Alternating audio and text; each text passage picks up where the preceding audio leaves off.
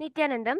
I welcome all the participants to a brand new day of Nithyananda Yoga, where we'll be starting the brand new day with connecting ourselves to the cosmos, to the cosmic energy as we start the yoga today.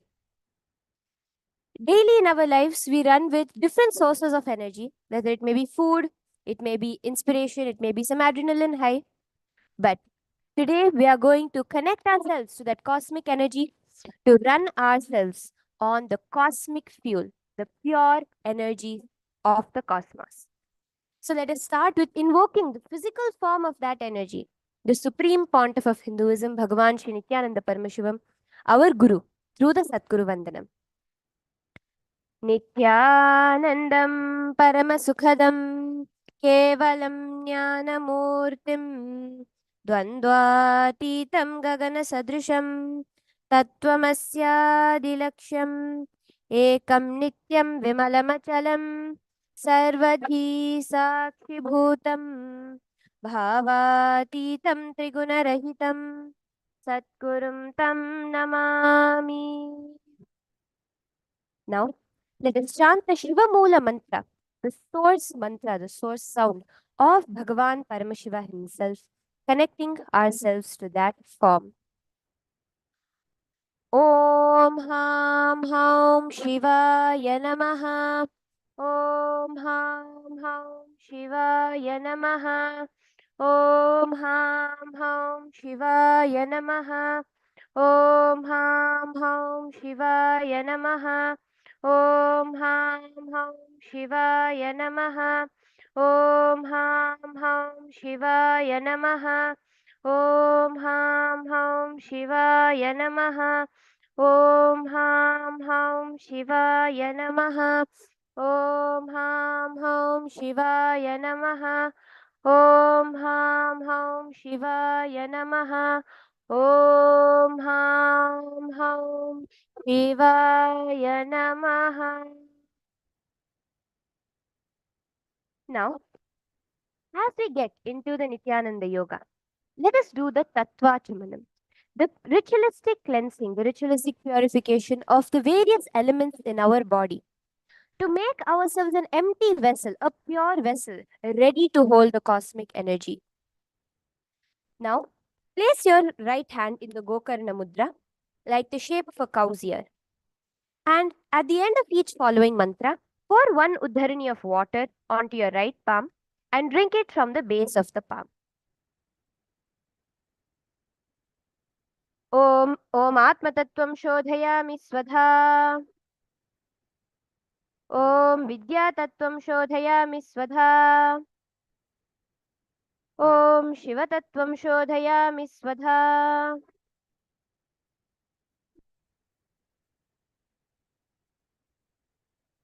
Now wash your hands with the water from the Panchapatram. Now with the base of your thumb, wipe your upper lip and lower lip from left to right 2 times. Om Ham Hridayaya Namaha. Wash your hand with the water from the Panchapatram.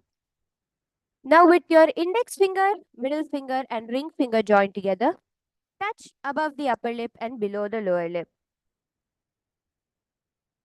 With your right hand, index finger and thumb joined together, touch your left nostril, your right nostril and then your left nostril. And with the tips of the thumb and your ring finger joined together, touch the right eye, the left eye, the right ear and the left ear. Wash your hands with the water from the Panchapatram. Now with the base of the thumb and little finger joined together, touch touch your navel center, your right chest, your left chest. With the tips of all the fingers joined together, touch above your head, your right shoulder, your left shoulder and your heart center. Now, let us enter into the Sankalpa mantra.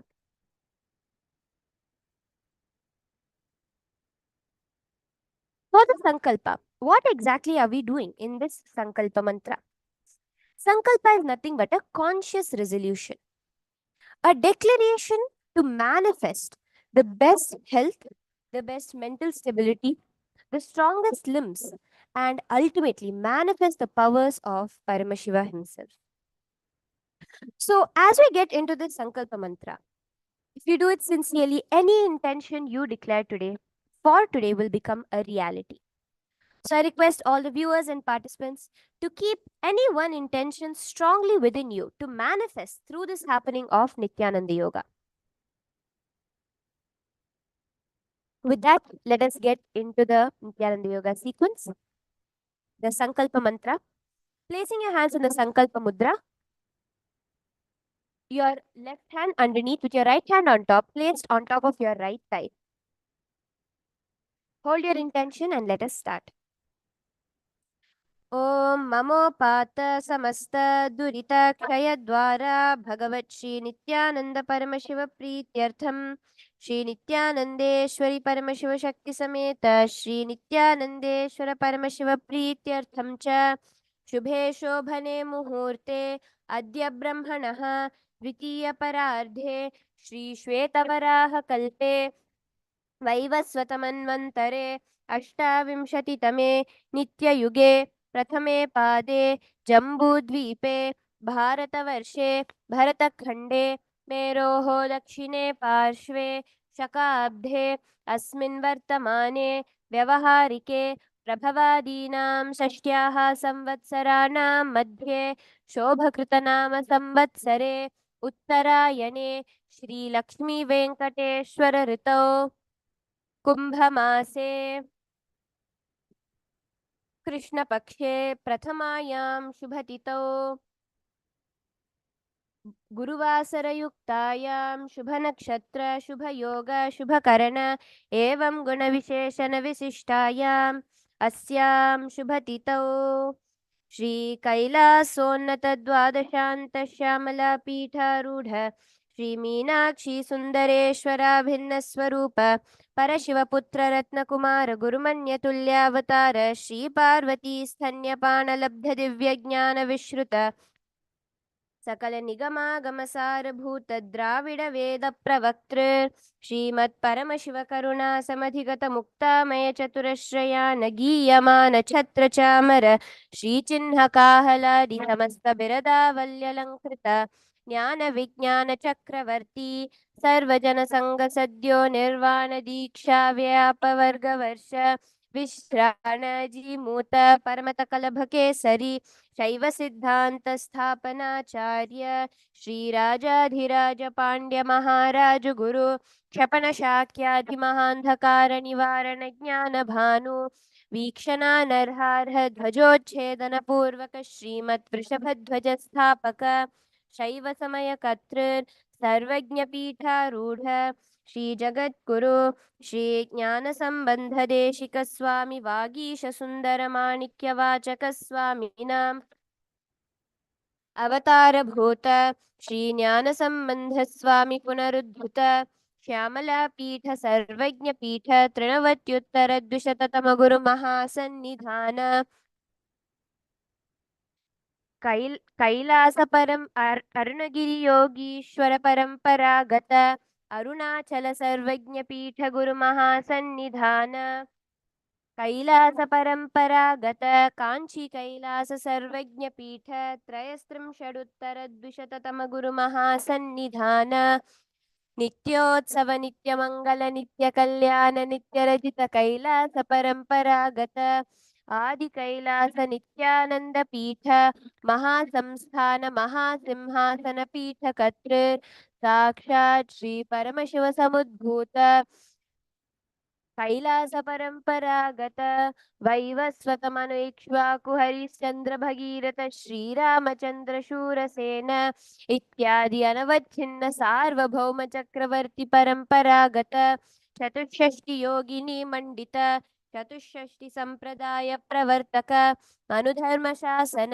Suryavansh प्राप्त सर्वज्ञ पीठ सुरांगी साम्राज्य मूर्धाभिषिक्त चूड़ामणि साक्षात् श्री परमशिव समुद्भूत श्री कपिल महागुरु पुनरुद्धृत महानिर्वाणी पीठ अष्टोत्तर सहस्र श्री महामंडलेश्वर साक्षात् श्री परमशिव समुद्भूत श्री महागणपति समारंभ अनवच्छिन्न पीठाधीश्वर गुरु परंपरा प्राप्त अटल पीठ अष्टोत्तर सहस्र श्री अटल पीठाधीश्वर धर्म मुक्ति स्वर्ग पुरस्वर्ण पीठ त्रयोविंश गुरु महासन्निधान कैलास परंपरागत आदिपीठ सर्वज्ञपीठ जगद्गुरो श्री कैलास पुनरुद्धारक श्री कैलास परमाचार्य श्रीमत् परमहंस परिव्राजकाचार्य वर्य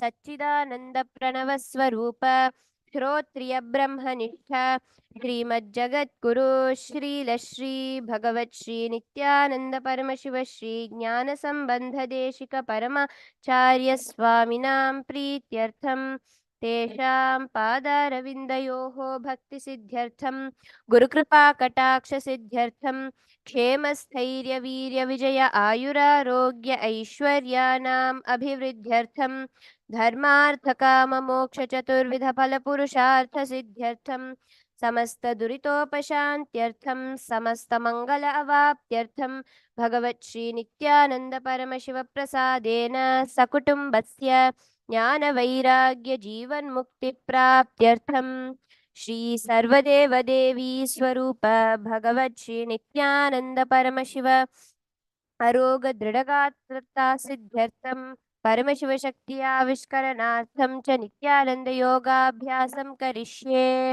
ओम अपौपस्पृश्य. Please wash your right hand with the water from the Panchapatram.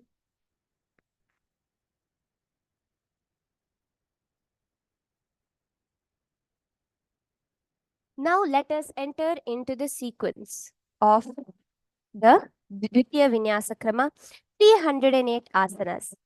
These asanas are specially curated and put together in this sequence by none other than the Supreme Pontiff of Hinduism to give you the best experience of yoga as revealed by Paramashiva himself in the Vedas and Agamas. So the first asana is the Sukhasana. Sit comfortably in a seated position, in a cross-legged position with your hands in the Bindu Mudra, the index and thumb joined together on top of your respective knees. Engage all the three bandhas, the Jalandhara bandha, tucking in your chin, sucking in your stomach in the Udyana bandha, and clenching your perineum in the Moola bandha. Now, visualize Lord Paramashiva in your inner space with the japa Soham.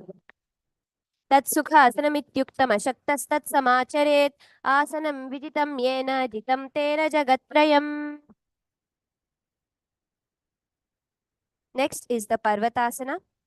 Now bring your legs into Padmasana, bring your palms together, raise them above your heads, keeping your elbows straight. Engage all the three bandhas. Repeat the japa Soham and visualize yourself as Mount Kailash with your hands in Anjali Mudra. अथवा क्षेमहादेव पर्वतासन मंगलम यत्कृत्वा अस्त्ररूपी स्यात् षट्चक्रादिविलोपनम्.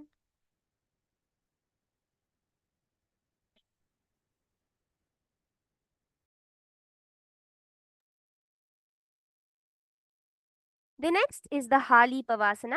Now bring the soles of your feet together, stretched out in front of you. Place your palms behind your back, clasping together in Parashumudra. Lean forward, touching your forehead to the ground, gazing at your nose in Hali Pavasana. पूर्व विदियाहो मैं जानो उभय पगतली संपुट ठानो पिष्टिपचे दो ऊ कर ल्यावो दक्षिण कर सो वाम गहावो. Now from here, moving into Nagi Pavasana. Raising up.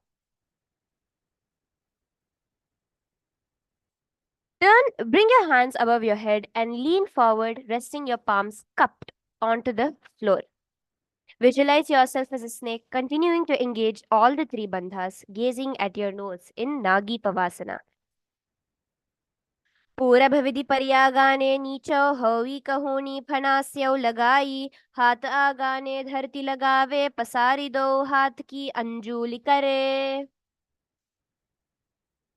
Now, raise yourself up into Kokilasana, holding your toes with your fingers in the Prana Mudra. With your index and middle finger, raise your feet straight up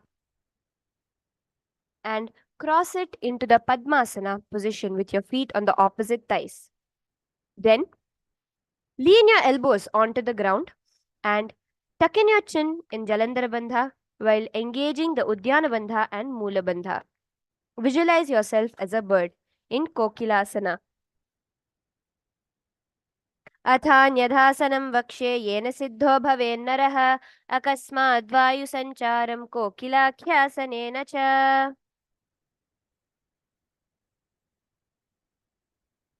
Now from here, let us move into Nithyananda. Raise up and put your feet on top of the opposite knees. Same way, clasping both the opposite elbows with the respective hands. Switch your gaze towards your nose in Nithyananda, engaging all the three bandhas. गोडा बावा पाद की आँख माहिली सोय दच चरण को वार लोता परि Gulf समोय वाम पाद को माहिलो बहुरो गुल्फ जुजान तापरि मोड़ा दच की आँख चाह बाहर लीवान. Now from here, continuing into Gajasana position. Place your palms flat onto the ground and pushing your feet onto the ground, raise your hips high into the air. Now bring your head and chest towards the ground in a scooping motion. Visualize yourself as an elephant moving like the trunk. Engage the Udyana Bandha sucking in your stomach in Gajasana. न्युब्जं पादाग्रे भूमौ कृत्वा लम्बीभूयात् मस्तकाग्रे हस्ततलौ निधाय नितम्बमूर्ध्वमुन्नमय्य नाभिलक्ष्यं भूमौ नासिकामानीय. Now from here, moving into the Rikshasana position. Remaining in the same position,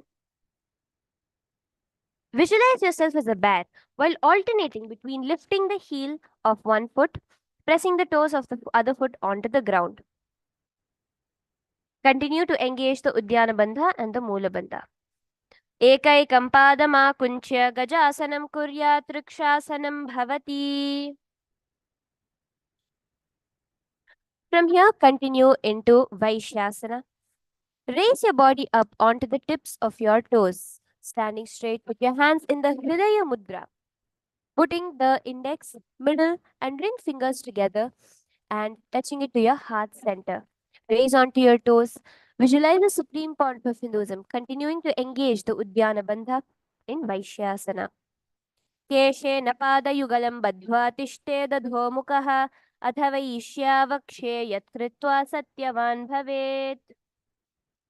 Now moving into the Urdhvajanukarana. Get into the half squatted position, the Aramandi position.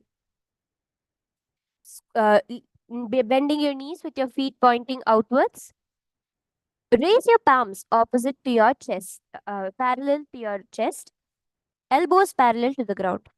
Twist one knee towards the center and raising it up back across the body to your original position. Simultaneously, as you're raising your leg, follow the movement with the respective hand, raising it up and across the body. Repeat this alternatively on both the sides. This is the Urdhvajanu Karana, the first Karana of the sequence of Karanas revealed by Paramashiva himself. Now, moving on into Balalingasana. Putting your hands in the Sarva Vashankari Mudra, interlacing them inside out. Raise one knee towards your chest, clasp your knee close towards your chest. Tuck your stomach in Udyana Bandha, bend your, clench your chin in Jalandhara Bandha. In engaging all the three bandhas in Mahamudra Bandha, visualize yourself caressing a baby. Balalingasana. Ekam janu urasi alingya sthatavyam balalinganam bhavati. From here, moving on into Padapidanasana. Now pull your foot back in the Parashumudra, clasping your hands together behind your back. Engage all the three bandhas. Visualizing the supreme pontiff of Hinduism in your inner space. स्थित्वैकस्मिन् पादतले कराभ्यां वेष्टयेत् तनुं पृष्ठे संस्थाप्य यत्नेन पादपीडनमासनम्. From here, With the respective hand, hold on to the soles of the foot from the inside. Extend the opposite hand forward with the index and thumbs together. Simultaneously kick and pull the foot back and up while leaning forward, your fingers in Bindu Mudra. Visualize yourself dancing ferociously as Bhagavan Nataraja. उत्तानपादं क्रौञ्चं च मरीचिं वीरभद्रकं नटराजं त्रिकोणं च सुप्ताङ्गष्ठप्रसारणे. Now repeating Balalingasana on the other side. Pull that knee up towards your body. Visualize yourself caressing a baby. Ekam janu urasya lingya sthathavyam balalingganam bhavati. Now pull the foot back into Padapidanasana on the other side. Continuing to engage all the three bandhas. स्थित्वैकस्मिन् पादतले कराभ्यां वेष्टयेत्तनुं पृष्ठे संस्थापयत्नेन पादपीडनमासनम्. Now from here stretch back into Natarajasana, visualizing yourself as Bhagavan Nataraja. उत्तानपादं क्रौञ्चं च मरीचिं वीरभद्रकं नटराजं त्रिकोणं च सुप्ताङ्गष्ठप्रसारणे. Now moving into the Ardharechita Karana. Now from Aramandi, heels together, toes pointing outwards, knees bent. Bring one foot behind the other with the toes down and heels up. Keep your left hand at your chest and engage the opposite arm out and wide like a pendulum, bringing it back towards the chest in the Karihasta motion. While the arm swings, move the fingers one by one towards the palm and then outwards. Place the right hand over the nose and uncross the ankle. Repeat this on the other side, the Ardharechita Karana.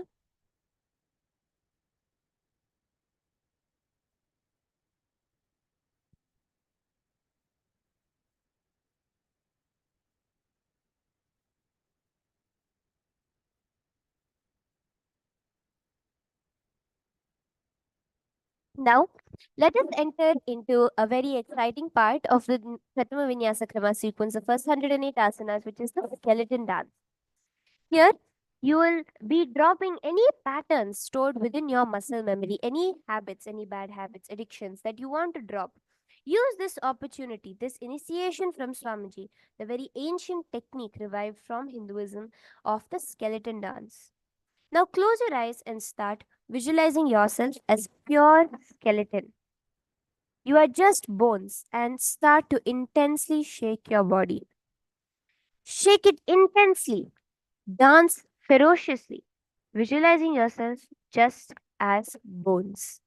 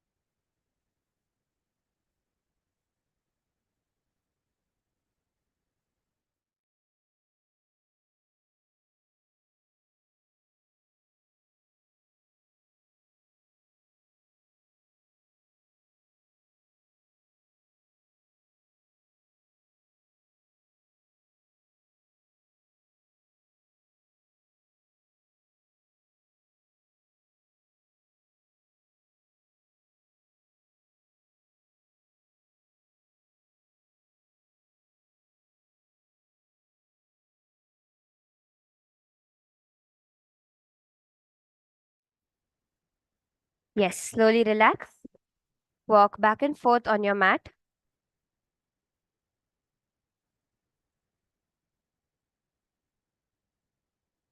With that, let us enter into the Kati Chinna Karana. From the Aramandi position, half squatted position, bring your hands opposite to each other above your head, crossing your wrists. Now move the hips towards one side, simultaneously uncrossing the arms wide.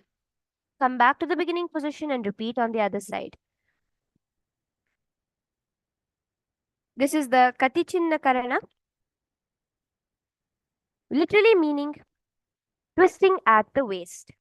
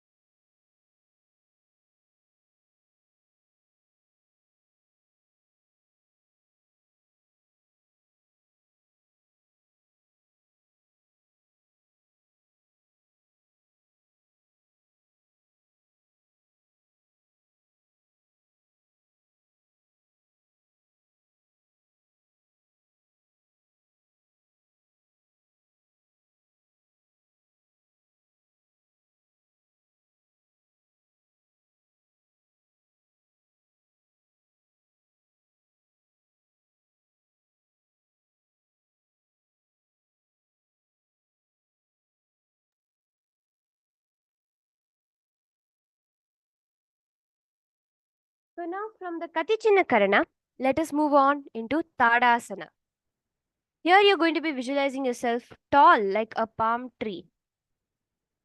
In this position, raise your arms up above your head and raise up onto the tips of your toes in Tadasana.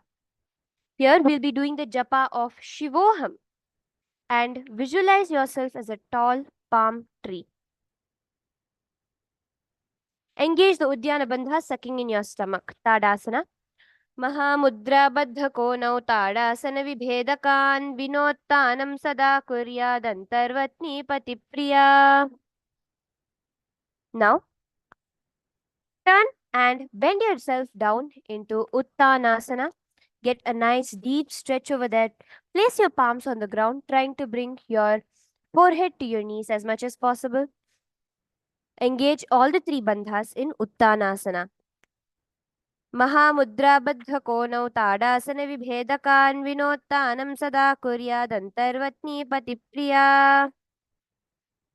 Now moving into a plank position, keeping your hands flat onto the ground. Put your legs back and bring your chin into the lock in Jalandhara Bandha. Now, bring your chin from shoulder to shoulder, moving slowly there in Tarakshvasana. गजासनवस्थित्वा मस्तकं वारं वारं दक्षिणकुक्षिं सव्यकुक्षं नयेत् तरक्श्वासनं भवति. Now from here, rest your body onto the ground in Bhujangasana. Placing your palms by the side of your chest, untuck your toes, placing your toes flat onto the ground. Now using the strength of your lower back, raise your upper body into the air. Bhujangasana, visualizing yourself here as a cobra. Do the Bhujangani Mudra, inhaling through the hollow of your throat and exhaling through your nose. Angushthanaabhiparyantam adho bhumau vininyaset karabhyam chadaram dhritva urdhvashishah phanivahi. From here, raise up into Shashasana. Alternate, switching the legs front and back in like similar to mountain climbers, bringing your knees towards your forehead and back repeatedly from the Gajasana position. Shashasana. Gajasana samsthitau janudvayamakunchya varam varam kartavyam shashasanam bhavati. Now in the same position, alternate bringing one foot between your palms and jump, bringing the other foot between in Rathasana, the chariot posture, visualizing yourself as a chariot carrying the warriors on your back. Rathasana. Gajasana samsthitau ekaikam padam purva margena brahmayitva karthavyam rathasanam bhavati.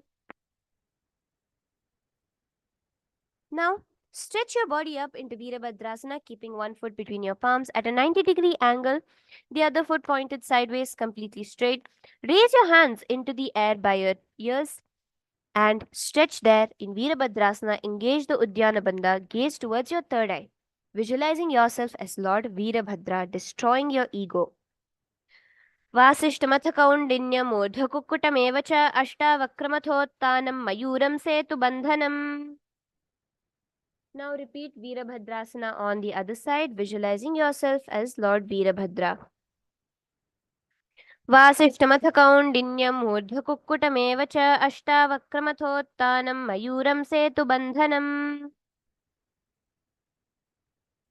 From here now, raise yourself up, standing tall on both your feet.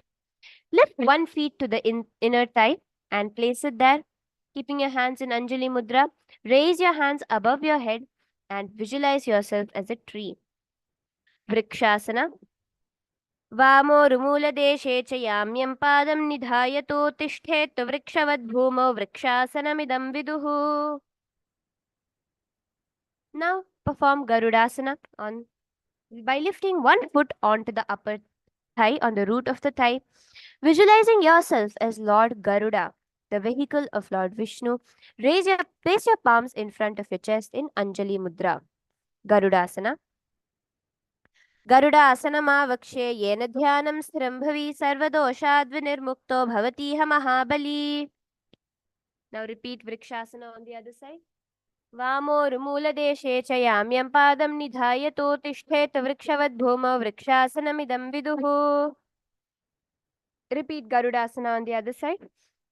Garudasana येन ध्यानं स्थिरं भवि सर्वदोषाद्विनिर्मुक्तो भवतीह महाबली. From here, let us enter into Trikonasana. Stretch your legs wide apart on the mat. Place one foot facing forwards, one more at a 45-degree angle. Put your hands straight and bend sideways, touching the foot. Gaze up towards your palm. Gaze towards your third eye, visualizing yourself as a triangle. Trikonasana. Mahamudra उत्तानपादं क्रौञ्चं च मरीचिं वीरभद्रकं नटराजं त्रिकोणं च सुप्ताङ्गष्ठप्रसारणे. Now repeat Trikonasana on the other side, visualizing yourself as a triangle. उत्तानपादं क्रौञ्चं च मरीचिं वीरभद्रकं नटराजं त्रिकोणं च सुप्ताङ्गष्ठप्रसारणे. Now continue into the Nikuttakakarana. Place both your feet onto the ground, sitting in the Aramandi position. Lift the one heel above the ground, resting on the toes, and alternate to the other heel while resting this heel onto the ground. Simultaneously keep your palms parallel to each other in front of your chest and switch between your palms. Nikuttakakarana.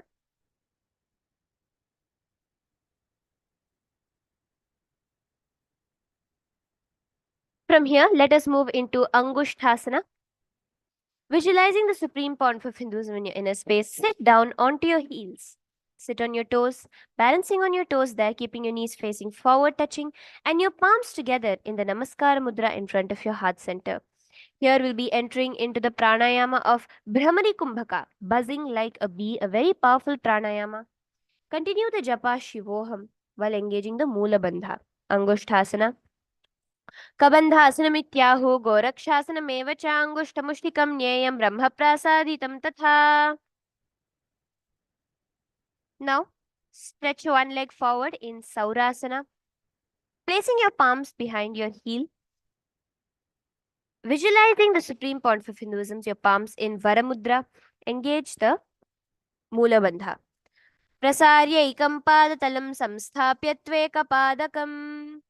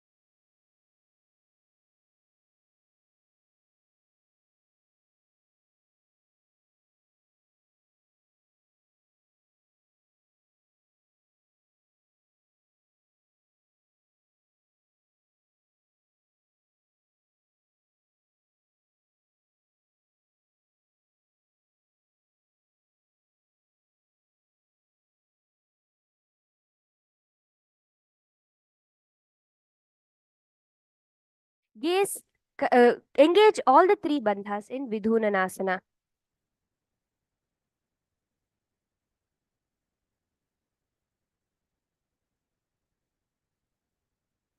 गुल्फसितौ पादमेकं प्रसार्य तत्पादाग्रं संस्पृशे तत्करेण गुल्फं चान्यं धारये तत्करेण धूनं पीठं चाभ्यसेत् चोभयत्र.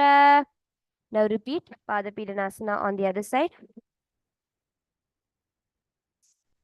Repeat Saurasana on the other side.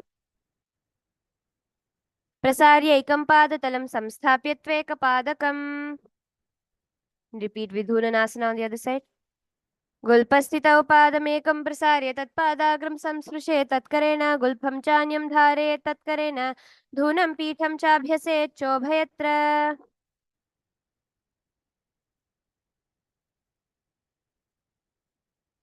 Now bring your foot back together. We'll be doing the Brahmajurankushasana. Here in the Brahmajurankushasana, placing your knees together and your palms on top of your thighs facing upwards, gaze in between your palms and engage the Jalandhara Bandha, tucking in your chin to your chest. दो फणा पानी होए वैसे AD दो गुदा निवेसे कोरपगथल्यां की माहिली आइसमा हीरा शेमिली. Now repeat, moving into Kapilasana, engage the Uddiyana Bandha.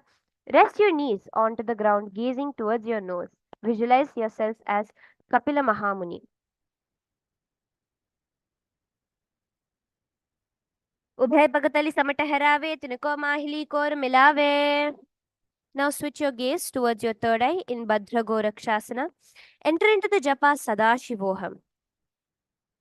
दो पगथली संपुट करे कोरवारली भू परिधरे कोरवारली राखे ऐसे तापरि मूल द्वार टिकी बैसे. From here, raise your knees off the ground, place your palms in the Padma Mudra and raise it above your head in Suryasana. Engage the Uddiyana Bandha, sucking in your stomach, gaze towards above the gap between your palms. Visualize yourself as Lord Surya. Edi do guda tariyane phana pani baithak punithane. Now, relax down into Mandukasana. Place your knees onto the ground, your toes flat, and visualizing yourself as a frog, gaze towards your third eye. Raise your tongue in Manduki Mudra pressed against the top of your mouth. Padatalau Prishtadeshe Angushte Dvech Samsprishet. Now remaining in the same position, bring your palms behind your back and engage the Uddiyana Bandha, visualizing yourself as a frog. Uttana Mandukasana. मण्डुकासनमध्यस्थं कूर्पराभ्यां धृतं शिरः एतद्भेकवदुत्तानम् एतदुत्तानमण्डुकम्. From here, place your palms onto your knees in Simhasana, visualizing yourself as a ferocious lion, crossing your ankles behind you. Exhale forcefully, sticking your tongue out, gazing towards your nose. दक्षिणं सव्यगुल्फेन दक्षिणेन तथेतरं हस्तौ जानो संस्थाप्य स्वाङ्गुलीश्च प्रसार्य च. From here, moving into Bhadrasana, keeping your toes crossed behind your back and crossing the ankles. Place your palms onto your knees and gaze towards your nose, keeping your palms in the Pranamudra behind your back. Clasp the opposite toes, engaging the Jalandhara Bandha. Bhadrasana. Gulpau च विष्णस्याधो व्युत्क्रमेण समाहितः पादाङ्गुष्ठौ कराभ्यां च धृत्वा च पृष्ठदेशतः. Now moving into Kakabhusandhyasana. Raise yourself up onto your feet, join your feet together and place your body in between your knees. Put your palms around your knees, clasping your hands behind your back in Kakabhusandhyasana. Gaze at your nose, visualizing yourself as a crow. Kakabhusandhyasana, hands in Parshamudra. Prathame Besakuritane, do hath pagavicha ane. Now continuing into Kani Pavasana. Place your palms flat onto the ground. Balancing on your palms there, moving into Kani Pavasana. Place your elbows onto your palms and raise your feet off the ground, balancing that. Asana Kauguna Ashi Dushita Hoi Toachi Hoi. Now move into Kapali Asana. Place your forehead onto the ground. Your palms in the tripod position. Raise your feet up above your head. Gaze towards your nose. Kapali Asana. Shisa Shisha Dharti Teki Pagado Miliva Uncha Kukare. Here now, place your palms onto the ground in Parshva Mayurasana. Place your knees on the one side of your body. Rest your hip and your thigh, knee respectively on the elbows and lean forward, stretching the legs out. Visualizing yourself as a peacock, gazing towards your third eye. Mayuram dandavat kuryan mayuram dandanamakam. Now let's repeat Parshva Mayurasana on the other side. Mayuram dandavat kuryan mayuram dandanamakam. From here, let's move into Bhairaganatasana. Now, entering into a plank position, bring one foot in between your two palms, gazing towards your third eye, visualizing yourself as Lord Kala Bhairava. Bhairaganatasana. Asana Kauguna Piti Jai. Repeat Bhairaganathasana on the other side, visualizing yourself as Mahakala Bhairava. Asana Kauguna Piti Jai. From here, moving into Unmukha Pithasana, rest your forearms onto the ground, pushing your feet, raise your hip up towards the sky. Gaze towards your third eye, visualize the supreme point of Hinduism in your inner space. Unmukha Pithasana. Bhunyastau Januni Hastau Chatushpadama Vangmukham. Now from here, raise yourself up onto one palm. Keep your hand balancing directly beneath your shoulder and the other arm raised up. Gaze towards your palm, visualizing yourself as Rishi Vasishtha, the Guru of Sri Rama. Vasishthasana. ऊर्ध्वकुक्कुटवासिष्ठं मरीचिहलमत्स्यकं परिवृत्तिं चोर्धरस्य विविधं धनुरासनम्.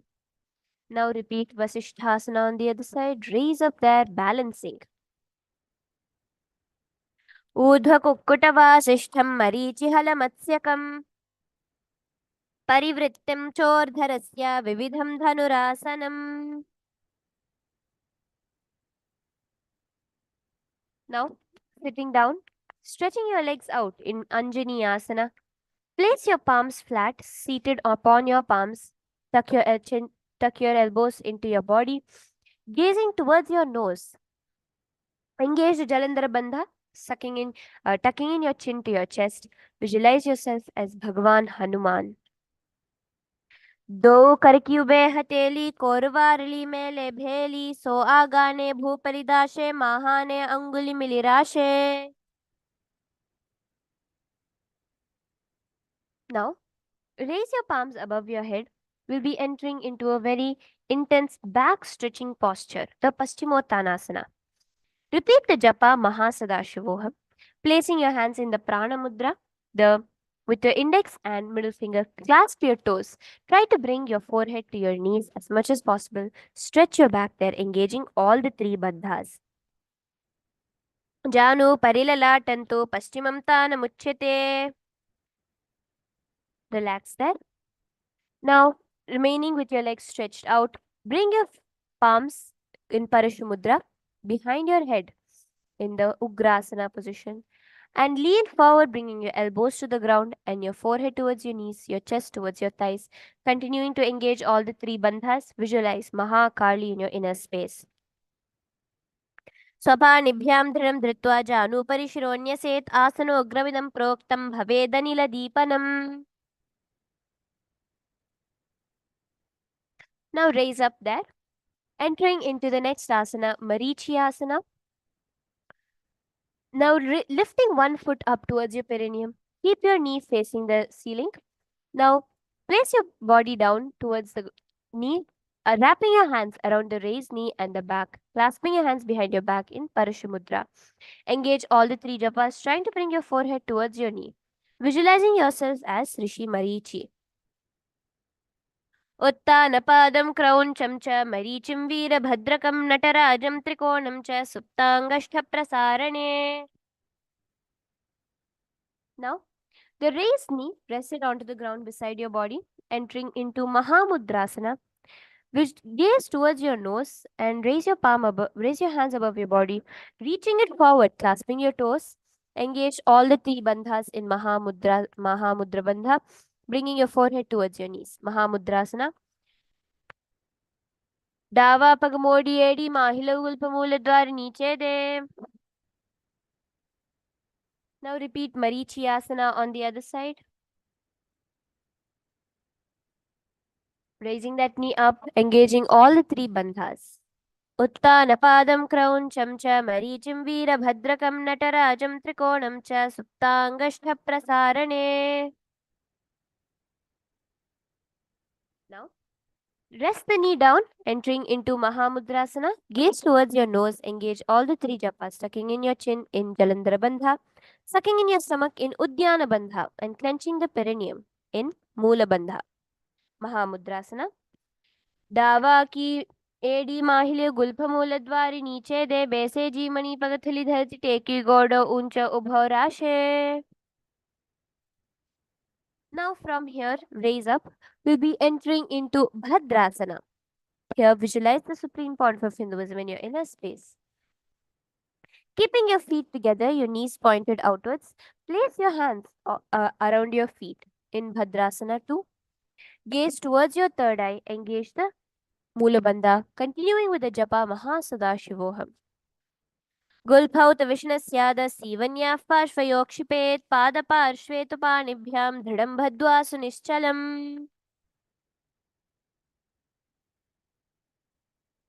From here, enter into Gwalipavasana. From Bhadrasana, extend your feet slightly away from your body, keeping your toes together, heels apart, knees open. Place your hands on the respective knees and tuck the chin to your chest, gazing towards your nose in Gwalipavasana. पूरव चरपट चौक कह्यो सोई वाही विधियो की जी सोई.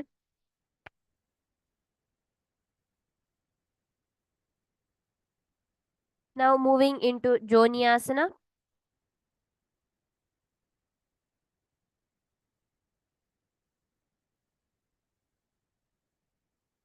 In Joniasana, extend your body feet a little bit away from your body. Place your palms in between your feet and lean forward, placing your elbows onto the ground. Your knees spread wide apart.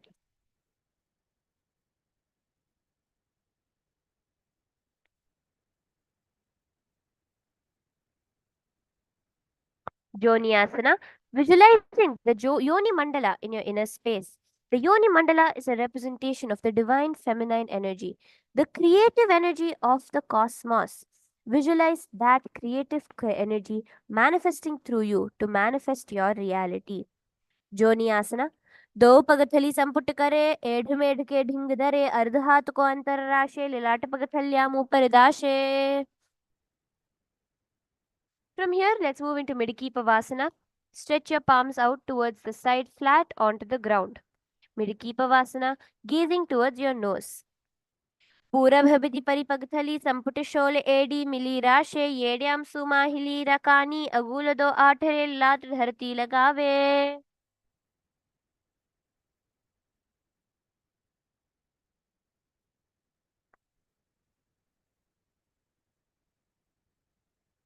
From here, move into Siddha Samadhyasana. Sitting, keeping your toes together, knee heels apart. Bring your arms below the shins, extending out to keep your palms up. Bring your forehead towards the ground above the feet, bringing your toes near the throat. Gaze towards your nose in engaging the Moola Bandha in Siddha Samadhyasana. दो पगथली संपुट करे सोले मेढ़ आगा में धरे अंगुल आठ अंतरो राशे AD को ऐसे विधिदाशे.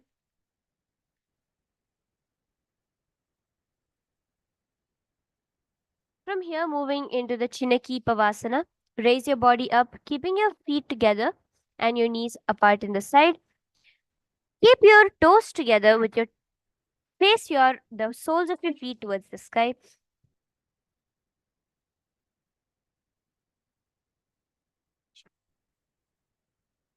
Now raise up into the next asana of Chinaki Pavasana.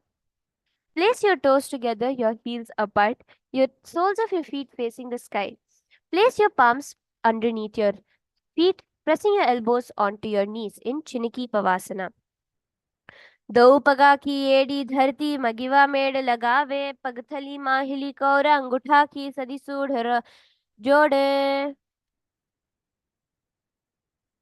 From here, move into Charapata Chokasana. Remaining in the same position, bring your palms towards your knees and lightly press your palms onto your knees, pushing yourself towards the ground. Engage the Udyana Bandha, sucking in your stomach and gaze towards your third eye. Charapata Chokasana.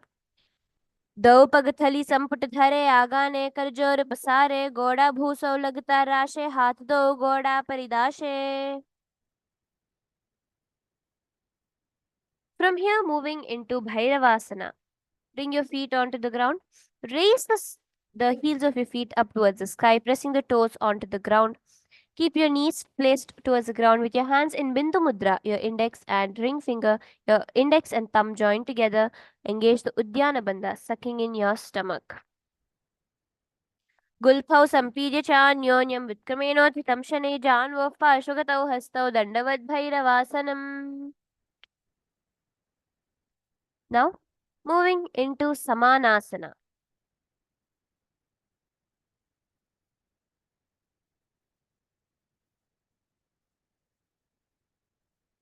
Here, entering into Samanasana, sit with one heel at the perineum, lift and hold the other foot, pulling the sole of the foot onto the chest. Gaze towards your third eye, holding the breath in the Chaturdala, the four-petaled chakra within your body, the Mooladhara chakra at the base of your spine. समानासनमावक्षे सिद्धमन्त्रादिसाधनात् एकपादमुरौ दत्त्वा गुह्योऽन्यलिङ्गवक्त्रके एतद्वीरासनं नाथ समानासनसंज्ञकम् इत्याकृत्य जपेन्मन्त्रं धृत्वा वायुं चतुर्दले. Now moving into Apanasana on Apanasana. Sit and place one leg on top of the respective shoulder. Raise your other foot upwards and straight, keeping your hands to the ground on the sides. Gaze towards your third eye. Visualizing the supreme pontiff of Hinduism, Apanasana. Kevalam padame kancha skandhe charopya yatnatah. Now repeating Samanasana on the other side, holding the Vayu in your Mooladhara chakra. समानाश्रमावक्षे सिद्धमन्त्रादिसाधनात् एकपादमरौ दत्त्वा गुह्योऽन्यलिङ्गवक्त्रके. Now from here, repeat Apanasana on the other side, remembering to gaze towards your third eye, clenching your perineum in the Moola Bandha. केवलं पादमेकं च स्कन्धे चारोप्य यत्नतः एकपादेन गगने तिष्ठेददण्डवत् प्रभो. From here, let's move into the Gomukhasana. Sit crossed one leg over the other. Align the knees at the center of the body. With the feet by the opposite hips, place both your hands on top of the stacked knees, gazing towards your nose, visualizing the face of a cow. Your hands in Parashumudra, Gomukhasana. Here you can start the new japa of Om Nithyanandoham, continuing throughout this sequence of asanas, and the pranayama of the Seetkari pranayama, by which you press your tongue behind your teeth and inhale through your teeth, exhaling through your nose. This is one of the very cooling pranayamas for the body. Gomukhasana. सव्ये दक्षिणगुल्फन्तो पृष्ठपार्श्वे नियोजये दक्षिणेऽपि तथा सव्यं गोमुखं यथा. Now, entering into Anusuyasana 1. Continuing to remain in the same position, bring your hands into Pranamudra, your index and middle fingers clasped around your respective toes in Anusuyasana 1. Engage the Uddiyana Bandha, sucking in your stomach, visualizing yourself as Rishika Anasuya. दक्षिण गोड़ो नीचो ठाने वावोंता के ऊपर आने गोड़ा संधि मिलावे भारी आड़ा पुदपुदि दे संधि पसारी. Entering into Anusuyasana 2. Keeping your legs in the same position, bring your hands behind your back in the Parashumudra clasped together. Gaze towards your nose and lean forward, bringing your nose towards the ground, your forehead towards your knees. Visualize yourself glowing with golden skin, manifesting that as your reality in Anusuyasana 2. जीमना गोड़ा की संधि उपरिडा व गोड़ा की संधि मिलाए राशे गोड़ा सौले पगथल्यालो आडवा सुधा राशे.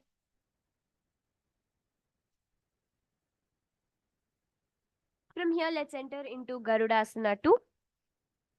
Sit on the ground with one heel pressed against the perineum. Keep the opposite foot on the ground in front of the other. Keep your spine tall, your chest out, hands on the respective knees. Gaze towards your nose. In Garudasana, visualizing yourself as Lord Garuda. Dava pagamodi edi mahila gulpamule dwari niche de.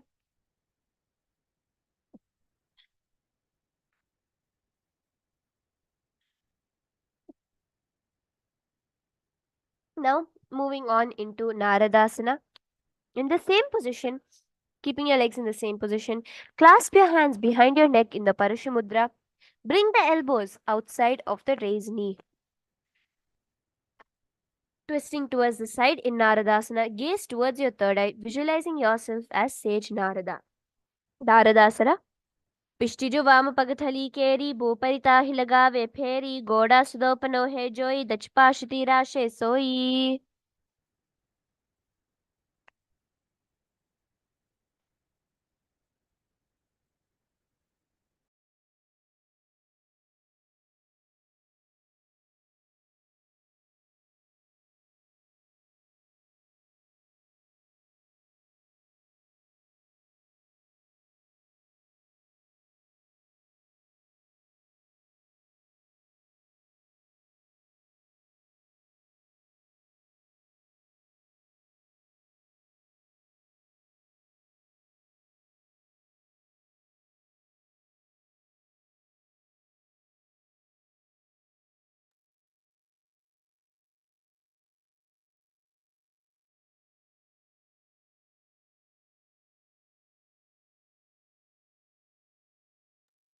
From here, let's continue into Matsya Pitakasana.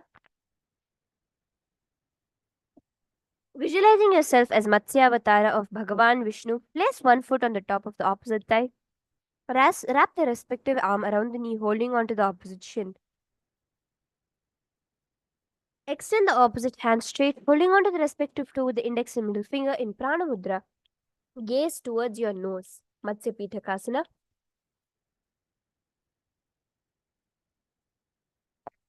वामेन वामाङ्गुष्ठन्तु गृहीतमत्स्य पीठकं योनिवामेन सम्पीड्य मेढ्रादुपरि दक्षिणम्.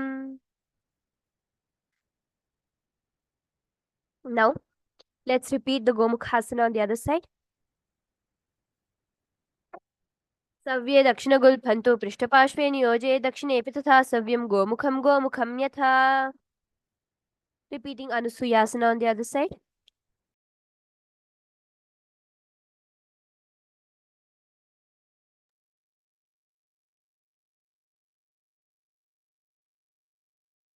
दक्षिण गोड़ो नीचो ठाने वावोंता के ऊपर आने गोड़ा संधि मिलावे भारी आधा पुनपुदे संधि पसारी.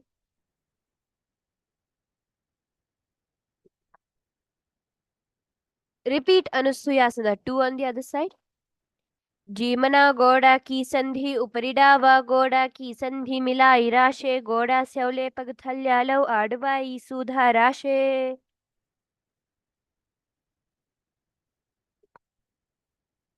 Now Garudasana 2 on the other side. Raise yourself up. Visualizing yourself as Lord Garuda. डावा पग मोड़िए डी माहिल गुल्फमूल द्वारी नीचे दे बेसे जी मणि पगथली धरती टेकी गोड़ो ऊंचो भौराशे. Now repeating Naradasana on the other side. Continue to visualize yourself as Sage Narada, gazing towards your third eye. Naradasana.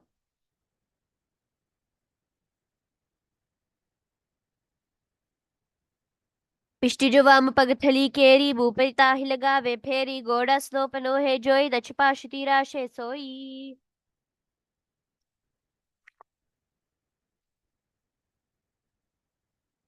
Now entering into Matsya Pitakasana on the other side. वामेन वामाङ्गुष्ठन्तु गृहीतमत्स्य पीठकं योनिवामेन सम्पीड्य मेढ्रादुपरि दक्षिणम्.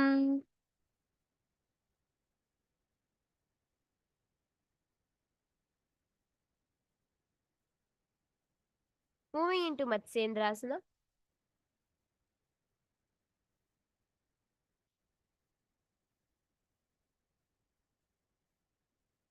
Visualizing yourself as Matsyendranath, gaze towards your third eye. Place one foot on top of the opposite thigh. Place the opposite foot on the ground on the far side of the opposite thigh. Twist and bring your elbow outside of the raised knee. Keep your raised arm by your neck. Turn your head back and gaze towards your third eye. Matsyendrasana. उदरं पश्चिमाभासं कृत्वा तिष्ठति यत्नतः नम्राङ्गं वामपादं हि दक्षिणानुपरिन्यसेत्. Now moving into Kubasana. Bring the hand towards your toe in Prana Mudra and the other hand towards your ear. Visualizing yourself as a camel, continue to gaze towards your third eye. Kubasana. Asana ka gun jholo jaye.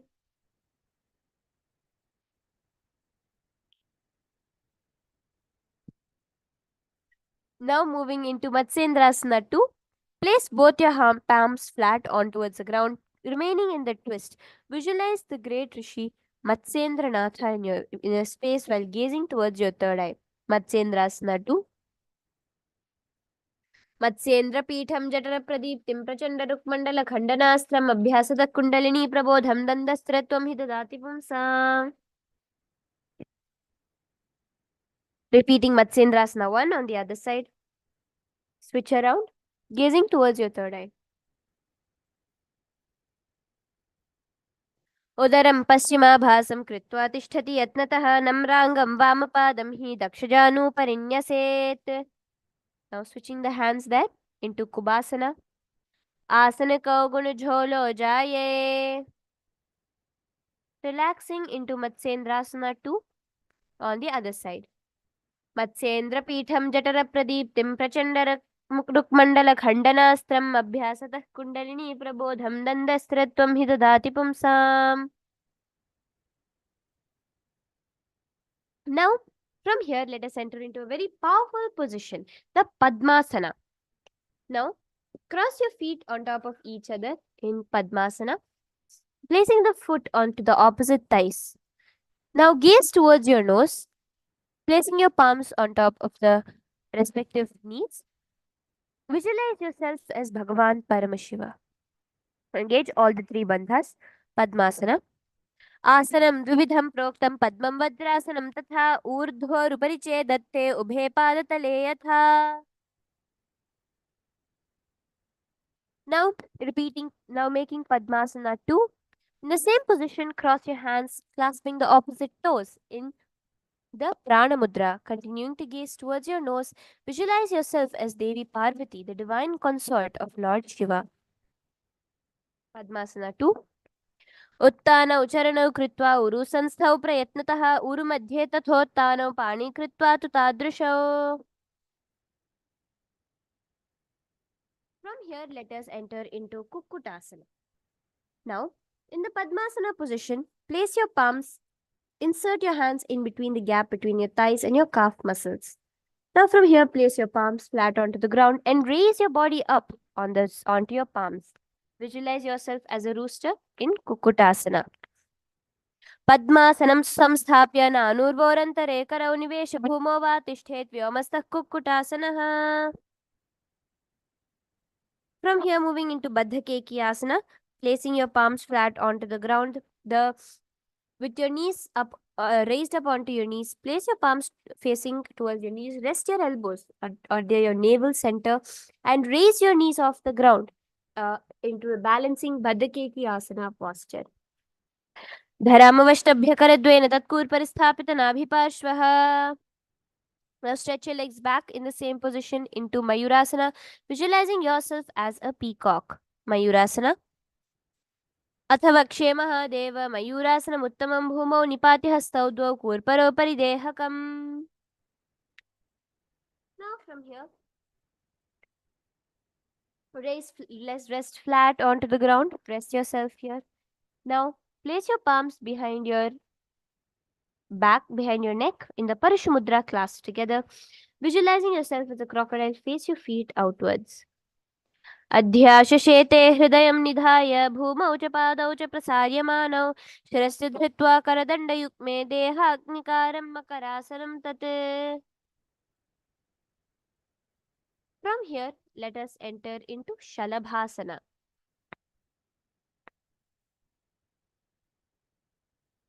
Place your palms by the side of your chest and place your palms by the side of your chest, raising the feet up towards the sky. Visualizing yourself as a locust, balance on using the strength of your core. Shalabhasana. अध्याशेते करयुग्मवक्षो भूमिमष्टभ्य करयोस्तलाभ्यां पादौ च शून्ये च वितस्ति चोर्ध्वं वदन्ति पीठं शलभं मुनीन्द्राः.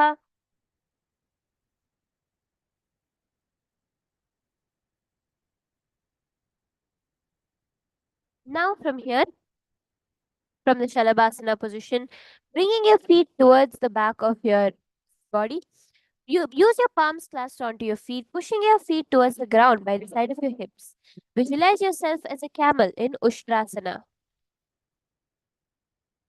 अध्याशेते पदयुग्मव्यस्तं पृष्ठे निधायाभिधृतं कराभ्याम् आकुञ्चयेत् सम्यगुदरास्य गाढम् उष्ट्रं च पीठं योगिनो वदन्ति.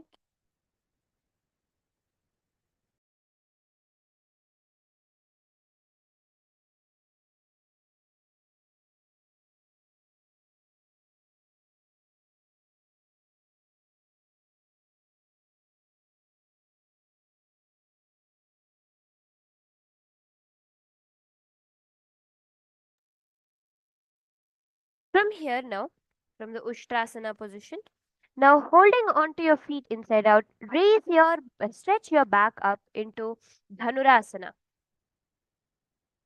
Visualizing yourself as Bhagwan Paramashiva's bow, gaze towards your third eye. Stretch there, Dhanurasana. प्रसार्य पादौ भिविदण्डरूपौ करौ च पृष्ठे धृतपादयुग्मं कृत्वा धनुस्तुल्यविवर्तिताङ्गं निगद्य योगी धनुरासनं तत्.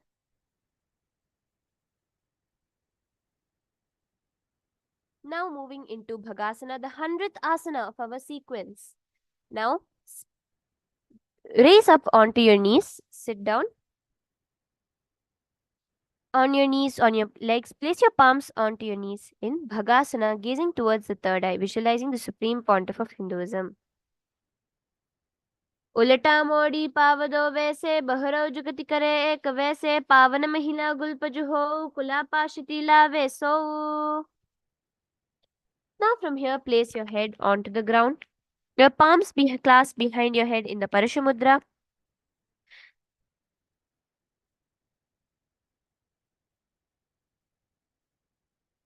Hold the back of your head with your hands and walk forward until your hips align with the shoulders. Lift your feet up, keeping the knees bent together against the chest, touching the chin. Gaze to your nose. Gohyasana.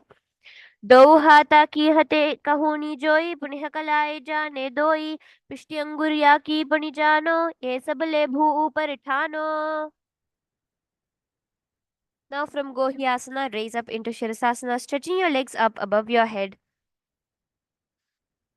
Gazing towards your third eye, visualize the supreme pontiff of Hinduism. Viparitam mandalam cha dvidhaiva vijanam hinaha dandasanam dvidha proktam viparitopaveshane. Now, bring your legs forward into Phodyasana. We'll be entering into a new Kumbhaka here, the Bhastrika Kumbhaka. Exhale forcefully. Exhale and inhale forcefully like a bellows.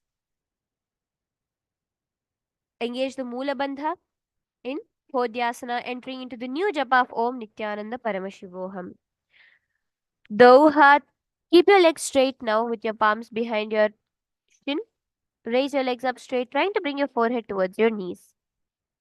दो हाथ पग बाहर आने गोड़ा तरे कांक सीठाने अंगुष्ठ पिंडली लगता धरे चरण भय आकाश दिशी करे. Now, keeping your legs straight, bring your palms behind your shoulders in Parighasana, visualizing yourself as a mace, gazing towards your third eye. Parighasana. उत्तानं शयनं कृत्वा पादौ मिलित्वा प्रसार्य नितम्बं भूमौ स्पृष्ट्या हस्ताभ्यां कन्दरां बद्ध्वा कुम्भकं कृत्वा तिष्ठेत् परिघासनं भवति. Now from Parighasana, moving into Naukasana, rest your elbows onto the ground and lift your foot up towards the sky, visualizing yourself as a boat gazing towards your nose. उत्तानशयनं कूर्पराभ्यां भूमवष्टभ्यहस्तौ नितम्बं निधाय शिरः ऊरुजङ्घपादान् दण्डवत् धारयेत् नौकासनं भवति. Now moving into Rudrasana, sit, lift your feet up, scooping your hands underneath your heels. Pull the feet towards the chest, keeping your spine upright. Gaze towards your nose. Rudrasana. पगथली संपुट करी हाथस्य पग ऊंचाई पगा का अंगूठा दो लेऊ परली काने तालवे पचे दो हाथ पगा माहे करनी चे करी चीरे आनी. Now entering into 107th asana, move into Unmukha Pithasana, laying flat on your back. Keep your knees raised and your palms by your heels, gazing towards your nose and tucking in your chin in the Jalandhara Bandha. Lift your hips up to the sky. Visualize the supreme point of Hinduism, Unmukha Pitha 2. ऊर्ध्वे च जानुनी कृत्वा शैद्वोद्मुखं तथा उत्थाप्य हस्तौ तिष्ठेतु पीठमुन्मुखनामके. Now, relax into Shivasana, keeping your entire body straight flat onto the ground. Continuing the japa of Om Nithyananda Paramashivoham. Do the Shakti Chalan Mudra. Visualize the energy, the awareness transferring for every point in your body. Visualize your body is completely dead and the supreme point of Hinduism is liberating you. Rest there for a few seconds.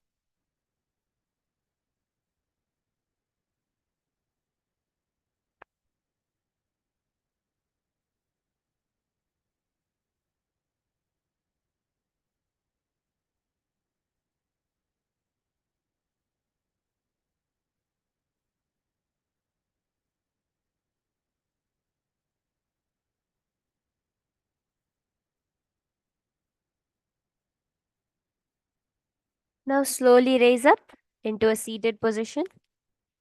Can wiggle your toes, wiggle your feet. Congratulations to all the participants that participated with us throughout the 108. We are not yet done. We have another 200 asanas left to go. But before that, let's take a small break to freshen up, drink some water, and come back for the rest of the sequence.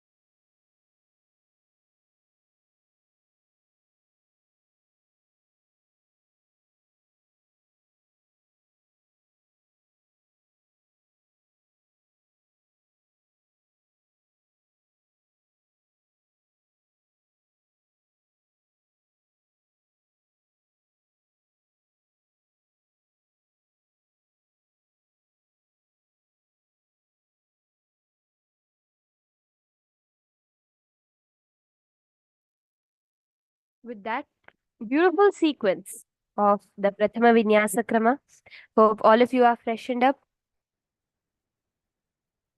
From there, we'll be moving into the Dvitiya Vinyasa Krama sequence. This is the next set of asanas, which is totaled in 308, but 108 inclusive of the Pratham Vinyasa Krama. So, totally 308 asanas. We have 200 asanas left to go. So, let us enter into this, the Yathasanishthasana. Sit in any position which brings ease to your body, the most comfortable position for you. Placing your hands in the Bindu Mudra, your thumbs and index finger joined together. Let's start the Yathasanishthasana. Paryankam tatsamakhyatam yathas samstha yathas sthitihi. Moving into Samasana. Now, bring your legs into a cross-legged position and place your hands in the Bindu Mudra on top of your knees. Samasana. Idanim garbhininam yogabhyaso yatha laghu.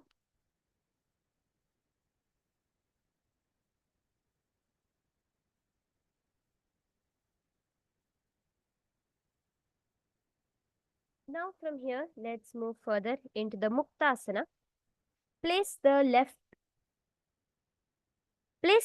foot against the genital region. Place your right foot over top of the left. Hands facing downwards on top of your knees. Gaze towards your nose. Muktasana. Nipidya sivinim sukshmam dakshinetara gulphataha.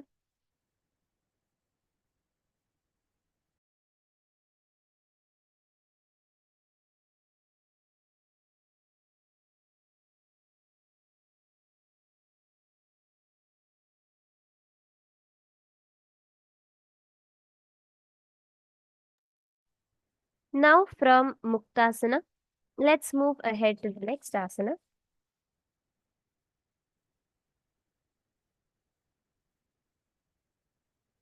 The Siddhasana.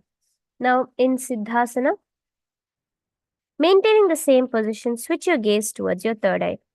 Sthanam yamitendriyo chaladrisha pashyan bhruvorantaram chaitan pata bhedajanakam siddhasanam prochyate.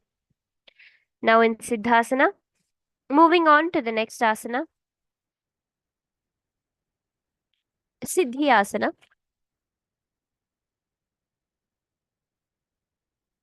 Maintaining the same position, switch your gaze to the third eye, engage all the three bandhas. Vamapad kide jano, sivani madhita saka uthano.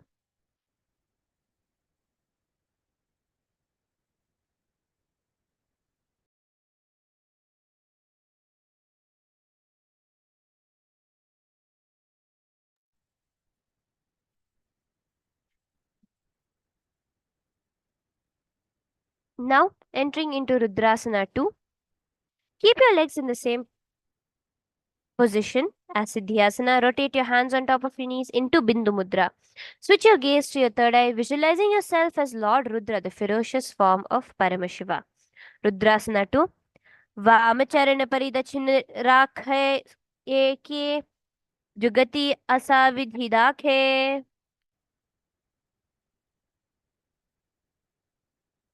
Now from here, moving into Santhadhunasana. Maintain the same position, switching your gaze to your nose, visualizing the supreme pontiff of Hinduism. This asana reduces the various actions, the restlessness of the mind. So, if at all there's anyone who is suffering from restlessness in the mind, you can perform this asana. Asana Kaugudamaniki Chanchalata Meter.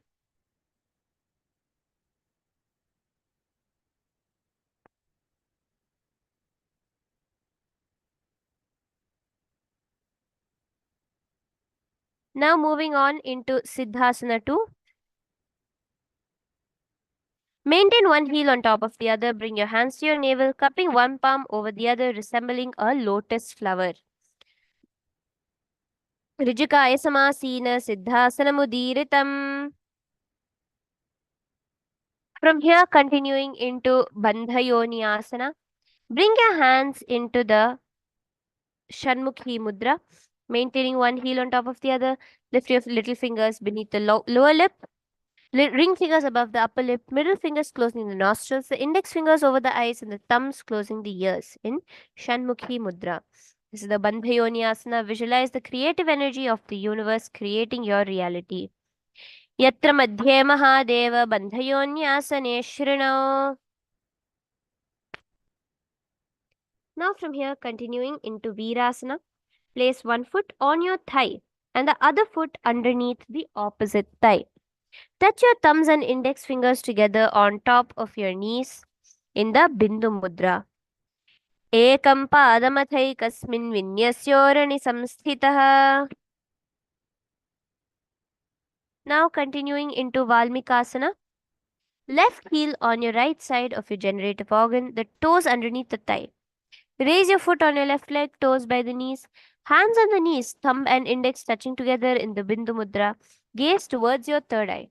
Continuing with the Japa Om Nithyananda Paramashivoham, the Samana Kumbhaka, visualizing flames licking up your spine. डावा पगा की पगथली पुनिएडी है जोय फणादिसी मेढ दक्षिण आन लगावे सोय. From here, move into Joni Mudrasana, visualizing the Yoni Mandala, the Devi Paramashiva Shakti in your third eye. Gaze towards your nose. Engage the japa.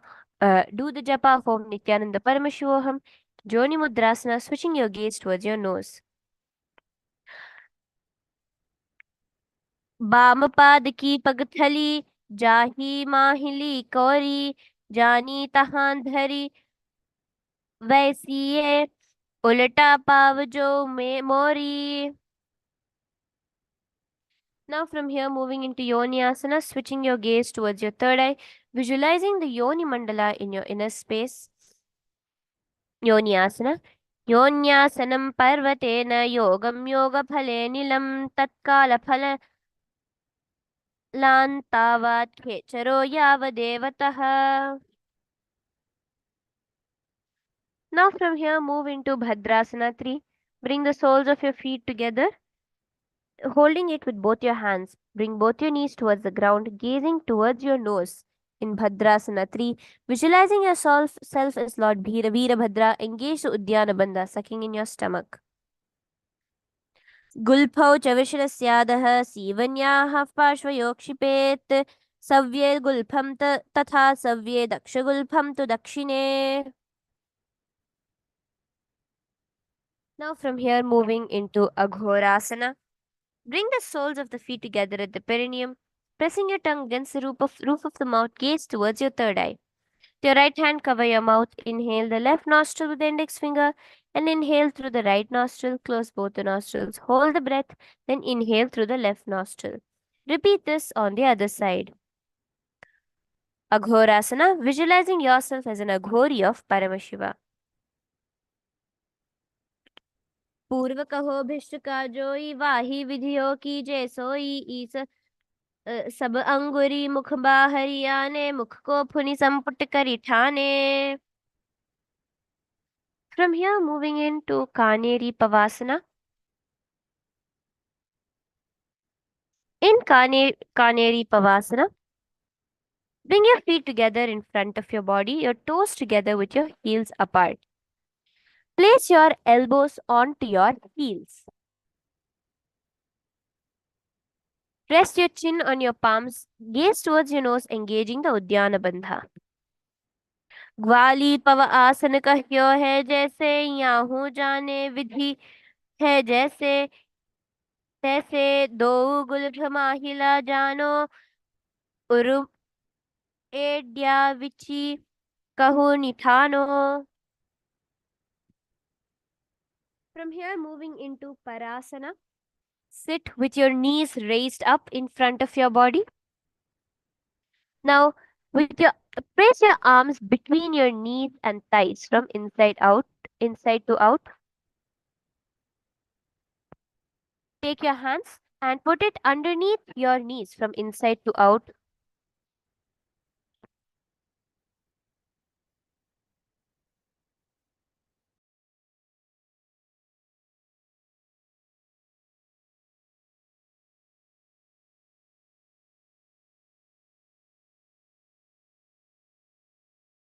Now, bringing your palms clasped in front of your navel center, bring your feet off the mat. Parasana. Visualize the supreme point of Hinduism, engaging the Mula Bandha.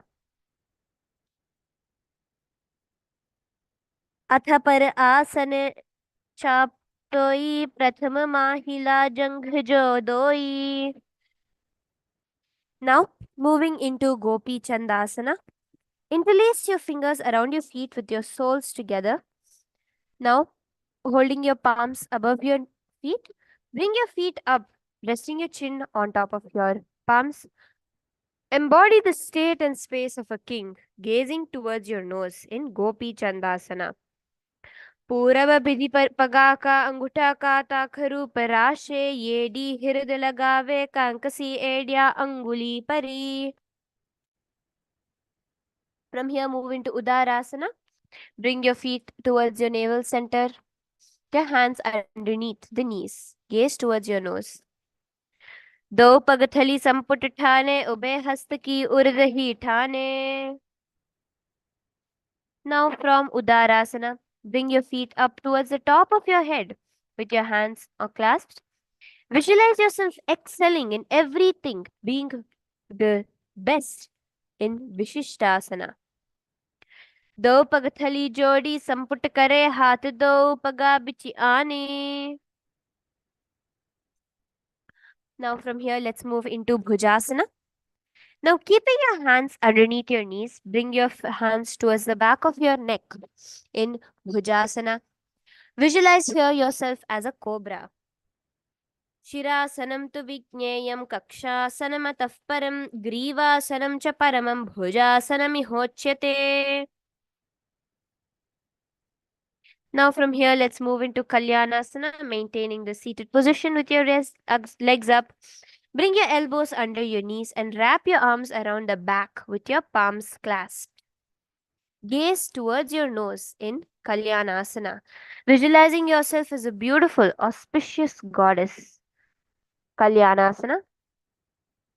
दो हाथ पगां विच आने तिनकी गोड़ा नीचे ठाने बहुरी पखत्या बाहिरी ल्यावे पुनः योगति ऐसे ठहरावे. From here, moving into Sankatasana. Now, in a similar to the Gomukhasana position, sit on top of one of your heels. Place your palms onto your opposite knees in the Vaishnavi Mudra. Visualize yourself as an elegant swan. Here, do the Ujjayi Kumbhaka, making your breath like the sound of an ocean. Sankatasana. वामपादं चितेर्मूलं सन्यस्य धरणीतले पाददण्डेन याम्येन वेष्ठयेद्वामपादकम्. Now, bringing the feet out from underneath you into Dhenukasana. Sit with both your palms clasped in Parashumudra on the top of your knee.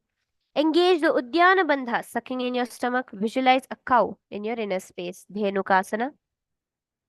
अनुसागी नगर पंचदम ऋषिहिलिंद गल्यमनी दायाद्या गली वामका पगल निडाय कुडु. Now from here, moving into the next asana, which is Machandrasana. Now place your right foot onto the left thigh and your left foot onto the right knee. Bring your left hand behind your back, holding the right thigh, and place the right hand on the left thigh. Twist your body and gaze towards your third eye, visualizing the supreme point of Hinduism, Machandrasana. वाम जंघ का परिदचिठाने वाम हस्त पिष्टि दिश आने बहुरी दक्षिण पद है जोई तिनिक ताकि नली जो पकड़े सोई. Now relax, untwist your body. Moving into Machandrasana 2. Hold the toes with the respective hands in Prana Mudra with your index and middle fingers. And lean your forehead forward, touching your forehead towards the ground. Machandrasana 2. Machandra प्रथम जीवनो चरण जुजोई वाम जंघ परि राखे सोई तिनकी AD कही से लावे बहरी जगती यह और करावे.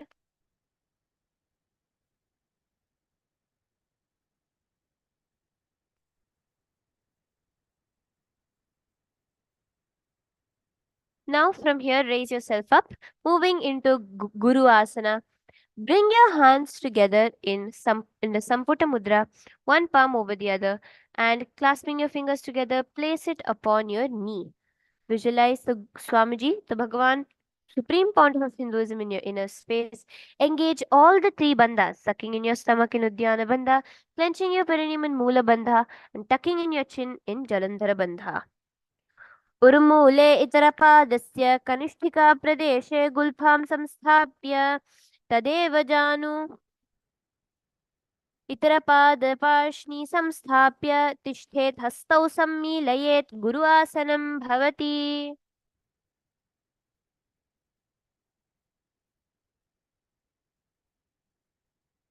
Now let us repeat Sankatasana on the other side.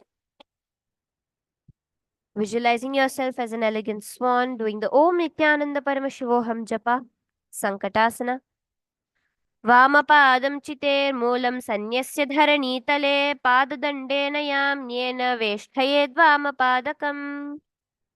Moving into Dhenukasana, bringing the foot out from underneath you, place both your palms on the top of your knees. Dhenukasana.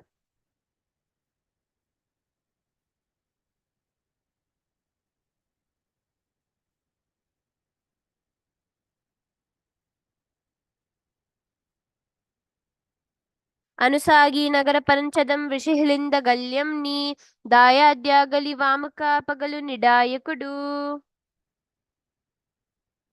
From here, let's repeat Machandrasana on the other side. वाम जंघ परिद चिठाने वाम हस्ति पिष्ट दिश आने. Now repeating Machandrasana 2 on the other side. Lean forward.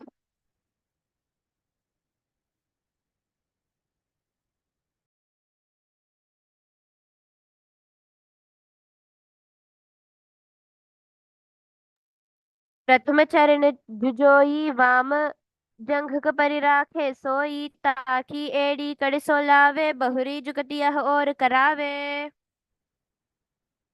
Now moving on to Guru Asana on the other side. Remember to engage all the three bandhas here. उर्मूले इतरपादस्य कनिष्ठिकाप्रदेशे गुल्फं संस्थाप्य तदेव जानु इतरपादपाशि संस्थाप्य तिष्ठेत् हस्तौ सम्मीलयेत् गुरु आसनं भवति.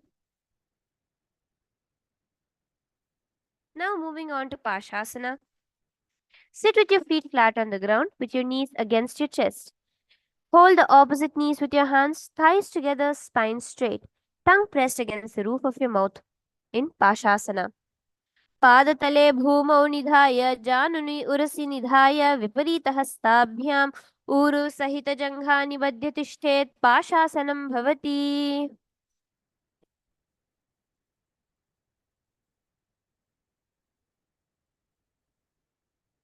Now moving into the next asana, Bodha Shokasana. Visualizing yourself as a well of intense, unending bliss. In the same position, wrap your arms around your legs, hold the opposite wrists, and place your chin onto your knees, gazing towards your nose in Bodha Shokasana. दो पगथली भू परिधारे core माहिली ऐसे करे core मिलाय उकड़ बैसे जंघ गचाटी अग्र निवैसे.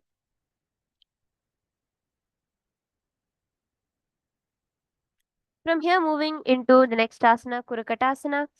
In the same position, bring your hands underneath your knees, holding the opposite elbows, gazing towards your nose in Kurakatasana.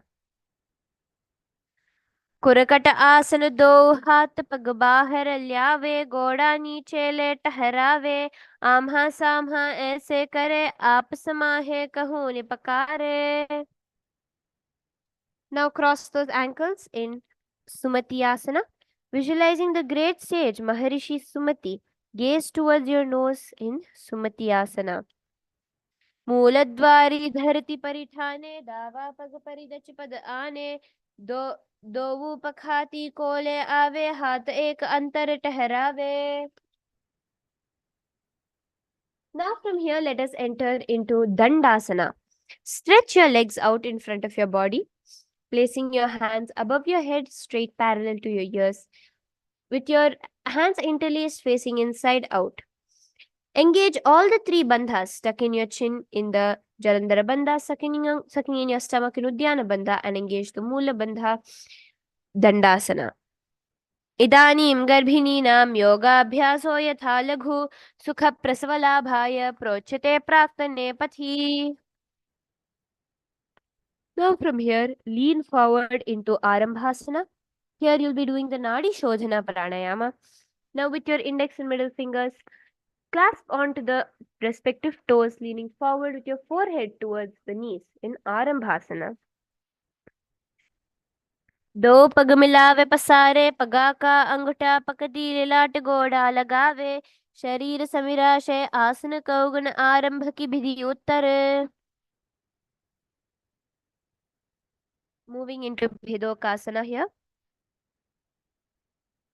Sit with your legs straight and extend your knees slightly upwards. One hand distance between your heels. Bring your shoulders down, wrapping the hands around your legs. Hold the soles of your feet, gazing towards your third eye in Bhedokasana. प्रथम बैसे दो पाव पसारे कचक ऊर्ध को कुर दो दारे. Now raising up into Jalandhari Pavasana, keeping your legs underneath your feet, keeping your hands underneath your feet. Bring your legs together closer towards your body with your hands stretched out, similar to Siddha Samadhi Asana. It's the Jalandhari Pavasana. एडी मैल के दीजे हाथ पसारी पुनी चिबुक मुखा नासिकाता दिघवु परिधरी. Now moving on from here into Urdhva Paschimottanasana, entering into the challenging asanas of this sequence. Engage the Pratyahara Kumbhaka, slowly inhaling. Lift one leg on top of your head while stretching the other leg forward. Now from here,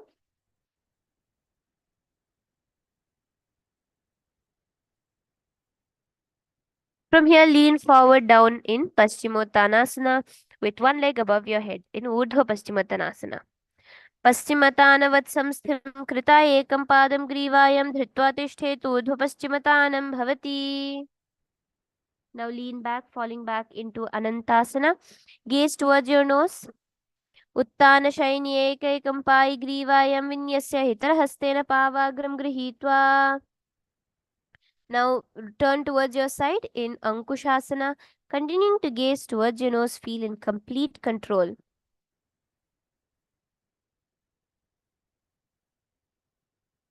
उत्तानशयित एकैकं पादं ग्रीवायां कुर्वन् इतरं हस्तं कर्णमूले स्थापयेत्. From here, move into Drishasana. Now lie down on your back and bring both your knees towards the chest and circle your thighs and calves with your arms, rolling towards the left and the right. Relax here. उत्तानशयनं जानुनि हृदये वस्तम्भजङ्घा सहितोरुणि. Drishasana. Keeping both your knees against your chest, wrap your hands around the feet in Drishasana. Before we move into Urdhva Paschimottanasana on the other side, relax here.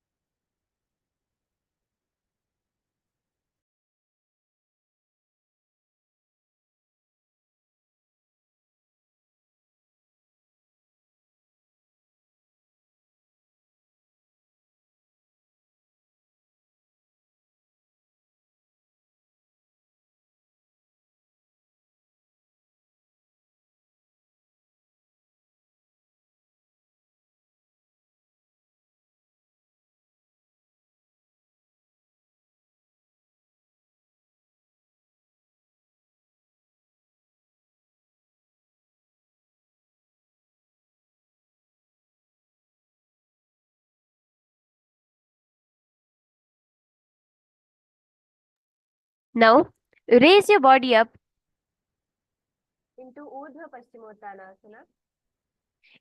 Paschimottanasana. On the opposite side. पश्चिमतानवत् संस्थितिं कृता एकं पादं ग्रीवायां धृत्वा तिष्ठे ऊर्ध्वपश्चिमतानं भवति.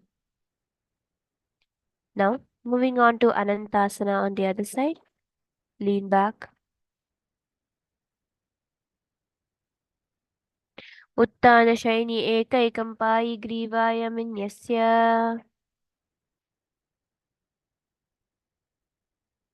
Ankushasana on the other side. उत्तानशयित एकैकं पादं ग्रीवायां कुर्वन् इतरं हस्तं कर्णमूले स्थापयेत्.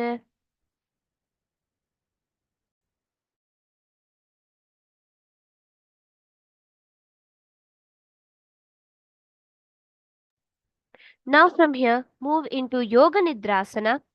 Leaning back, bring both your feet behind your neck one by one and bring your arms underneath your butt, wrapping around your body. Yoga Nidrasana, gaze towards your nose, visualizing the supreme pontiff of Hinduism. पादाभ्यां वेष्ठयेत् कंठं हस्ताभ्यां पृष्ठबन्धनम्.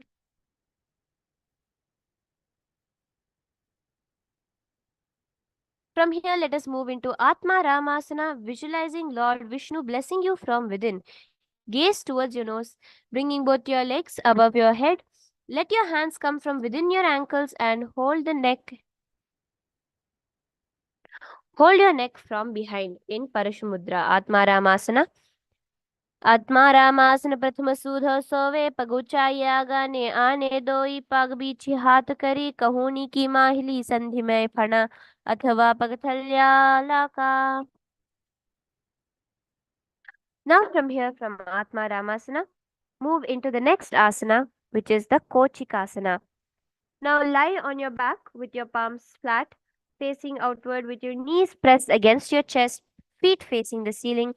Gaze towards your third eye here in Kochikasana. दो हाथ चीड़ा सा करे तिनसो उबिलय सपा करे पग ऊंचाया गाने आगे बहुरूज गति ऐसे विधिवा में.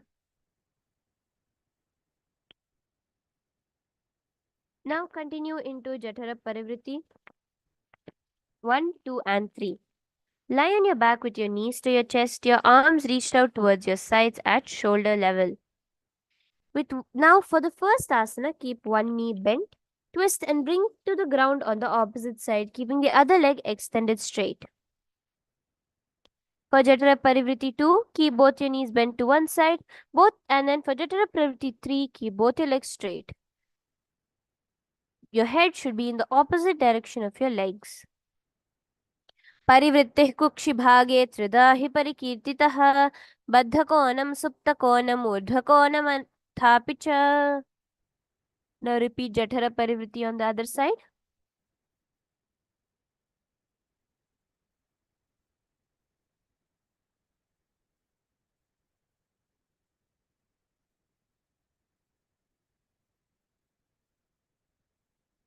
परिवृत्ते कुक्षिभागे त्रिधा हि परिकीर्तितः बद्धकोणं सुप्तकोणम् ऊर्ध्वकोणमथापि च.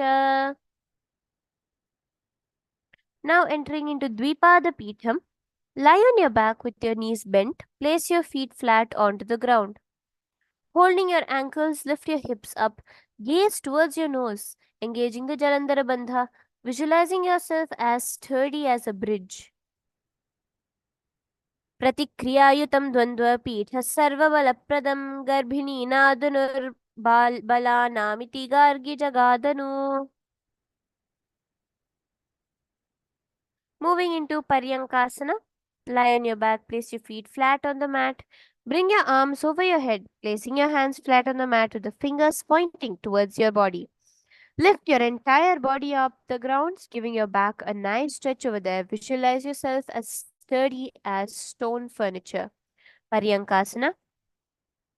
उत्तानशयनं हस्ततलाभ्यां भूमिमष्टभ्यपादतलाभ्यां भूमिं धृत्वा नाभिप्रदेशम् ऊर्ध्वं कुर्यात् पर्यङ्कासनं भवति.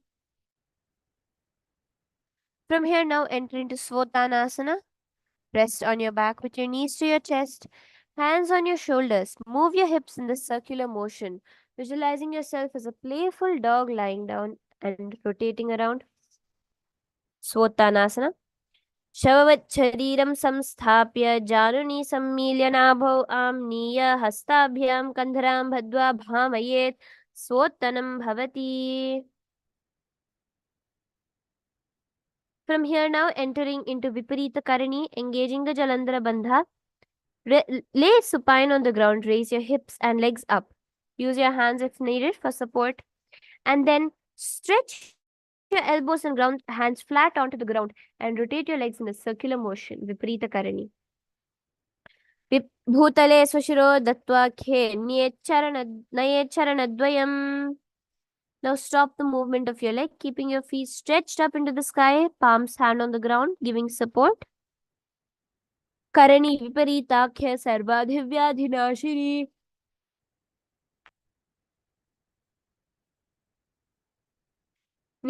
नित्यमभ्यासयुक्तस्य जठराग्निविवर्धिनीयाः रभवस्त्वस्य सम्पाद्या साधकस्य च. Now rest your feet onto the mat behind your head, keeping your hands stretched out back in front of you, centering yourself. Centering yourself on the mat, bring your legs out back behind your head, your palms stretched flat onto the ground in Langalasana, visualizing yourself as a flow. Engage the Jalandhara Bandha. ग्रीवाकण्ठेन भूमिं विष्टम्भ पादाग्रद्वयम् ऊर्ध्वमुन्नयेत् नरकासनं भवति.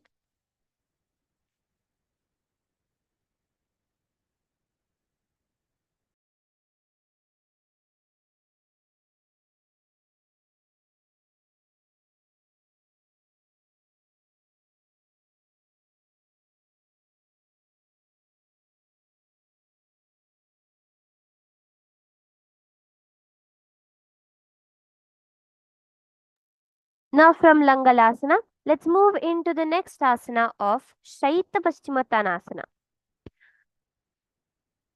Lie on your back. Hold your feet, stretching your body out like Paschimottanasana on the opposite side, bringing your knees towards your forehead. This is one of the 84 asanas revealed directly by Lord Paramashiva himself. Tanam Shaitva Kurvita Shaita Paschimottanakam. Now moving into Supta Konasana. In the same position with your legs, your toes onto the ground. Spread your toes out wide with your hips up in the air, engaging the Jalandhara Bandha. Supta Konasana. Parivritti Kukshi Bhagye Tridha hi Parikititaha Baddha Konam Supta Konam Urdhva Konam Athapicha. In the same position now, moving into Chakrasana. Bring your toes to the ground, your forehead to your knees. Keep your hands straight. Visualizing yourself as a wheel, a chakra. शवासनस्थद्वौ पादौ कुर्यान्मस्तकतः परौ व्युत्क्रमेण ततः शीघ्रमेतत् सर्वस्य सिदाधनम्.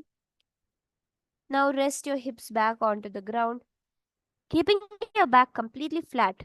Raise your feet up, holding onto your toes. Keep your toes wide apart in Supta Prasarita Padangushtasana. उत्तानपादं क्रौञ्चं च मरीचिं वीरभद्रकं नटराजं त्रिकोणं च सुप्ताङ्गष्ठप्रसारणे. From here, entering into Supta Padangushtasana, keep your feet together in the same position, hands in Prana Mudra. उत्तानपादं क्रौञ्चं च मरीचिं वीरभद्रकं नटराजं त्रिकोणं च सुप्ताङ्गष्ठप्रसारणे.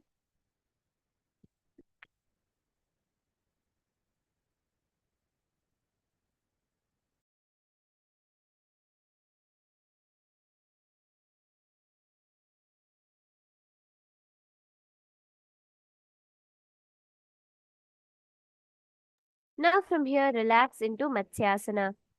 Bring your legs into the Padmasana position and lay flat onto the ground, bringing your knees towards the ground, stretched out. Raise your hands above your head and hold the opposite elbows behind your head.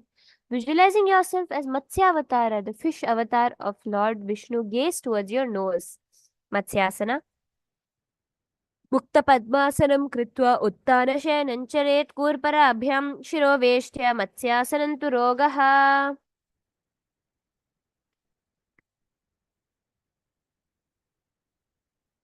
From here now, remaining in the same position, bring your hands above your head and clasp the opposite palms, gazing towards your nose. Visualize Bhagavan Rama in your inner space in Parashuramasana. प्रथम करे पद्मानस मासन आछे सुधो सोवे भूपरिपाछे गोड़ा उर्जंघाये दो भूमे लगातार राशे सोई. Now from here, let's raise yourselves up into Sarvangasana. Laying on your back legs in Padmasana, lift your hips and legs up. Using your hands on your elbows on the ground for support, bring your legs into Padmasana. Gaze towards your nose, visualizing the supreme pontiff of Hinduism. Engage the Jalandhara Bandha.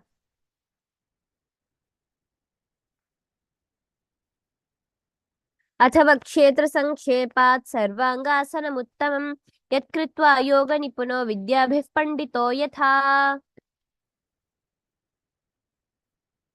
Now from here, relax back onto the ground, leaving one leg over the other knee and the other leg stretched out forward. Bring your hands over your head and bring your hands up over your head, raised up like a claw. Use your core strength over there, engaging the Jalandhara Bandha. Gaze towards your third eye. Vrishchikasana 2. प्रथम शयन सूधो शीश केश की संधि सुधा के कचशीश ऊर्ध कर राखे बहुरूप गथले ऐसे ठाने गगन दिश सम्मुख करि ठाने. Repeat Vrishchikasana on the other side now, continuing to engage the Jalandhara Bandha. प्रथम शयन सूधो शीश केश की संधि सुधा के कचशीश ऊर्ध कर राखे बहुरूप गथली ऐसे ठाने गगन दिश सम्मुख कर ठाने. The next asana is Vrishapadakshepasana. This asana is very similar to your bicycle crunches. Laying flat onto the ground. Lift one foot off the ground, extending one leg straight and the other knee towards your chest, and simultaneously bringing the elbow towards the respective knees. Alternate extending and raising the knee again and again. Hands in Parashumudra behind your neck. उत्तानं शयनं कृत्वा अनुलोभिः कन्धरां बद्ध्वा कूर्परौ मिलित्वा नितम्बेन भूमिं स्पृष्ट्वा एकं पादं प्रसार्य एकैकेन पादं सव्यलक्ष्यं ब्राह्मयित्वा वृषपादक्षेपः भवति. From here, continuing into Marottanasana. Now, lying back flat onto the ground, raise the knee to the respective ear, repeatedly alternating the sides. Visualizing the supreme pontiff of Hinduism, Marottanasana. स्वोत्तनवत्संस्थितिः कृत्वा जानुद्वयं पर्यायेन कर्णयोः संस्पृशेत् मारोत्तनं भवति. Now entering into Brikasana. Place your feet onto the ground with your knees facing up towards the sky and raise yourself up into a standing position. Lie back down and raise up again. Vrikasana. Visualizing yourself here as a wolf. अथ उत्तानं शयनं कृत्वा पादतलाभ्यां भूमिं दत्त्वा उत्तिष्ठेत् वृक्षासनं वृकासनं भवति.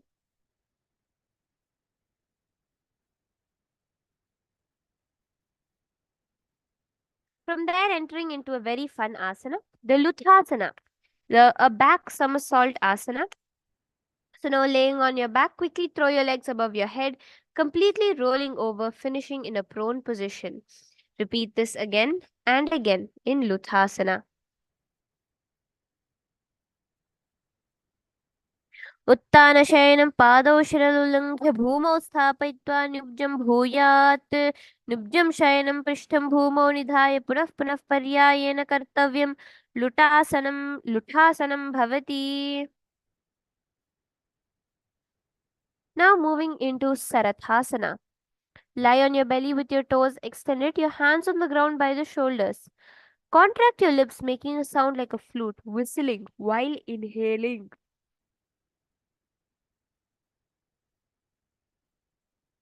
Visualize yourself as a chariot, a ratha, carrying warriors into the battle for dharma on your back. Sarathasana. न्युब्जशयनं कृत्वा नाभिं भूमौ निधाय स्तम्भवस्ताभ्यां भूमवष्टम्भ ओष्ठौ निर्मील्य वेणुवत् सुंकृत्य तिष्ठेत् सरथासनं भवति. Now from there moving into Dehalyullanghana asana. Bring your body up onto your palms and jump forward quickly and backwards with both your feet. Dehalyullanghana. Visualize completely going beyond the mind and the body. हस्तद्वयं बद्ध्वा तन्मध्याचरणद्वयम् उड्डान्नैव बाहिराणि अथ नयेत् देहल्युल्लङ्घनं भवति.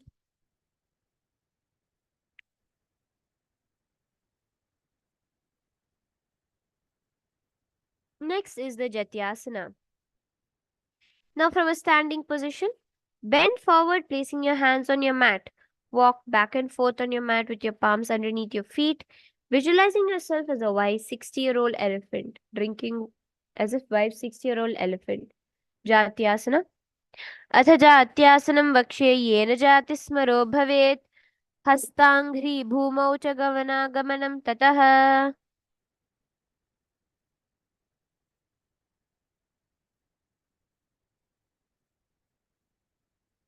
Now from here, let's move into the first karana of the Dvitiya Vinyasa Krama sequence, the Lolitika Karana.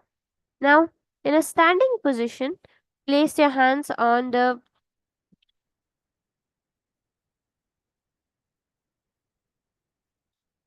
stand with your knees bent and your toes pointing outwards in the Aramandi position. Bend your elbows and keep your hands at chest level, swiftly moving the arms across the body, bringing them back to the center. In the meanwhile, tilt your head back and open the chest up towards the sky, moving the head in all directions. Lolitika Karana.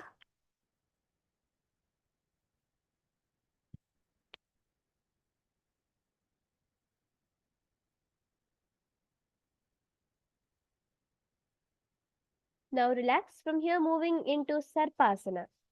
Standing tall on your mat, completely straight like a rod. Visualize the Kundalini Devi raising up, curling up towards your spine, above your throughout your body. Place your palms by your side, completely straight in Sarpasana.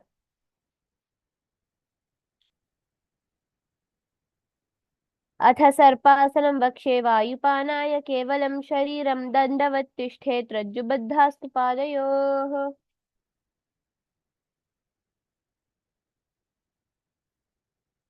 Now from here, moving on to the next asana, which is the Ushtra Sadanasana. While standing, place all your feet on the mat and stand on your feet.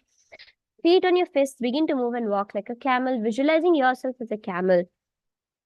मुष्टिकनिष्ठिका प्रदेशेन भूमौ निधाय उपरि पादतले संस्थाप्य अश्ववच्छरीरं चलनीयम् अश्वासनं भवति. Now moving on into Ashwasana. Now remaining in the same position, visualizing yourself as a horse, start to move and walk around like a horse. मुष्टिकनिष्ठिका प्रदेशे उपरि पादतले संस्थाप्य अश्वच्छरीरं चलनीयम् अश्वासनं भवति. Now raise yourself up into a standing position. Moving into the Kapota Nitakasana. Stand straight, interlace your fingers behind the back, pull them down towards the calves. Open up your chest. Kapota Nitakasana, visualizing yourself as a diving, soaring bird. पादतले भूमौ निधाय पृष्ठभागेन हस्तौ जङ्घ पर्यन्तं नीत्वा कपोटनितकं भवति. Now moving into the Tala Pushpaputam Karana. Sitting into the Aramandi position, stand tall with the palms together. Gently bend your knees, keeping the toes pointing outwards. Simultaneously, open up the palms, raising one heel off the ground, slightly lowering the waist and shoulder of the respective heel. Visualize you're holding, offering a bouquet of flowers to Paramashiva. Now from here, let's move on to the next asana, the Khadgasana. In the Khadgasana, stand tall, straight, and slightly lean forward with your hands together in Namaskara Mudra, your elbows touching. Visualizing yourself as a rhinoceros, Khadgasana. निजसरतांसानं कृत्वा पादतलाभ्यो भूमवष्टभ्य उत्तिष्ठेत् खड्गासनं भवति.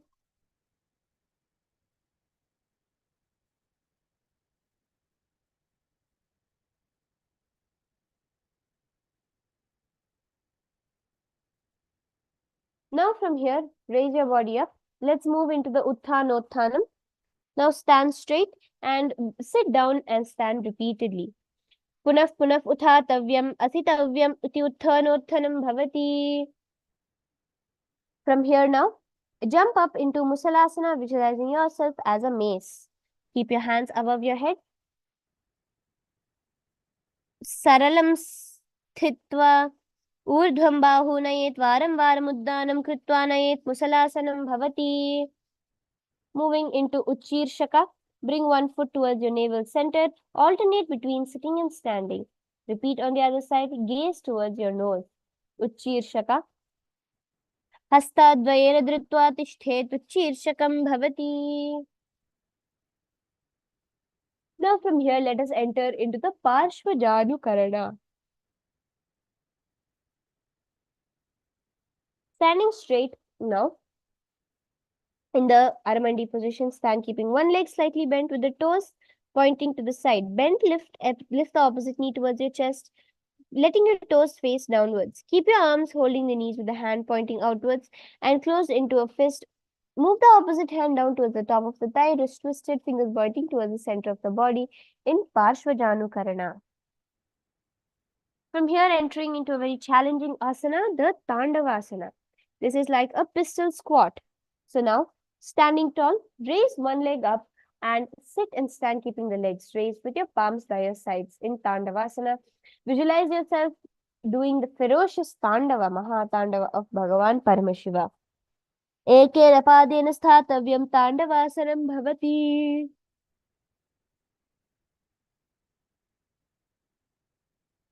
Now moving into Brahmanasana. Visualizing Lord Brahma in your inner space, bring one foot to the top of the thigh, towards your inner thigh and your palms resting by your side. Brahmanasana. Brahmanasana yat kritva brahmano bhavet ekapadamuro dattva tishthet danda kritir. From Brahmanasana, now wrapping your legs into Shirasasana. Wrapping your legs into Garudasana 3 on the other side. Visualize yourself as Lord Garuda. Placing your hands in the Anjali Mudra.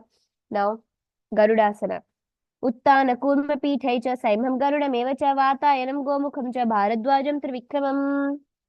Now, raise your foot over your upper thigh into Ekapadasana. Visualize the supreme point of Hinduism.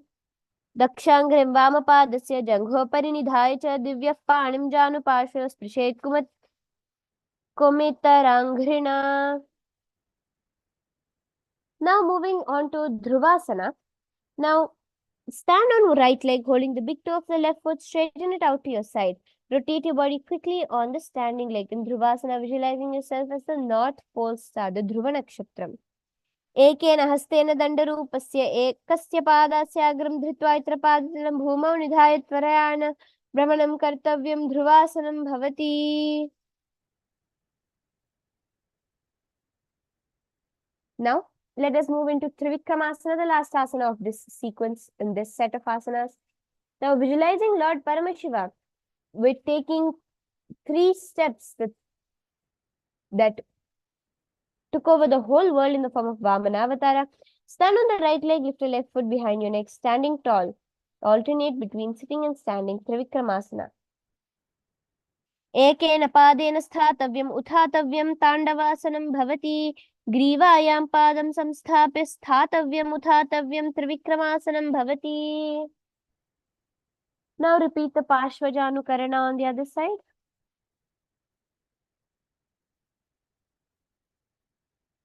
Repeating Tandavasana on the other side. Sit and stand.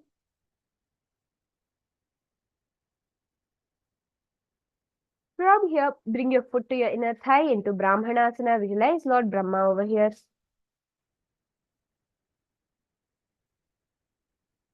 Brahmanasana yat kritva brahmano bhavet. Now wrapping your legs up in and hands in Garudasana. Visualize Lord Garuda. Uttana Kurmapitham cha Saimham Garudameva cha Vatayanam Gomukham cha Bharadwajam Trivikramam. From here, move into Ekapadasana. Placing the palms by your sides on the other side. दक्षाङ्घ्रिं वामपादस्य जङ्घोपरि निधाय च. Now from here move on to Dhruvasana on the other side. Rotate there.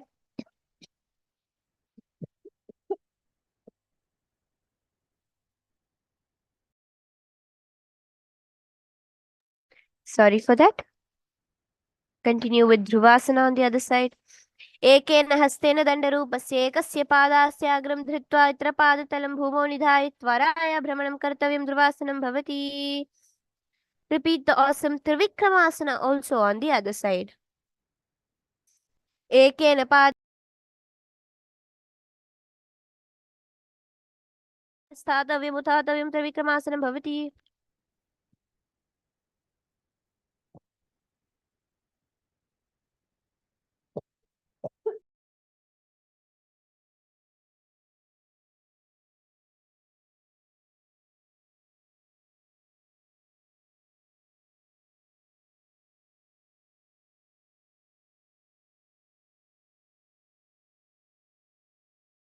Now, after that intense sequence of asanas, let's relax in the Samanaka Karana. Standing straight with your feet slightly apart, place your palms by your side.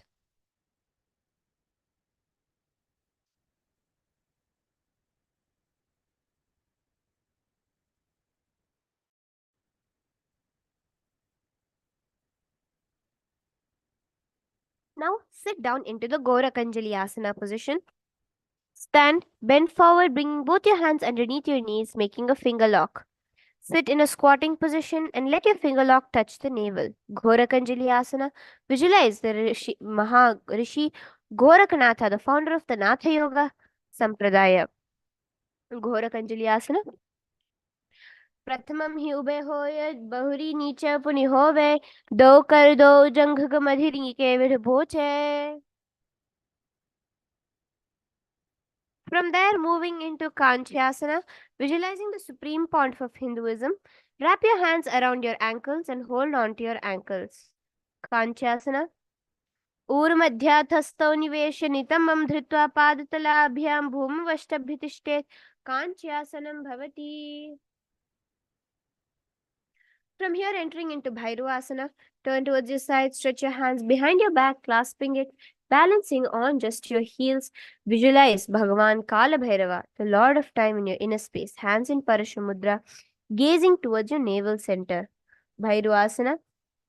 दो पगा की तल्या की माही कौर मिलाए फना पुनि उकड़ माडवे से.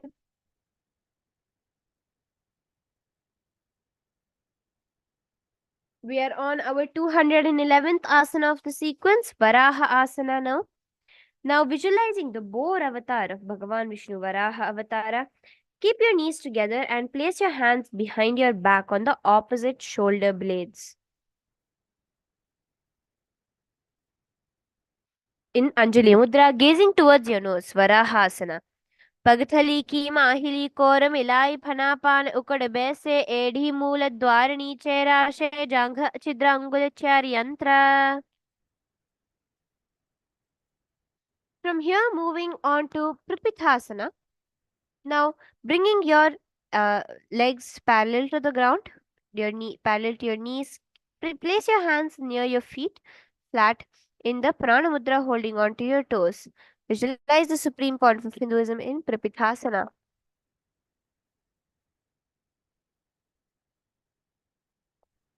अथ उत्तानासनानि पार्ष्णिद्या सम्मील्य स्थित्वा नितम्बं जानुप्रदेश आनीय तिष्ठेत् प्रपिठासनं भवति. From here, moving into Bakasana, place your palms on the mat flat with the fingers wide apart. Place your knees on the back of the arms with your eyes forward and down. Lift the toes off the mat, visualizing yourself as a crow in your inner space. Bakasana.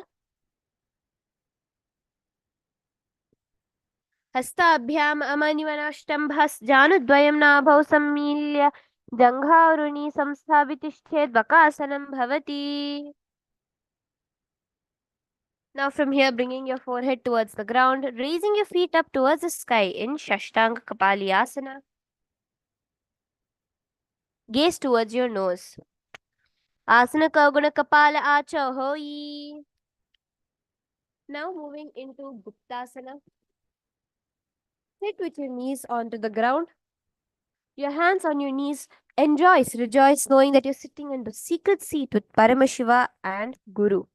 Gaze towards your nose in Guptasana.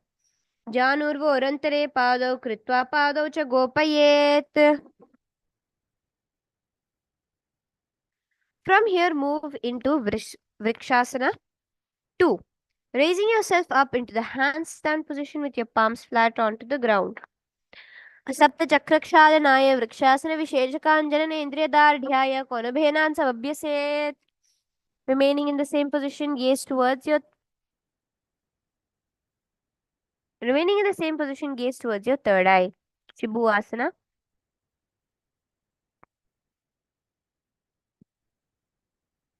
दो पग जोड़ी माही Gulf मिलाए उभय हो ये दो हाथ जोड़ी संपुट करे. Now rest your body flat onto the ground in Matsyasana 2. Similar to push-ups, get into a plank position, bringing your body towards the ground and above. Matsyasana 2. Nibjam shayanam kurparo parshvabhagaya murdhvakritya hastatalabhyam bhumavashtabhya varam varam uddanam kuryat Matsyasanam bhavati. Now moving into Sarpasana. Now visualizing yourself as a snake, rest your body onto the ground. Rest your feet onto the ground and keep your hands behind next to your hips, raising your chest towards the left and the right, moving like a snake in Sarpasana 2. Nyubjam shayanam kritva hastau nitambam samsthapya pado dighikritya sammilyan urasa gantavyam Sarpasanam bhavati. From here, raise yourself onto your palms in Niralambanasana.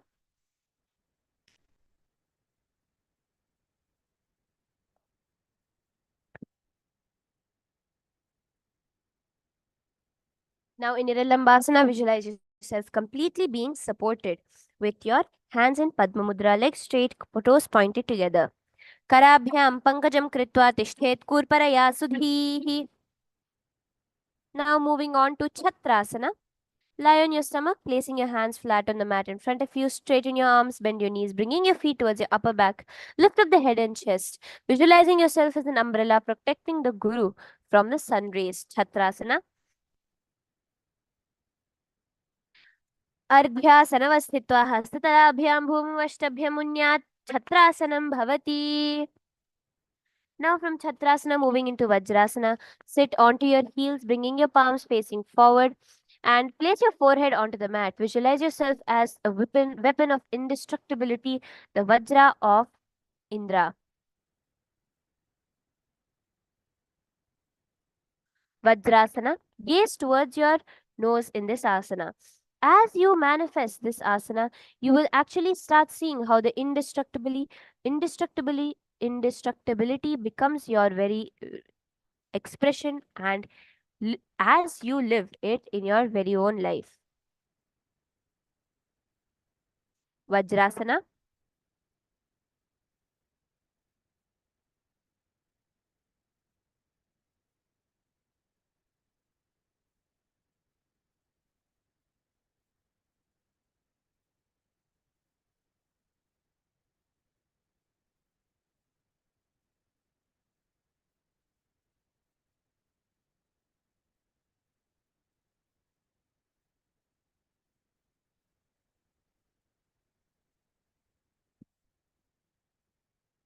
इदानीं गर्भिणीनां योगाभ्यासो यथा लघु. Now from Vajrasana here, move into the next asana, which is the Meshasana. Raising up into the similar position as Gajasana. Now, hit alternatively your opposite hands onto the ground, visualizing yourself as powerful as a ram. Gajasana samsitau ekaikam bahum bhumau tadayet meshasanam bhavati. From here, moving into Ajasana, lifting your legs up into the air, slowly bring your forehead onto the ground. Ajasana, visualize yourself unborn, eternally existing. Gajasana samsiddhau padadvayena mantarankale kritya mastakena bhumim sachet Ajasanam bhavati. Now rest on your knees in Dhanantara Asana. Interlace your fingers and pull your toes underneath your perineum, and then place your hands on the respective knees, keeping your spine straight, gaze towards your nose. Purabhidi paripahata ki kaksi se uphanashara modi. Now from Dhanantara Asana, move into Angamottanam. Now interlace your fingers in front of them and then behind you. Stretch your arms forward to the sides, backwards, giving massage to the various joints and muscles in your body. Angamottanam. हस्तयोऽङ्गुलीर्भद्वा हस्तयोर्मध्यात् सर्वामङ्गं निष्कासयित्वा तिष्ठेत् अङ्गमोत्तनं भवति. Moving into Garudasana 4, sit with your heels in Vajrasana, feet turn out to your side, thighs and knees resting on the ground, spine straight, hands on your knees. This is Garudasana 4. Visualize yourself as Lord Garuda with Vishnu, Bhagavan Mahavishnu and Mahalakshmi on your back. Garudasana 4. Janghorbhyam dharam pidya sthirkayo dvijanuna. From here, moving into Ananda Mandirasana, visualizing yourself in the blissful space of a temple, your hands crossed behind your back, holding the opposite toes. अथ वक्षे वीरनाथ आनन्दमन्दिरासनम्. Moving on to Mandukasana 2. Place your feet crossed behind your back, your palms underneath your knees, visualizing yourself as a frog in Mandukasana 2. गुल्फाभ्यां जान्वङ्गे सबलयाकृतिः हस्तौ पादतले क्षिप्तौ मण्डुकं पाददोषहृत्. Now, move your body into Narasimhasana. Keeping your toes on the mat, your heels up together, place the perineum on your heels. Place your palm on the ground, spread your fingers wide, thumbs touching. Have your hands touching the nose, toes. Gaze towards your nose, stick out your tongue and exhale forcefully. Visualizing yourself as Lord Narasimha, the half man and half lion. Narasimhasana, gaze towards your nose. दो फणा पानी होय वैसे AD मेलेर गुडानी वैसे.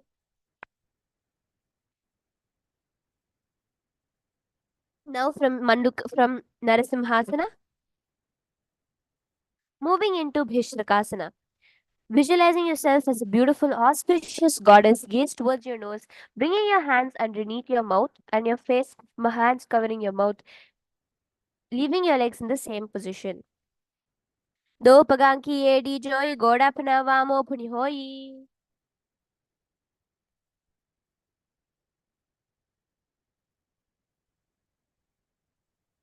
Now moving into Makadasana. Visualizing yourself as playful as a monkey, gaze towards your third eye, imitate as if scratching as a monkey. दो पगथली संपुट आने तनकी पिष्टि भूमि परिठाने. Now from Makadasana, raise your knees off the ground, clasping your opposite elbows behind your back in Vajra Sangharasana. Visualize yourself as a diamond, being a strength for everyone. प्रथम फणा पानी होय बेसी dough एदी गुणानि वैसे. Now from here, moving to Khanjanasana. Bringing your hands onto your knees, keep your toes down, ankles crossed behind you, and sit on your heels. Place your palms onto your heels. Visualizing Swamiji in a space, gaze towards your nose, engage the Uddiyana Bandha.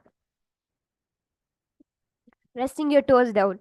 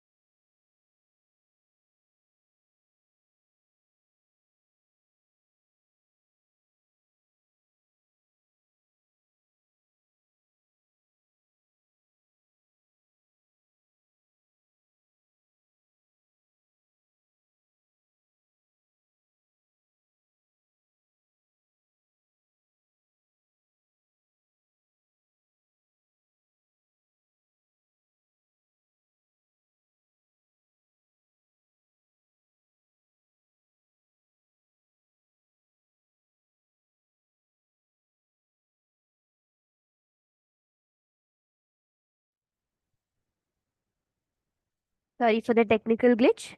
Now from Khanjanasana, we'll be moving on to Kurmasana. Now in Kurmasana, visualizing yourself as a turtle with a stable body and mind living for hundreds of years, gaze towards your nose. With your toes flat, cross the feet, place a perineum on the back of the heels, keeping your knees wide on the floor. Rest your hands on your knees. Gulpau Chavishanasyaadho Vikamena Samahita Urjika Aishiro Griyam Kurmasama Tiratam.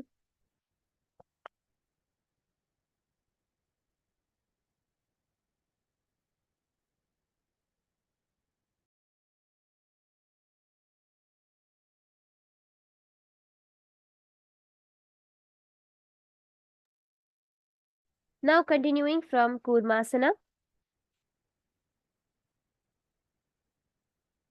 Now continuing from Kurmasana into the next asana of Yogasana, placing the toes flat, cross the feet, place the perineum on the back of the heels, gaze towards your nose. Gudam niyamyugulbhabhyam vikamena samahitah yogasanam bhavedeta iti yoga vido viduhu. Moving next into Vijogasana, raise up onto your knees, visualize yourself in the space of oneness, gaze towards your third eye, cross your ankles behind, feet near the opposite knee, hold the calves with the fingers inside, thumbs outside, gazing towards your third eye, Vijogasana. Goda mamno ubho hai goda aade rakhe doi. Now from here, moving on to Ushtrasana 2, lean back, visualizing yourself as a camel, lean backwards and hold your ankles, keeping your arms straight, push your hips forward and head back. Meru Dandagranthidadhya Sampidya Dai Supuman. Now lean back onto the ground in Jatyasana 2. Visualize yourself as a lotus blooming, gaze towards your nose. Do edi samputakare sole mooladwari dhari dhere. Now raising up and down in Viratasana. Using the hands if support only if needed. Raise up and raise down. Do this again and again. Jangha pratibhumo nidhaya janghodarayoho. Now moving into Kapotasana, visualizing yourself as a beautiful dove. Move into the short back bend position, raising your feet, holding your feet with your palms in a back bend. Meru Dantagrandhidadya Sampi Padya Pupuman. Now moving into Varasana, visualizing yourself gaining a boon from Paramashiva. Raise up onto your knees and cross your hands over your chest. Gaze towards your nose. Januni bhumo samsthapya stabhyam bahu parasparam dhritva saram tishthetvarasana bhavati. Moving into Varaha Asana 2. Now sitting in a squatted position on the ground on your knees like Vajrasana. Bring your head towards the ground with your hands behind your knees. Visualize Varaha in your third eye. Surya Chandram Bheda Nyasyanyani Khatyante. Moving on to Mundasana. Now raise up into a headstand position, visualizing yourself as a lopped tree. Adho Mundasanam Vakshe Sarvesham Praninam Sukham. From here, move into Andhasana. Similar to the Varahasana as we just did. Kneel down with your head between your knees, elbows adjacent to your knees, hands folded around your head. Exhale through your mouth. Andhasana. Prathame Pagathali Samatahirave Kormahiliubhe Milave. Now from here, move into Viparita Shalabhasana. Visualize yourself as a locust. Lie on your belly with your arms extended straight out with your thighs, arms, chest off the ground. Shalabhasana Bhedaste Nataberunda Namake. From here, move into Kapalasana. Raise your feet raise your feet as far as you can, resting your forehead onto the ground. Kapalasana. Kapalam bhumo nidhaya urdhvapado naye kapalasanam bhavati.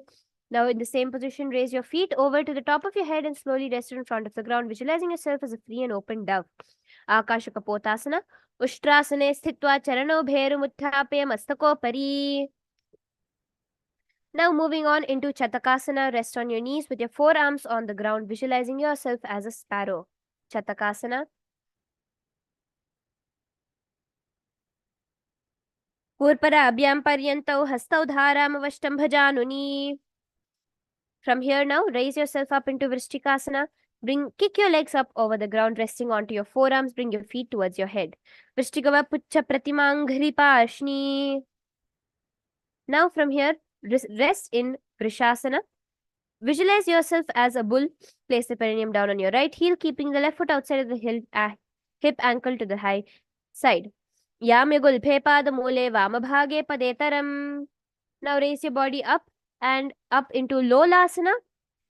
From the kneeling position, place your hands flat onto the mat and balance above the mat. Lola Saramsada Kuryad Vayu Lola Paghatanat. Moving on to Vrishasana on the other side, visualizing yourself as a bull. Yame Gulphe Pad Mule Vamabhage Padetaram. Now entering into Balagunasana, visualize one of the 84 Siddhas, Balaguna in your third eye. Place your left foot on the ground, sit on the heel of the left foot, place the right foot flat on the ground with the knee raised towards the chest. Palms on the respective knees, maintain an upright position. Asana Kauguna Jalabikara Jayi. Moving to Grahasana, visualizing yourself as the entire planet. Sit in a squatted position, bring your hands underneath your knees and hold on to your ankles from the outside. Padatale Bhumo Samsthapijanu Madhye Kurparo. Now repeating Balagunasana on the other side. Asana Kauguna Jalabika Rajayi. Now from here, raise your knees up into Utkatasana, sitting on top of your heels. Visualize the supreme pontiff of Hinduism. Vijasthiyata Urdhujanunatrasane. Sit on your toes with the pendulum on your heels as swords together. Keep the knees wide and off the ground, holding the elbows behind the back in Vajrasangharasana, visualizing yourself as strong as diamond. Prathama Phana Hoye Jaise Doye Guda Nivese. Now from here, moving into Anilasana, visualize you're able to consume and live off air alone. Bring your palms underneath your hips, underneath your feet.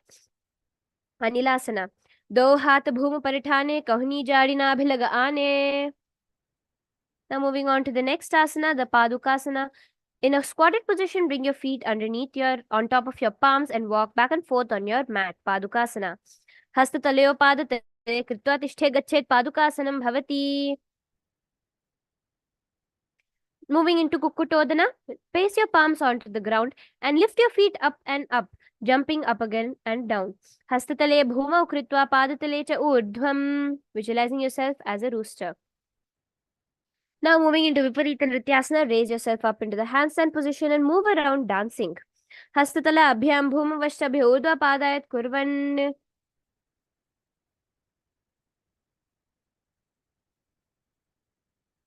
Now from the Viparita Nrityasana, moving on to the next asana. Kunjarasana. Standing similar to the Uttanasana position, bring one hand towards your ear and balance that. Athavakshe Mahadeva Kunjarasanam Uttamam. Repeat it on the other side. Athavakshe Mahadeva Kunjarasanam Uttamam. Moving into Kadambasana now. Rest your into a squatting position. From outside, clasp your ankles. Visualize yourself as the Kadamba tree. Kadambasana. Parshnibhyam bhumavashtabhya hastadvayena gulphau dhritva. Moving into Pavana Muktasana. Now clasp your hands around your knees, placing your body onto the ground. Visualize the excess air leaving the body. Pavana Muktasana.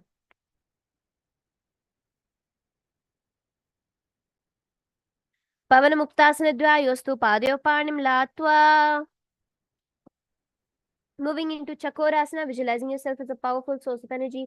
Bring one foot behind your head and the other foot leg straight and raise your body off the ground. Purvatanam chatushpad pitham vajrasanam tatha. Now continuing into Dhanurasana 2, visualizing yourself as a bow. Sit on the ground with one leg, hold the respective toes with the hands in Pranamudra. Lift one towards your ear and stretch the other out straight. Padangushthautupanibhyam grihitva shavanavadhi. Moving into Ashtavakrasana. Now lift your left leg over top the left shoulder. Bring your right foot across, hooking the top of the left foot. Lean forward down while extending your legs out to the left. Lift your body up off the ground. Visualizing yourself as a flying crane. Ashtavakrasana. Vasishtamatha kaundinyam murdhakukkutameva cha ashtavakramatotthana mayuram setu bandhanam. Moving into Pranasana. Now place the right foot on the left thigh and bring your left foot flat onto the ground. Left shoulder underneath, raise the left leg, place the hands flat onto the ground in Pranasana. Etat prabhedam vakshyami karoti asa chamaraha. Moving into Parshvamatsendrasana. Visualize the great sage Rishi Matsyendranath. Place the right foot on the root of the left thigh, then left leg by the side of the right knee. Twist around, bringing your hands behind around your body. Vamo Rumularpita Dakshapado Janvar Bahirveshita Dakshadoshna. Now moving on to Chakorasana on the other side.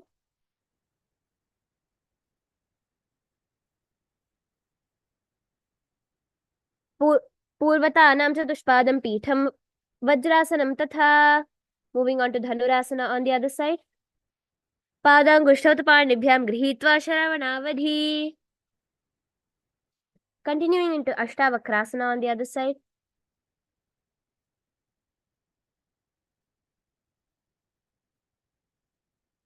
Vasishtamata Modhukukutameva cha. And Pranasana on the other side. Etat prabhedam vakshyami karoti asa chamaraha. Into Pashvamatsendrasana on the other side. Vamorumularpita dakshapado janvor bahirveshata dakshadoshna. Now from here, lean your body into Ardha Paschimottanasana. Keeping one leg towards the perineum, the other leg stretched out straight. Lean forward. Ekam padam prasarya ekam padisya pashnina.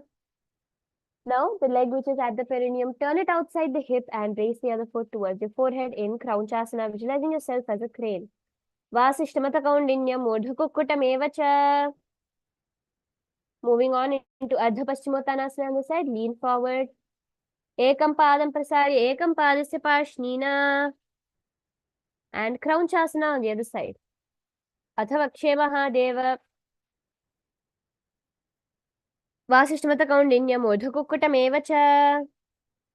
Now bring one foot towards the perineum and the other foot on top of it in Swastikasana, visualizing yourself with well-being and prosperity. Place your hands on top of your knees. Place your feet over each other. Janurvo Rantare Samyak Kritva Padatale Ubhe. Now from here, moving to Gorakshasana, using your palms, cover the tips of your feet, the soles of your feet. Janurvo Rantare Pada Uttano Vyakta Samsthito. From Gorakshasana, moving into Bhagasana 2, sitting in the Padmasana, Ardha Padmasana position. Bring your hands in Shanmukhi Mudra above your face. With your little fingers below your lower lip, your ring fingers above the upper lip, your middle finger covering your nose, and your index finger over your eyes, your thumb covering your ears.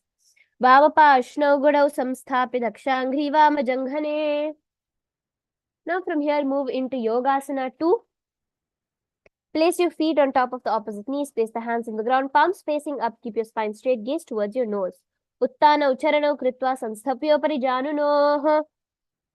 From Yogasana 2, move into Urdhva Kukutasana, placing your hands by the side of your Padmasana, raising your body up into the air, visualizing yourself as a rooster. Vasishtamata Kaundinyam Urdhva Kukutam Evacha. Now from here, place your hands between the gaps in your feet and just place your hands onto the ground without raising your body up in Siddharitviasana. Gaze towards your nose. Prathamam Padmasana Kokare Hastado Guda Sandhi Dhare. Now move into Hamsasana. Raising your Kukutasana up above your elbows, visualizing yourself as an elegant swan. Kukutasana vasthitva skandhaparyantam urunitva. Now from Padmasana, while sitting, reach your hands behind the body, interlace your fingers, and sit on your top of your fist. Prathama Padma Asana Kokare Godha Sandhi Mahikare Dhere. Now from here, bringing your hands in up to your neck. Raise your body up into Kurmasana 2.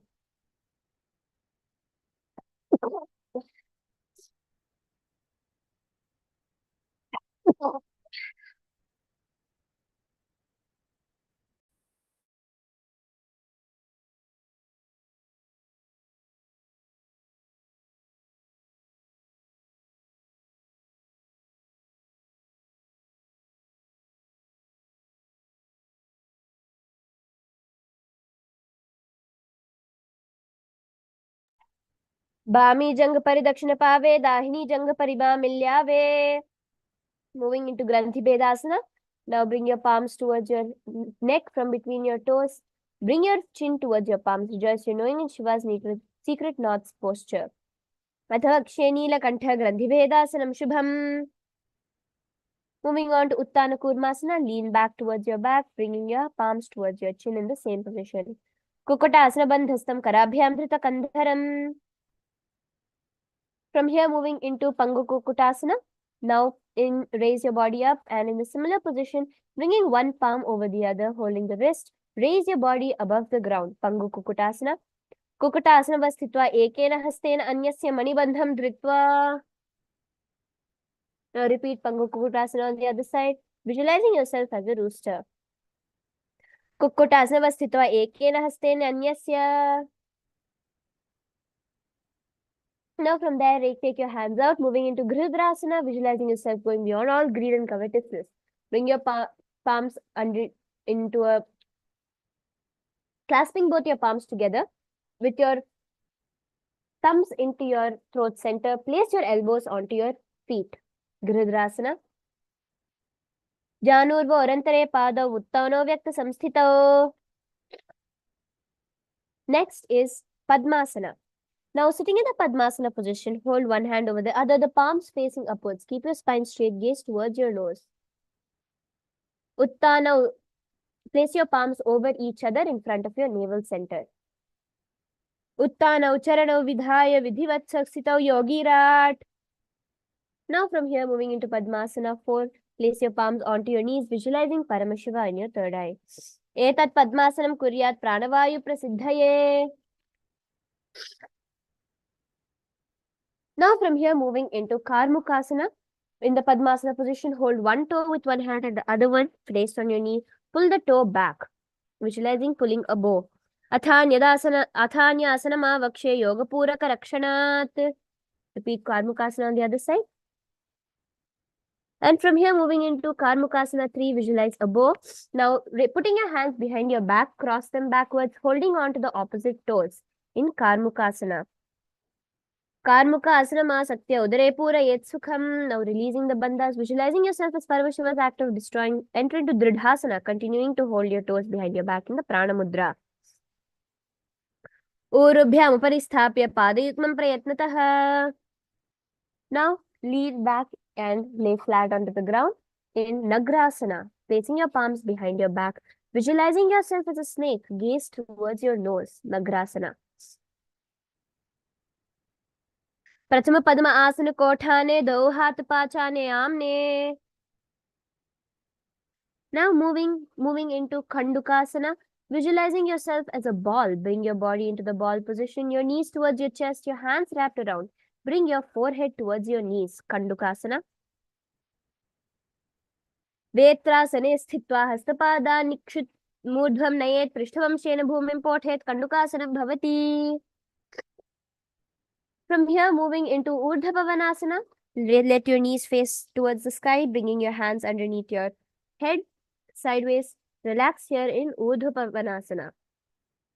Prathame Sudo Sena Karave, Goda Ubharashi Milave. Now, place your hands underneath your feet and lift your hips up towards the sky, visualizing yourself as a powerful alpha ape in Marakata Pithasana. Uttana Shayanam Padatale, Uttana Hastayoho Sthapayet.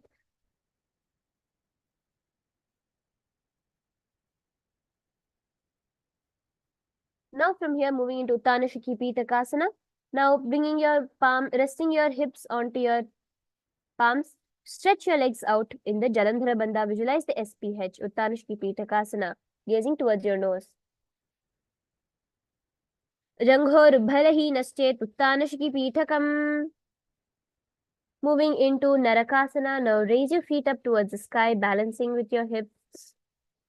Visualize yourself traveling through hell unscathed. Grivakanthena bhumim vishtamba padagradvayam. Now moving into Tiryanavkasana in the same position. So stretch your legs out, resting on your hands, visualizing yourself as a boat. Naukavat sthitva dhardhar urdhvam padagradvayam.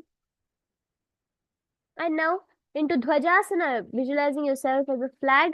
The Kailasa flag raised high, respected across all nations. Place your palms flat onto the ground. Dhwajasana. Naukavat griva prakurvita bhumavashtambheshte kala. Now lay flat onto the ground, relaxing into the final asana, Mritasana. Visualize your body is completely dead and you are being liberated by the Supreme Pontiff of Hinduism. Mritasana. Uttanam shavavad bhumau shayanam tu shavasanam. शवासनं श्रमहरं चित्तविश्रान्तिकारकम्.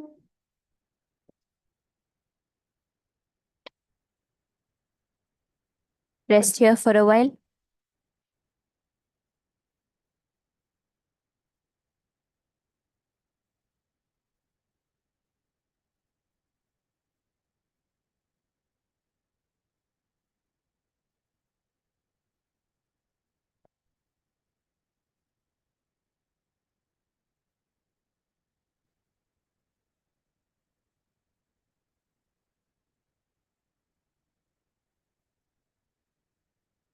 Now, slowly shake your hands and legs, raising your body off the ground. Come into a seated position.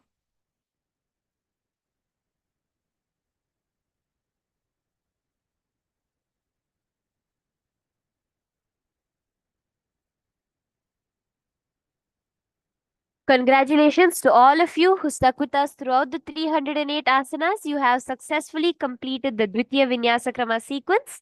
And with that refreshing start, let's get ready to enter into our whole day of intense understanding the higher cognitions from Kailasa.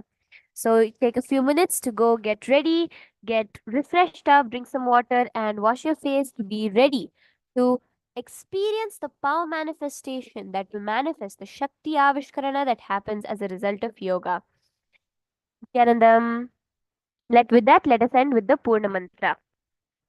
ॐ पूर्णमदः पूर्णमिदं पूर्णात् पूर्णमुदच्यते पूर्णस्य पूर्णमादाय पूर्णमेवावशिष्यते ॐ शान्ति शान्ति शान्तिः हरिः ॐ तत्सत् सर्वं भगवत् श्रीनित्यानन्दपरमशिवपादुकार्पणमस्तु ॐ नित्यानन्दम् नित्यानन्दम् everyone.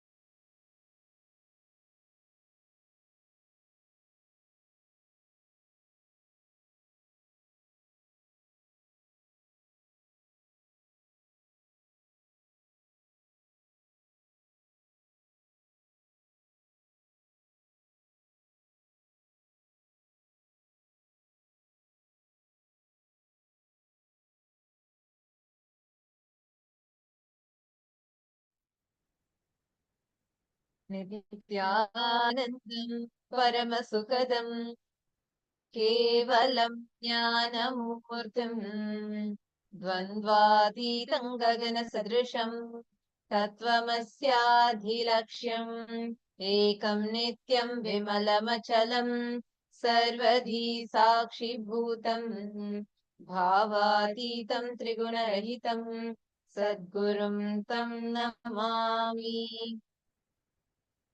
Nithyanandam, everyone. Welcoming all the participants today for this very, very special day of the program. All the participants that are sitting here with us, a very warm welcome to all of you. Hope you all had a great time doing yoga. How was yoga for all of you? How many of you are able to start doing new asanas and able to start seeing a shift in your body? Please take a moment and share that with us. How many of you are able to have such breakthroughs? Take a moment and let us know. Today, we are going to be having the darshan of Bhagavan Ashwaruda Murti and Guru Murti forms of Paramashiva, being the Guruvara Thursday. These are the two forms where Paramashiva comes down, see, for creation. He sits in Brahmaloka and does it as Brahma. For sustenance, he sits in Vaikuntha, he is in Vaikuntha and does it through Mahavishnu. Sorry, just a moment.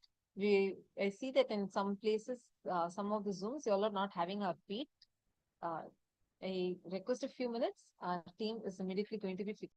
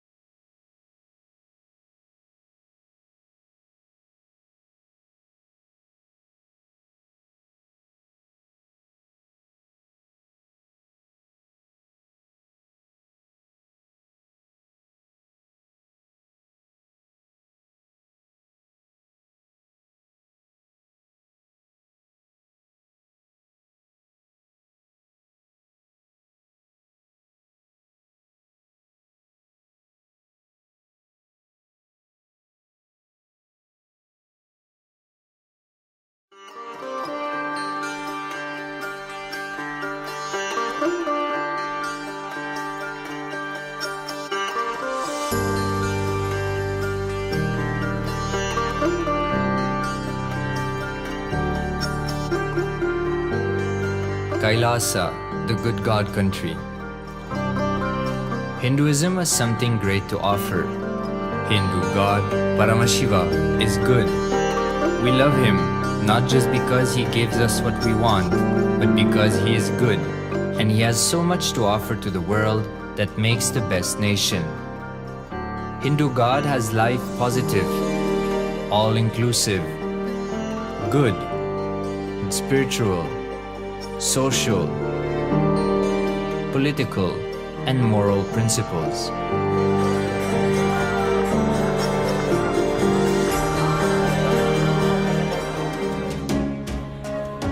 Hindu principles are guaranteed solutions for all the major problems of humanity: resettlement, violence and lawfare, impoverishment, inequality, environmental footprint, pandemic and biowar, disputes, feminist movement, women's rights, child rights, minority rights, linguistic rights, human rights. Because Hinduism has the best to offer to the world, Kailasa, standing tall since 1994 for the grand narrative of Hinduism, is the good God's country. Founder of Kailasa, Paramashiva, and his 1008th incarnation, the Supreme Pontiff of Hinduism, Jagadguru Mahasanidhanam, His Divine Holiness, Bhagwan Nithyananda Paramashivam, is the reviver of Kailasa, the enlightened civilization, the greatest Hindu nation.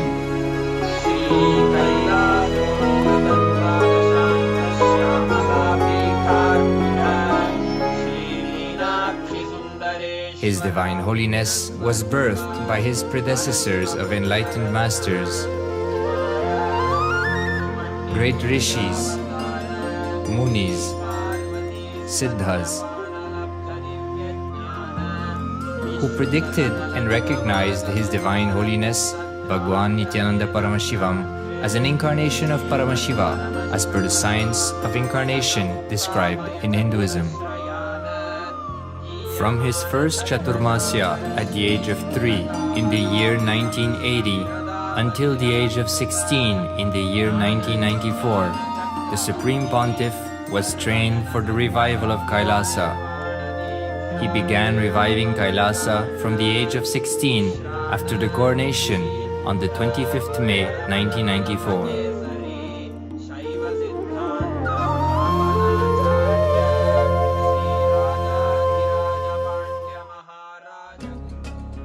Kailasa that we see today is 26 years of sincere hard work of the reviver and Hindu diaspora all over the world.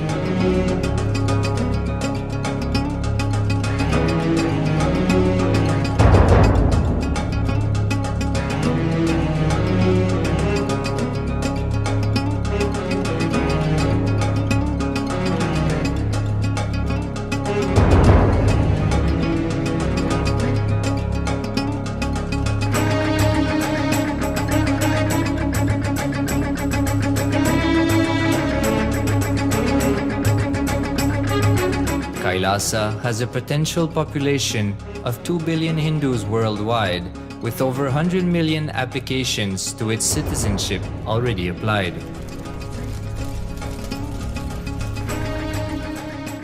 Hinduism has stood over 10,000 years as an enlightened civilization, has been a global beacon of spiritual and timeless wisdom, technology, culture.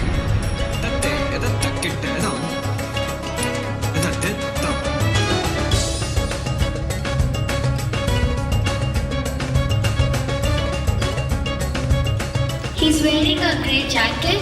His name is Boris.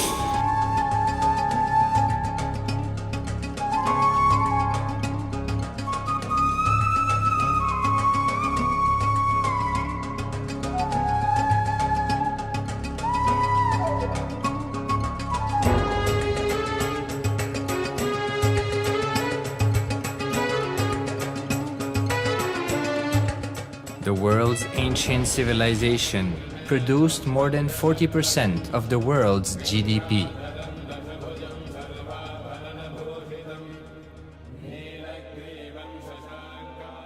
purpose of life is to experience oneness with the ultimate reality, Paramashiva. Life exists on the planet Earth for last 40 billion years, and 5 times life faced complete extinction on the planet Earth. But somewhere one DNA, one cell, living organism is thrown out of planet Earth, preserved inside a volcano rock. After millions of years comes back to Earth due to gravity or whatever reason, gets into the ocean and starts the life again. Sanatana Hindu Dharma is the conscious science to give breakthrough to your DNA through natural selection process and to your consciousness through the conscious decision process.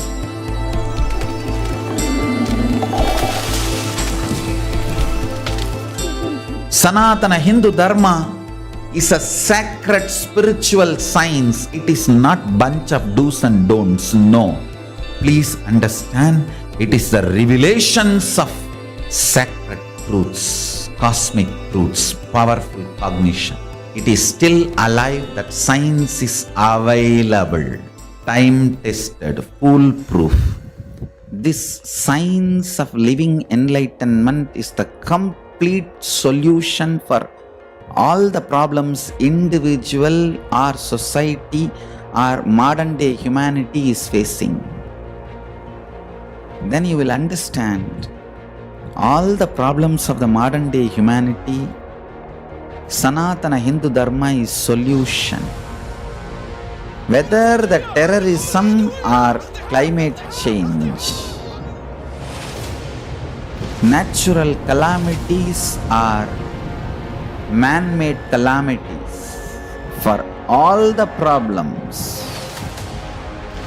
humanity is facing, the only solution is science of living enlightenment, revealed by Paramashiva from the Vedagamas in the modern day through this body. I am a Hindu revivalist, not by any revolution, but by evolution and setting model communities. Understand? Kailasa is reviving the ancient Hindu enlightened civilization. Paramashiva manifested this Kailasa Mandala, the enlightenment ecosystem and the lifestyle. I am going to revive this whole enlightenment ecosystem, Kailasa, by creating a model Kailasas all over the world. I will work sincerely and revive this spiritual science, which is the core for enlightenment ecosystem, making you all manifest the state, space, powers, being, superconsciousness and Kailasa of Paramashiva, and making all of us manifest Paramashiva. In a world ravaged by war, ecological destruction, hatred and division, Kailasa stands as a bold vision of human potential, coexistence, organic living, and alignment with nature.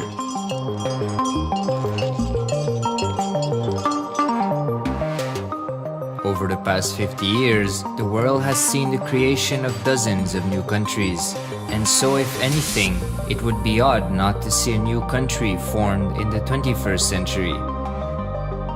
Without the protection of political legitimacy, there is an imminent danger that the great tenets, scriptures, and science of creating an enlightened civilization, which span 56 states, 200 kingdoms, 1700 samsthanas, and 10,000 sampradayas, will be forever lost to humanity. The Hindu diaspora are highly successful around the world. They formed the dispossessed diaspora who has been driven to other countries because they are unable to practice their religion authentically in their own country. They have flourished in countries where they have been allowed to settle with religious freedom. For example, in the United States, Hindus are the most educated and highest earning community, with 77% of them holding a bachelor's degree and 48% having an income of $100,000 or more. Although they are only 1% of the population, Hindus have launched 13.5% of the startups in the USA. They hold leadership, technical and creative positions in companies such as Microsoft, Google, Facebook, etc. This success has been repeated around the world, in the UK, Canada, Australia, etc. James Kirkup, in his 2015 Telegraph article says, British Indians are not just the most successful immigrant group in this country's recent history, but the most successful group of people, full stop. He continues, more extraordinary than the rise in numbers is how it has taken place so harmoniously and profitably for this country and those in it. British Indians, quite simply, are among the most industrious, accomplished, and credible amongst us. The best of British, if you like. The same article says that British Hindus are barely 2% of the population, but 12% of all the doctors. Australia and Canada have understood the ingredients of fast economic growth of the country and are doing everything to attract the educated, rich Hindu community. Hindus are the fastest growing migrant population in Australia. In 2017, 200% more Hindus have received invitation for Canadian Permanent Residency Program. Even now, the Hindu diaspora worldwide are the richest. No divorce, have no cases of drugs and substance abuse, lowest mental disorder, no depression. Hinduism is the only religion which neither converts nor kills. Absolutely non-violent, the elite sect of mankind.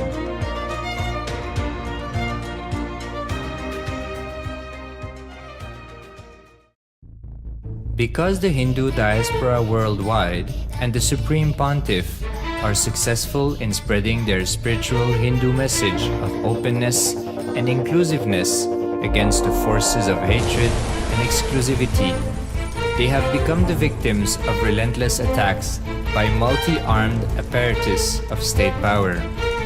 Anti-Hindu forces, extremist caste, supremacist militant organization want a one ideology, Hinduism, under their exclusive domain. What they cannot digest into themselves, they systematically delegitimize and exterminate. Lawfare, assassination attempts, character assassination of the Supreme Pontiff of Hinduism, Jagadguru Mahasannidhanam, His Divine Holiness, Bhagwan Nithyananda Paramashivoham.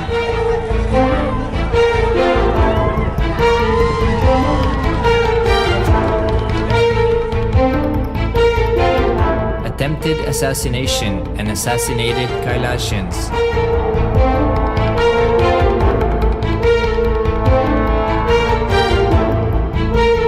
Sexual assaults and rape of female monks of Kailasa. Objectification. Character assassination.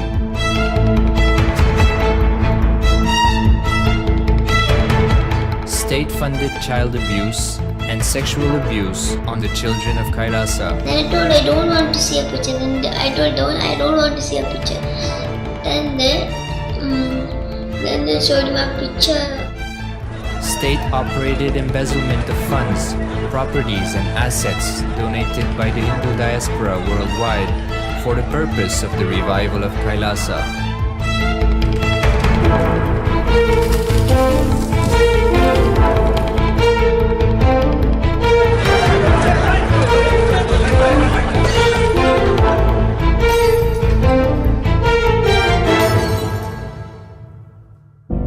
since 1994 up to until now.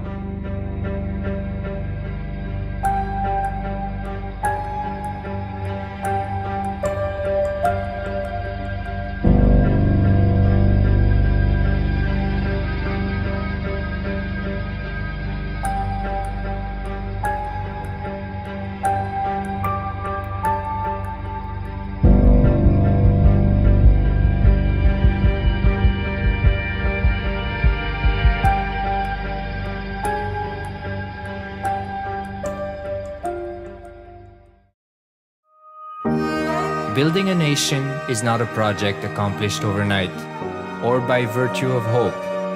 Kailasa is the manifestation of 26 years of sincere hard work, sacrifices, integrity of the Supreme Pontiff of Hinduism, Jagadguru Mahasannidhanam, His Divine Holiness Bhagwan Nithyananda Paramashivoham, and the Hindu diaspora worldwide for the past 26 years for the enlightenment of humanity.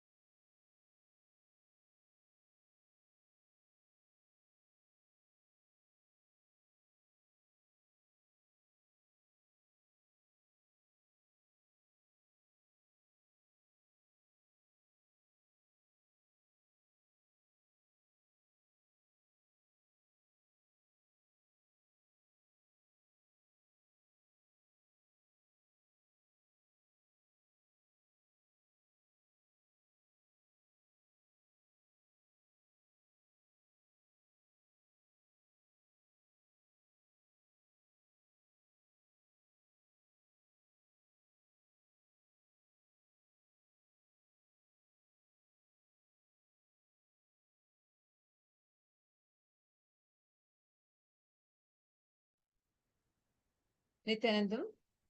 Nithyanandam to all the participants. I hope all of you are able to see us and hear us clearly now.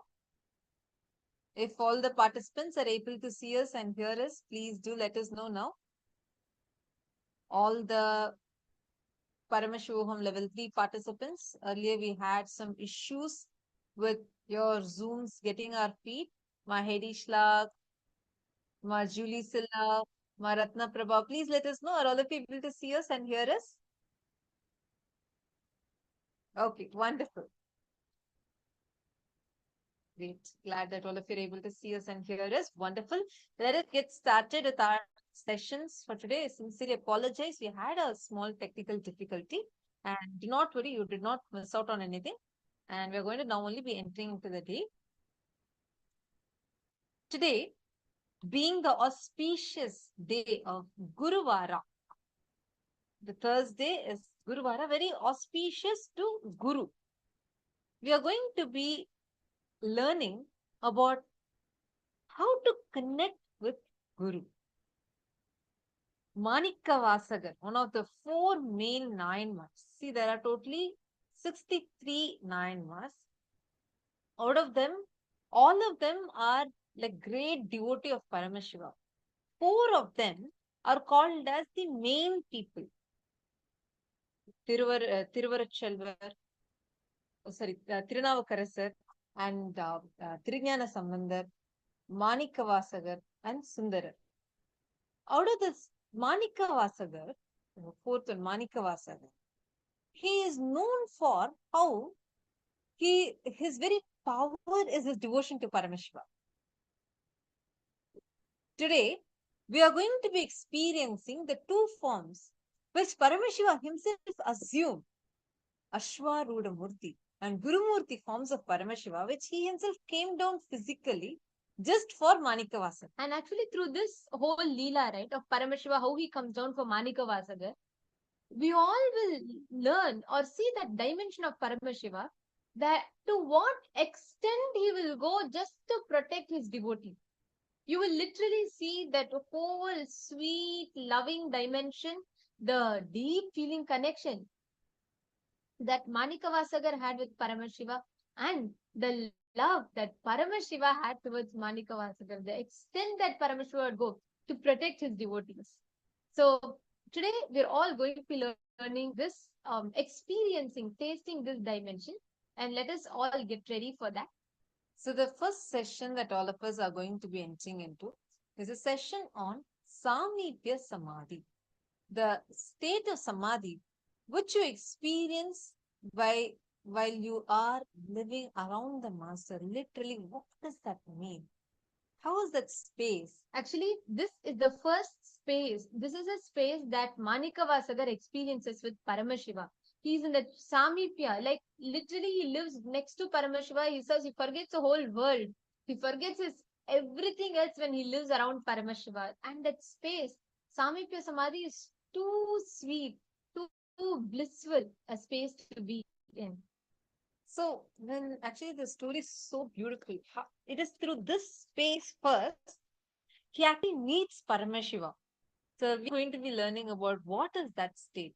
Let's now listen to the revelation from Swamiji on what is Samipya Samadhi.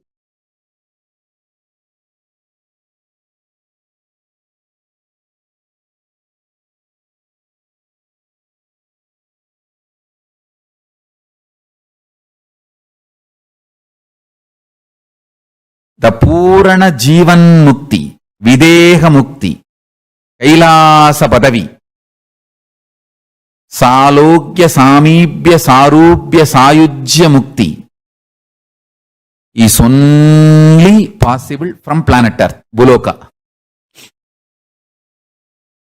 Not from Swargaloka, not from Tapoloka, not even from Satyaloka. Even Brahma, to reach Kailasa, has to come here, planet Earth, Buloka, and only from here he has to go to Kailasa. Because the pure consciousness mirroring is possible only in Buloka. That is the beauty of Buloka. See, all gods, goddesses are different permutation combination of the biology, chemistry, physics of this Ishvara Shakti. Listen carefully. The various Ishvara Shaktis, the various Abharanas, Ayudas, Anga Devatas, Parsha Devatas, Salokya Muktas, Samibhya Muktas, Sayujya Muktas, and Sarubhya Muktas.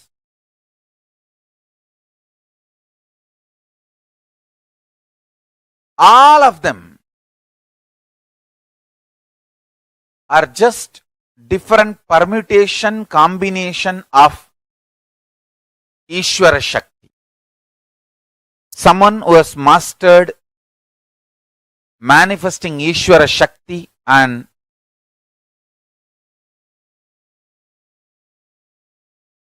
declared his supremacy over gravitational force. Someone who has mastered the Ishvara Shakti and declared his supremacy over electromagnetic force. Listen carefully.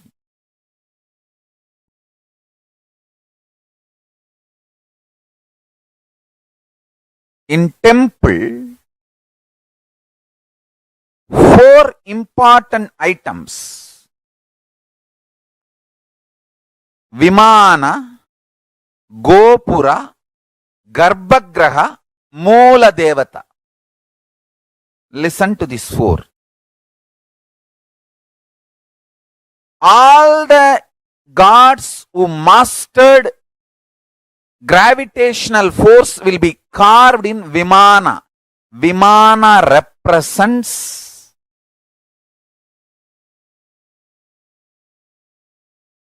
mastering gravitational force. All the gods mastered electromagnetic force. They will be carved in Gopura. Gopura is for sending an intense positive electromagnetic force to the whole city. Garbhagraha is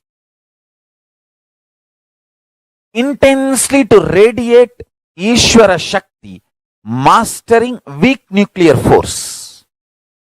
Moola Devata is the Ishvara Shakti mastered strong nuclear force. Listen. Listen. Then you will understand Hindu temple is a spiritual science laboratory to help you manifest Ishvara Shakti. Hindu temples are not just social centers. They are not just ordinary worship altars. They are literally spiritual power station.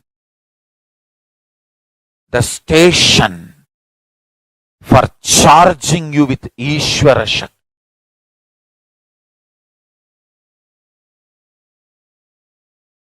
I'll expand on alchemistry. Chemistry is a small word, so alchemistry of Ishvara Shakti, ultimate force, conscious force.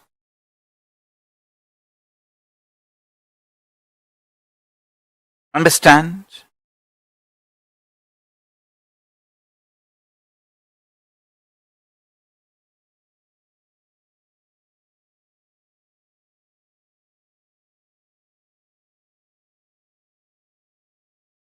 One of the greatest thing about the Ishvara Shakti is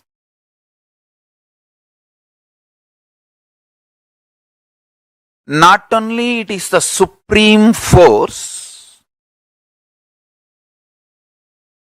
the other forces, gravity, electromagnetism, weak nuclear force, strong force, all other hard powers, hard forces,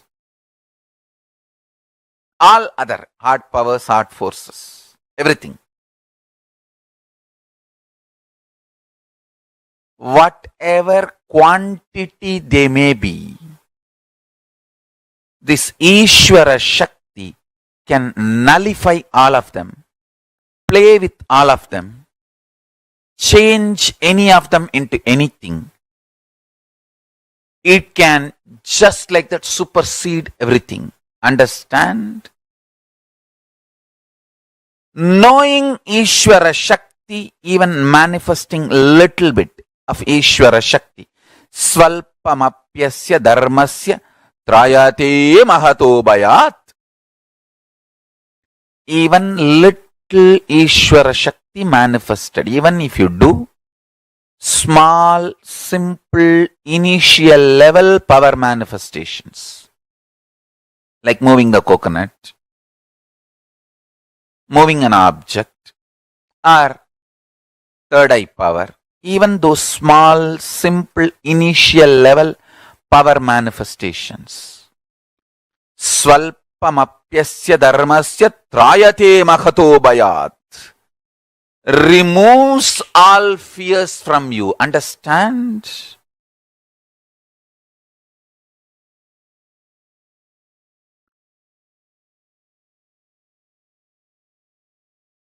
Understand one thing. Hard powers can never win soft powers. Neither hard powers nor black magic can ever win soft powers. They can't even give a tough fight, I'm telling you.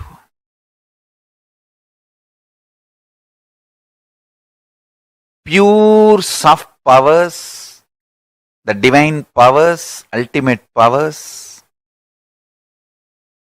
are far more superior, higher than any ordinary imagination.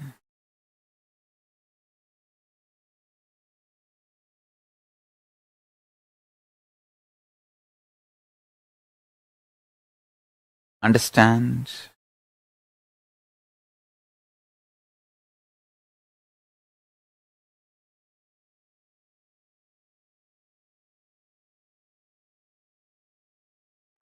When you taste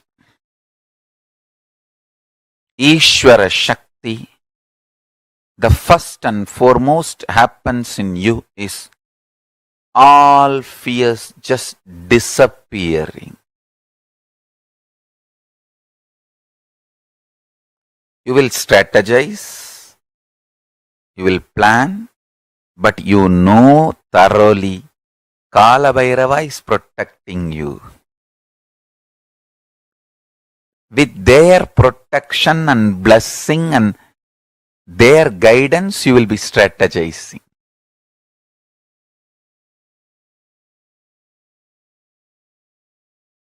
They will be executing more than anything you can imagine.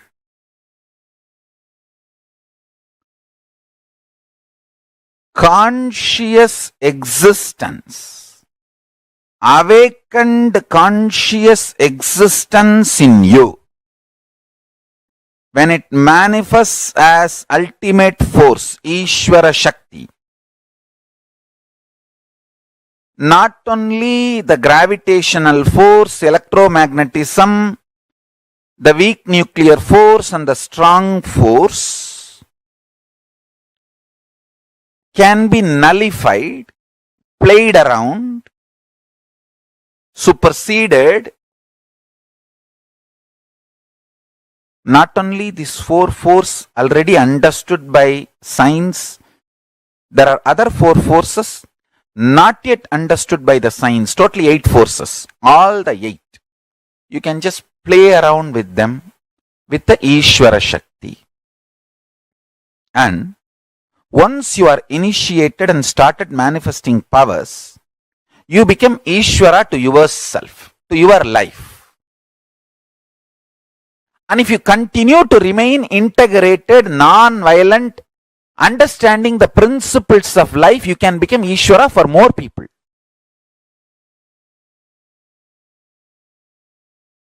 Then you become Ishvara for all your students. If you continue to remain integrated, non-violent, ahimsa, to Paramashiva, integrated to Paramashiva, you become Ishvara for more people. That's all.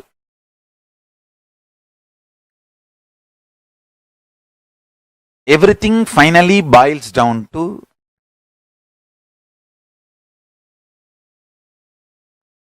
the intense love you hold for consciousness.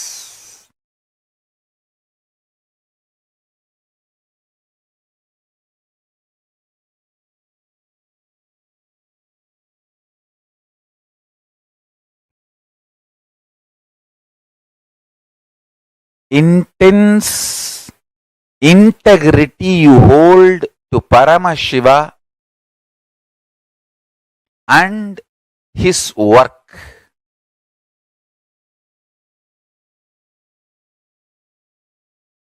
Listen, today I'll explain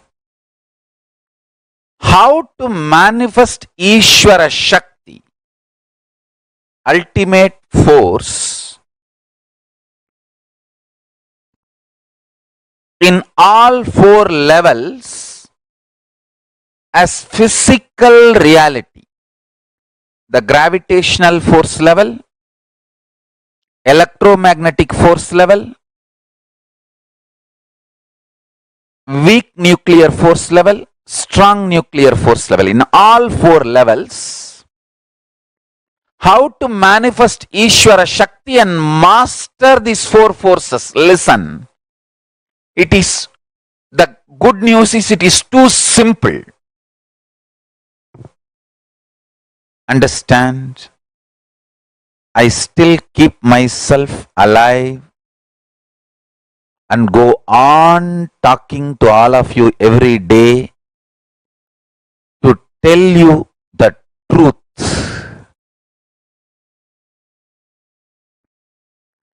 Because the truth I am revealing is too easy to be practiced. Actually, you don't even need to practice. You just need to be awakened. That's all. You need to turn your attention. You need to divert your attention towards the truth I am explaining. That's all. See, for example, if you are in a dream, you are running in a forest to save your life, and two tigers are chasing you. You are almost on the cliff. If you fall, you will die. If you don't jump, the tigers are going to eat you. You are almost in the worst danger.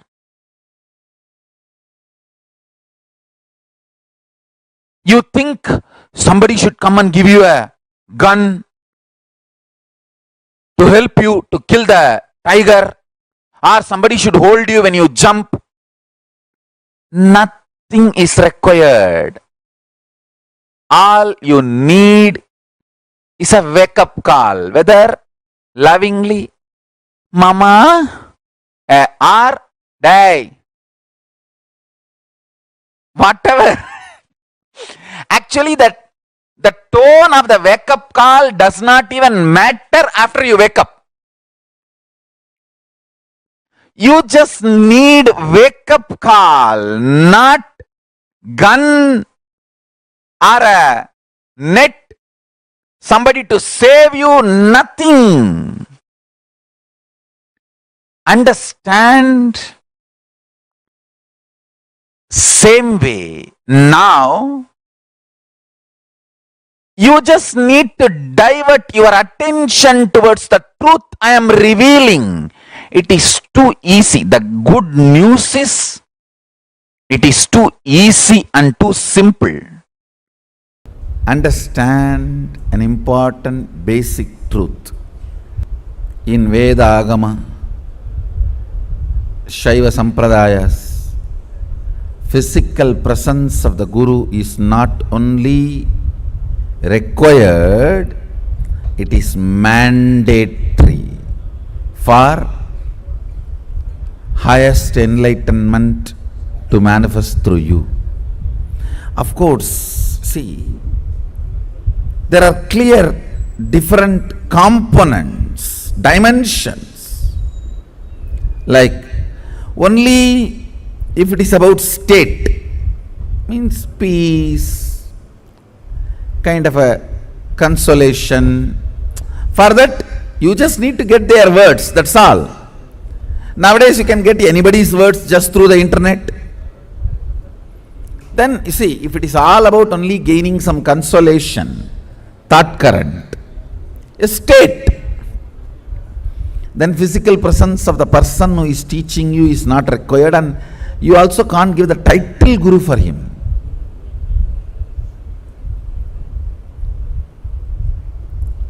If it is all about space, the way enlightenment operates, then you may need a little time, training time around him.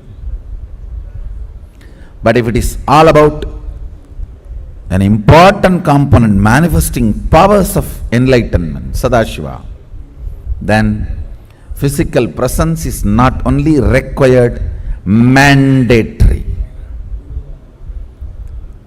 So the very definition of Guru and physical presence as per Vedagama Shaiva Sampradaya is different. Let me come back to Vedagama Shaiva Sampradaya. Either Vedanta or Siddhanta or Agamanta Sampradayas.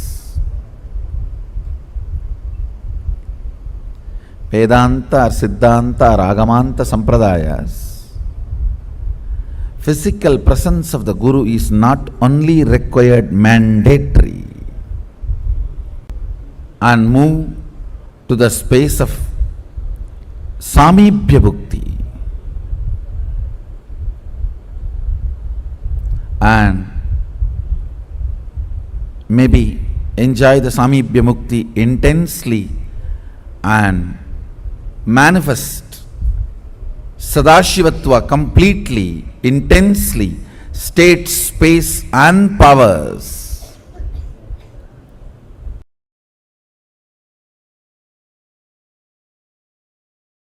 The literal translation for the word Dharana, Ramanuja very beautifully explains. Ramanuja has written a commentary on Patanjali. He beautifully comments on this word Dharana. If oil is being poured from one cup to another cup, how it will flow, that is called Dharana. Dhara. That is Dharana.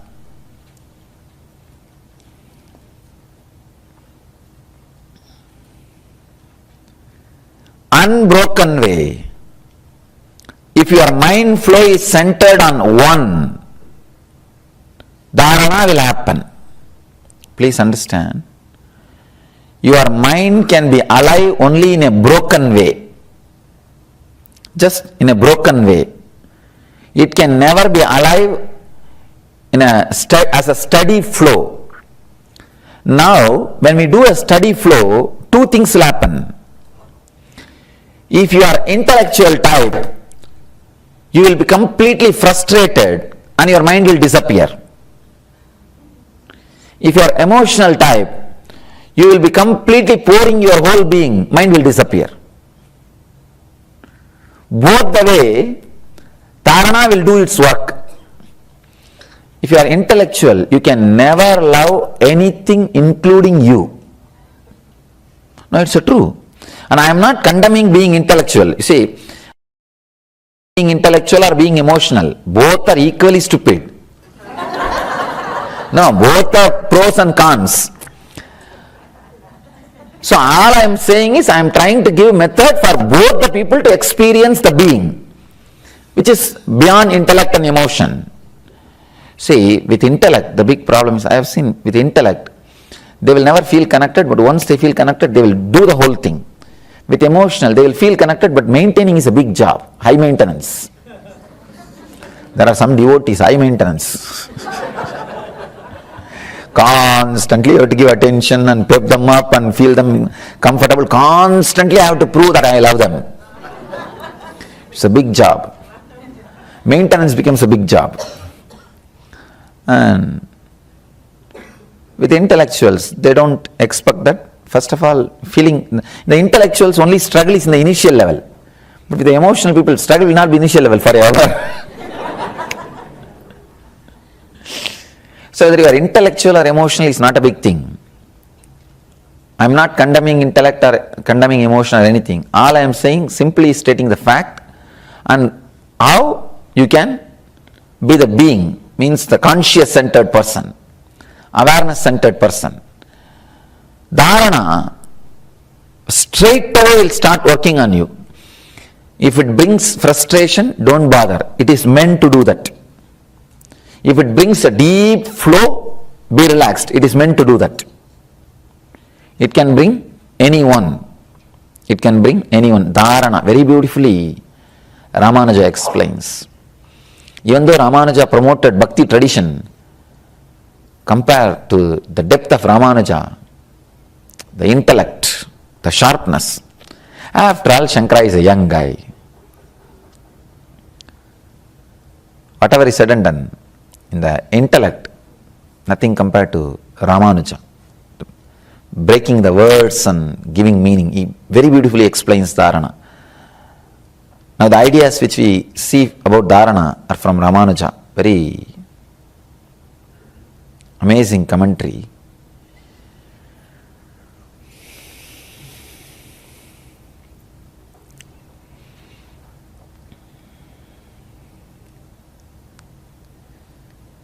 Dharana is nothing but ripe state of pratyahara. When pratyahara ripes, it becomes dharana. You can say dharana is the state where your whole being starts feeling the fruits of the yoga, fruits of all the things which you practiced. See, till pratyahara, everything is you pushing inside. From dharana, something pulling you inside. See, till pratyahara, human effort. After dharana, it becomes divine effort. It just pulls you. Dharana, dhyana, samadhi will automatically happen. That is why dharana, dhyana, samadhi is called samyama. There is a common word for it. Samyama means becoming one. Becoming one. Samadhi means also becoming one. Suddenly sometime, if you are remembering somebody constantly if you are remembering somebody, you will feel that few minutes you will lose the idea of you and that person will be there. Suddenly you will wake up and think, oh God, what am I doing? Where am I? That is what? Samyama. And completely if you disappear, only that person is there. It's samadhi.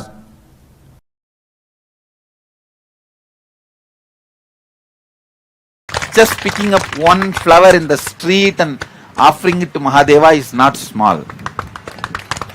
Never ever use the word small rituals.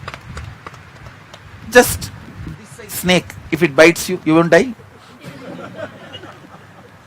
Snake may be even this size, but its poison is poison. Same way, just a small one drop of water putting it on Mahadeva, one tulsi offering it to Mahavishnu, or even bowing down sincerely is not a small ritual. All rituals, all temple, everything is as important as samadhi state itself. Understand? The samadhi state which Ramakrishna speaks, Ramana Maharshi speaks, which I call it as enlightenment, all this can be achieved just by one small tulsi leaf offering to Vishnu, or one small bay leaf offering to Mahadeva, or one namaskar. When you bow down, little bit of your kumkum falling at the feet of Devi as Archana, even that is enough to cause samadhi in you. All of you be very clear. It's not that I promote rituals, I am uttering the facts. I am uttering the facts. And I don't know how you believe or not believe, still I enjoy my puja like anything. Every morning, still I'll sit comfortably, sit in samadhi. It's a cute puja, few minutes only, but I'll sit in samadhi and enjoy that. And never do it as a force, or never do it in a hurry, never do it like a work. I just sit and enjoy. If you can enjoy your everyday puja, you are living enlightenment. Never ever underestimate power of ritual.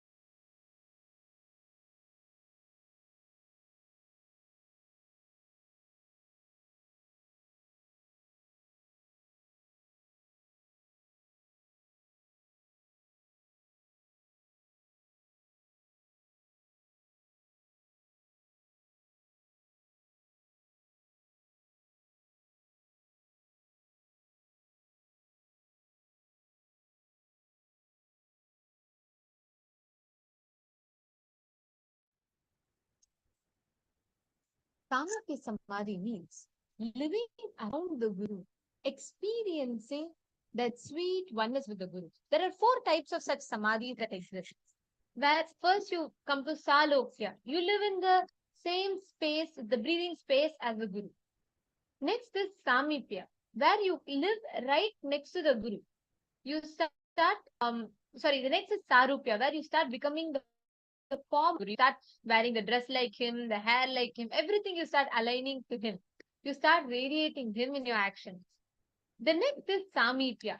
Samipya is where you start living around the Guru in his very own space, personally serving the Guru. And ultimate is Sayujya. Sayujya is where you merge into oneness with the Guru. See, even though Sayujya is the ultimate, the sweetest out of these four is Samipya Samadhi. Literally, you will be like, Swamiji will explain this. Like, if a ant is finding a small drop of sugar, it's just tasting it and going.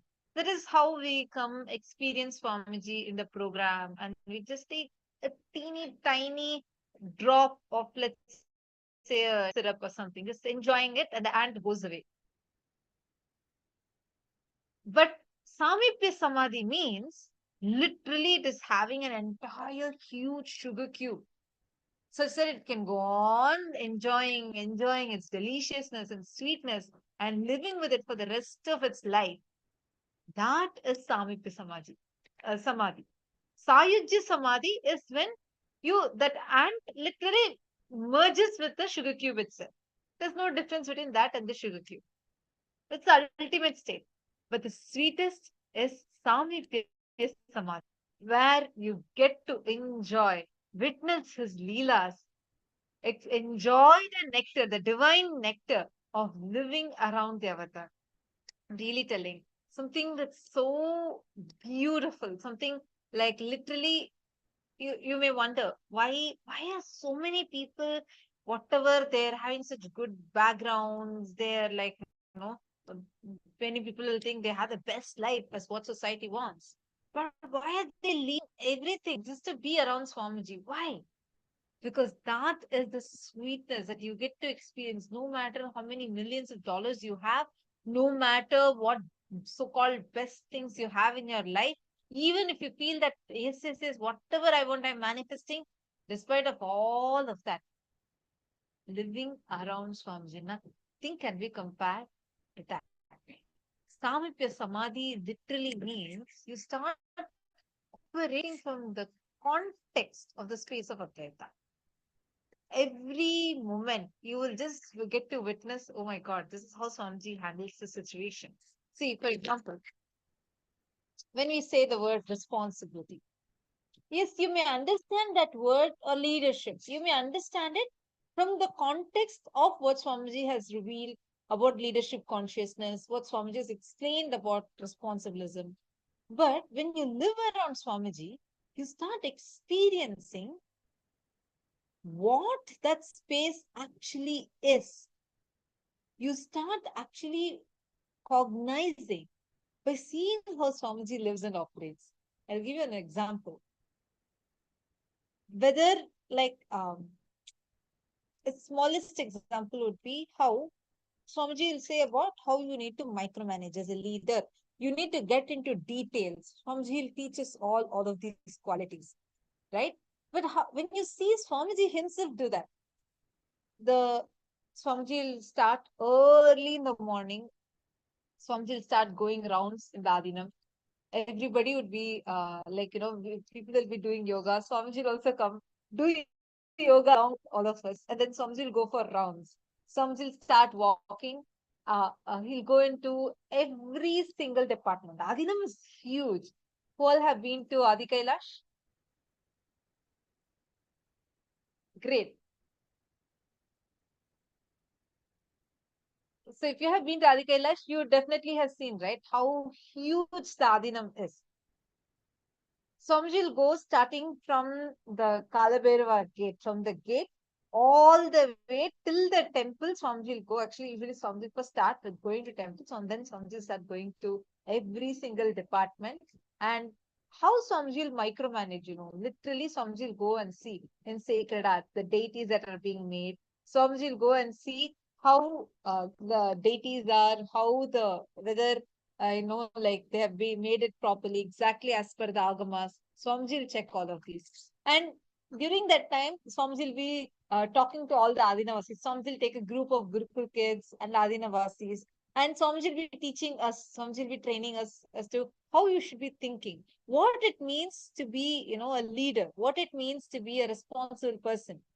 Swamiji will be teaching us. This will be early in the morning.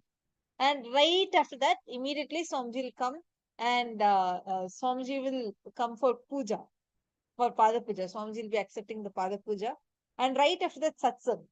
Like you will see, there will be literally like no gap between this. You would have seen 5 minutes back, you would have seen Swamiji walking. Suddenly, you'll be seeing Swamiji sitting in Garbha Mandir and receiving Pada Puja, like and showering all of us with his blessings. Next moment, you'll see Swamiji is on stage. Swamiji will be giving the satsang. And right after the satsang, the programs would start, where all the participants will get to be around Swamiji. Within the gap of the satsang and the participants who would have come for inner awakening and all, by the time they all go and have their breakfast and come back. Swami finished meeting with all the global Kailasas that are there. And Swamiji will be micromanaging. And to what extent, Swamiji would be knowing, like literally how many doors and windows are there in Tiruvannamalai Adinam. Even better than the people who are actually there. Yeah, exactly. How many plates are there and which deity is in which Adinam. All of these things. And then by the time the participants should have come and assembled back, Swamiji would already be sitting ready for the program. Like Swamiji, all these would happen in front of the participants only. Like Swamiji would be having the meeting on the stage while the participants are all going, getting their food and coming and sitting and having their breakfast. And then Swamiji will come and sit with all of them, conduct the program and teach them, answering each of their questions. And every break, Swamiji would be attending to various other departments, micromanaging it to the dot, like literally even a book. Swamiji will review till end, till each and every line by line. Understand all these things, unless you're living around Swamiji, right? Even now, maximum you may understand from one perspective to whatever our limited knowledge can grasp. But living around Swamiji, your very bio memory would start grasping. Best life is life around the avatar. I mean, Paramashiva himself has come here. He is in this physical body. And we are here. We are so blessed to be in this physical body. What else can be the best space to experience? Samipya Samadhi is the most delicious and best lifestyle to experience. And you get to experience that by when you take sannyas, you get to live around Swamiji physically. When you start doing this completion process, start again and again deciding to operate from the space of Advaita, where you say, okay, if Swamiji is in this situation, how will Swamiji respond? How will Swamiji sit? How will because Swamiji we talk? constantly live around the guru, right? When we constantly, all the conversation, everything is centered out around these. What starts happening is slowly, in all the levels, we start becoming in oneness with Swamiji. We start imbibing concepts of who's your role model and who's your hero is very important. You start subconsciously cherishing them, you start reflecting, mirroring them in your life. And that is we constantly mirror him, replicate. Slowly, we start experiencing that oneness. We start becoming that oneness with Swamiji. So that is what is Samipya Samadhi, the space of pure oneness, pure feeling connection, pure love. That experience, you experience Samipya happens to you such intense, beautiful, the inner space will become so friendly, love and joy. First side effect of radiating Sami. Now, powers. And through this power manifestation, we will see how we will be that powerful space of oneness, whatever you call it, power manifestation, all of that will start happening in us. Just through this. Understand whatever might be the your your ability, qualification, nothing matters. When you just sit and decide to experience that Samipya Samadhi, you will simply see, you will start radiating that oneness with Swami. Now let us all enter into the power manifestation. Joining with us, we have Manitya Yoga Pranananda, who's going to be taking us all through this power manifestation now.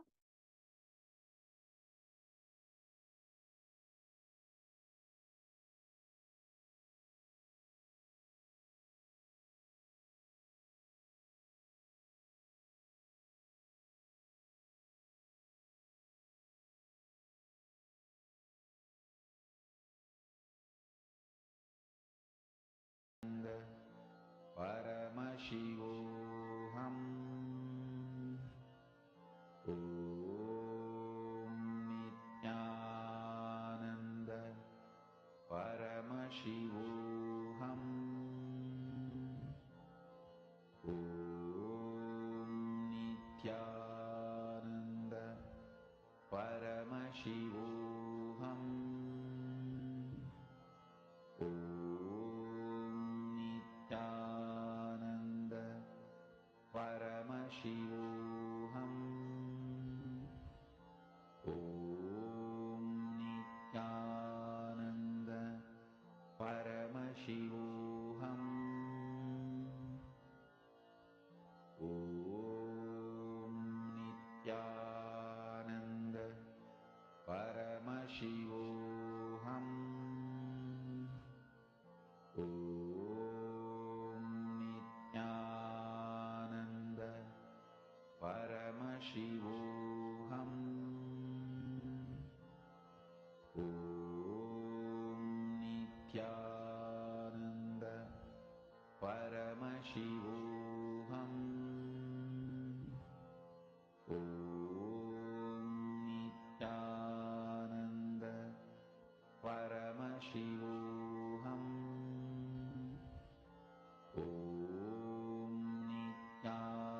Nithyananda Paramashivoham Om Nithyananda Paramashivoham Om Nithyananda Paramashivoham Om Nithyananda Paramashivoham Om Nithyananda Nithyanandam, everyone. Let's now enter into the power manifestation session. As all of you learned, the different manifesting Swamiji through your body, the different samadhis, and just manifesting Swamiji through your entire being. So today, through this very technique, we are going to be manifesting the power of Surabhi. What is this power of Surabhi? It is manifesting the divine fragrance without just out of nothing, out of thin air, manifesting the divine fragrance and manifesting this power through the space of oneness, becoming Swamiji, not just visualizing Swamiji, connecting with Swamiji. No, you're gonna become Swamiji and you're going to manifest from that space. So I hope all of you are ready. And if you have any questions or doubts throughout the power manifestation, you can feel free to um, reach out to me in the comment section below, and then I'll be able to guide you throughout the session. So, what we are going to be doing now, the first thing which we are going to be doing is preparing to enter into the space to become Swamiji and manifest Swamiji. When you're, see, what every time every day when we manifest these powers, we manifest it from the space of oneness. We visualize Swamiji, we chant the Mahavakya, we drop that identity of I and me, and we manifest these powers. Today, you are going to become Swamiji. So forget about just dropping that identity. It never even existed. You're just Swamiji. And because of that space of manifesting Swamiji so strongly through you, um,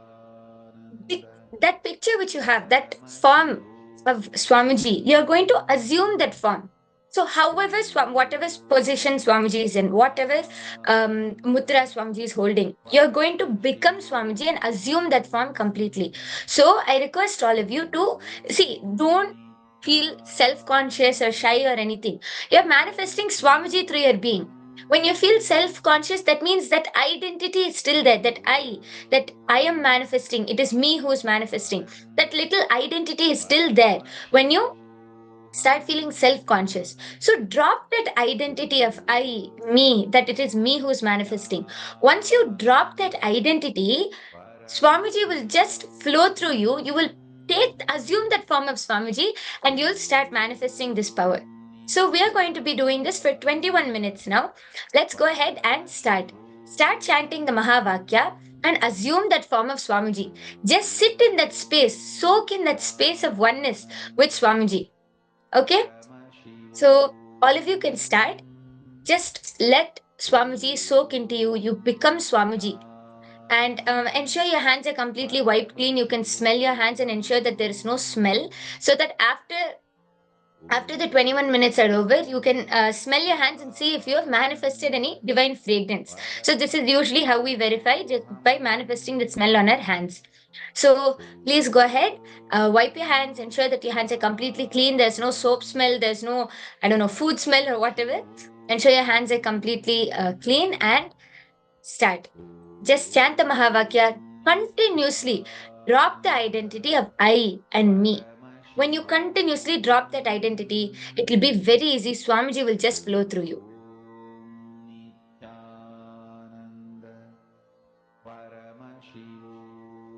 So continue with this space and let's start manifesting. Your 21 minutes starts now.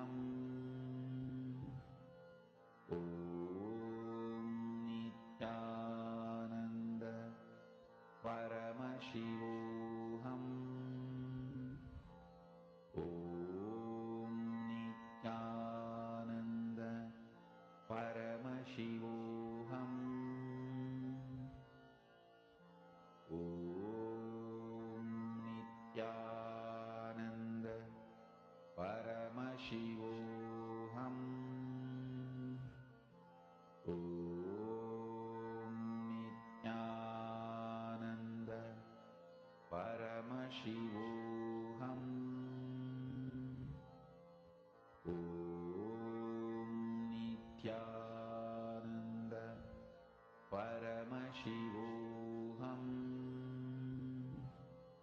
Om Nithyananda Paramashivoham.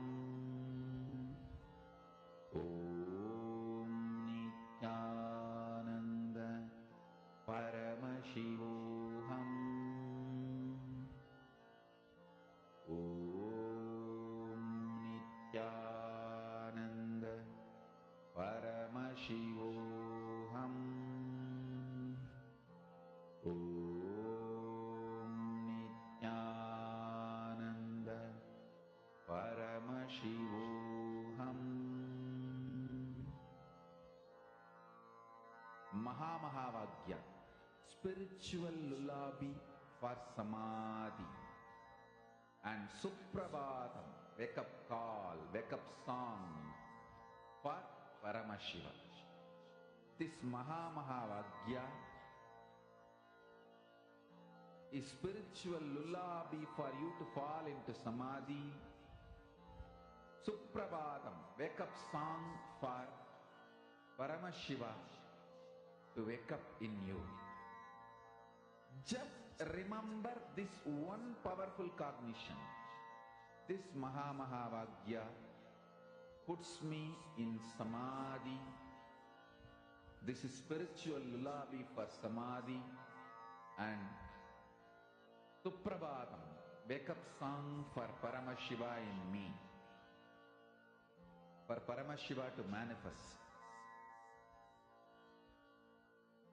With this one spiritual powerful cognition, chant this Mahavagya.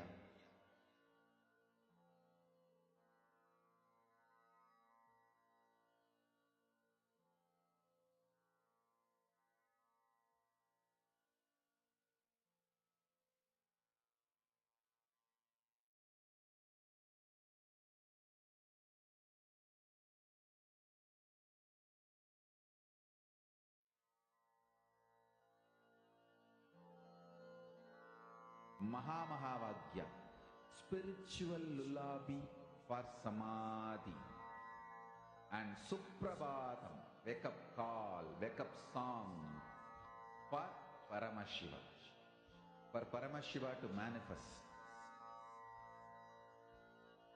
Continue chanting the Mahavakya. Assume the form of Swamiji completely.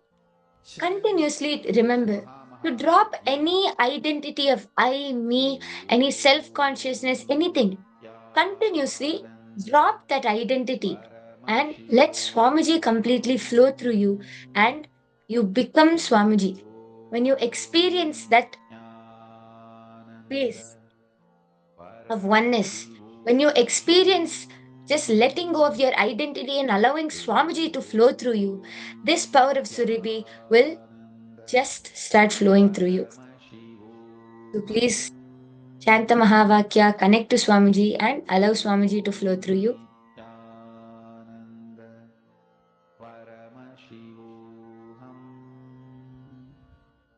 Om Nithyananda Paramashivoham. Om Nithyananda Paramashivoham. Om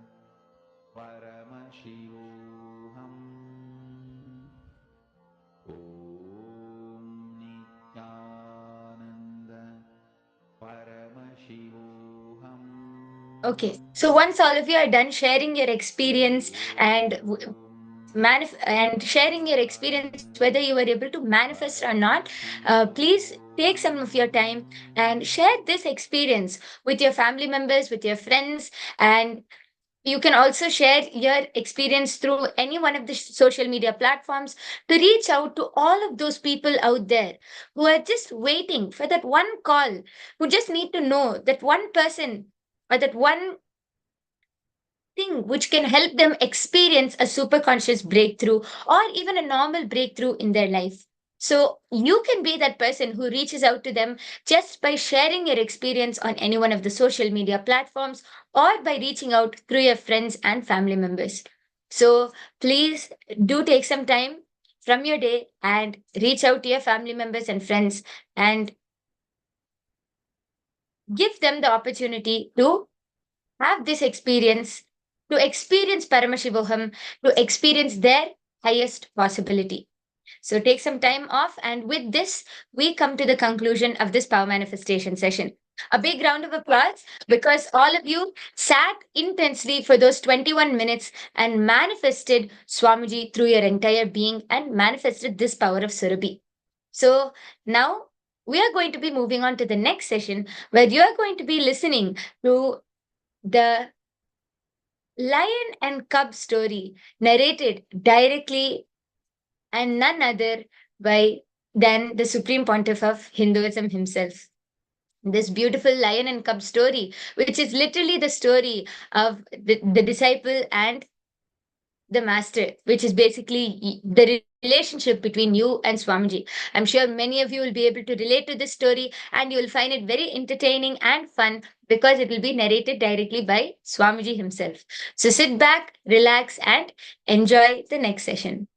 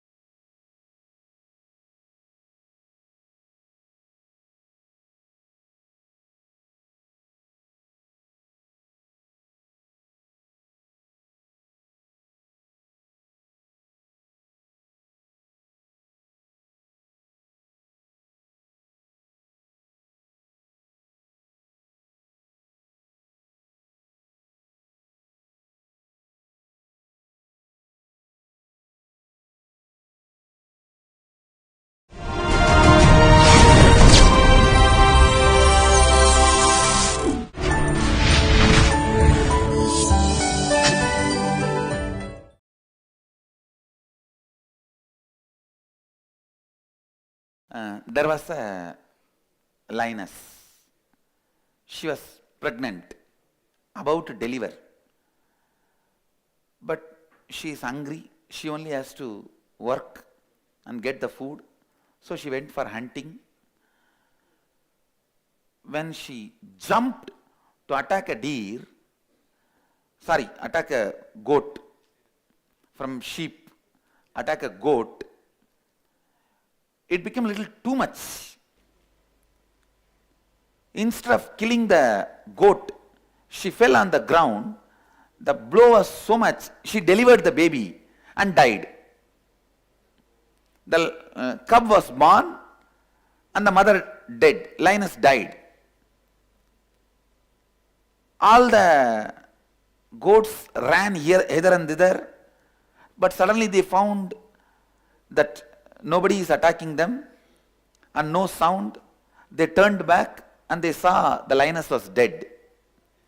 And near the lioness there was a small cub, cute cub, trying to look here and there and play around, roll on the mud. And all these guys go there near to see what it is. They say, bah, and they see a small baby, doesn't know what to do. That baby just started jumping and trying to bite some female goat and try to drink milk. And the female goat, really, she felt compassionate and she allowed the cub to drink. And the whole sheep, they took the cub with them, and the fellow started growing there. Slowly, he started eating the grass just like any other goat, and started making the same sound. He was growing. Everything was going smooth. He was even about to fall in love with another one female goat and start his new relationship and life. Everything was going well, nothing wrong. Suddenly one day, big storm. One lion saw this whole sheep and one cub running around with the sheep. He was shocked, surprised. But before he could do anything, the whole sheep ran away. Next day the lion again came back to the same place, waited for this sheep to move, and he just jumped and caught only that cub. And that fellow started bleating same way. Ah, ah, leave me, leave me. Started shouting. This fellow caught the neck and said, hey, what are you doing in this group? This fellow said, I am a sheep, I will be there with them. I am a goat, I will be there. What am I doing? Means I am grassing, I am eating, I am grazing and I am eating the grass. This lion looks and understands nothing can be told to this fellow, and this fellow is begging, leave me, leave me, leave me. And the lion, all right, takes the hands off, and this fellow runs as fast as he can and goes and joins the sheep. And next day again he waits. Again he jumps and catches the same cub, holds him by neck and say, look, you are a lion, you are not goat. Don't be stupid. That fellow starts screaming, no, no, no, I am sheep, I am goat, leave me to be with my people. This fellow says, all right. He takes his hands off. That fellow runs as fast as he can, joins his team, goes back. But that night he was not able to sleep. That night that cub was thinking, what is this? That fellow was talking something stupid. But he seems to be compassionate. Otherwise, why he did not kill me and eat me? He left me. Experience of after seeing first day satsang. Our kalpataru touch. He did not kill me. He left me. Why? No, no, no, no, no, no, no. He is telling, I am lion. Something is, he has some big plan. He has some conspiracy. Maybe he is going to make me do inner awakening. He has some larger plan. No, no, no, no, no. He is not a good guy. Come on. Let me be with my mother sheep, father sheep, brother sheep, daddy sheep, girlfriend sheep, and everything. Da, da, da, da, da, da. Come on. Pull the blanket and try to sleep. But that eyes, which looked into your eyes, coming again, not letting you sleep. Next day morning you try to get up and join the whole team. But before coming near the region where the lion was there for last 2-3 days, when you are coming near that area, you have a doubt, should we go against that same area? Why not we tell all these fellows to change the route? But will they listen to me? Who? Why? I think, but we have come all the way. I'll quickly run before he catches me. Run as fast as you can. Next time when you see the poster somewhere, in the street, NKY, NDY, run as fast as you can. But again, he runs faster than you because he's a lion, you are a cub, and he catches you. Hey, did you think about what I told? You are a lion. No, no, no, no, no, I did not think about anything. Don't talk to me. I am not interested in what you are saying. I have my father, mother, new girlfriend. Did you not see my selfie with her in the Facebook? I am getting engaged quickly. I am planning for engagement. And don't disturb my life. Everything is going smooth. This fellow now holds his neck in such a way, it was more the touch of love than the touch of harshness. And he says, all right, but listen, at least once, try to look into the mirror, see my face, and see your face in the mirror. He leaves. Initiation into completion.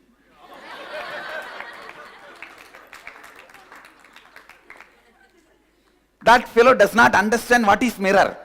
He runs along with the team, goes and sleeps. That whole night he is thinking, what is mirror? What is mirror? What he is telling me to do? Why should he every day catch me but not eat me? And why is he letting me go every day? What is mirror? Next day, the same team, same group, same route. He stands from a distance and asks, can you tell what is mirror? Dialed avatar call.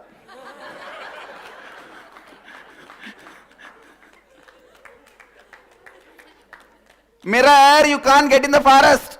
Go and see in the river water or in the pond water. In the silent night. That is the only thing you can do. Means blessing. I'll make it happen. Any way you want. The fellow from there itself runs. Doesn't want to come near. Runs. By now, the touch 2-3 times has made his biomemory believe he's a good guy. Logic says, no, you have a girlfriend, boyfriend, mother, father, so many things, your business, and you are the largest retailer of grass.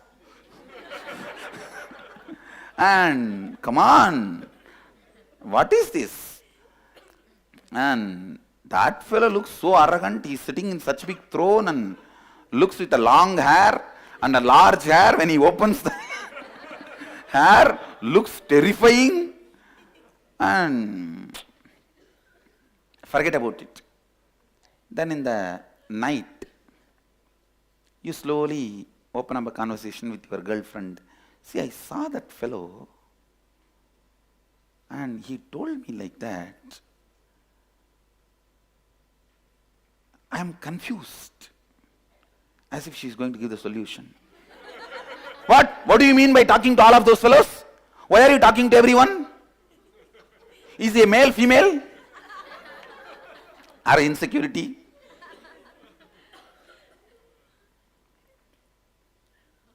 And this fellow understood. He opened the wrong subject with the wrong person. And he said, okay, forget about it. What is there? It's okay. Come on.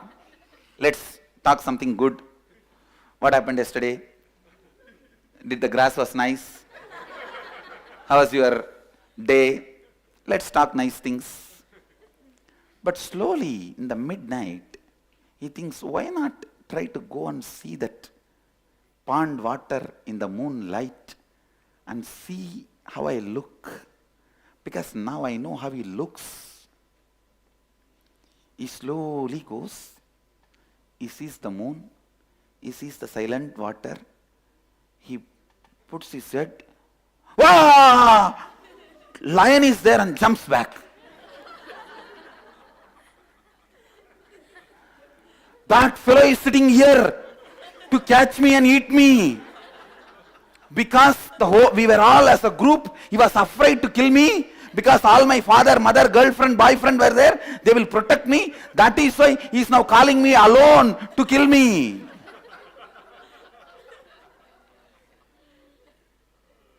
Invitation to try the completion technique every night on your own with the mirror. He is calling me alone to finish me off. No. Then he thinks, but there is no sound. How can that fellow be inside? He looks around. He's brilliant. So he looks around for the footprint. If he has come some way only, he would have come. Come on, see the footprint, whether he has come. And he sees no footprint. No footprint. Then that is Atmamurti. How will I have a footprint? And this fellow, did I get confused? Am I hallucinating? Am I in illusion? Hey, after all, I am a young man. If I am so frightened, how will my girlfriend respect me? I think I should have a clarity before getting married. I don't want to get married in this confusion. I think today I should decide this way or that way. That is almost the decision. I think I should flight the ticket for Varanasi. I should book that flight ticket for Varanasi. And this fellow, slowly putting one leg, looking at the moon, looking at the water, once more stretches. This time not screaming, but seems the fellow is inside. And he creates sound. And puts little mud.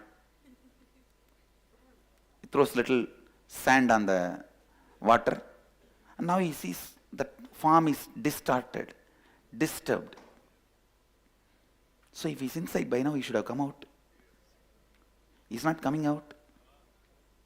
Then what it is? He slowly puts the face once more.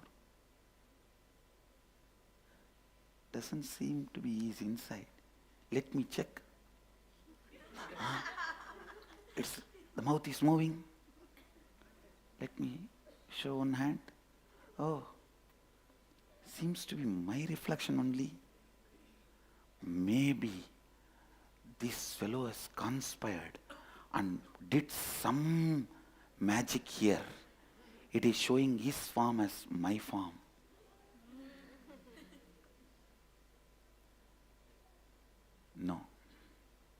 No, there is some big game here. There is some game. No. He comes back. That much is convinced that his form only is reflecting there, but he doesn't know why he is having that guy's form, not his mothers or fathers or girlfriends. So that much he is confused.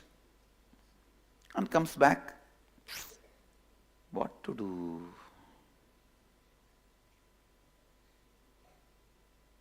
He feels like somebody is lying to me, trying to cheat me. Either that fellow or these fellows. Who is trying to cheat me? Society or Guru? The confusion. These fellows tell in one way, he tells in the other way. He seemed to be a nice guy because he doesn't need to leave me so many times.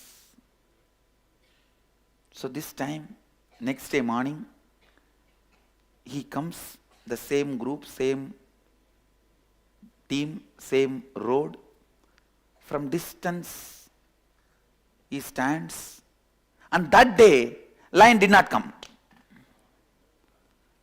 And he is standing there and waiting. What is this? Today he has not come. The whole sheep is moving. They are walking as usual. And he is thinking, hey, quickly come. I have to talk to you and go. My team is waiting. That fellow did not come. And he is hiding behind the rock and seeing what is going on here. And he looks this side and that side. And these fellows are walking and he is afraid to be alone here. And either I have to now choose whether I can join them or wait for seeing him. And suddenly he hears the sneezing sound. Ouch! He knows he's standing there behind the rock. Hey, come out! Why are you hiding? That fellow slowly walks out and, what? Did you see in the pond? Yes, I saw. I saw you are trying to play trick. You have put your farm there in the water. And this fellow says, no, that is not my farm, it is your farm. No, I know you are trying to cheat. He says, no, then go and try to put your feet on him, hand on him. Then you will understand it is your farm. He runs with the team. The day is trying to check out. That is the next level of initiation. Experiencing deeper level of completion. And that night he goes up moon, down water. He puts the leg and he says, yes. Oh God. He is not there under. Then, am I? No. I know thoroughly. And by today, girlfriend recognizes that he is not normal, he is not usual. And she's screaming, why are you not picking up my call? Why are you not answering my phone? Why are you not responding to my message? You are not on the Facebook, you are not on the TV, you are not on the mic, you are not on the telephone. What is going on in your life? Are you planning for engagement or not? What do you mean? And this fellow says, leave me for 2 days. Give me 2 days. I just want to be myself. And I know from the day you saw that fellow from Bangalore, you are doing all these crazy things. And have you not heard about so many scandals about him?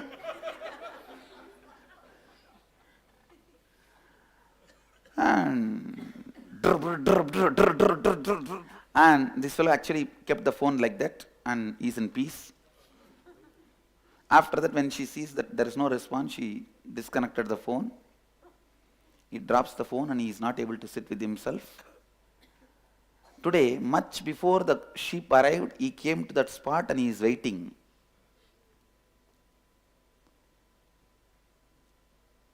I checked yesterday.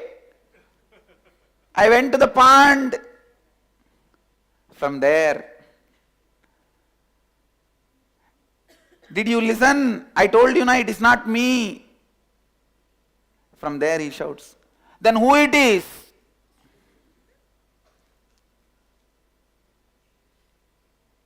Arey, whether you understand or not, it is you.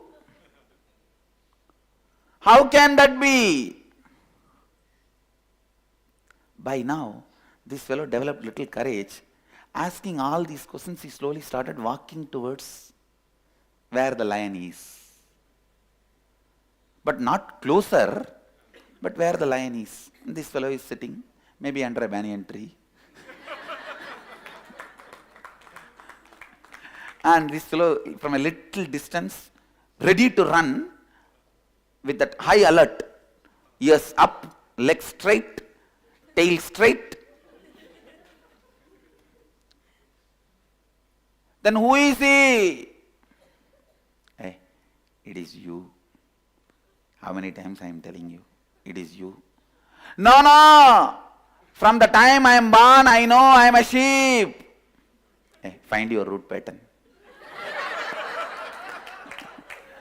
First moment when you started feeling you are a sheep. When you started thinking you are a sheep. What is root pattern? Find the moment when you started thinking you are a sheep. And who told you you are a sheep? My uncle told me. Is your being is comfortable and okay with you believing you are a sheep? No, no, there is always uncomfort. But I don't know why. Maybe because I don't have enough grass stock for me, for my future. And my girlfriend's mouth is little long and she is not that beautiful. If that can be done by plastic surgery and I accumulate enough grass for my whole life, then I will be comfortable and settled.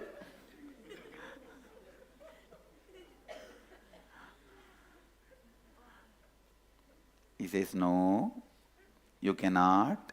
You will not be able to settle with the plastic surgery, all the wealth accumulation. You need to understand who you are.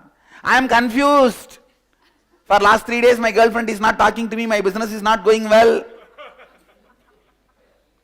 I have left all my business and came here to see you. Okay.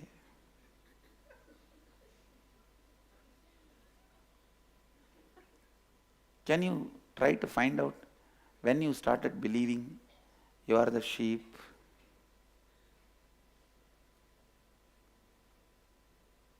Okay. By the time he feels a little bored and afraid that sheep have gone long distance, he is all alone. The moment he realized he is all alone, he ran. And the lion is just sitting, relaxed. Next day, first time, he comes without his whole team, all alone, little early morning, 4:30, 5 o'clock itself. But again, he maintains his safe distance. I was thinking whole night,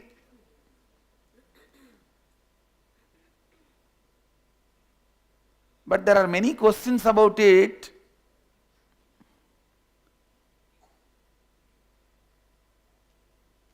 The lion says, all right, come on, ask the questions. Give the mic to him.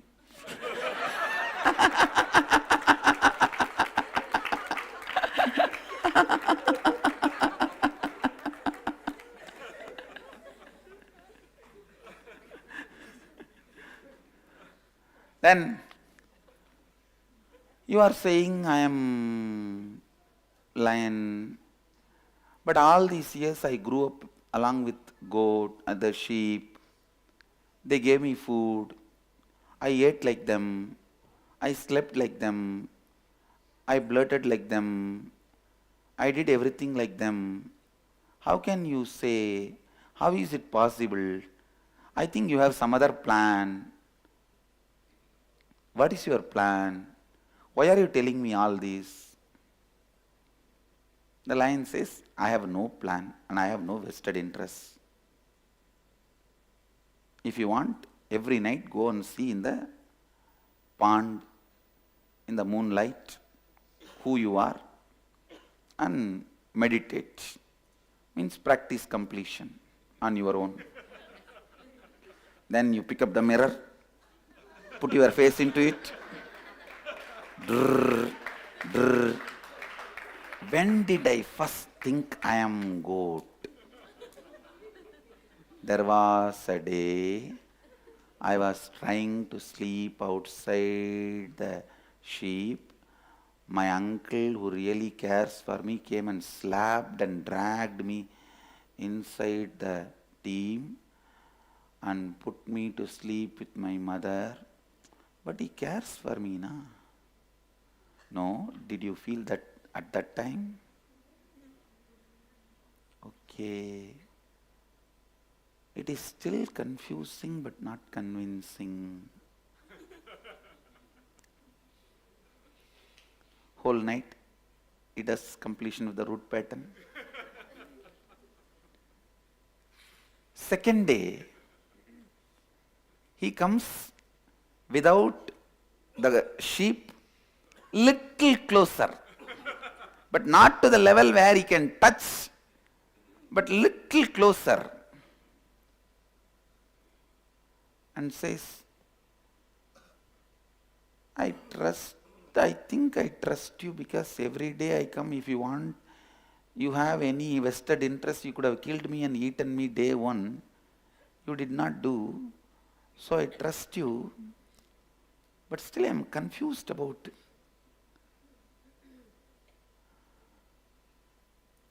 what you are talking. Yesterday whole night I remembered many times I have seen in my life my friends feel that I am separate and they can't handle even if I slap them friendly way. All that I am thinking through from last night. And I also started doubting I may not completely belong to that society and what they are trying to tell. I am not completely convinced about them, but I am also not completely convinced about you. But today, I just want to tell you that I brought something. Lion asks, smiles and asks, what did you bring? The best grass. I am a grass retailer. The best grass I brought. We all enjoy. I'll leave it here. Will you also eat a little bit? And Lion says, why? Why did you bring grass? This fellow feeling little fear and shy all together. He just drops the grass and says, runs to a certain distance, I brought it because I love you, and runs away.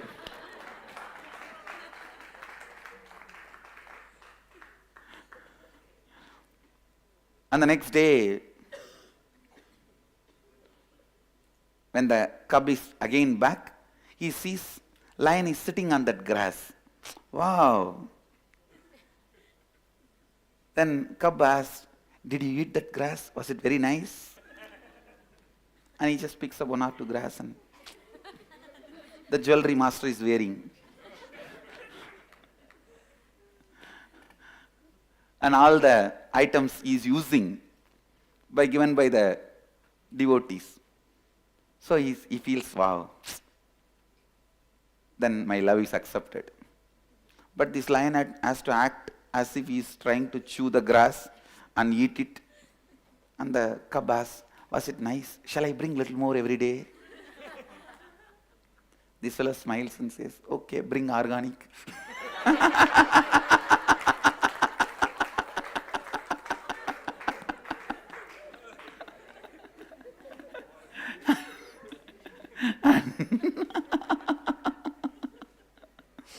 And now he has become little comfortable, and now comes and hands over the remaining grass in his hand itself. So when he took the Grass, he slowly put the hand, and even then he was conscious whether he is grabbing my neck or hugging me. Okay. And slowly his nervousness settles down and puts his hand around and says, hey, I am telling you, I have no vested interest. I am not here to cheat you. I am not here to waste your time, waste your life. I am here to reveal the real you to you. And that's all matters. First time he looks into the eyes of the lion and sees the powerfulness and compassion. His being already started listening to the lion. Now the cub knows he cannot deny the lion completely, but he is afraid what will happen to my business. And I am the largest organic grass seller in my whole area. What will happen to my mother, father, and so many other things I left? And am I? And he is sitting with all that. If I become lion, what will happen to my life? Who will give me food? Who will give me whatever I want? Now the sheep is there, my business is running well, and my family is taking care of me. Whatever my girlfriend shouts when I don't pick up the phone or whatever it is, but she is there always whenever I have a problem. Always she is there standing by me. If somebody bullies me, somebody makes fun of me, she is there supporting me. Husband is a person who always stands by you during all the problems which would have never happened if he is not there in your life. And he always stands by me. And then today he comfortably sat next to him, and it was very nice feeling without the crowd disturbance. He's just sitting, and suddenly the lion roars, roar, Shivoham sound. Shambhavi. And that cub,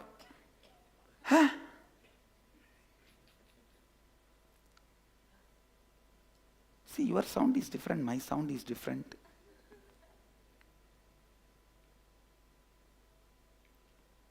Lion says, don't worry. Wait, come for a few more days. No. Maybe you are telling right, but that is not right for me. And lion says, okay, come back tomorrow. And then again next day. By now this fellow has become very comfortable, started bringing all the best things he can collect, little goat milk in a flask, and best grass, imported grass from the other part of the mountain, other part of the hill, and he brought everything. And by now he started coming secretly because he is afraid of the whole sheep, what they will talk about me. If they know I am going to this Swami, and he comes and puts all that and touches the feet. What did you bring today? Best goat milk and the imported grass. Okay, leave it there. And today I have something for you to eat. What? This fellow just brings plate full of meat. How can I eat this? I am a goat. Both of us, let's eat together. Come on, sit. Is he trying to poison me? This fellow picks up little and puts in the mouth. Oh, he's eating from the same plate. Then okay. The same side from where he picked up. Pick up little.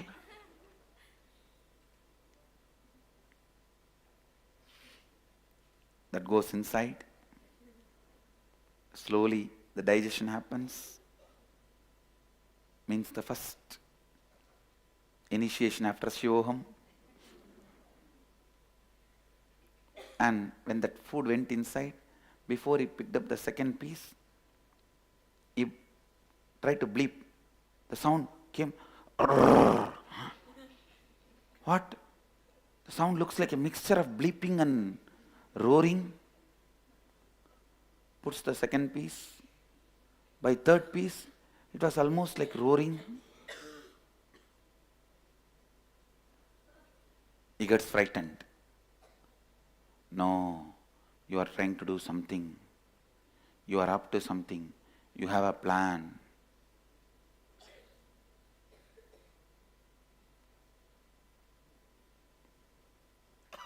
Now, the lion feels responsible. He just catches him by the neck. The cub is not completely frightened that he will be killed, but he feels, hey, why are you catching me so? Leave me. And lion has kept a mirror, and it just puts the mirror. Look who you are. Oh, that is your photograph?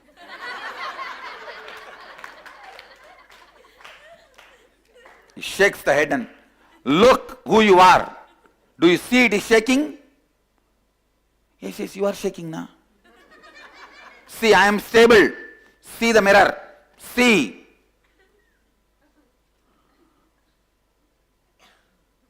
I am only shaking.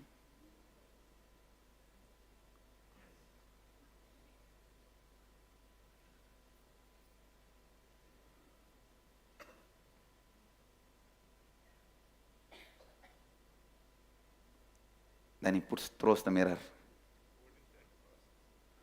Turns. Look into my eyes. The moment both eyes met, merged. Awakening of the third eye. The fellow roars, yes, it is me. Both go for a walk. Evening walk in the banks of Ganga. It's a story from Vivekananda. It's originally the story from Upanishad, and then Vivekananda developed it. I've expanded it. When both the lion and the cub, which is now the grown-up, or the lion, when both go for a walk on the banks of Ganga, suddenly the cub picks up the cell phone and sees the missed calls and messages from his banker, girlfriend, and the government where he was MP.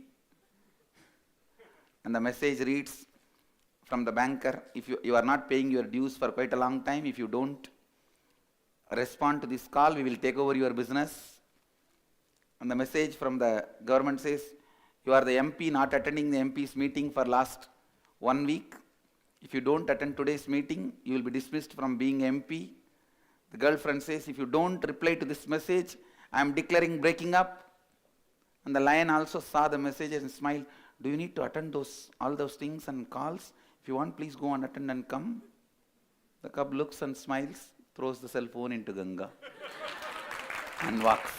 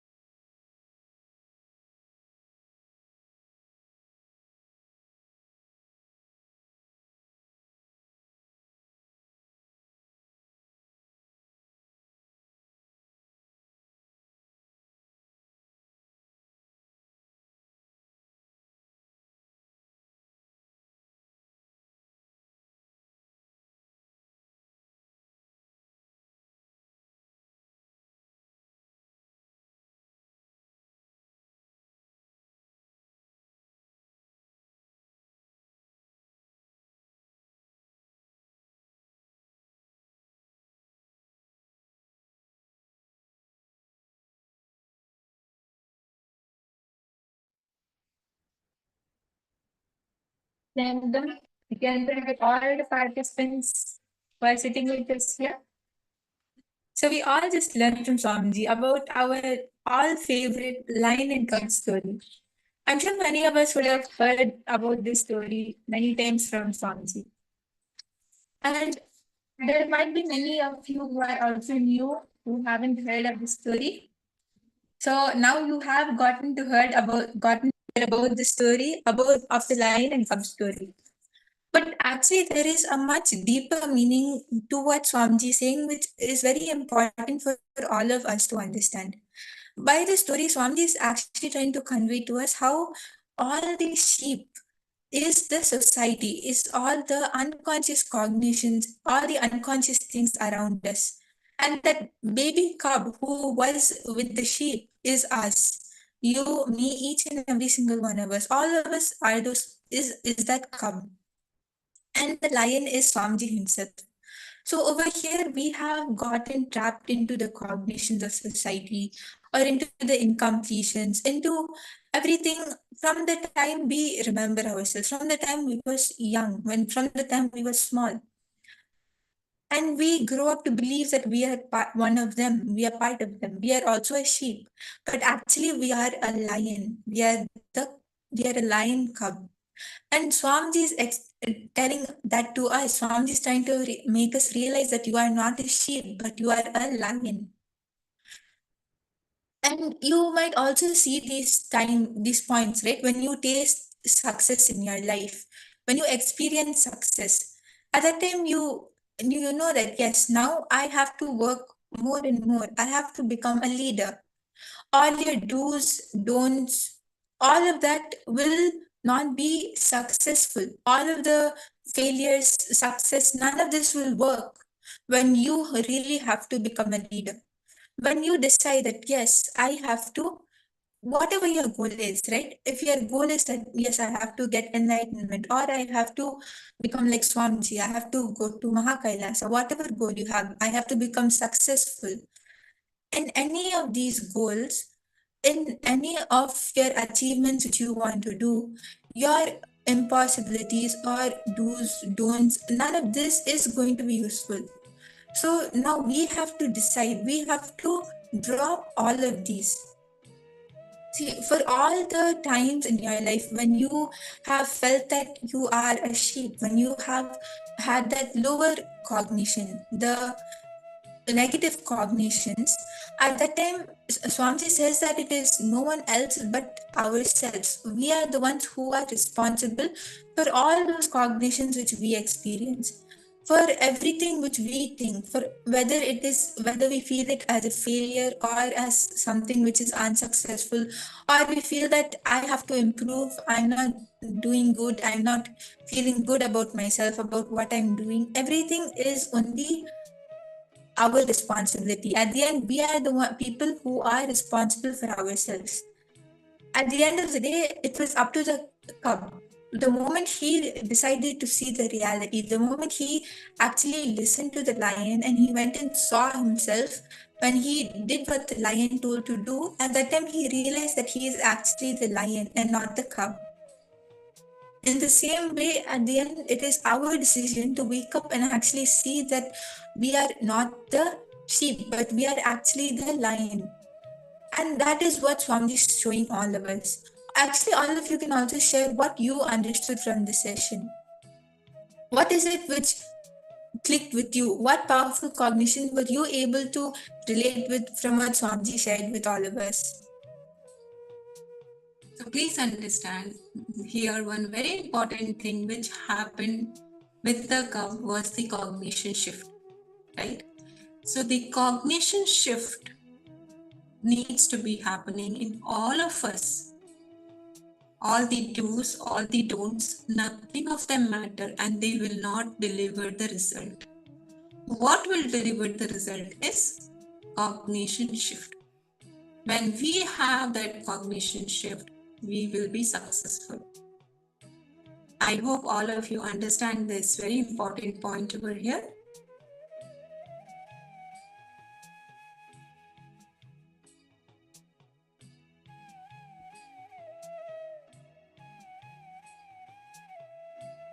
Requesting everybody, please share with us what is your powerful click?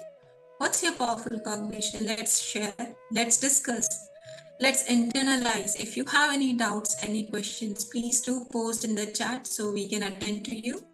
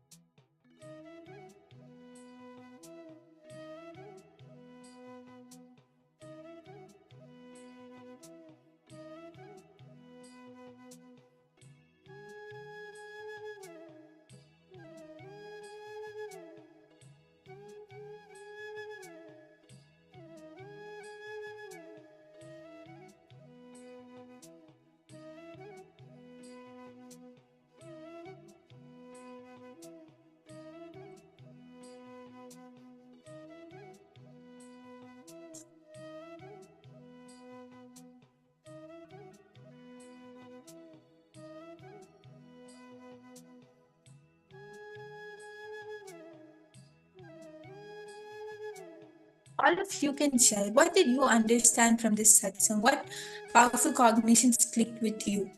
What was it which you were able to relate to?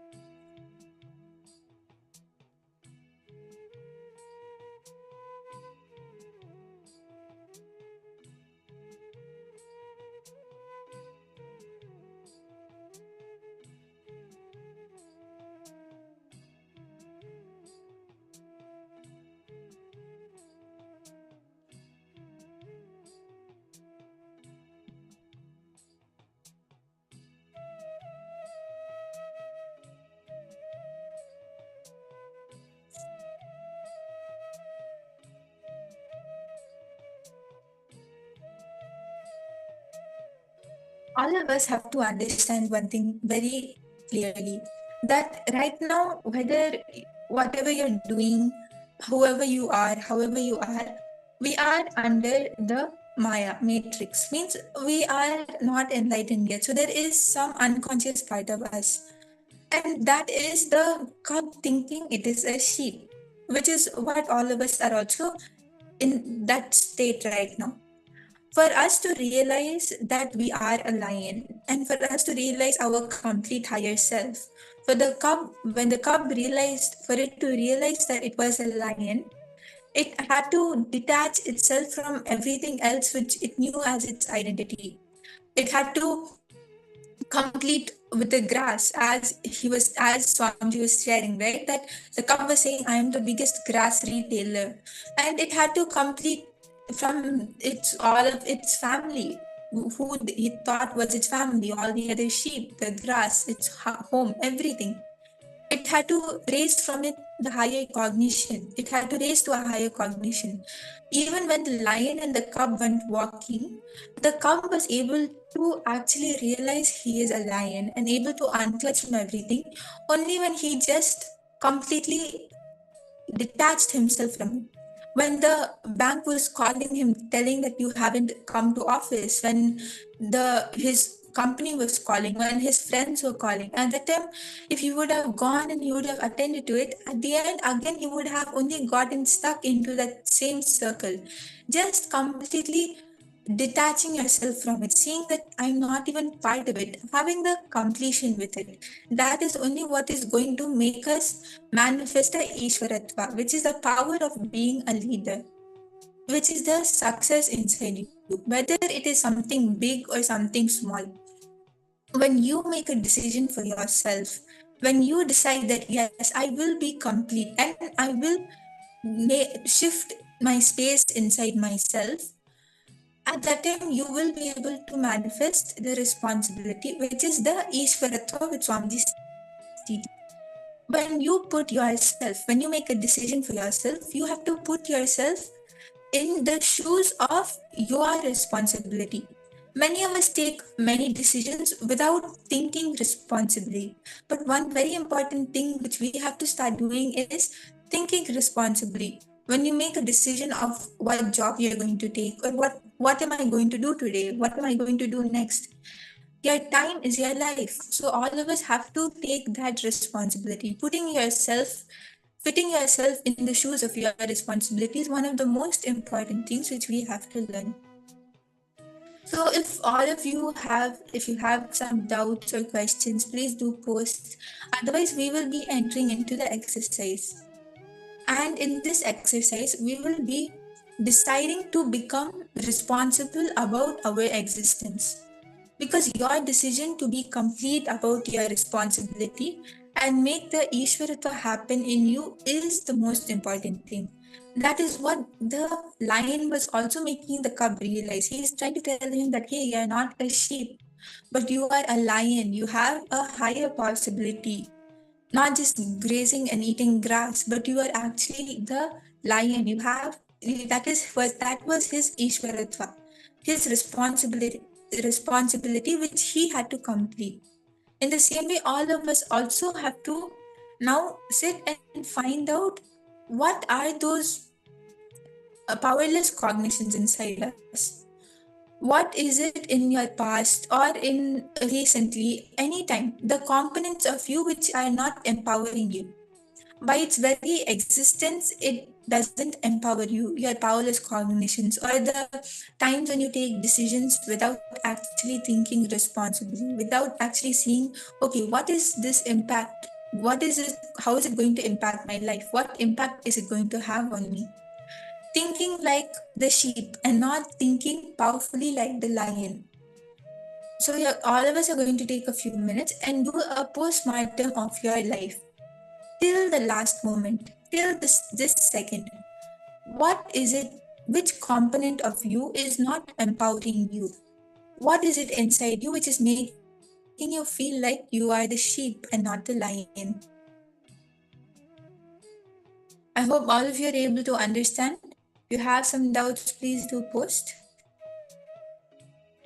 Please understand it's a very, very powerful exercise where we look in and see where is it that I am not taking responsibility for my life? Which parts of my existence I'm not standing up, I'm not thinking I am the source. That's why we are powerless. That's where we put the blame on situations, on people, on God, right? So, all those areas of life, you are not cognizing that you are the Ishvara of your life. You are not cognizing that you are the source of your life. All those are the powerless moments. We need to get rid of them. We need to take responsibility for them, cognizing I am the source, I am the Ishvara of my life. So let's all sincerely sit and dig out those areas of existence where we are not taking the responsibility from the cognition that I am the source. If you have any questions, please do post in the chat.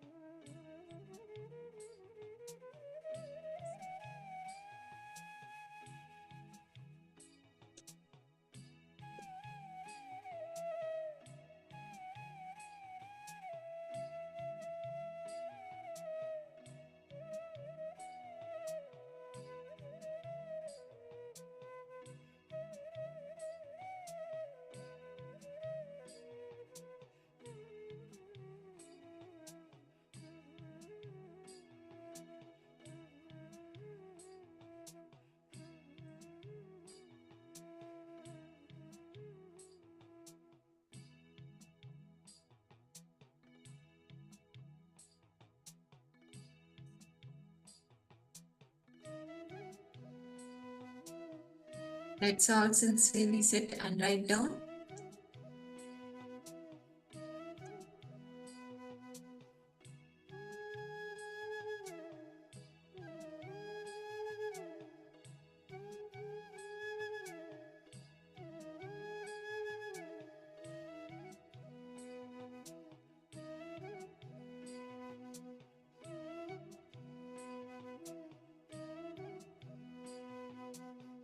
If anyone has any questions, any doubts, anything to share, please do feel free and post in the chat.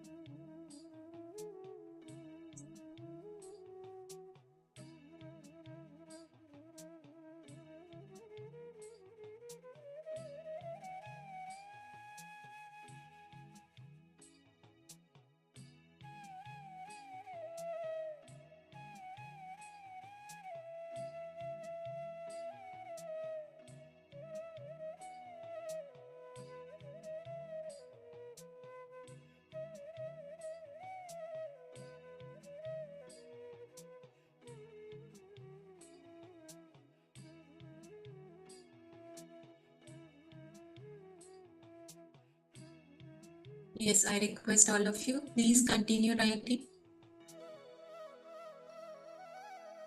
Please sit and look inside. Find out all the powerless moments, all the areas of life where you feel powerless, where you feel low, where you feel like I can't make it happen, you have an impossibility. Write those down and then see where you are not taking responsibility for those areas of your life. Responsibility wherein you are not cognizing that you are the source. When you cognize that you are the source, you will see the powerlessness will simply drop. And you will understand that if you are the source, you have created it. then you can recreate it the way you want. With that powerfulness, you will see that you will have a different perception and approach towards that situation in your life. And that is what is going to shift the situation and your experience of life.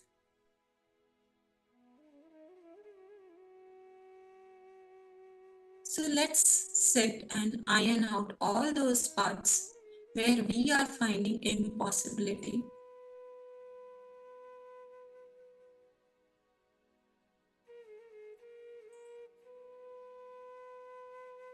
Please understand, even if we get aware of those things, that awareness itself is so powerful, these impossibilities will start losing their power over us.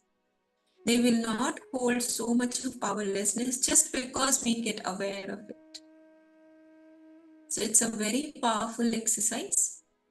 Let's all sincerely sit and write down all the areas of your life where you feel powerless.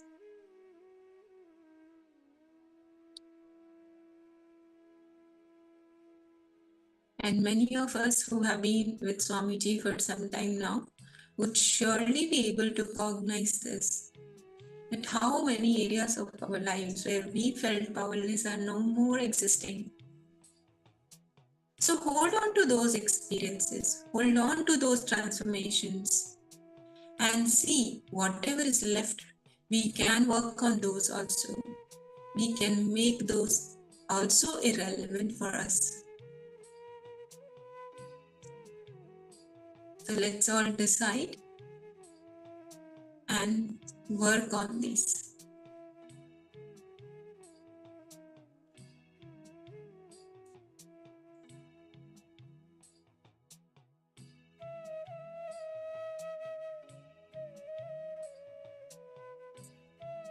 Yes, I request all of you, Ma Heidi, Ma Anandeshwari, all of you, please intensely sit and write it down. And if you have any doubts, any questions, you can please post in the chat.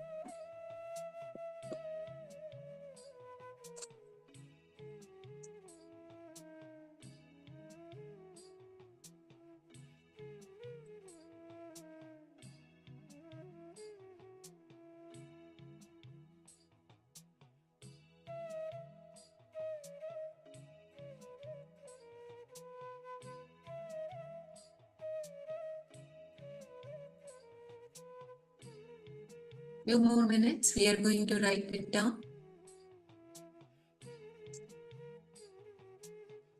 Please understand, you may have done this exercise before, or you may feel like, I'm not sure if it works for me. No, every time when we are sitting with Swamiji, same satsang, we will see that it gives us deeper and deeper understanding and more powerful cognitions and clicks. So same here also. Do not give up. This is a very powerful space which Swamiji has provided each one of us. Let's sincerely sit and write down. You will see the next level of breakthrough happening for you.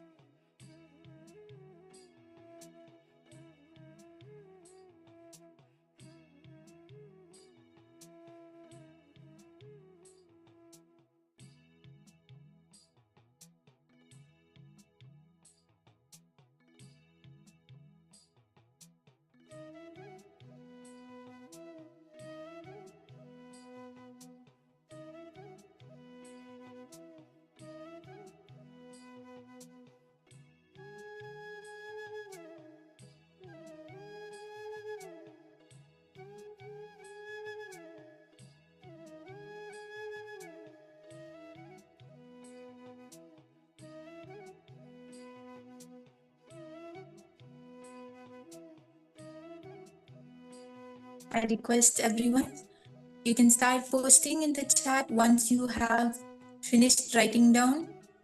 If you have some questions related to this, feel free to ask. You'll see that when you actually sit and find out what is that part of you, what is that component of you, it will really help you to improve yourself. It will really help you to take up responsibility to manifest the Ishwaratva within you. So once you have written it down, you can post in the chat so that we know that all of you are able to do the exercise.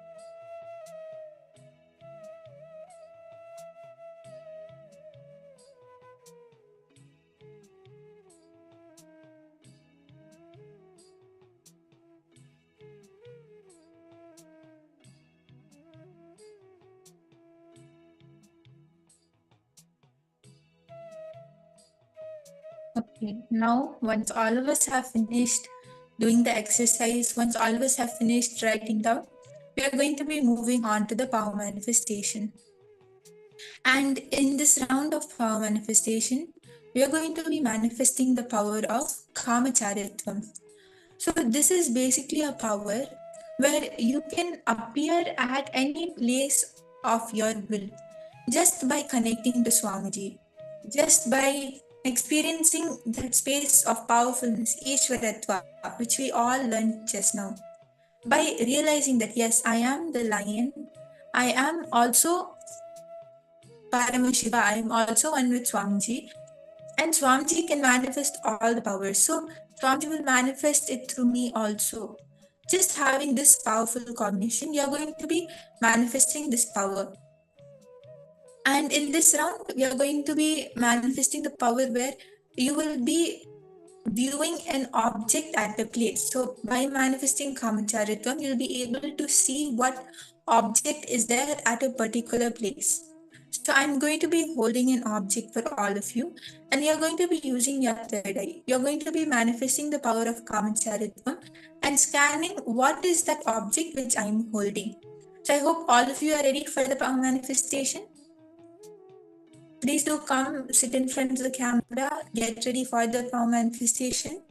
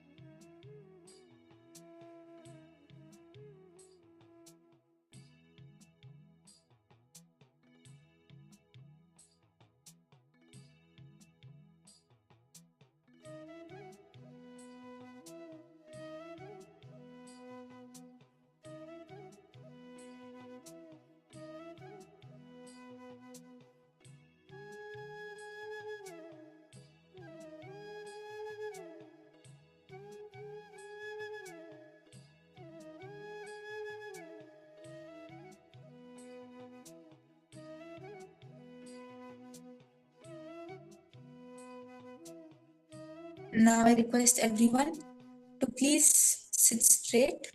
I'm holding an object. Once all of you have come and we're ready for the power manifestation, I request everyone to sit straight with your head, neck, and spine in a straight line. Remember Swamiji in your third eye. And just experience that space of deep listening, unclutched from everything which is there around you. Just let your whole being vibrate with the Mahavakya. And through your third eye, you will be able to connect, you will be able to actually physically see what is the object which I am holding.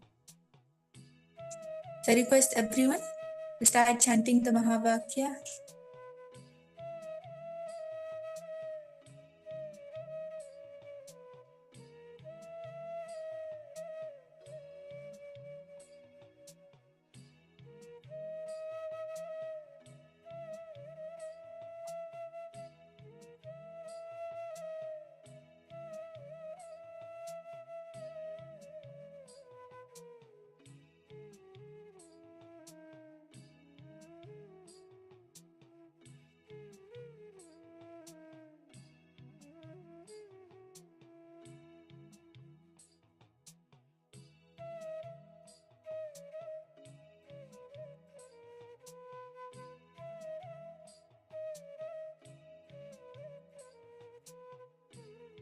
Intensely connect to Swamiji and chant the Mahavakya.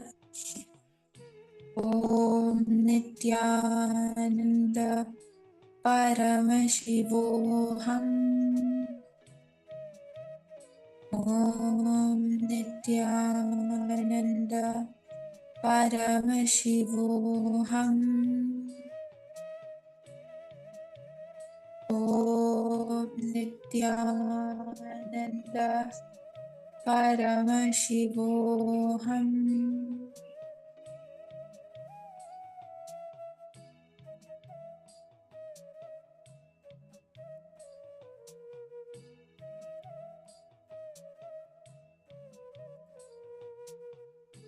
Please keep writing whatever is revealed into third eye. It can be anything. Please write it down.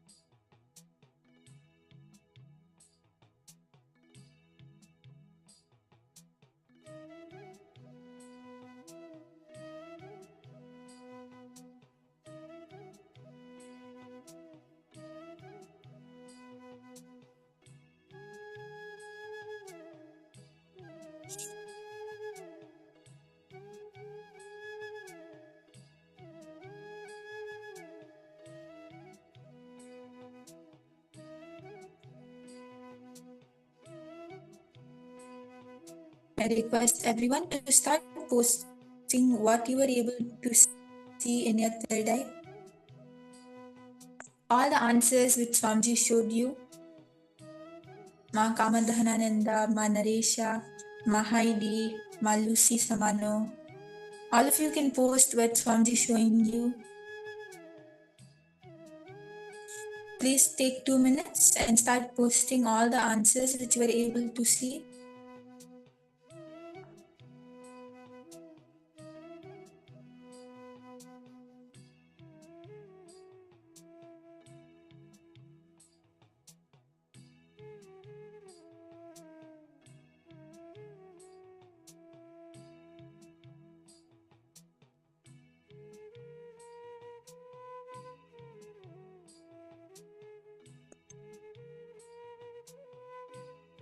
Once all of you post the answers in chat, we will be projecting the answer. So let's all quickly finish posting in the chat. What did Swamiji reveal to you? What is the object that we are here? Please do mention your answers in the chat.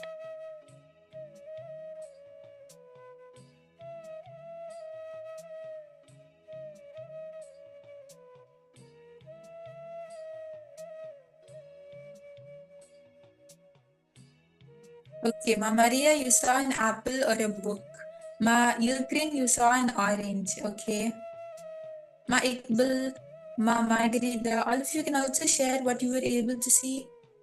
Ma Lynn, Ma Maha, it will be very nice to hear all of your answers too.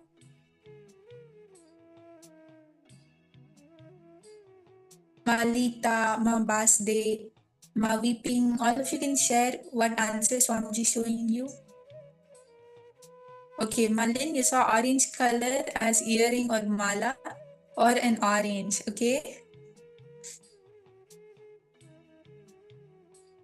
Everyone else can also share what you were able to see.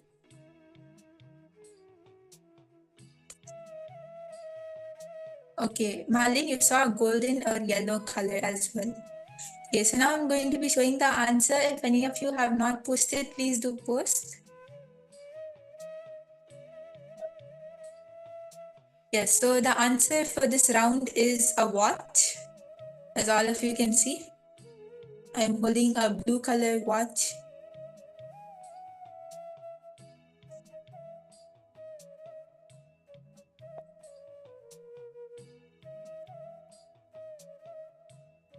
So now we will be doing one more round and just connect to Swamiji, intensely chant the Mahavakya and hold that intensity. How Swamiji has so much of intensity in everything Swamiji does. In the same way, hold that same intensity inside you. Chant the Mahavakya and connect to Swamiji. Surrender everything to Swamiji. You'll see that you will actually get the accurate answer in your third eye. So I request everyone to please sit straight, chant the Mahavakya, and connect to Swamiji in your third eye.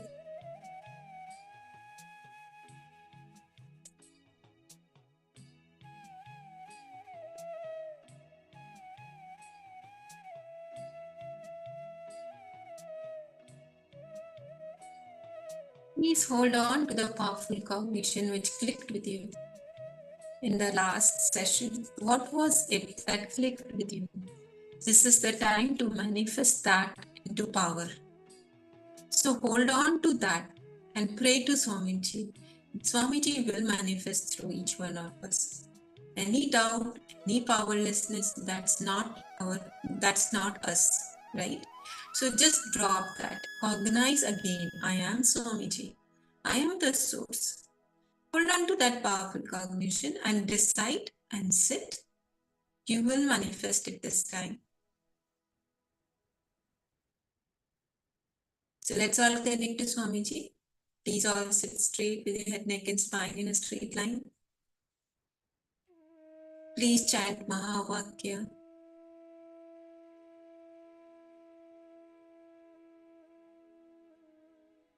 And see through your third eye, the object which my Brahma Yoga is holding now.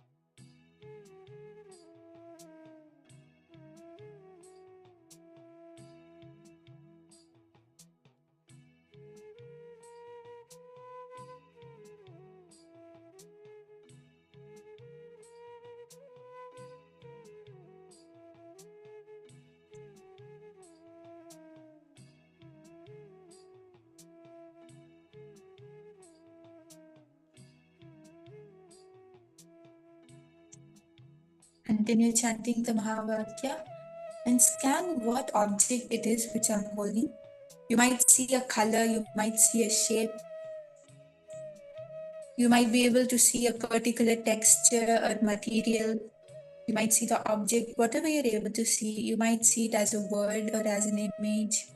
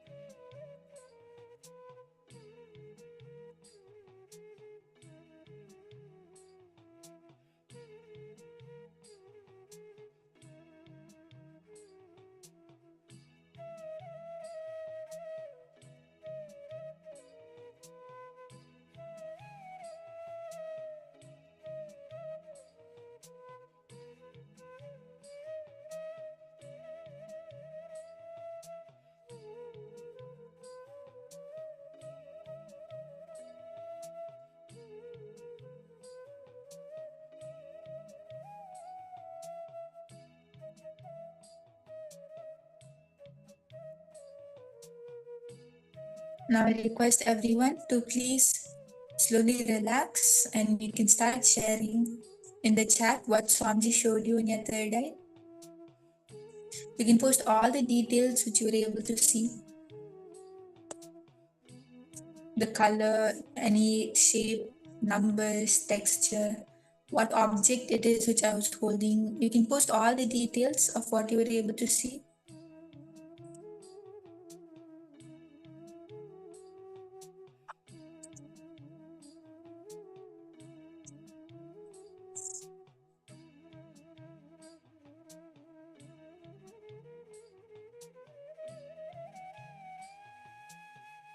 Yes, let's all quickly post your answers in the chat so we can show you what is the object.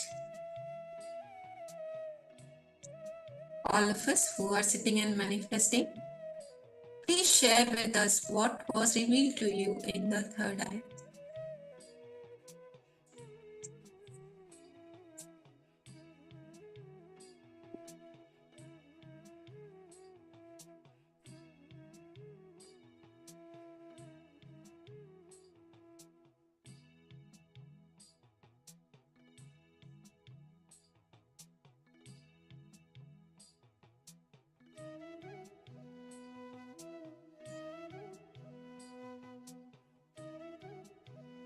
Margarita, Ma Iqbal, Ma Heidi, Ma Orienta, all of you can share.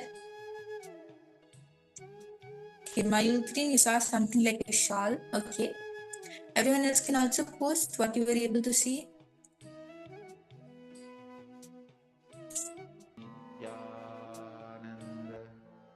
I request everyone to post. Okay, Ma Anandeshwari, you saw Ganesha. Okay. Yes, I'm going to be showing the answer now. So I request everyone who has not posted your answers yet to please post. Nithyananda Paramashivoham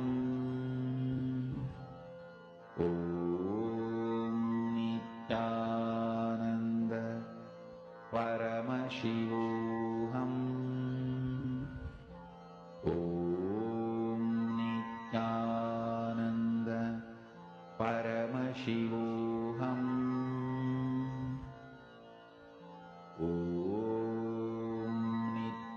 Yes, so the answer for this round is a black color book, as all of you can see. I was holding a black color book.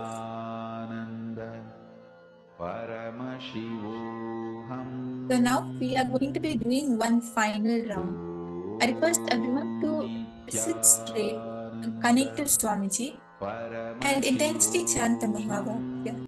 You will see that just by your decision, that yes, I have to manifest the Ishwaratva within me. That is what we all learned today through the Lion and Cub story. So just deciding to manifest that Ishwaratva, sit straight now and start chanting the Mahabharata here.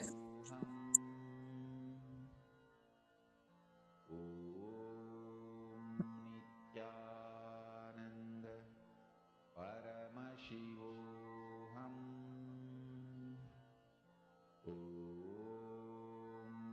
Nityananda Paramashivoham Scan and post everything which you are able to see in your third eye. Whatever Swamiji is showing you in your third eye,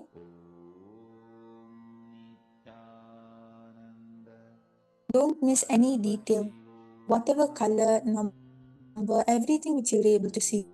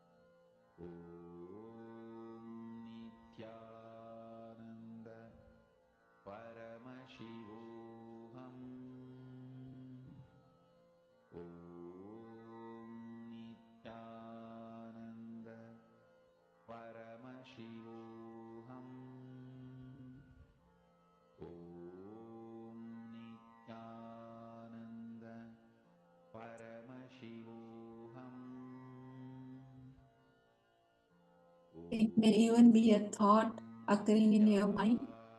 Do not discard that. Whatever is happening now, whatever you are able to cognize or perceive, see, visualize, in any which ways, do not doubt and share with us. You can start posting in the chat. What was revealed to you in your third eye? All the details you can post. It can be even 20, 30, 50 words, any number. Just share. This is how you will see the power will start manifesting.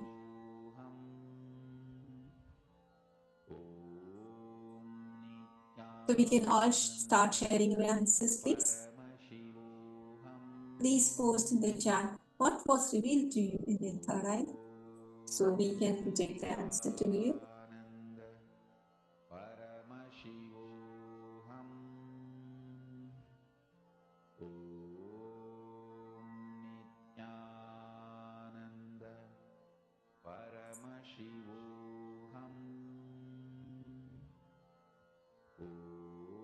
Yes, so the answer for this round was a phone.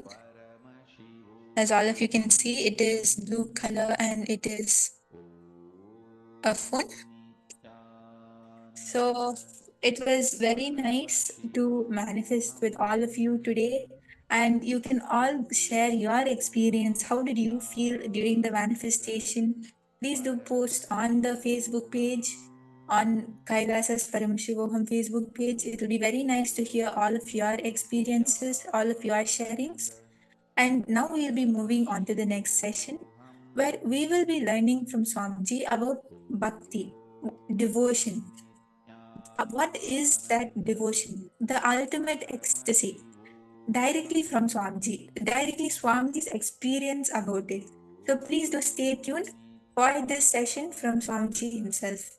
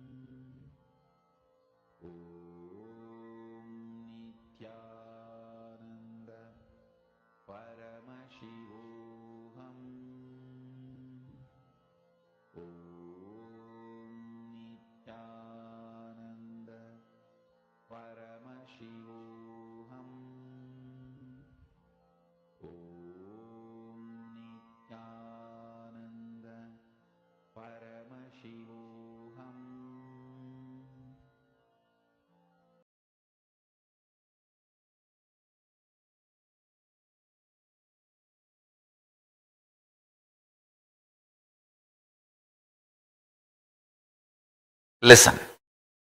Today's message from Kailasa. Understand? Devotion is the highest possibility and power of human being to get back to his original state of Paramashiva. Understand?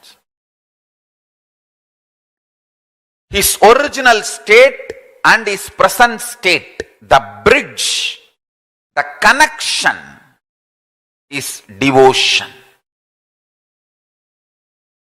Because of the devotion to Paramashiva, he becomes Paramashiva. All beings. Understand? To whatever you are devoted, you become that. In Vedanta and Siddhanta, we have a beautiful Nyaya, multidimensional logic. Pramarakita Nyaya, we call it Pramarakita Nyaya.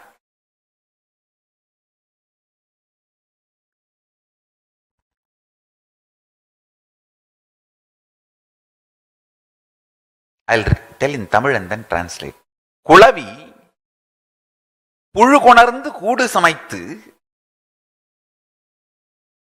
தன் குத்தலாலும் உயிர் கூறலாலும் புழுவை குளவியாக்குவது போலே. This is Pramaragita Nyaya. A bee brings worm, keeps a small home built for it, and by infusing its energy, biomemory, an intense sound makes the worm into the bee himself. Listen.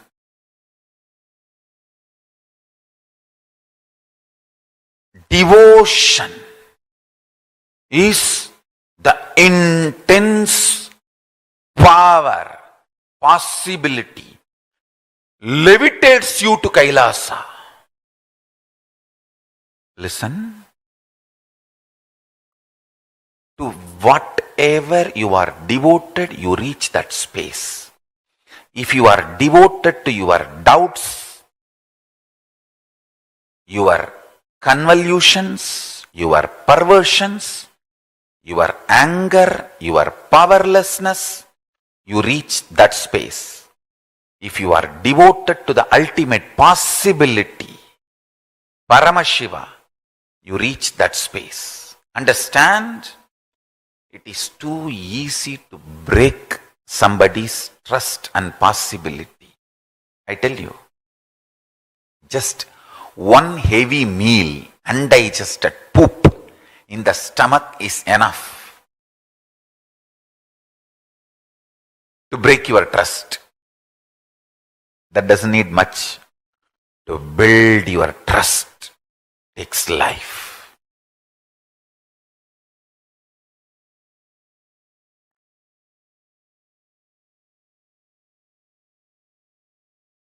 Devotion, feeling connection is something extraordinary. The great power of the being. Understand?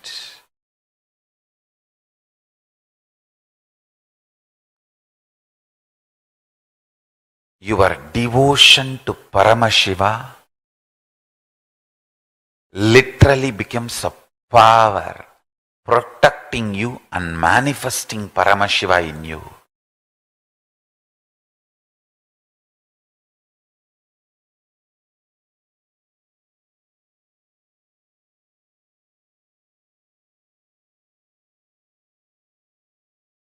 Listen.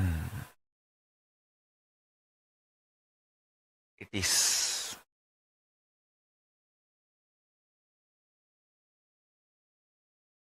too easy to give your own reasons for my happening.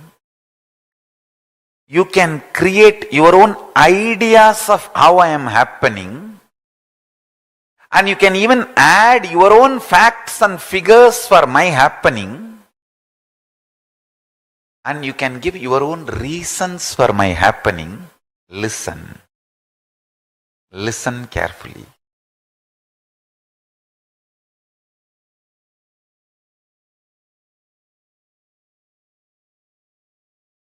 When I enter into your dream to wake you up,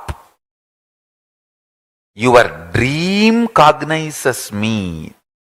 You can never cognize real me. The delusion you are in, based on that you cognize me. Understand? Whenever Guru appears, the right way to relate with Guru is devotion. Because any cognition will be lower. Good or bad, your cognitions are lower than the existence of the Guru. He is there to wake you up and raise you to the higher state. Devotion, if you just keep the bhakti alive, if you protect your bhakti, bhakti will protect you forever from everything. Dharmo rakshati rakshitaha. Protect your bhakti, bhakti will protect you from everything. That's all I have done in my life. I have protected my bhakti to Paramashiva, and he is protecting me forever from everything. I have protected my bhakti to Paramashiva, and he is protecting me forever from everything. Understand?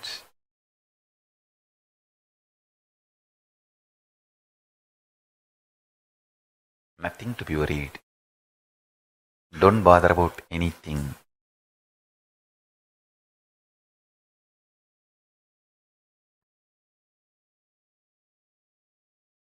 Just intensely keep your devotion alive.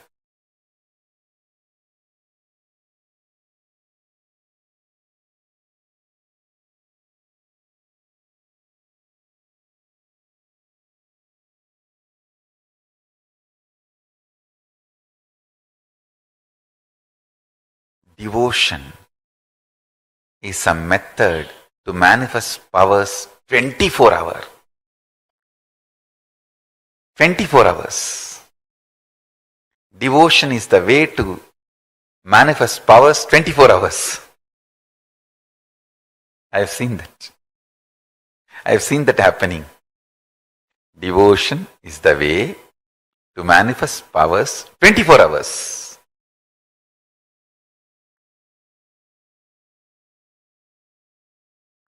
Understand?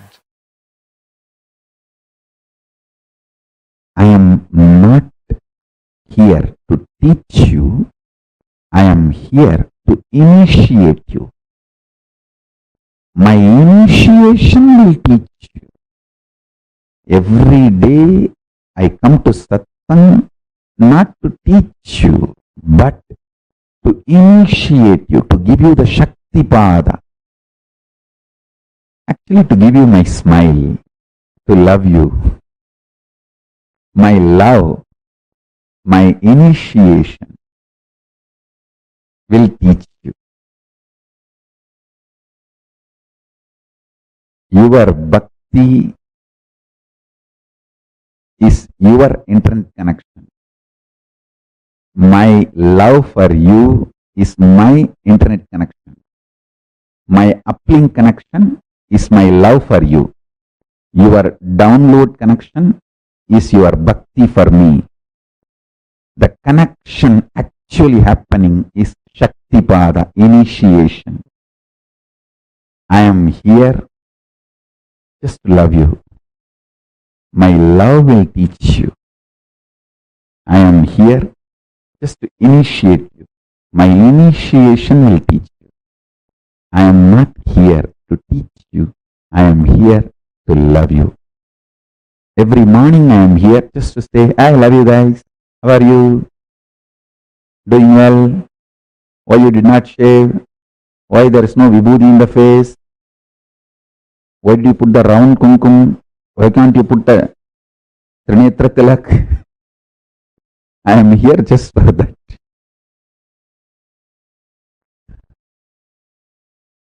That's all is my whole satsang. That's all is my whole satsang. Some of the best satsangs. Listen.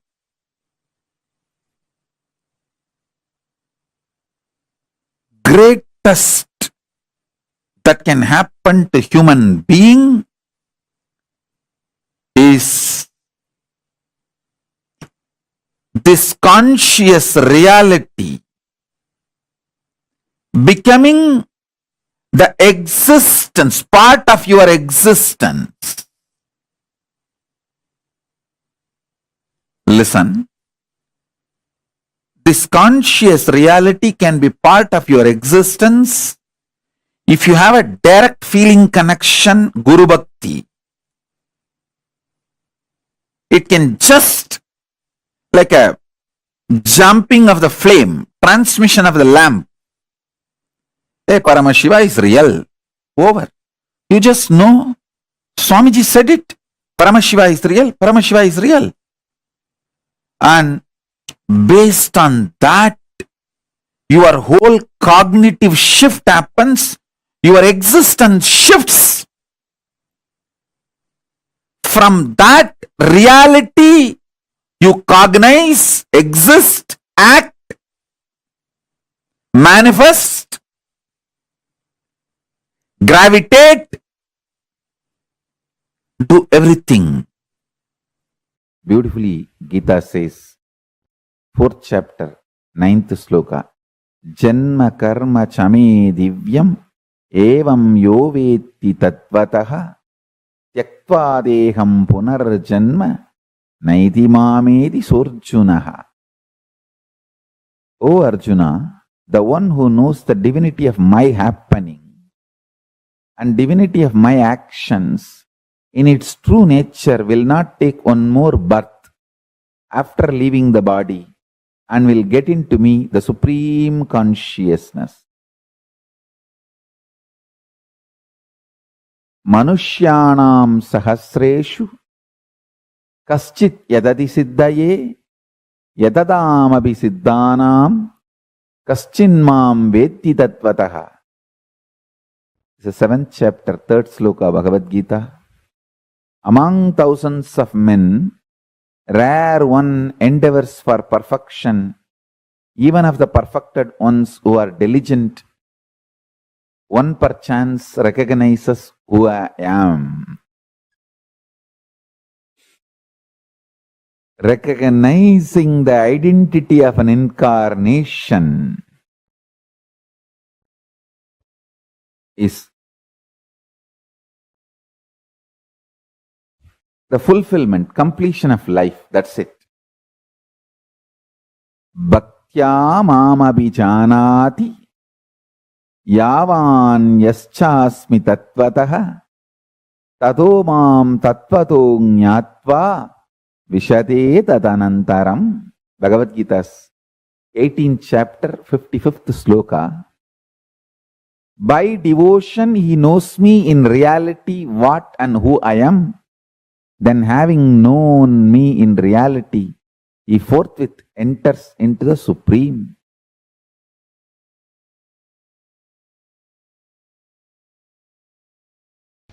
Understand? Agnenaya subhataraye asman vishvani deva vayunani viduvan yuyot yasmajjuhuranamena Bhujishtam de nama bhuktim videma. Agni, as the fire of God, and worshipping it, offering in it, is one of the important signs. It is a science.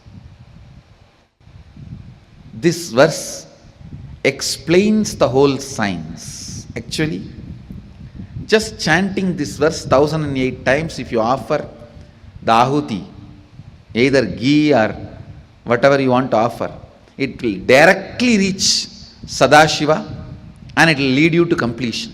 This mantra is the completion homa mantra. Anybody wants completion can chant this mantra 1008 times and offer ahuti to Agni, you will achieve completion. Because this whole mantra is about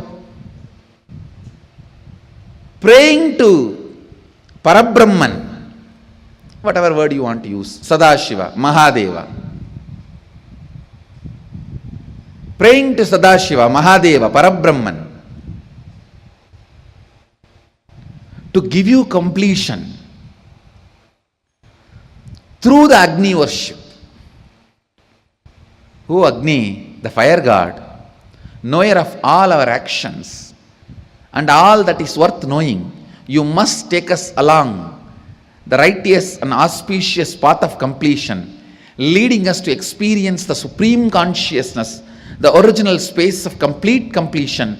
O God, consciousness, may you remove all our incompletions that are obstacles on our good path of completion beyond coming and going, birth and death. Unto you we surrender with many reverential words, bowing down again and again.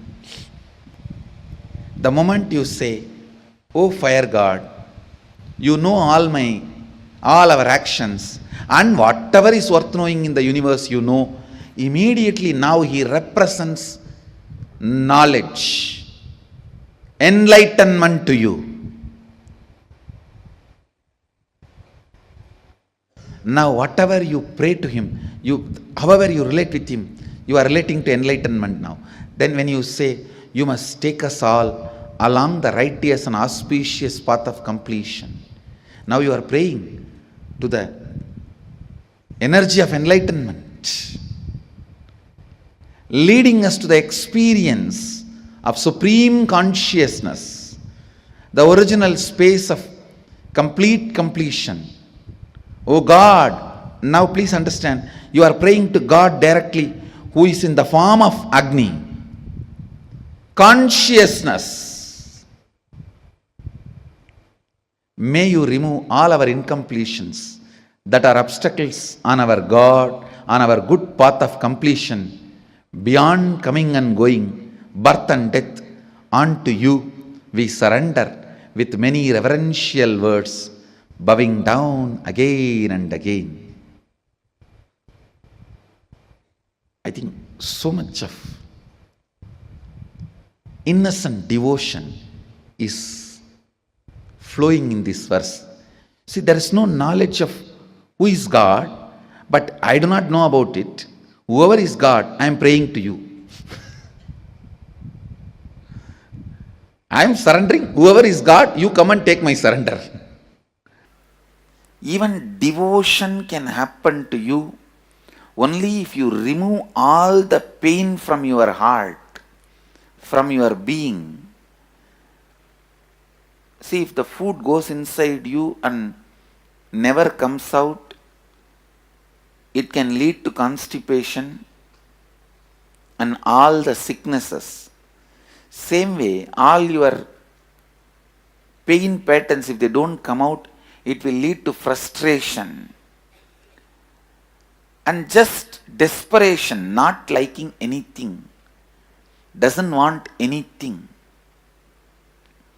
It becomes the tantrum throwing child inside you.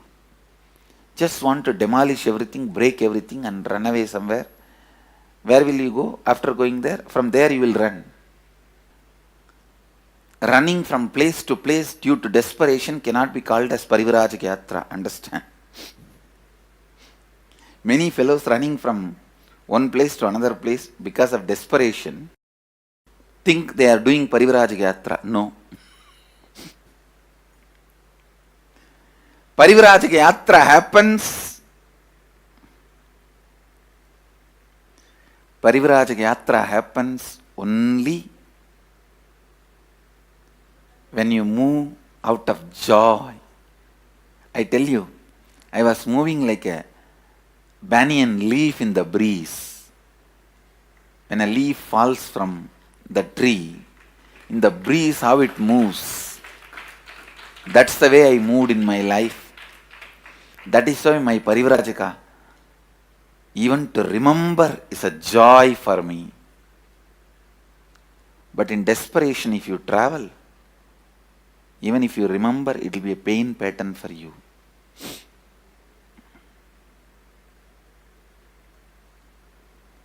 Understand, even to know what is pain in you and what is not pain in you, you have to do samskara dahana kriya.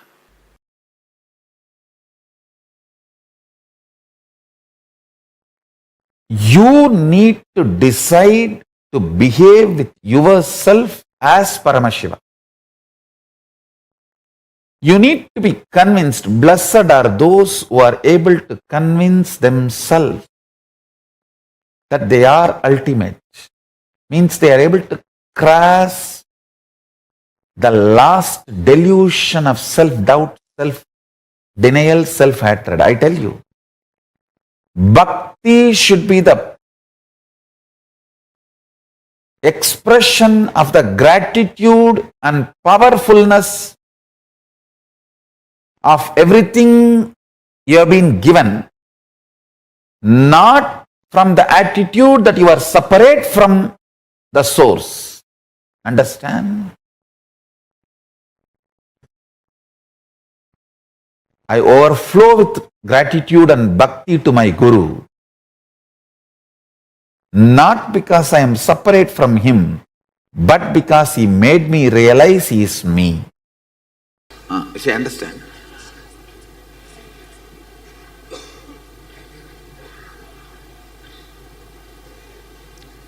With anything you feel connected, love, your biomemory starts meditating on it constantly and it becomes that.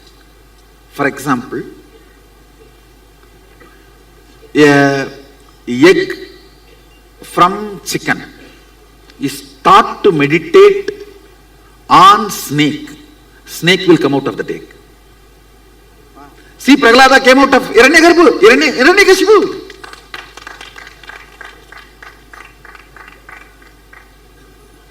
Now, with the feeling connection, falling in love, or I should say rising in love with the Guru, the unknown parts of you, which is 99.99, is all the time sitting with me, or I am sitting on it, I am hatching it.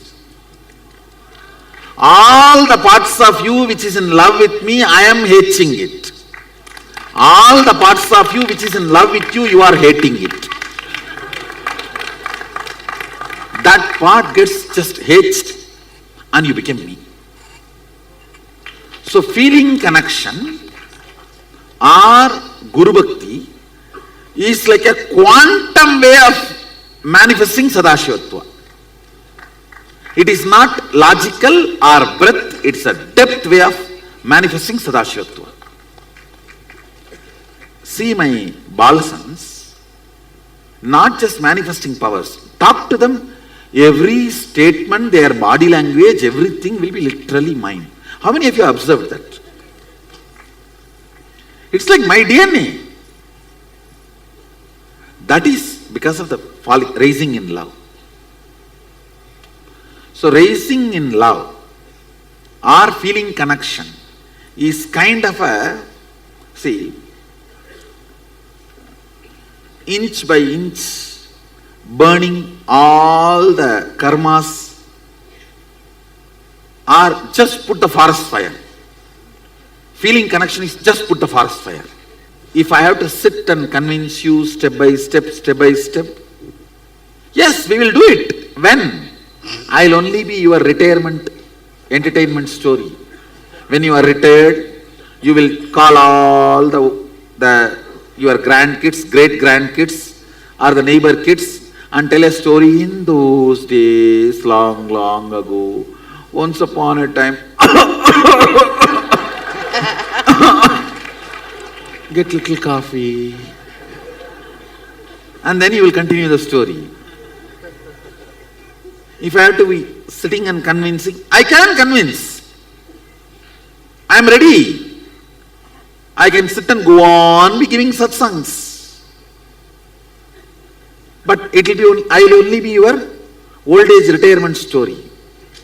But if you catch it, he has already established the authenticity of the system day one. He has established his adhikaratva to teach. Now after this, asking him to show the ID card every time is waste of time. Understand? Now it is waste of time. It is time to jump over, fall head over heels and go with it and make it happen. When you decide to fast track your Sadashivatva, that's what I call feeling connection. See, nothing wrong initially waiting for logical, convincing conclusion. But when you know already, I have established and demonstrated successful cases from your background. If I do, you know, you will push me out. You are different, you are different. Okay. So I am not doing. I am picking up people from you. They have done the demo. So I have established the authenticity of the system. Then it is time to go head over heels, all over, and make it happen. Deciding to go head over heels and fast track your Sadashivatva, manifestation of Sadashivatva, is what I call feeling connection or Guru Bhakti. See, ultimately I am telling you, your Guru Bhakti, I am asking not for me to enjoy. I will just turn it and make it as Atma Bhakti and give it back to you.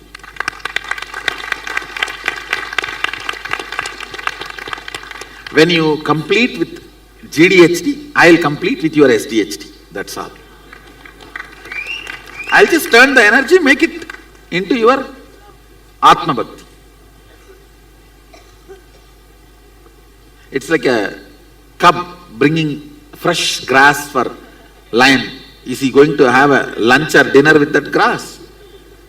He may act in front of the cub, not to disappoint the cub. See, I am eating, and he will turn this side and and maybe he will keep it there for the next cubs to come and have lunch. 1 or 2 meals they need to have before they realize they are lion. That's all. Understand? Somebody asked me in the Facebook from the Sadashivoham team only, how do you handle all that attention and adulation? I am not. I am not receiving. I am only just turning it into your Atma Bhakti. Everything showered on me, the Bhakti, everything, I just turn that into your Atma Bhakti. Guru Bhakti is recommended only to be returned with multiple times. I should say it is more like a investment, not like giving it away. Always Guru Bhakti turns into Atma Bhakti. Swamiji, does it mean that an individual only has to focus on deepening the depth or the being so that the length and the breadth component automatically falls into place? Actually, you just need to, all you need to do is as much as possible, engage yourself in depth creation. Length and breadth automatically happens. People who created length and breadth neither will have length and breadth nor have depth. People who generated depth will have depth and length and breadth.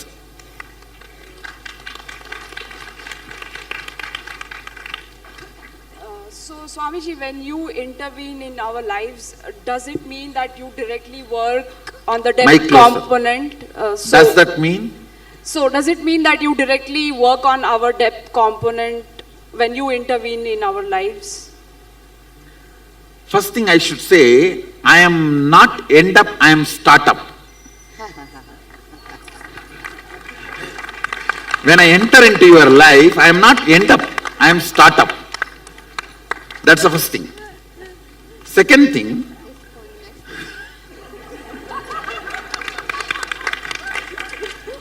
see, you should look at the whole thing. The word end up is wrong.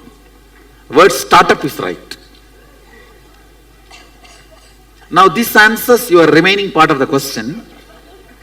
Always with startup, the depth increases, everything else follows.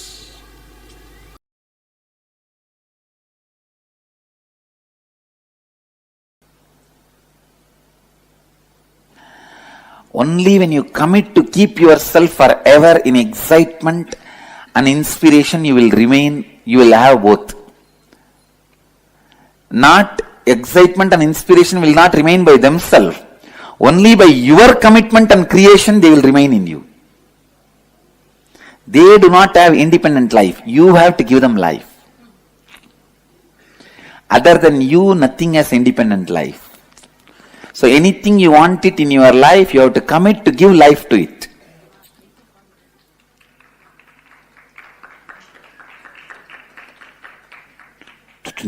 How many of you, when you hear the stories of Andal, Chaitanya, Meera, you think, wow, what a blessed guys. They had devotion. I never have devotion like that. How many of you feel? They constructed devotion.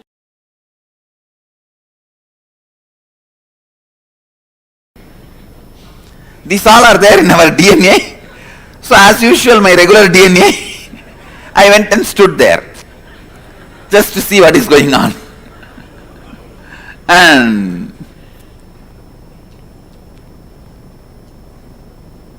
in the 2-3 old men and old women singing and this boy playing, I smelled the kind of a sincerity. Especially still I remember one old man. Later on I found out his name. His name was Panduranganar. Very elderly person. Very highly devoted to Mahadeva. Person with so much of sincerity towards Shaiva tradition.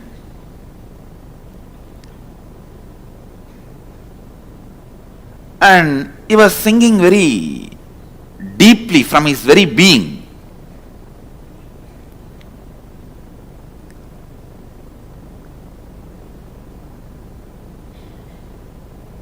So, like an onlooker, I stood there. It took only few minutes for me to see his sincerity.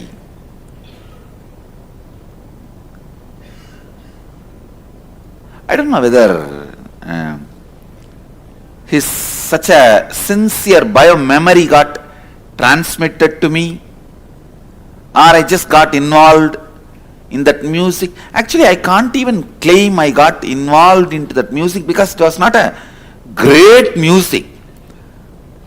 That small kid is beating all wrong tune, and this old lady telling, hey, stop. Either you do it properly or don't do. The scene was not like a organized. No, it is not like organized.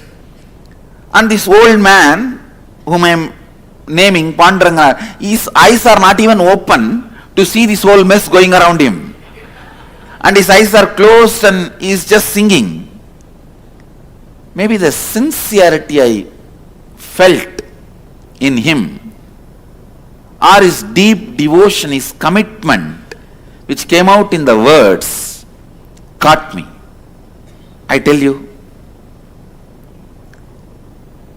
I was standing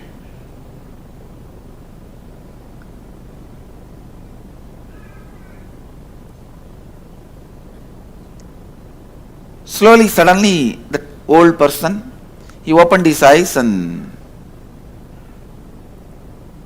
he was continuing to chant. I am trying to describe the scene as it happened.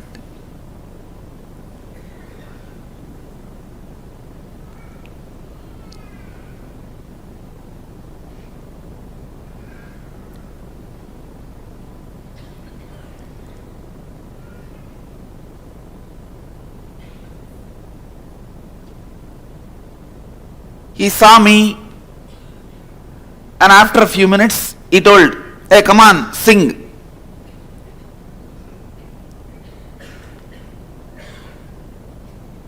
There was no resistance from my side, or there was no like, oh, I don't know, it's new, nothing. See, they were chanting some Devaram. In between, you have to add 2 lines. Shiva Shiva Shiva Shiva Shivaya Namavam, Shiva Shiva Shiva Shiva Shivaya Namavam. And then they will again chant some verses. This is the Charana. And because I heard the Charana twice, and I picked up and I started singing the Charana with them.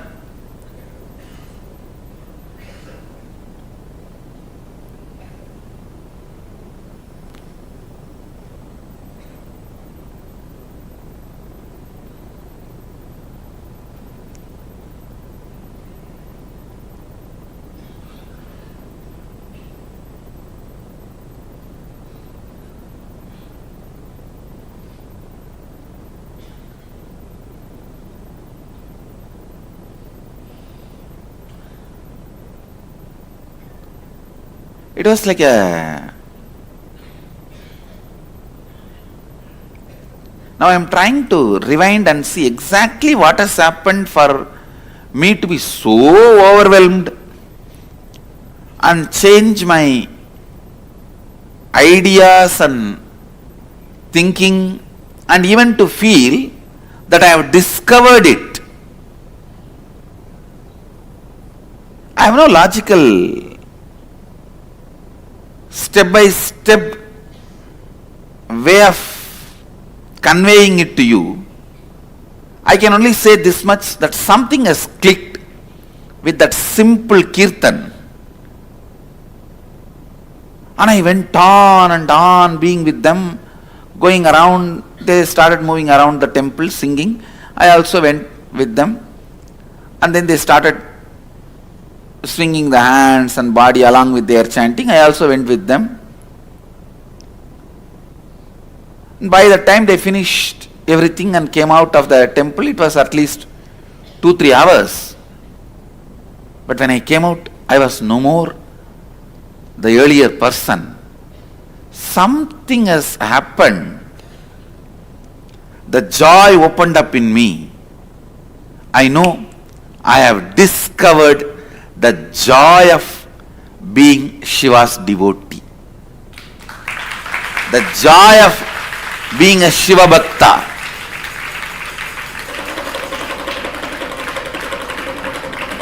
I tell you, Kirtan,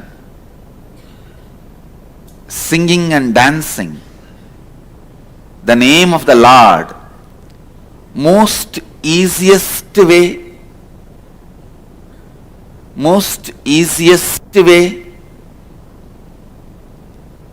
you can discover the trance of being Shiva's devotee, Shiva Bhakta.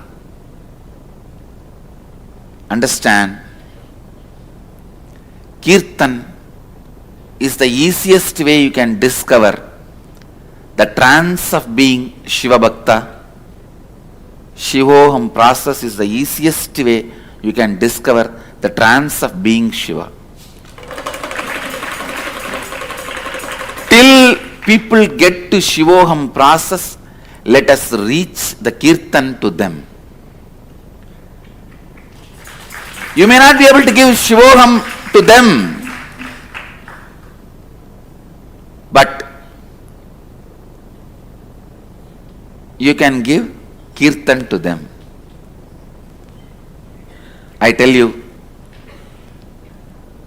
all our devotees, disciples, followers, kotaris, mahants, tanedars, everyone should learn Kirtan. Every morning in your area, you should go around singing the Kirtan, involving more and more people in your local temples, centers, or the local streets. enriching people, sharing the joy of Shiva Bhakti to people, to the world, enriching the joy of Shiva Bhakti to the world.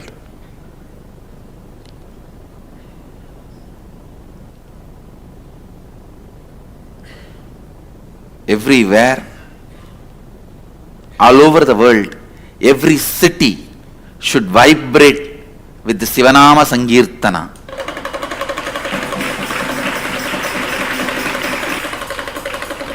Share the trance of being a devotee of Shiva to people. Joy of being Shiva Bhakta, Shiva's devotee. Then naturally they will come to the space, joy of being Shiva. Joy of being Shiva. We should reach out to masses everywhere. Millions and millions of people singing and dancing Mahadeva's name. Singing and dancing Shiva's name. Discovering the joy of being Shiva's devotee. I tell you, Ramakrishna says beautifully, just by, see, the first teaching of Ramakrishna. If you have read his Gospel of Sri Ramakrishna book, the first word of Ramakrishna and last word of Ramakrishna is one and the same. He says, by remembering your Ishta or Guru, means your God or Guru, if the tears roll in your eyes, this is last Janma for you. This is the first word and last word of Ramakrishna. And nobody gave you glycerin. Nobody asked you to remember your mother-in-law. Nobody asked you to remember the pains of your life. And the instruction was not remember all the pains and incompletions of your life. No. It means the energy in which you are sailing, you might have started with imagination, but it has hit to the space of which is more real than real for you. Now, with all integrity you can say, I know I am Mahadeva more than how much this world is real. How much this mic is real, how much the person who is sitting next to me is real, how much this throne is real, how much the person who is sitting in this throne is real, how much these deities are real for you. That much that Shivoham is real. Understand? Now the next thing will happen is, even that Shivoham will become more deeper real than this. So at that time, it will not just be tears, this whole area will become so sweet. This area, as if just the honey was just poured into your mouth and your mouth is locked. The honey is just sitting. Then you will see that Shivoham has become more real than anything you perceive. From Shivoham, when you start perceiving everything, it's enlightenment. Feeling the whole world is inside you is what we call in the Shastras embodiment of being Devi. The mother, Jagat Janani, who is the mother of the whole universe.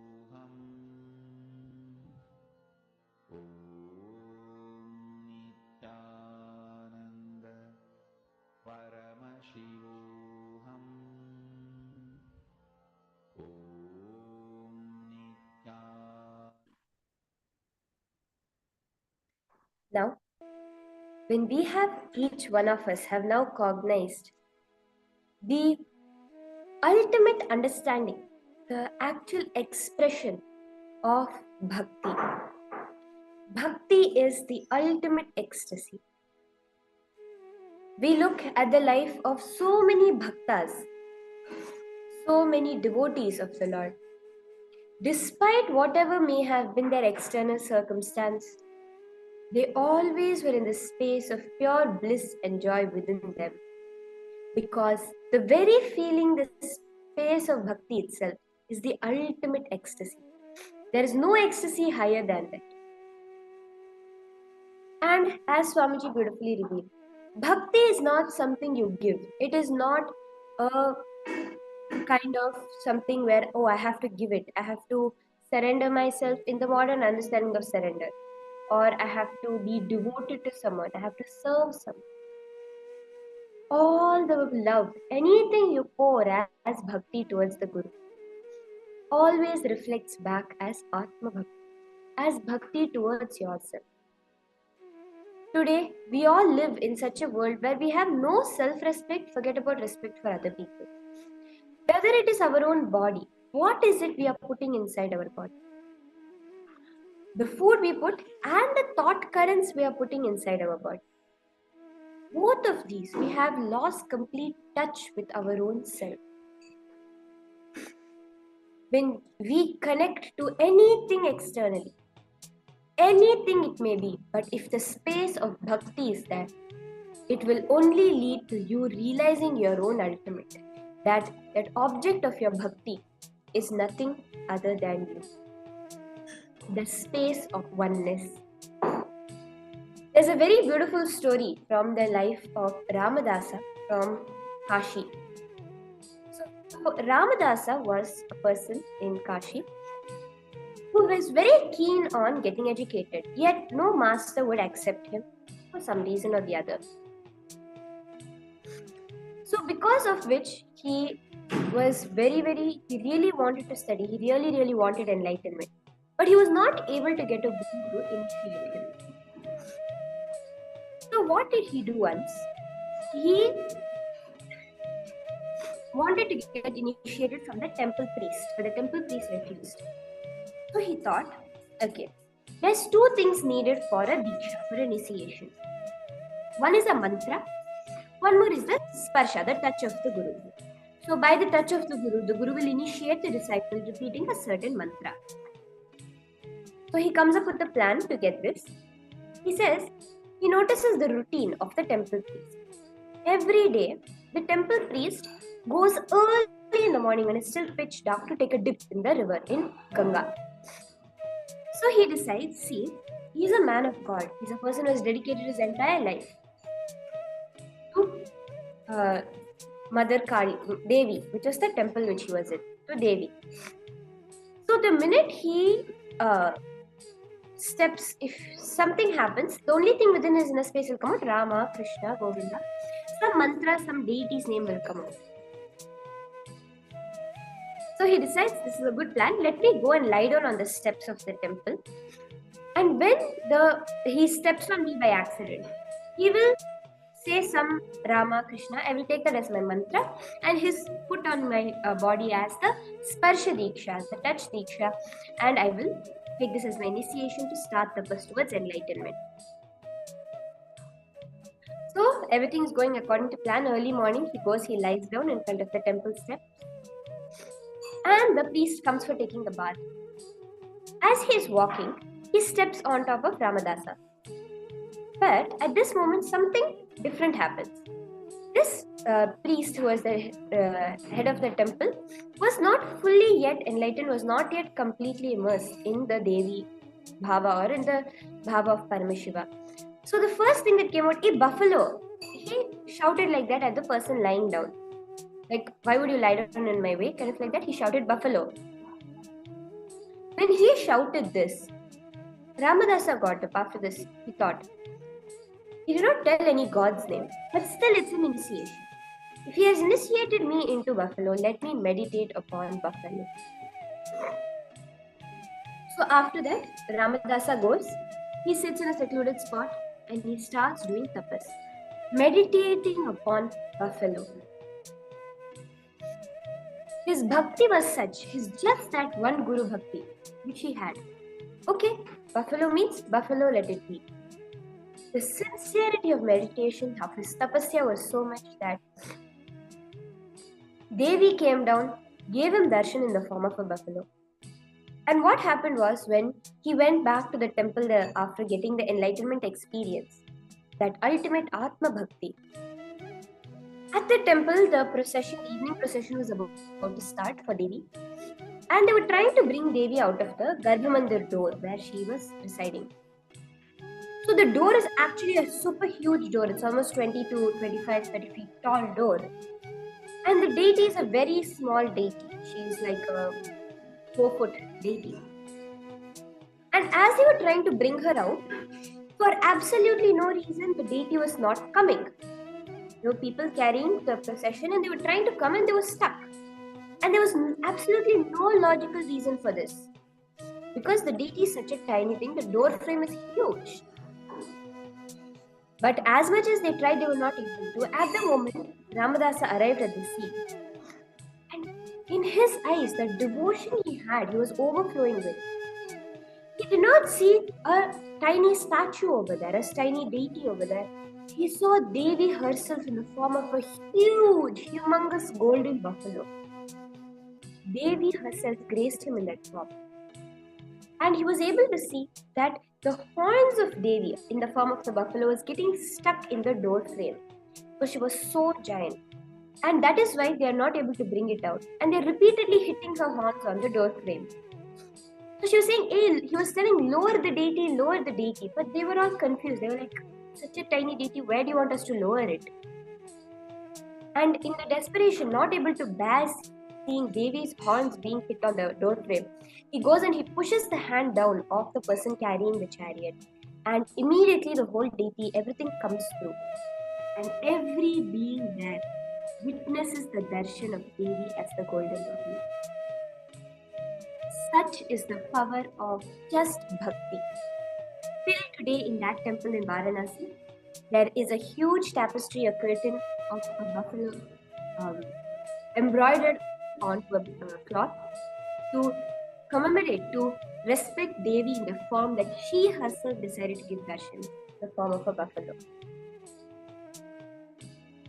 As Swamiji said, the greatest thing that can happen to a human being is bhakti. Devotion is the highest possibility and power of a human being to get back to his original state of Paramashiva.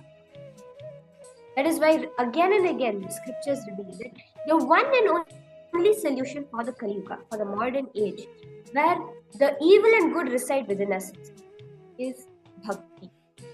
As Swamiji says, he wants to see, he envisions the whole world, thousands, millions of people jumping and dancing with the name of Paramashiva. Because when you learn to enjoy the bhakti of Paramashiva, you will learn to enjoy being Paramashiva. And the human nature is such, anything it enjoys, it will create it in its life.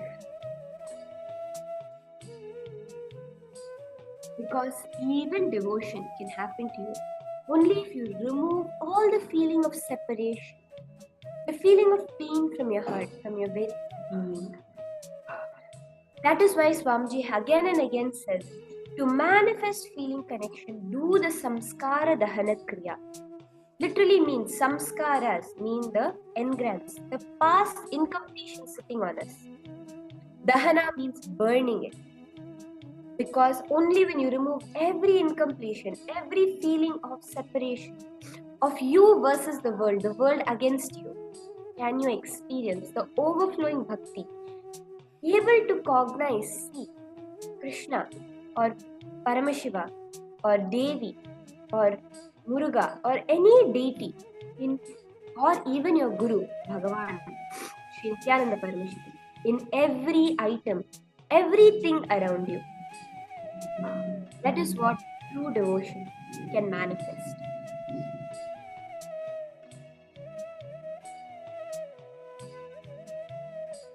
As we start this process, analyze. What are you thinking? What is moving you? What are you worshipping? What is in the center of your heart? Put it exactly. See, do not try to paint Shiva. See, if I ask, who is the deity you worship the most? Just to feel good, don't try to say, oh, I love worshipping Devi, I love worshipping Paramashiva, I love worshipping Lakshmi. No. Paint it exactly as it is. When you are worshipping Shiva, with what intention are you worshipping? As Swamiji reveals, your worship is very different from your worship. When you are worshipping Lakshmi, when you're doing the Kubera Homa, are you worshipping Kubera or are you worshipping your money? Take a few minutes to cognize this and liberate yourself. See, just identifying what is it really you are worshipping in life is enough. It is only having the wrong perception about it, which is where we all get stuck. When you think, no, I'm worshipping Paramashiva, but you're actually running behind a stable relationship. At that moment, you are deluding yourself. You are not perceiving reality as it is. Now, look in what is really your object of worship. What is your object of worship? What is it you work towards in your life? Are you really working towards enlightenment as the sole priority goal in your life? Or are you working for health? Are you working for wealth? But worshipping Paramashiva for that. Cognize this within you.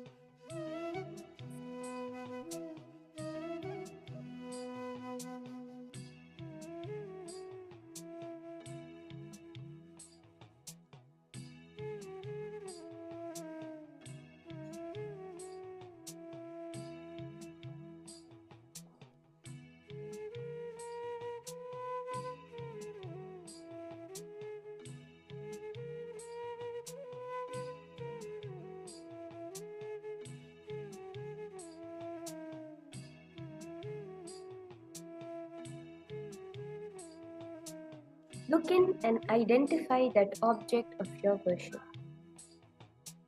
When you are working for something in life, what is it you are actually working? Swamiji says anything you work for, it is fine. But it is important to put your whole onto it. When you do that, that becomes intense devotion towards it, makes it divine. Look at it. What is that goal in your life you are looking forward to?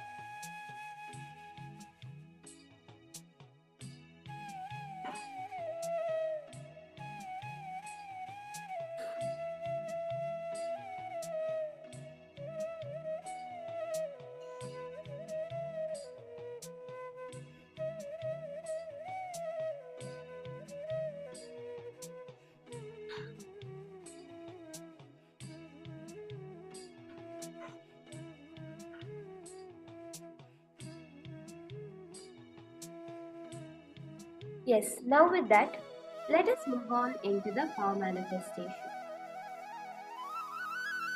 With that beautiful cognition, aligning ourselves towards our ultimate goal, deciding to go head over heels and fast track your Sadashivatva. Manifestation of Sadashivatva is the feeling connection. It is holding that feeling connection which makes power manifestation happen. Because that powers that we are manifesting, as Swamiji beautifully reveals, come from the space of Paramashivatva, from the space of enlightenment. And you experience that through bhakti.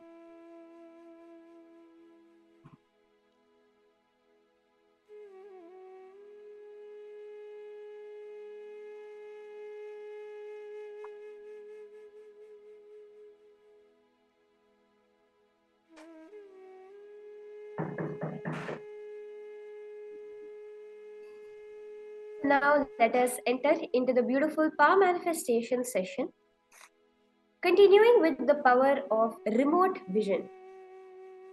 In this round, each one of you will be continuing to scan, as we were doing in the previous rounds, an object that I am holding.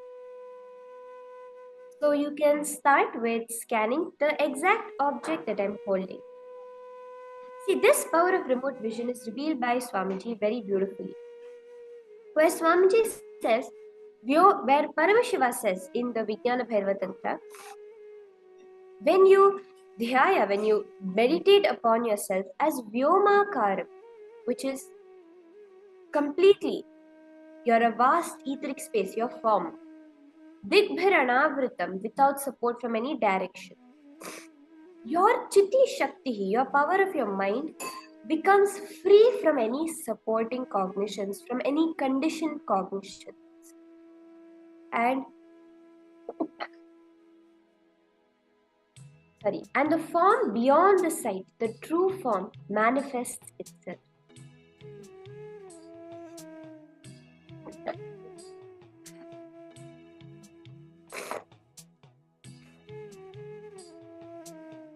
So now, with that, let us enter into the manifestation of this power of remote vision.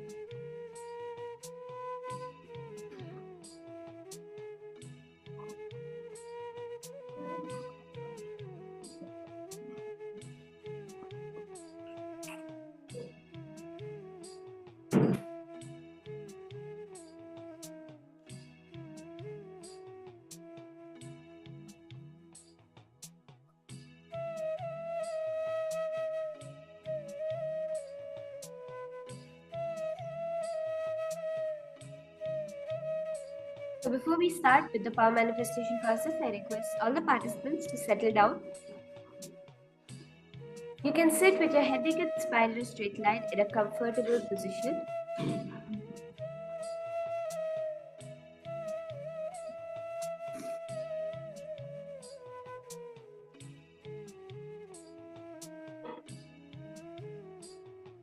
And start to do an intense space of unclenching. Any thoughts that are coming up within your inner space, be completely unclenched from it.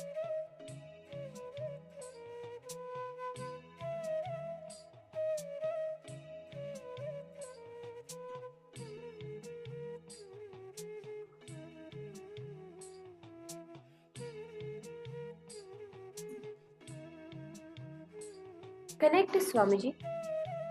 See, whatever you understand as feeling connection, as Swamiji revealed, when you worship God, it is not about knowing who He is.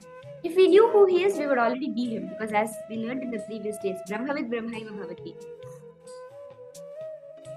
It is about deciding to surrender to connect with that higher energy, which is none other than the higher energy within you. So now, as we begin this round of manifestation, connect to Swamiji. Be in the space of intense feeling connection.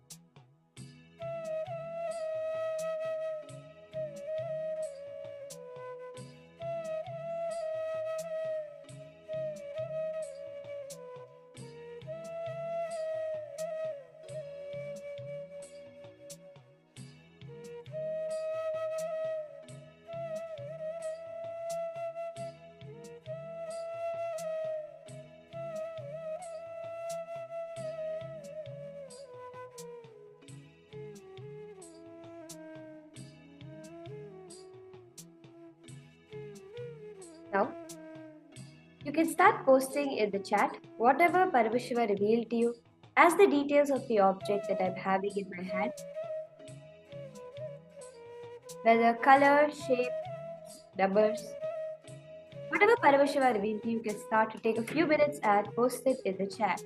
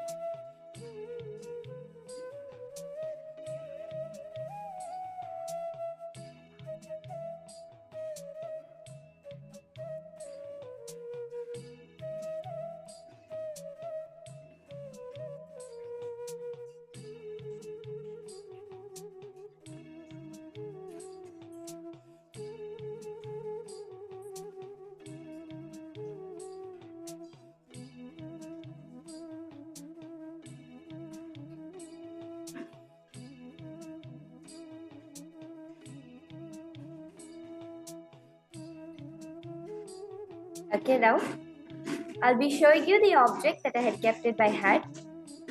Exactly what it was that I was holding for all of you to manifest with.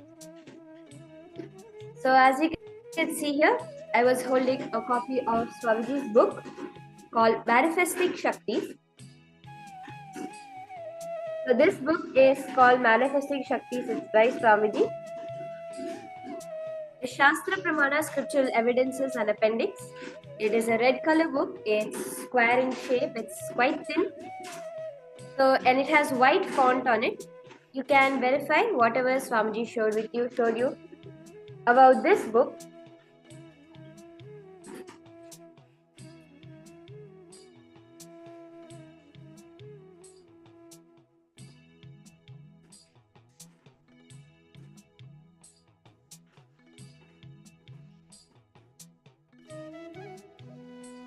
So, as we move on to the next.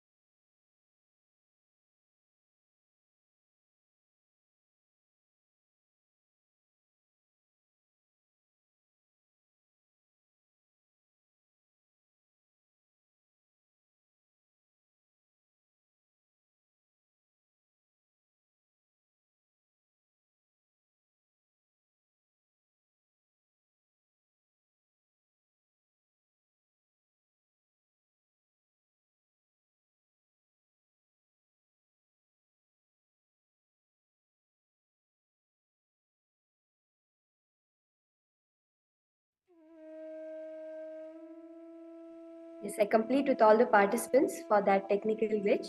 I apologize. We'll be continuing the round of manifestation with another round. Again, in this next round, again, I request all the participants to scan a certain object that I'm holding in my hand.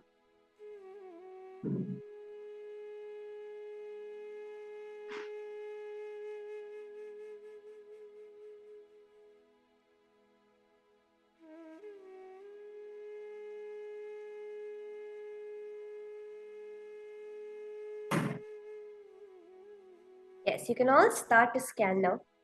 going back into that space of unclenching.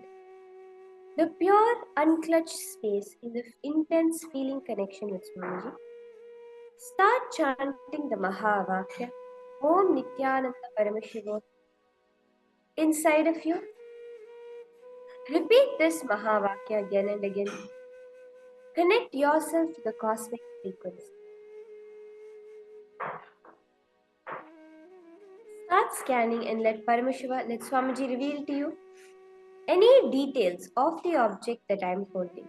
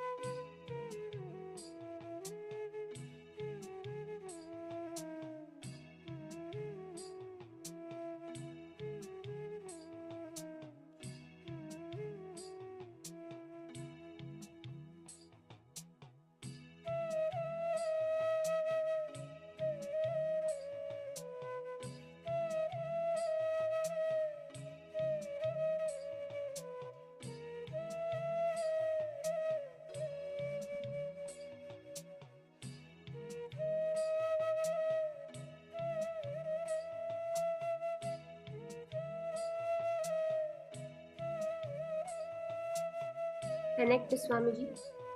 Allow the bhakti to overflow from you. With this right cognition we all got about what true bhakti is. What does it mean to have bhakti? Express that within you. See, Swamiji, whether I know who you are or I don't know. You, whoever you may be, manifest through me.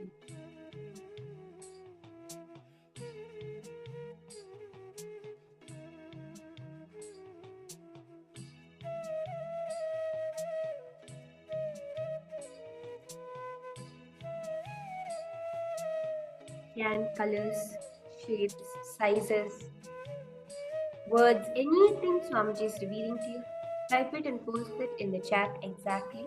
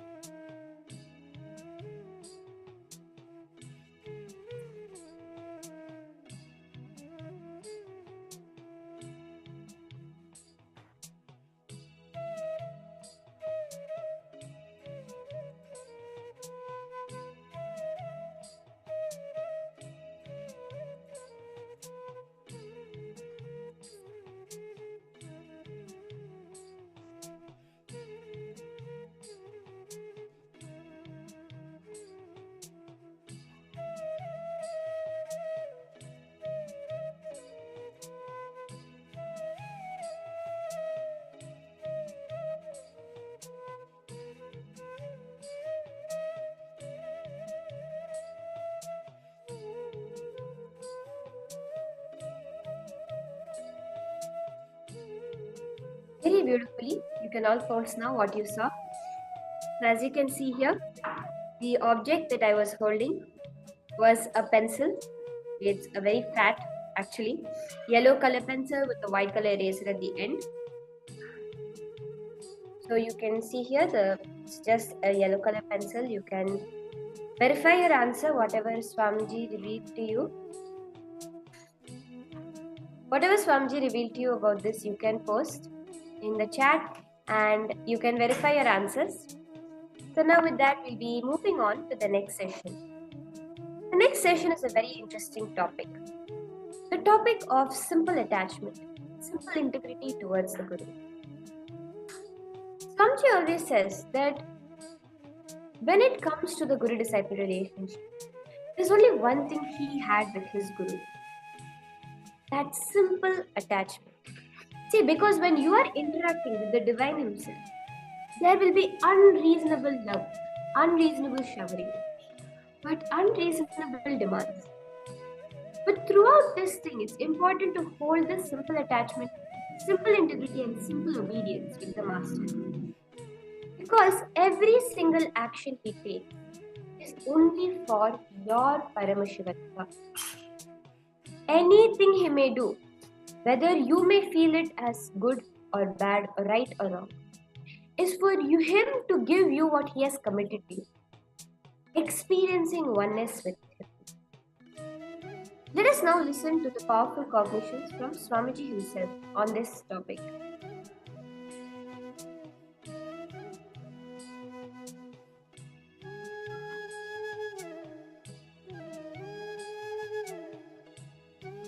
Swamiji has revealed in his own life that this was the one thing he held as his relationship between himself and his Guru.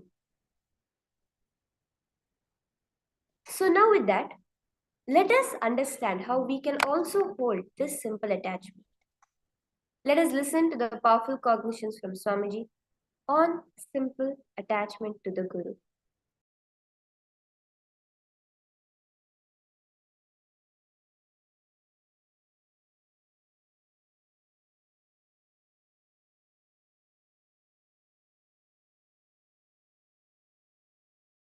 Vedanta principles, great philosophies, Guru Tattvas, practice, everything is only just to reach you to the embodied Guru. Only embodied Guru can give you enlightenment. No Tattva principle can give you enlightenment directly. Even an incarnation like me, I needed an embodied Guru. Directly, Paramashiva has to come as Arunagiri Yogishwara, embodied form, and has to liberate me. Understand? Arunagiri Yogishwara manifesting in my life as embodied form is a great statement given to the world. Embodied Guru is mandatory even for incarnations. Understand? All the teachings, essence, Guru Tattva is to inspire you, to reach you to the embodied Guru. Once you reach the embodied Guru, Guru Gita is the only book where he talks to her about him. He talks to her about him. Paramashiva talks to Parashakti about Guru. Understand? Guru Tattva, teachings, essence, imbibing all of it. All this is great to inspire you, to push you, to make you reach the embodied Guru. Once you reach the embodied Guru, once you recognize him, once you understand him, whole life is simple. Exactly, I will tell you the essence of teachings I learnt from my Guru, Arunagiri Yogeshwara.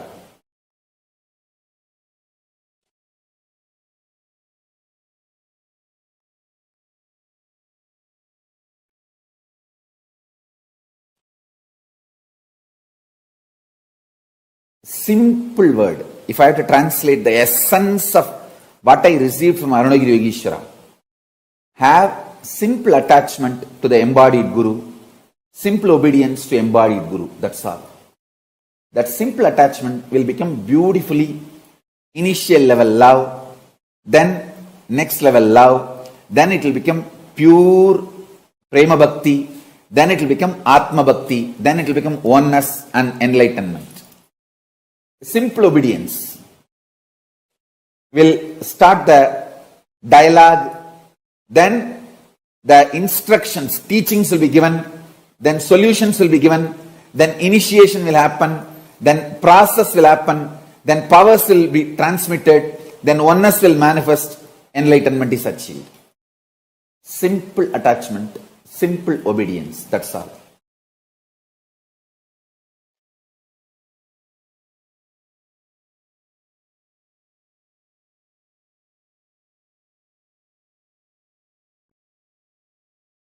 All teachings, Guru Tattva, essence to be imbibed, all this ultimate truth, everything is only to connect you to the embodied Guru. Once you have reached the embodied Guru, after that only one teaching, simple attachment, simple obedience, that's it. Then simply the transmission happens and you become enlightened.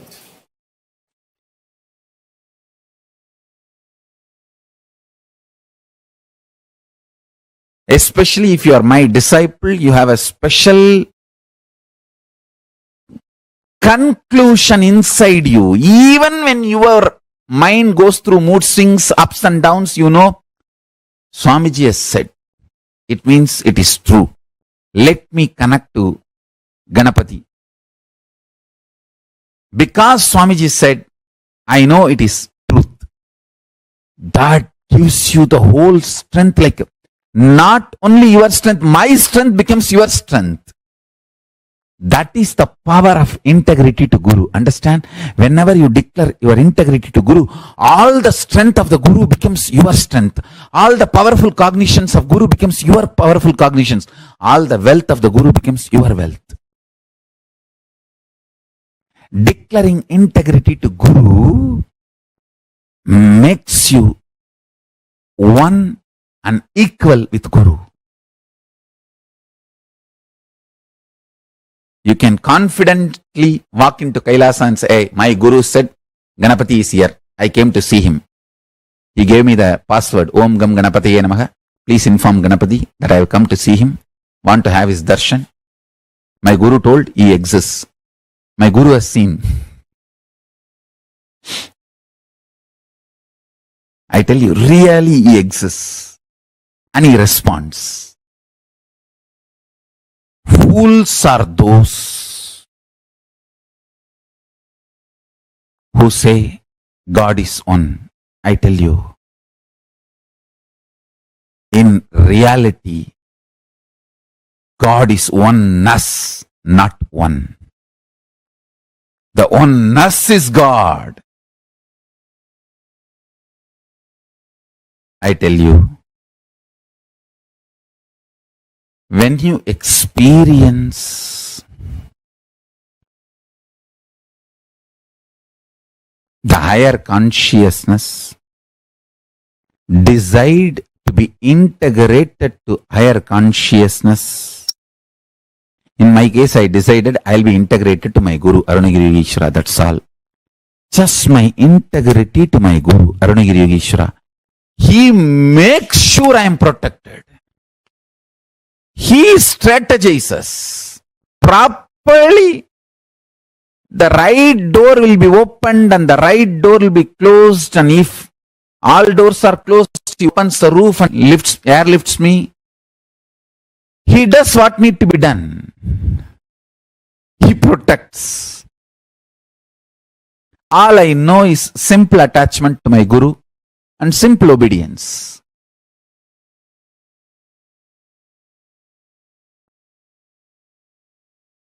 He clearly sends the instruction in the buddhi without any doubt. He just clearly speaks, clearly manifests. I tell you,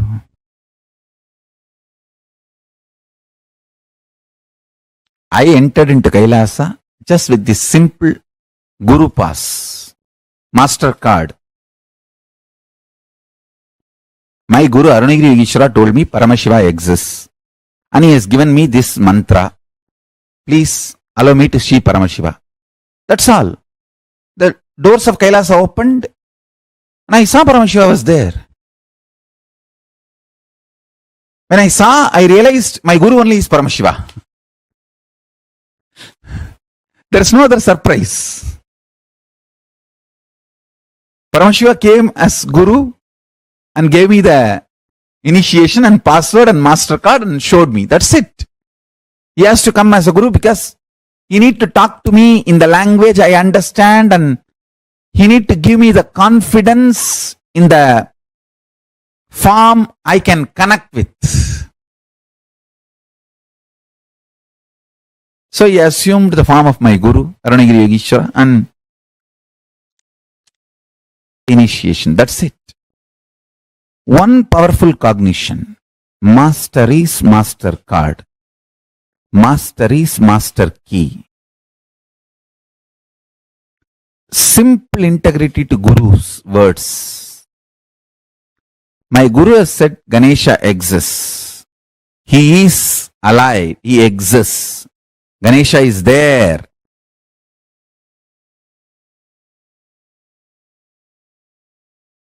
Start dealing me with simple integrity. Simple integrity and simple straightforward tyaga. What you can give, that last thing, sacrifice that. Kannappa, whose eyes still I am having. Ilayangudi Maranar, whose food still I am eating. Understand, all these people gave the last push and gave what they can give. Sacrifice. Kannappa's first eye I am not having. Second eye I am having. His first eye is Tyaga. Second eye is ultimate Tyaga.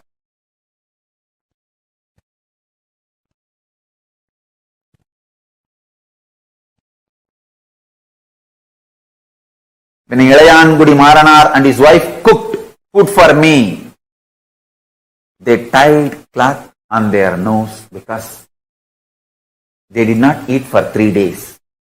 If they smell the food, their mouth may give saliva, so the food will be dirtied because mentally they wanted to eat. Uchishta. So they tied the cloth and cooked for me. That tyaga still I am enjoying. Understand? The relationship between you and me is absolute tyaga based. You give your ultimate, I give my ultimate. It is not strategic. It is tyaga. Undeniable tyaga. I don't care who gives what. Is it the last thing he is giving? That is what I care. Millions of people give food. I don't eat. Ilayangudi Maranar. The last seed rice he had, he cooked and gave. That is the last he has. That decision, that will persistent, that tyaga is what I am enjoying. And I showered myself for him, on him, forever.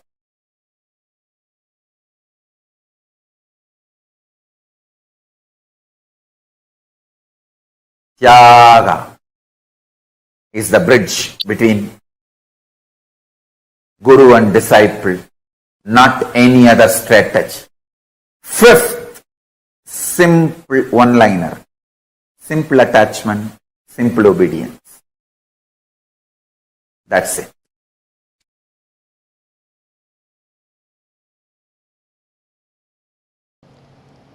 The first and foremost sacred secret I want you to know,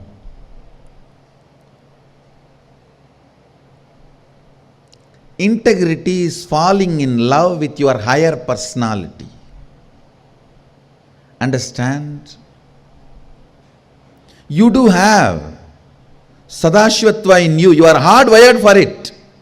It's not that your Sadashivatva is gift from somebody. No. Understand? Just like how when you fall asleep, you put an alarm and tell the alarm, hey, wake me up tomorrow morning. Same way, that's exactly the way I sent my gurus. I sent my gurus to the planet Earth ahead of me and said, hey, I am coming. Wake me up when I assume the human body. See, assuming the human body is almost like a, for you guys, how entering into deep sleep and dream state. It's exactly the same way for me to enter into the Jagrat state and assume the human body.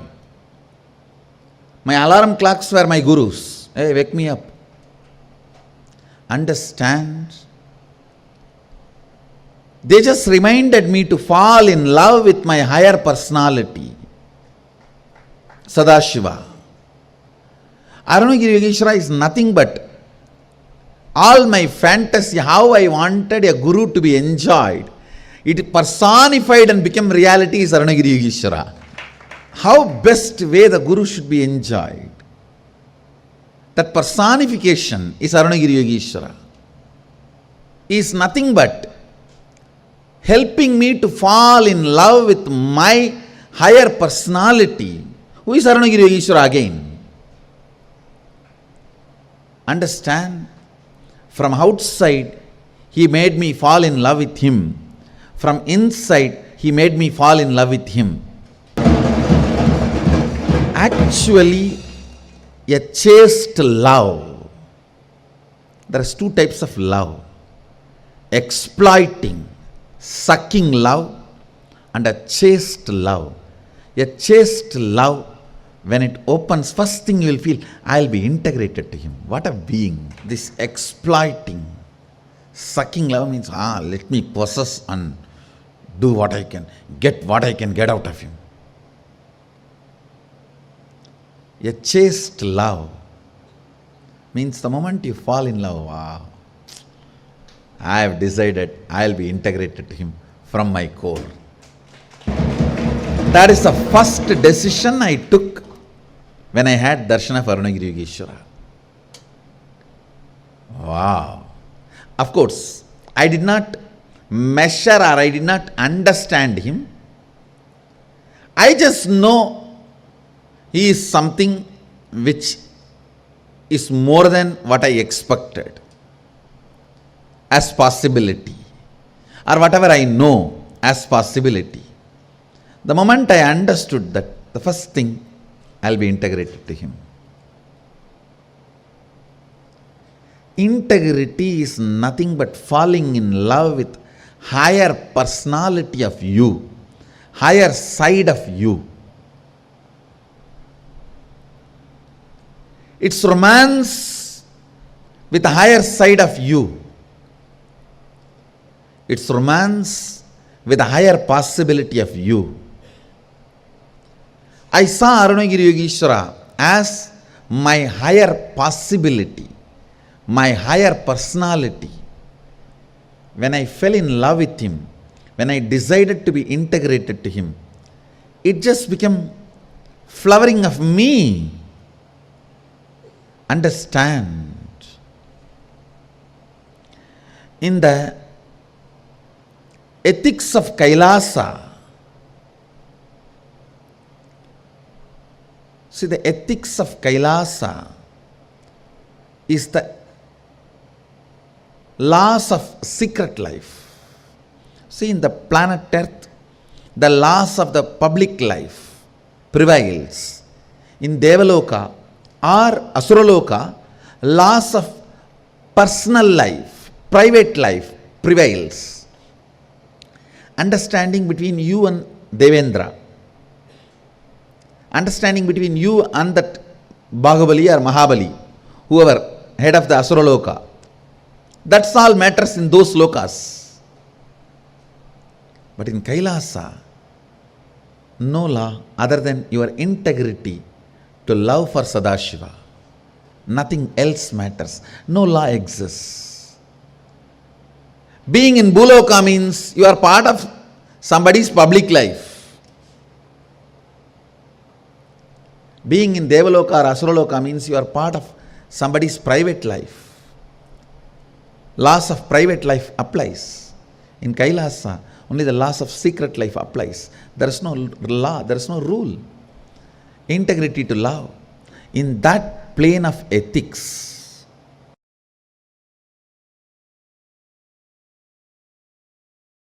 listen carefully. The vibrant presence of Paramashiva, called Parashakti. Understand? The vibrant presence of Paramashiva, called Parashakti,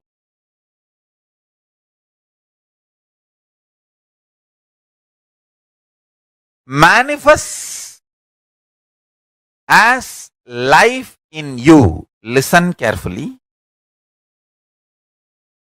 The vibrant presence of Parashakti manifests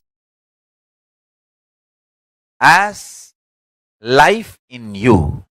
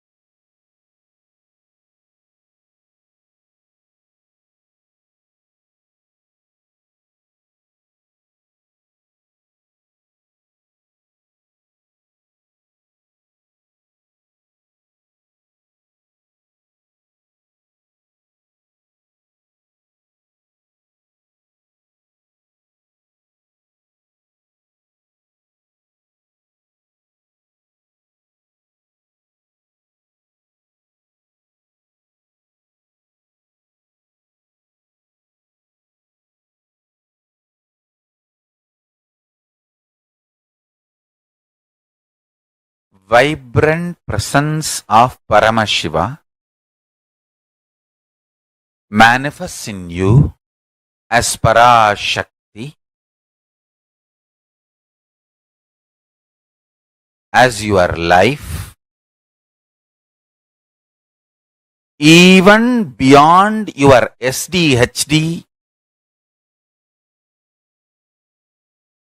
as long as you have simple integrity with your Guru. Listen carefully.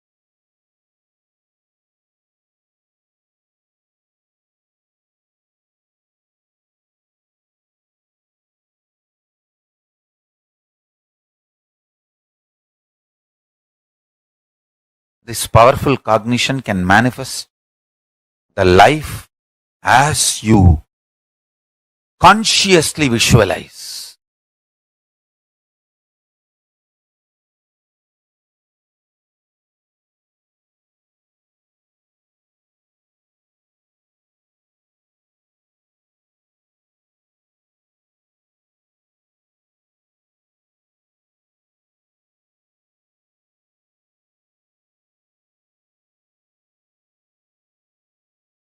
Listen intensely.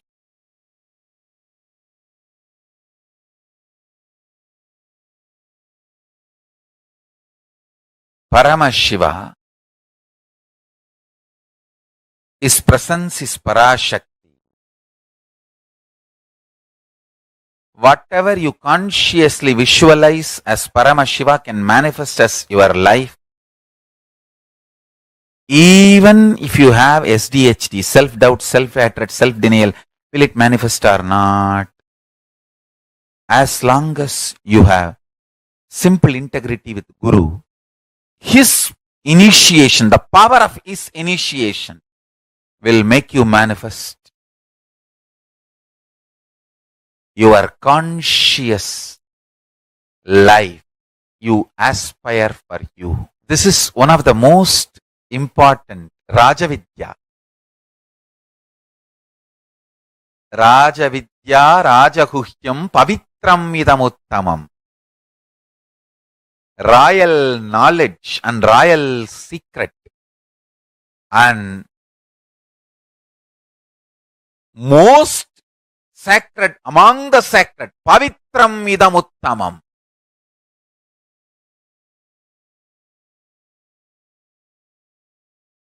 Understand? Simple integrity, simple feeling connection with the Guru goes on awakening your Kundalini Shakti and transforms your very DNA and raises the Kundalini Shakti. More and more power.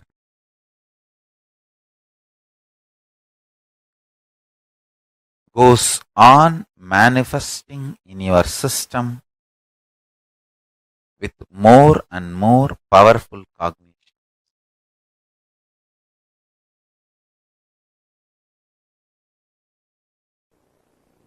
So listen. If you are my disciple, what I am doing now to you is Shaktipada. What you go through now will be Shaktipada. Listen. Every time when I surrendered to my Guru, I felt my surrender to my Guru empowered me, not him. He did not get empowered or he did not get any power over me. I got empowered. Actually, I got the power over him and I got empowered. When I became his puppet, I became the most powerful Parameshwara. I did not lose anything. I only gained everything. I tell you, when I started realizing this, my surrender became intense. My surrender became intense.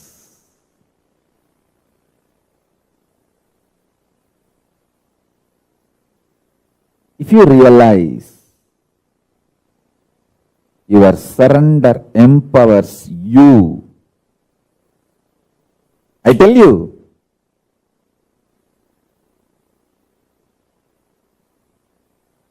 if you realize your surrender empowers you, your surrender gets more and more intense and the higher realities opens for you.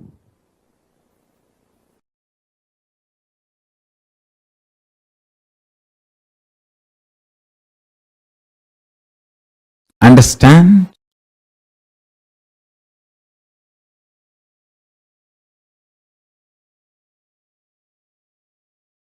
Drop negotiating with Guru. Negotiate with the whole world for Guru. Stop negotiating with Guru.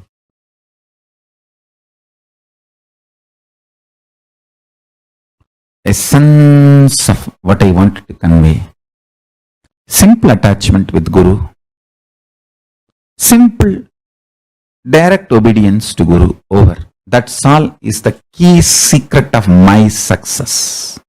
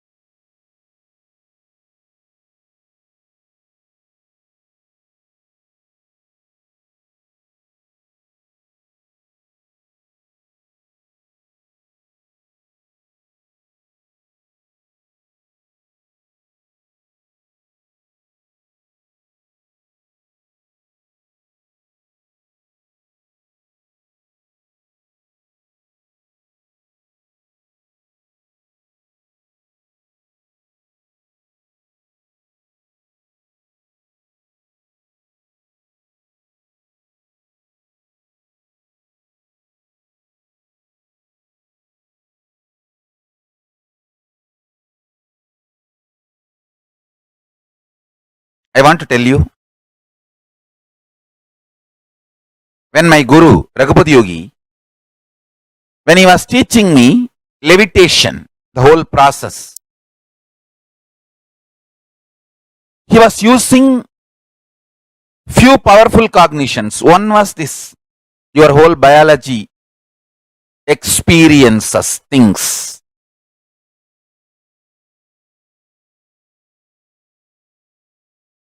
Another one, visualization, he was using that blissful fish in the cosmic ocean. First, let me explain one by one the whole process he took me through.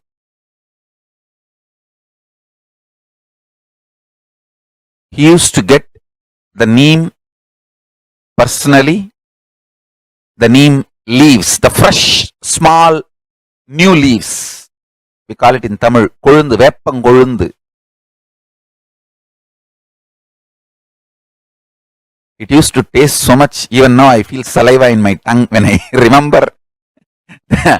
Remembering neem leaf and having saliva in your tongue, you will have the best health. Raghupati Yogi, my yoga guru,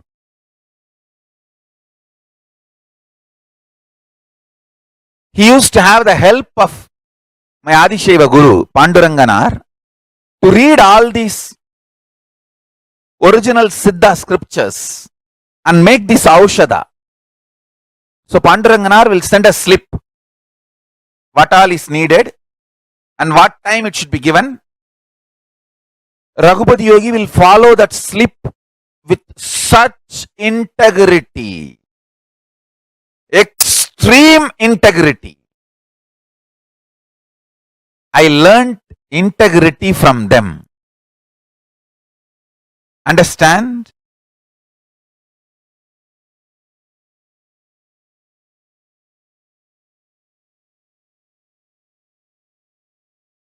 One day,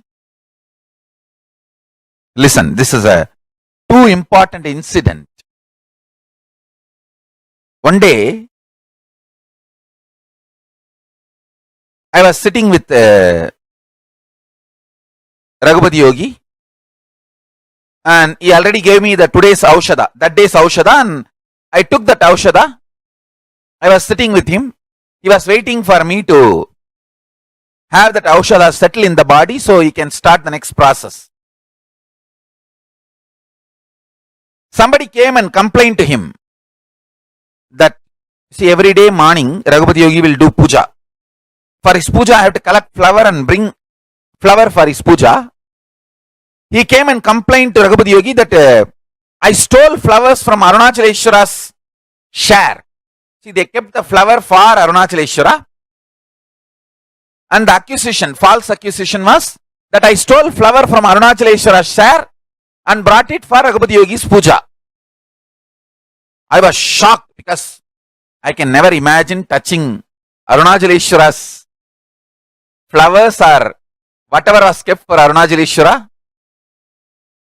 I can never imagine. It was a big false accusation. That person came and told.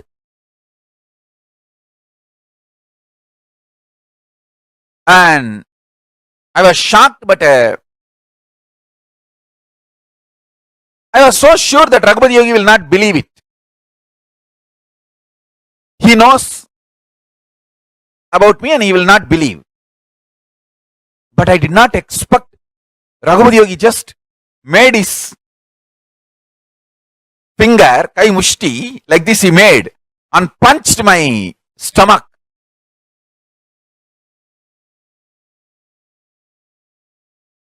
Listen the story. He just punched my stomach directly. Without even listening to my side story. I'll tell you exactly what happened. I just jumped and fell on him and hugged him. Sami, that was my reaction. Vomited the whole Aushada he gave that day on that fellow who came to accuse me. I fell on my guru and hugged him and vomited. The punch was really hard. Vomited the whole thing on that guy who came and gave a false accusation. Immediately I got up and said, let me clean him up. I vomited on him. Let me clean him up. I saw tears in the eyes of Raghupati Yogi. He was having tears. I said,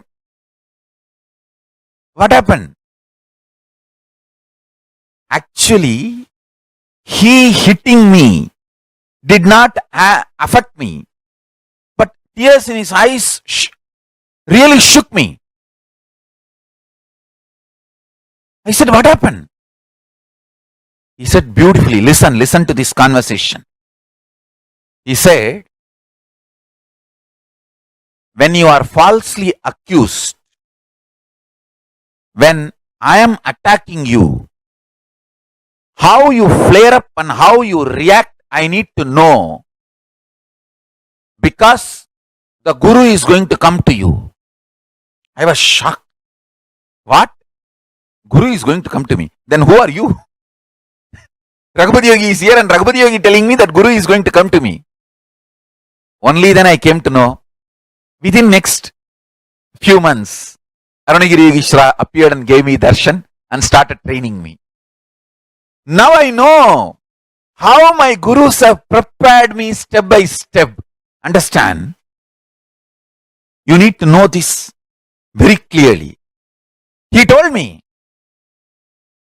when somebody accuses you falsely, I also punish you without even hearing your side of the story. When you know injustice is done to you, how you react, how you flare up and react, I want to know.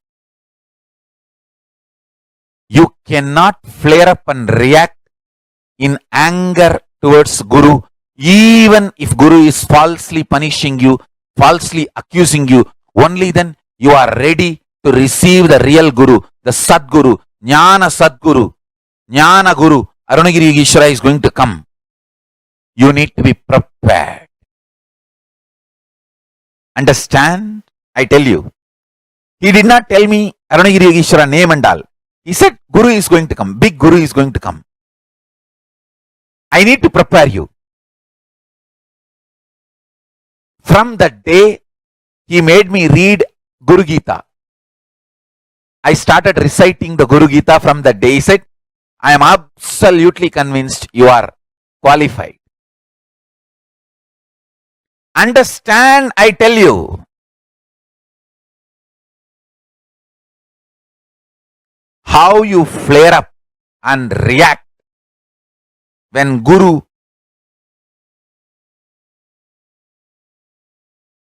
trains you. Guru will never falsely accuse you or punish you. He will train you.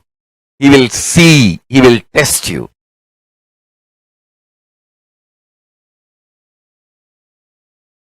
Now you should know very clearly, easily getting influenced is your powerlessness.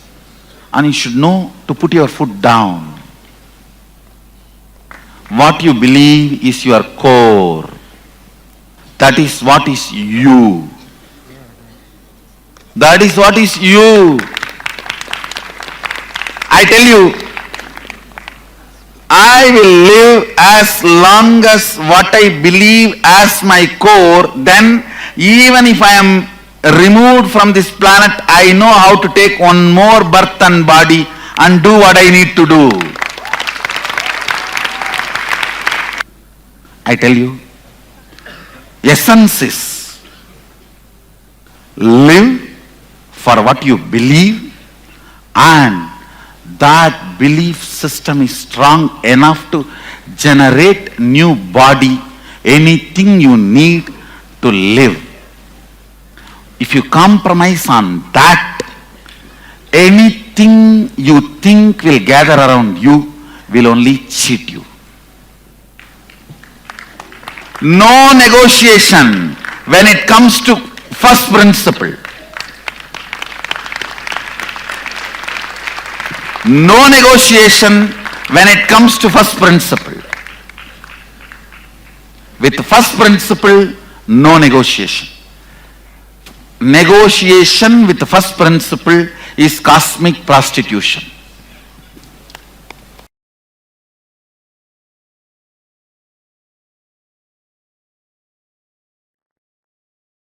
Understand, Paramashiva himself manifesting his own breathing space, manifesting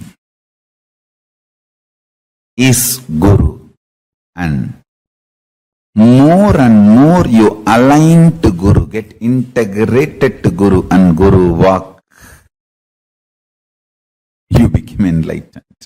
Not only you become enlightened, all the side effects of the beautiful auspicious side effects of Paramashiva, his state, his space, his being, his superconsciousness, his Kailasa, all that starts manifesting around you.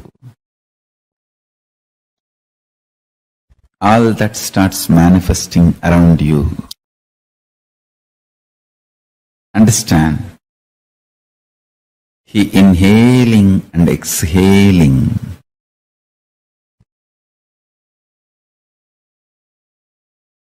He manifesting himself.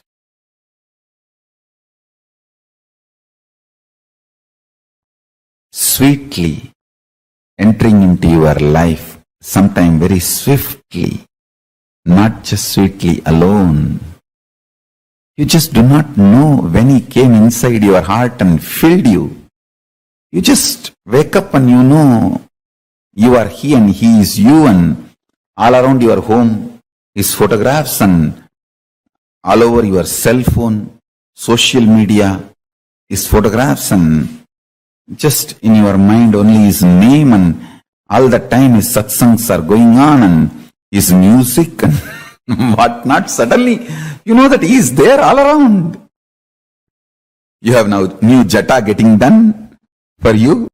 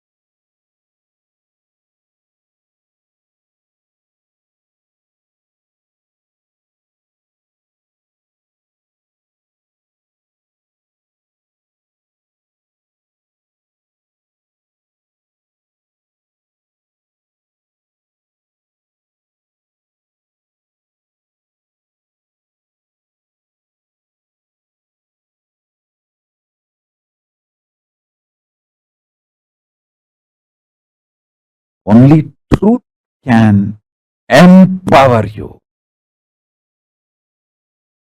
Be empowered by the truth because it is truth.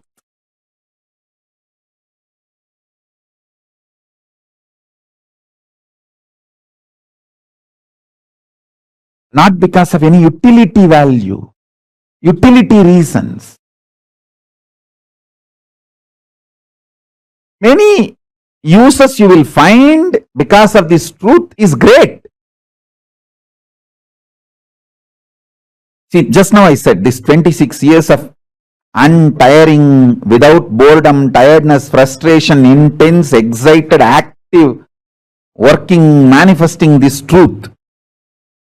But even this I don't consider as the scale.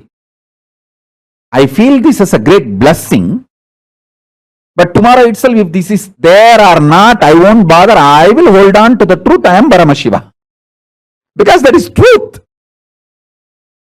Whether I have this body or does not have this body, I will hold on to the truth. I am Paramashiva because that is the truth. Now I have this body.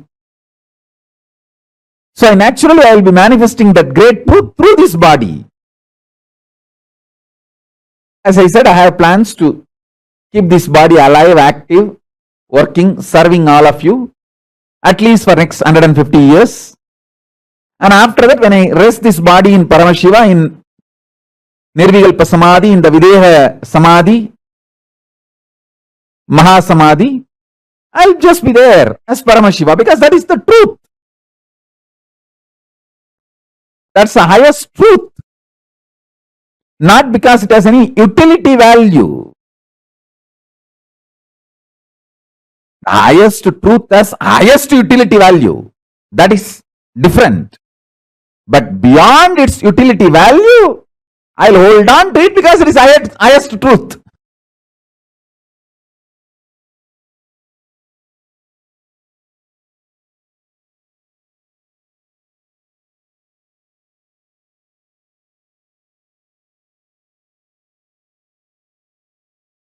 I am chaste to my Guru. I am obedient to my Guru because he is my Guru. I am his disciple. That's all. Not, I will never have a negotiation. If you provide this, if you can do that, if you can, if we come to some via media understanding, if we can have some kind of an agreement, then I will obey you, I will listen to you. Nothing, there is no negotiation with my Guru. That's the most cheapest relationship you can have. Negotiating with the Guru. Disobedience and negotiation with the Guru, non-listening with the Guru is the cheapest relationship. I can never even think of that. I am absolutely chaste to my Guru.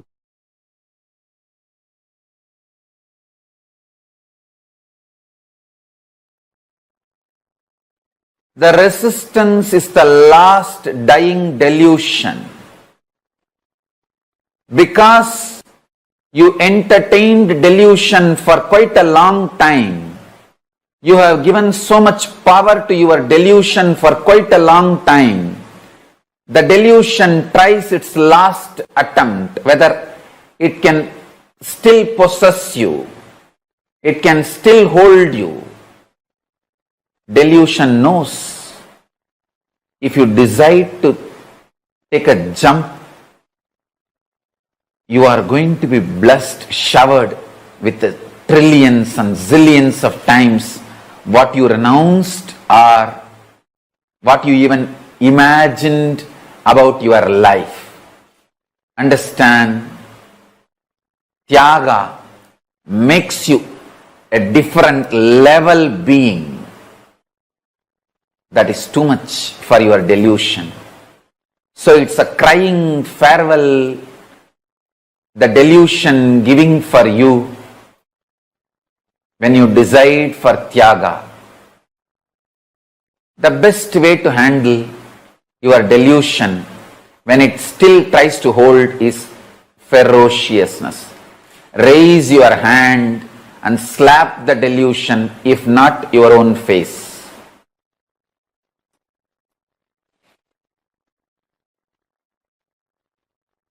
Ferociousness is the only way to deal your delusion. Never through negotiation, bargain, strategy, your delusion is going to let you get convinced that your Tyaga is going to bring higher life to you, higher possibilities to you. Your delusion will never allow you to be convinced No negotiation with your delusion will work. No strategy with your delusion will work. No convincing your delusion is possible.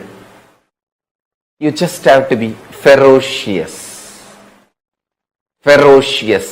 ruthless with your delusion. Be Kali to your delusion. Sometimes being Kali with your delusion is the only way you will achieve Paramashiva.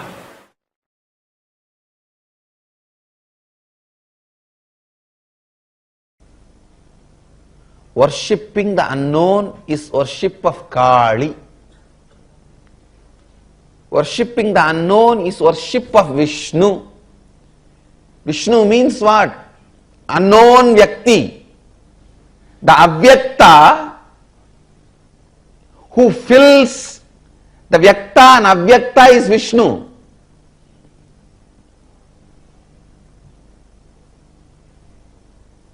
Who is embodiment of Vyakta and Avyakta is Kali.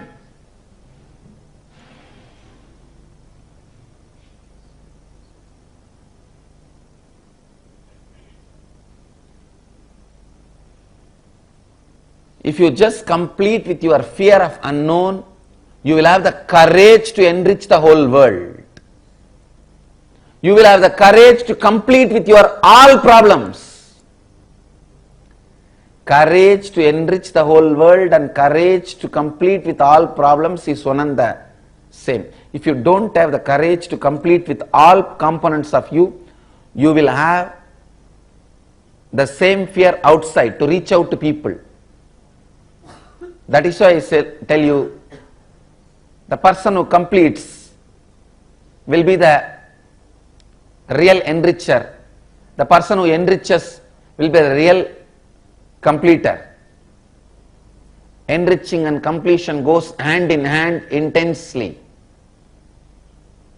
Enriching and completion are like a anga, not step by step.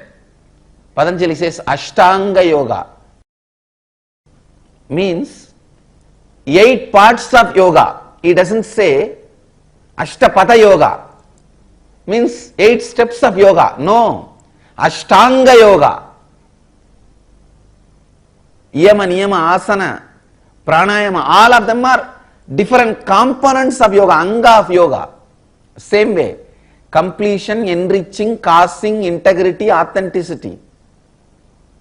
Integrity, authenticity, responsibility, enriching and causing, completion. All the 6 are Shashtanga Yoga, not Shashtapatha Yoga. Shashtanga Yoga.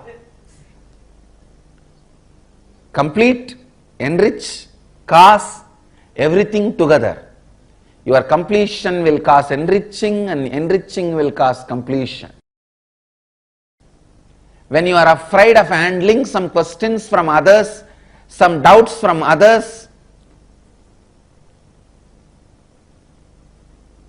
you are afraid of handling some incompletions of you. If you handle that incompletions of you, you will have the answer to enrich others, cause others.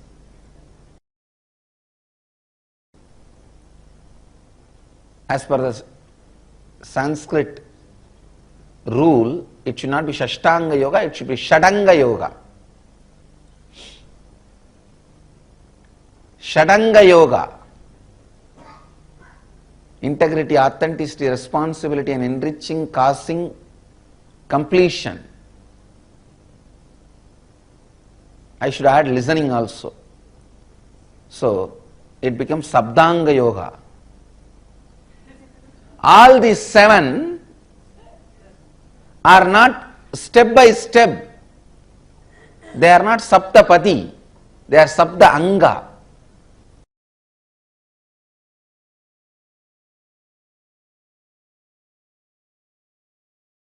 If you feel I am your puppet, be assured you have a relationship which I had with my Guru Arunagiri Yogeshwara.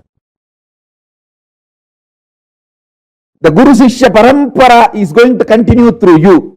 You are going to be my successor. Because that is the way I felt with my Guru. It's not logical. Logically, only Guru is supposed to feel the disciple is puppet. But in reality, it doesn't happen that way. A disciple feels Guru is his puppet. And suddenly, in that feeling, he loses himself into Guru. Without even disciple's knowledge, disciple has become a puppet in the hands of Guru. That's the way exactly it happened in me. I am telling you the secret as it is because today is my Guru's day and I want to be integrated to him and integrated to you. It looks very illogical. It may even be very difficult for people to digest. But I am not talking to maintain a pseudo dignity.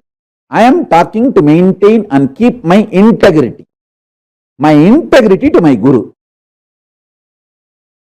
And what happened between me and him? How it happened? I have to tell my disciples so that that can start happening between you and me.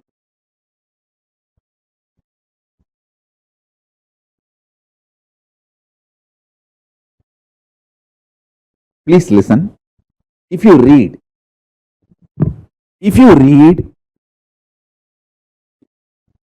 intimate reminiscences of Ramakrishna and Vivekananda, you will simply realize Ramakrishna was puppet in the hands of Vivekananda. And Vivekananda just lost himself. Without even knowing, he became puppet in the hands of Ramakrishna. Samartha Ramdas and Shivaji, Ramakrishna and Vivekananda, Aurobindo and Aurobindo mother, all this I can give as the ideal Guru-disciple relationship, where the disciple experienced Guru as the puppet in their hand, but without even their knowledge, they become puppet in the hands of Guru. So that the border, commanded, commander, commanded, these three has disappeared, dissolved. The commander, commanded, all this just disappeared.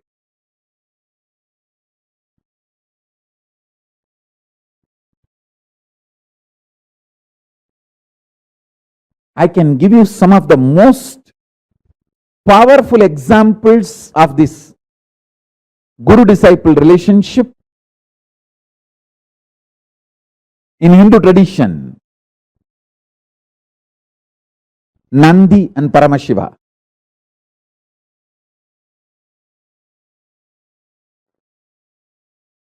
Devi Meenakshi had a disciple called Sumati. Sumati and Devi Meenakshi.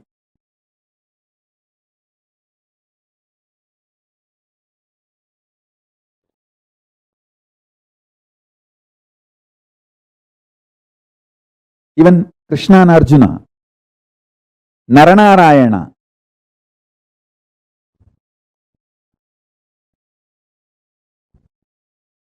In the modern day, Bhagavan Swaminarayan and his disciple Akshar Purushottam Maharaj.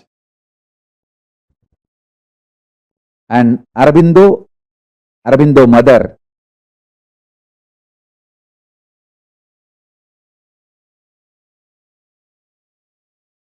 I tell you, love can just open all gates of all lokas. Up, down. Tyaga can open only up to Tapoloka. Brahmanyana, enlightenment, can open only up to Brahmaloka. All the punyas, good actions, dana, dharma you do, charity you do, yaga yajnas you do, can open only up to Swargaloka. But consciously developed love, consciously decided love can open all 14 and beyond. That's the beauty and power of conscious love. See, I am giving you cosmic secrets. I tell you, inside your heart, deeply, secretly, if you are cherishing, I am your puppet, be assured you are my disciple, and through you, the Guru Sishya Parampara is going to continue. You are going to be the living stream of me. Whoever feels I am your puppet, you can be rest assured you are inheritor of Paramashiva. And what I got from my Guru, Arunagiri Yogeshwara, you are going to receive through me. And you are going to continue this Guru Sishya Parampara. Not just getting enlightenment, not just getting powers. You are just going to be inheritor of everything, of me. What I got from my Guru, Arunagiri Yogeshwara, everything. Because I felt Arunagiri Yogeshwara is my puppy love and puppet love.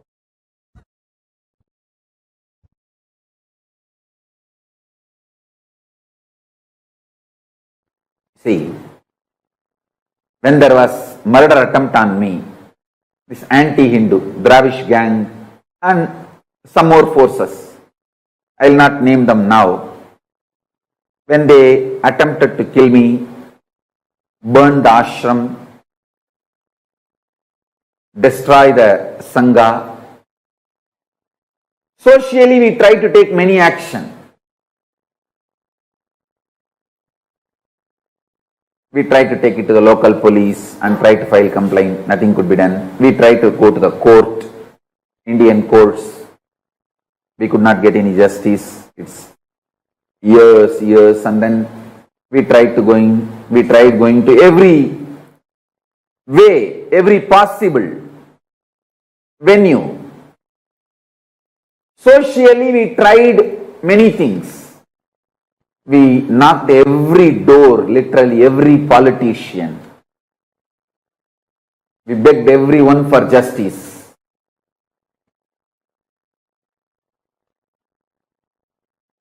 Socially, how we try is one. And we try to tell our story to everyone. Morally, how we deal is one. All that is external world, outer world related. How I handled it inside me, I am opening that secret now. Listen. Listen. How I responded inside me. First thing, I responded to Paramashiva. Paramashiva, I am very clear about one thing. I will not question you. I will not doubt you. I will never consciously or unconsciously, even in the remote corner of my mind or dream, will point the finger towards you or will turn the needle towards you. I am very clear about it. Your existence and your connection with me and you manifesting in me, all that is absolute truth. There is no doubt, question, negotiation, up, down in that. It's sealed deal. Over. I will only question, doubt, think. Other than your existence, I will only ask through these attacks, you are asking me to do some great work. You are asking me to take some more responsibility. Please make me understand that in my language. That's all. You are asking me, you are sending me the message to be more responsible for larger vision and larger projects, larger expectations from you. Let me just understand that and evolve to that. And I give you my absolute commitment. Just make me understand in my language the responsibility I need to take for your vision for me. And I am here to put everything you have given me to make that into reality. I am just reading out exactly as I responded. My first response to Paramashiva when I was attacked. My first reaction, my immediate reaction when I was attacked, my first reaction towards Paramashiva. Paramashiva is my life. It is very clear. I will only ask Paramashiva to make me understand your vision for me, so I will take the responsibility to fulfill it. I know through this attack, you are asking me to take responsibility for larger vision of you. You want me to raise to the higher level of life, higher and higher. Just make me understand in my language that I understand. Map it to my system. Help me that. So I go all out and take responsibility for your vision for me. Let me flare up and get more integrated to you, Paramashiva, my Mahadeva.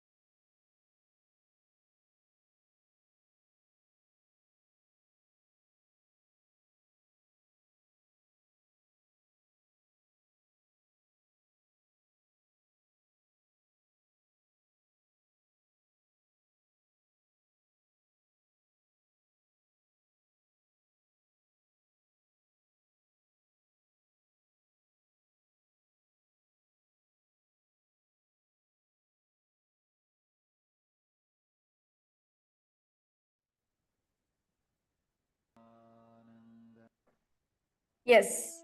Nithyananda, to all the participants, to everyone who's watching this live right now, understand one thing. The thing which kept Swamiji holding back to Annigiri Yogeshwara, the only thing which Swamiji declared to Annigiri Yogeshwara the first time Swamiji met him is, let me have simple integrity towards him. Let me have simple obedience towards him. That is the ultimate relationship. That's the ultimate declaration you can ever have. You could ever give to your Guru, to your Master. As Swamiji says very beautiful. When he met Annigiri Yogeshwara for the first time, Annigiri Yogeshwara was the fantasized version that Swamiji thought of a Guru, how a Guru would be. And it happened to Swamiji as a reality for him. The moment he saw Annigiri Yogeshwara's whole being, the day one itself, Swamiji says very beautifully, the day one itself when I met Annigiri Yogeshwara, the first thing which came out from me is, let me have simple integrity towards him. Let me have simple obedience to him so that I can manifest whatever I want. Let him flow through me.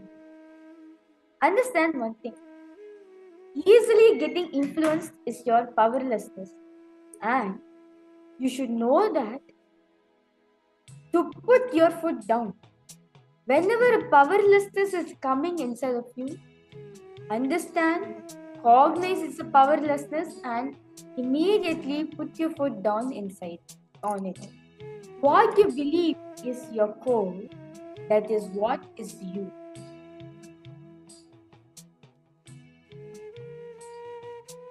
As Swamiji says very beautifully, the simple attachment he had to the truth which Annigiri Yogeshwara has revealed to him, that he is Paramashiva no matter what it is. Whether he is in the body, whether he is not in the body, he is still Paramashiva. As Swamiji says very beautifully, because it's the truth. I am Paramashiva. Whether I'm in this body, whether I'm operating through this body, or whether I'm in the highest state of Nirvikanta Samadhi, the highest state of Samadhi, the Videha Mukti, what the formless was Swamiji is merging into the formless. Even at point of time, he knows he is Paramashiva. From that space, he is available for all of this. So understand one thing. What you believe is your core, that is what is you. As very beautifully Swamiji said one such song, you manifest what you believe, not what you think. What you believe inside of you is your core. You are that and you manifest it. So let us decide that I will live in the space of integrity, no question of missing. It's just awareness, practice, nothing else is needed. Understand what Swamiji says very beautifully. It is just an awareness which needs to be given, that's it. The moment you declare your integrity towards it, you start creating awareness. The awareness starts coming and you start practicing, and then nothing else is taken away from you. When Annigiri Yogeshwara, when Swamiji was in this woman's space, Annigiri Yogeshwara, the only thing Swamiji had was, no matter what it is, let me not question him. Not just to Annigiri Yogeshwara alone, to all the gurus that Swamiji is having, he just understood one thing, that no matter what it is, no matter what they're going to do to me, I am not going to question them. I am going to have simple integrity towards them. To give a simple understanding about this, from Swamiji's one, and I give an example. So what happened was, one day, Raghupati Yogi told Swamiji to do Surya Namaskar from sunrise to sunset. And Swamiji very obediently followed the Surya Namaskar. He did Surya Namaskar from sunrise till the sunset. And you know what Raghupati Yogi did?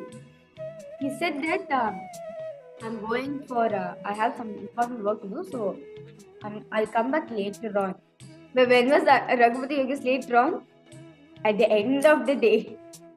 Literally, when the sun was setting only, he came back. But technically, if you see where Raghupati Yogi was, he went behind and it was a platform, let's say the hill. If Swamiji was doing the whole yoga practice, sorry, Swamiji was doing the whole yoga thing in the Kritika Mandapam, in the Arunachaleshwar temple. So the place where Swamiji was doing the Surya Namaskar, exactly behind that, Raghupati Yogi was standing and he was seeing where Swamiji doing Surya Namaskar. So it's zero. And Swamiji did not know this. Simply, obediently, he followed what Raghupati Yogi said. What happened was, after it was evening, Raghupati Yogi came and Swamiji is like, Appa, you came now at least. And Swamiji fell. Swamiji collapsed. I mean, like, Swamiji finished his last set of Surya Namaskar and he just like, my joints are broken. I'm not able to make every single, just like how when we do 100 in Surya Namaskar, it's like a big thing for us, right? So we have achieved something, we need enough amount of rest. For Swamiji, when he did whole Surya Namaskar, he was like, next 3 days, I am not going to do any yoga classes, I am not going to do anything. My joints are completely disconnected, my body is so disconnected. Just leave me alone. No yoga practices from hereafter. So what happened? Of course, Raghupati Yogi, of course, wearing all of Swamiji's tattoos, he was also very loving to Swamiji. So Raghupati Yogi put in those days, like in modern days, if you have any fracture or if you have any sprain, they usually put this band called crib bandage. So basically, where it holds the muscle, that area, so that it heals. Like for example, if you have a sprain in your hand, they put this grip bandage so that your hand is stable, so that like it does not move unnecessarily. Your hand will not get any further damages, and it just relaxes itself with the grip bandage itself. So in those days, and all, as the grip bandage was still yet to come to the world. So what they did was, Raghupati Yogi tied the gunny bag. It was a jute bag. The gunny bag, Raghupati Yogi tied on Swamiji's leg, basically the joints area for Swamiji, and carried Swamiji and went to his home, Swamiji's home. And Swamiji thought, Swami Amma, Swamiji's mother, Swamiji thought that his mom, Swami Amma, will receive him first because he has done so much of Surya Namaskar. He has been like, his joints, his whole body is aching. As a son, you should attend to him first because I'm in trouble. Instead of looking at Swamiji first, he looked at Raghupati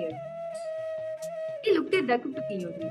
And saying, oh, you've come, welcome, and all this and Swami Amma usually gives coffee to Raghupati Yogi, and she gave coffee. And then after this whole attending to Raghupati Yogi, she attends to Swamiji. And what happens?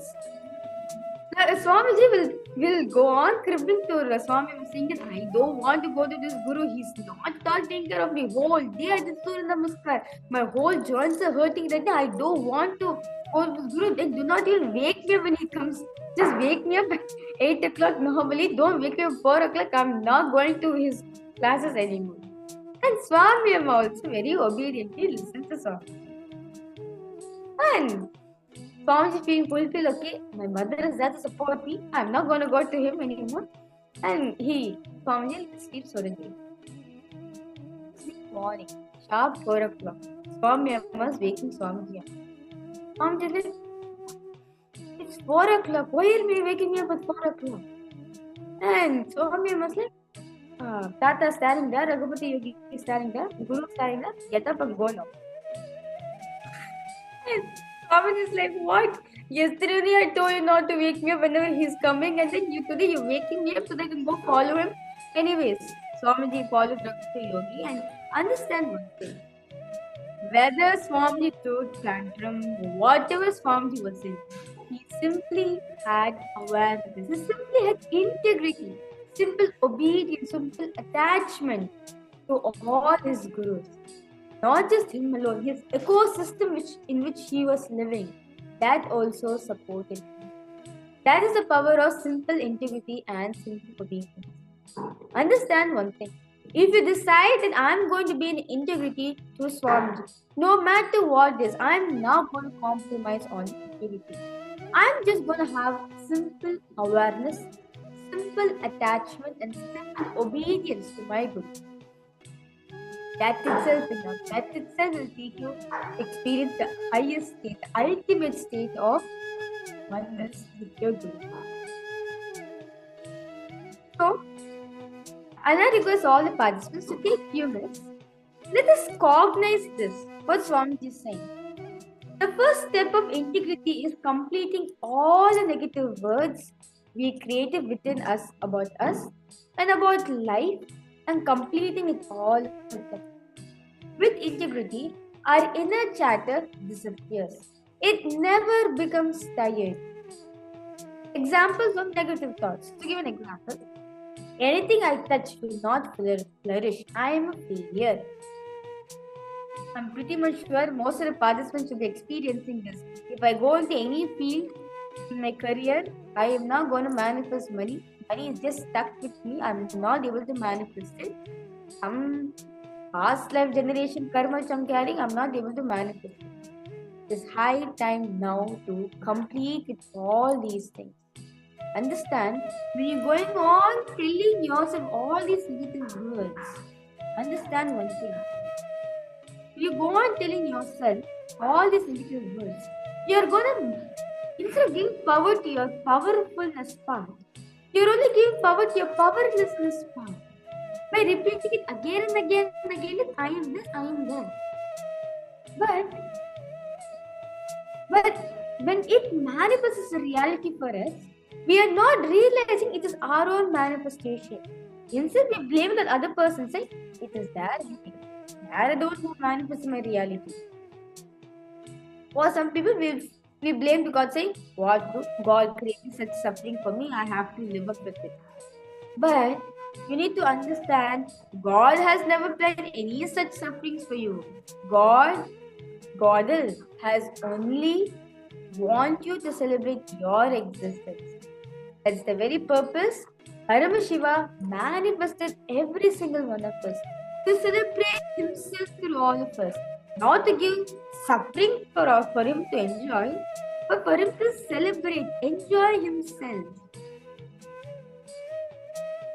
But instead of enjoying our inner space, our powerfulness which we carry, we are going on giving power, we are going on feeding food to our negative thought currents, all the incomprehension which we carry within our inner space. But you need to understand, how long are you going to keep this within you? One point of day where you have to surrender, one point of day you yourself feel like, God, I'm not able to handle this, I am going to surrender.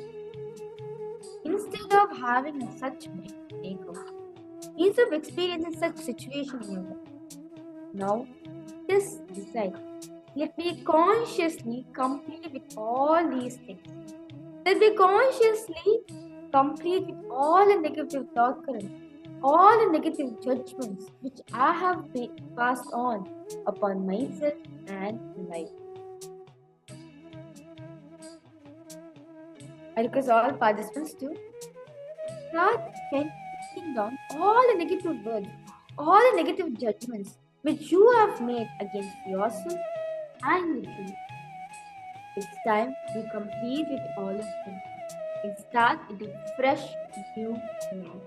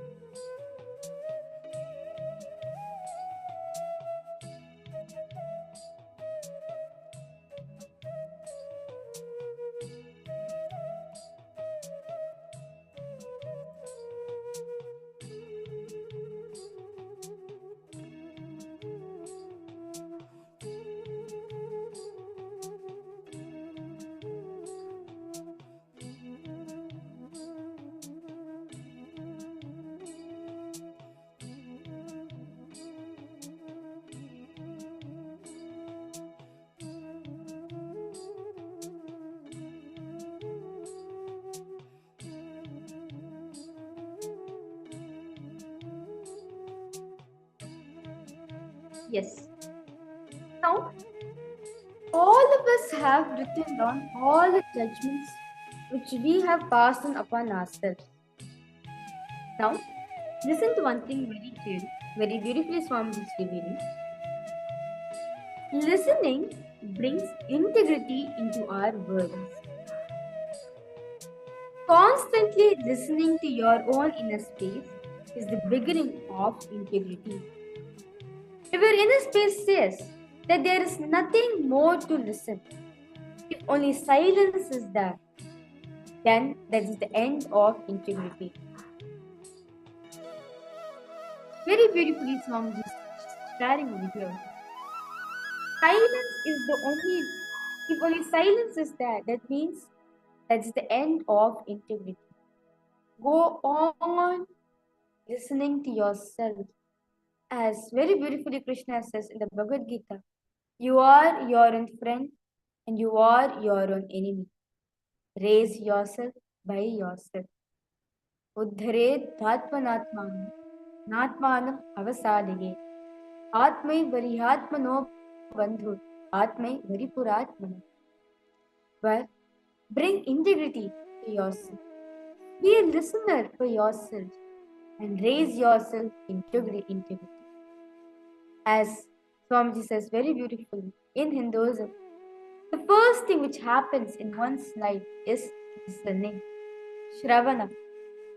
And then after that, Nidhityasana happens. Manana happens, where we internalize about it. And then Nidhityasana happens, where we start living it. When we start listening to ourselves, we cognize, we internalize all the thought currents which we're cherishing. Everything is being revealed to ourselves. And then we start living. The Nidhityasana happens when we start living integrity. As Swamiji says very beautifully, inner space. Your inner space is nothing but a canvas which you have painted by yourself. You have painted your own emotions on it. High time to listen to those. I request all participants to spend 5 minutes now and listen to you. Listen to yourself. Going on listening, even while you are in action, while sitting or talking or walking, listen to you. As very beautifully Swamiji shares in Satsang, you are not just my listener alone, even I am a listener for myself. Even I do not know what's next state which I am going to reveal. So, my body, this being, becomes a listener for its own self. Be a listener for yourself in spite of all the actions which you do. Whether you're singing, sleeping, sitting, talking, walking, everything, anything you're doing, listen to yourself. Bring complete awareness and listening to your inner space. I now request all participants and all the viewers who's watching us live right now to experience the simple attachment, the simple obedience with our Guru. Start listening to yourself. Just 5 minutes. Spend on listening to yourself, going on listening. Even while you're doing some actions, just 5 minutes and intensely listen with yourself.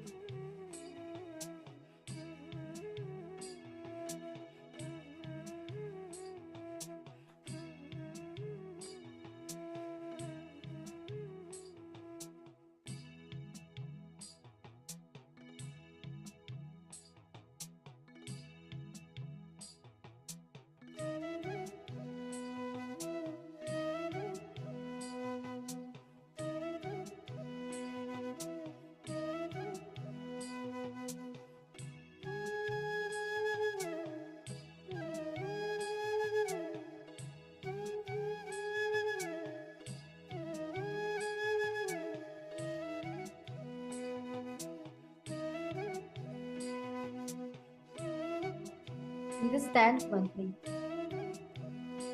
No negotiation comes within yourself when it comes to the first principle. When it comes to the first principle of listening, there's no other negotiation is needed from your side. Just listening is important. Now, because all participants do, respond Paramashiva who's within yourself. The being who's waiting to connect with you, but you're busy stuck with your incompletions, patterns, and everything. You forgot him. But he has not forgotten about you. He knows that you need him. That's why he's still there with you. From that space, from the gratitude space, respond to Paramashiva saying, Paramashiva, I'm very clear about one thing in my life. I will not question you. I will not doubt you no matter whatever it is. I will never, consciously or unconsciously, even in the remote corner of my mind or dream, will point the finger towards you or turn the needle towards you. Everyone understanding this is a very important statement which you're uttering to Paramashiva, that no matter in life, whatever comes, what comes may, whatever it is, you are consciously or unconsciously, even in the states of unconsciousness state, even in the state of a dream state, even while you're sleeping also, you're not going to point your fingers towards. You are not going to question. You are not going to doubt its existence. Because all participants to take this conscious decision, as Swamiji says very beautifully. For Subramanya to experience his Ajayatva, for Subramanya to experience his complete fullness with Paramashiva, the only truth which Paramashiva said is, never question Pati. No matter whatever comes in your way, never question Pati. Same secret which Subramanya, Paramashiva is giving all of us to experience the Ajayatva. Not just Ajayatva alone, to experience Him. Because all participants to take this conscious declaration,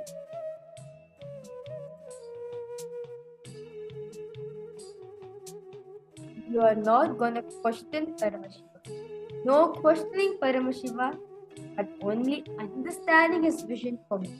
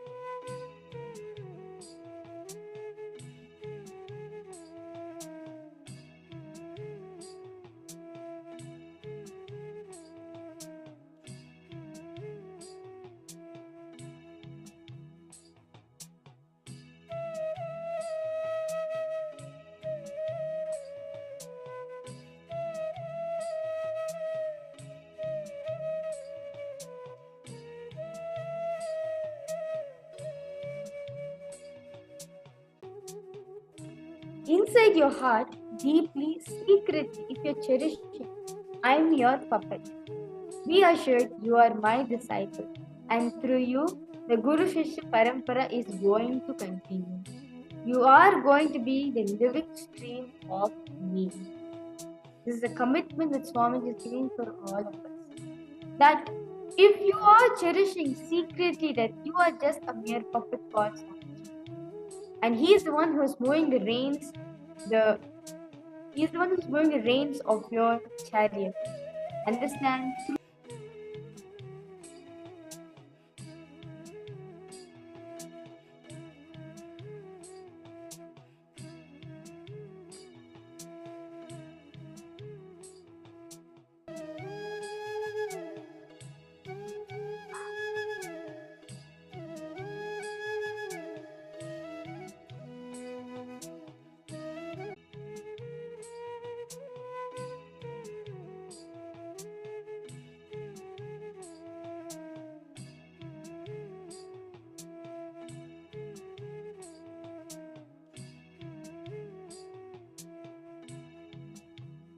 Now, after cognizing this,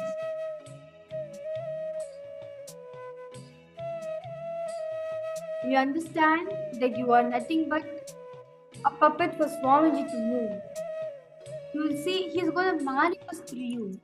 He knows that you every single moment, not to fail.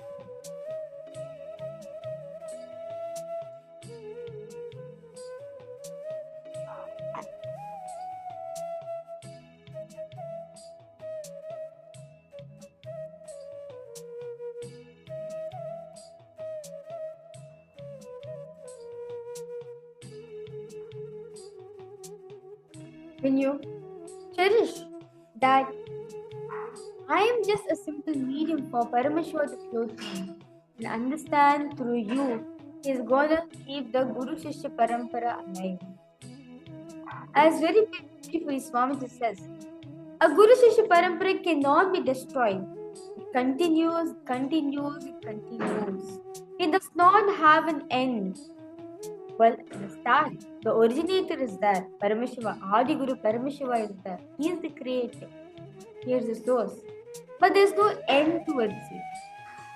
It is always eternal. It's never ending. And if we decide that I'm just going to be a mere medium, I'm just going to be a medium, a puppet for Swamiji to flow through me, then understand He's going to experience, He's going to express Himself through you. When He expresses His doors, when He opens His doors to you, understand, do not look back, just dive into it. Just enjoy Him. Whatever it is, we'll enjoy Swamiji's presence. And you are the one who become the live stream, the living stream of the Guru Shishya Parampara.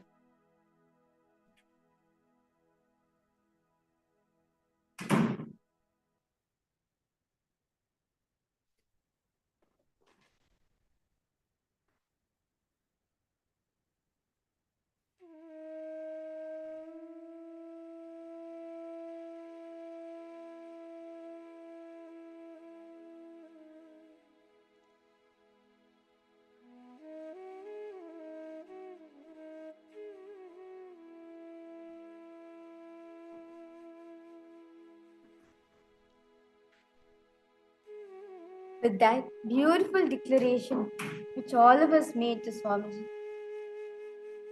let us start manifesting the power. As Swamiji says very beautifully, the only thing it requires for you to manifest the power, the only qualification, the only thing is needed from your side is to have simple attachment to Guru.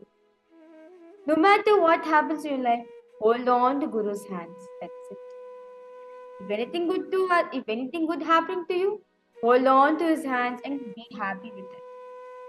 If anything bad happening to your life, if life is not going the way you want to manifest, hold on to his feet. Hold on to him and crib about it. No matter what happens in your life, be attached to Guru. That's the ultimate relationship you can ever have with yourself and with the Guru. As Swamiji says very beautifully, the ultimate relationship you can ever have in life is having the relationship with a Guru. Just having simple attachment, simple obedience, and a simple integrity towards Him. He is going to manifest through you. You will see, simply just by this one declaration alone, all of you have made. Simply, you'll be able to express powers without anything needed. Just effortlessly, you'll be able to manifest the power. With that, we just start manifesting the power now. Because all the participants to get ready. Sit with your head, neck, and spine in straight line. Remember Swamiji in your inner space. Just remember Swamiji. And decide, I am going to have simple integrity towards him. I am not going to let anything come between me and him. I am just going to be a straight medium for him to express himself through me. I am declaring my integrity towards him. Let him flow through me.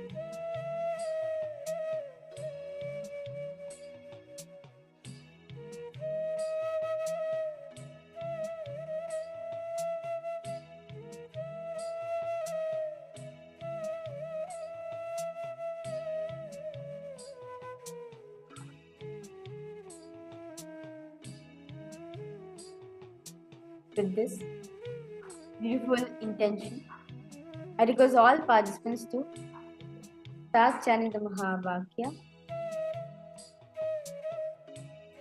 Om Nithyananda Paramashivoham. Om Nithyananda Paramashivoham. Om Nithyananda Paramashivoham.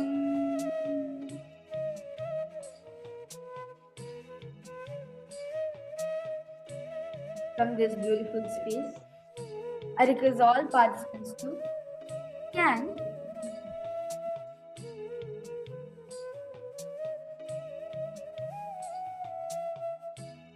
your partner's house. To be a specific, I request all the participants to pair up. One of you can be Nitya's and the other can be Ananda's.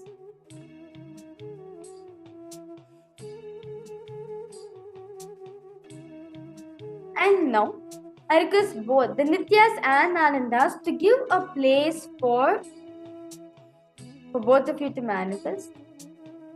To be specifically, I request all the Nityas and all the Anandas to give your kitchen, the layout of your kitchen, the color of your kitchen, the type of kitchen you have, whether you have a peninsula type kitchen or you have an island shaped kitchen, whether you have an L-shaped kitchen or whether you have a single shaped kitchen, whatever kinds of kitchen shape you have, material out of which the kitchen is made, and the color and the material out of which the cupboards are made, the drawers.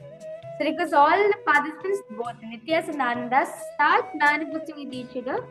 Specifically, you can scan the kitchen area of your partner.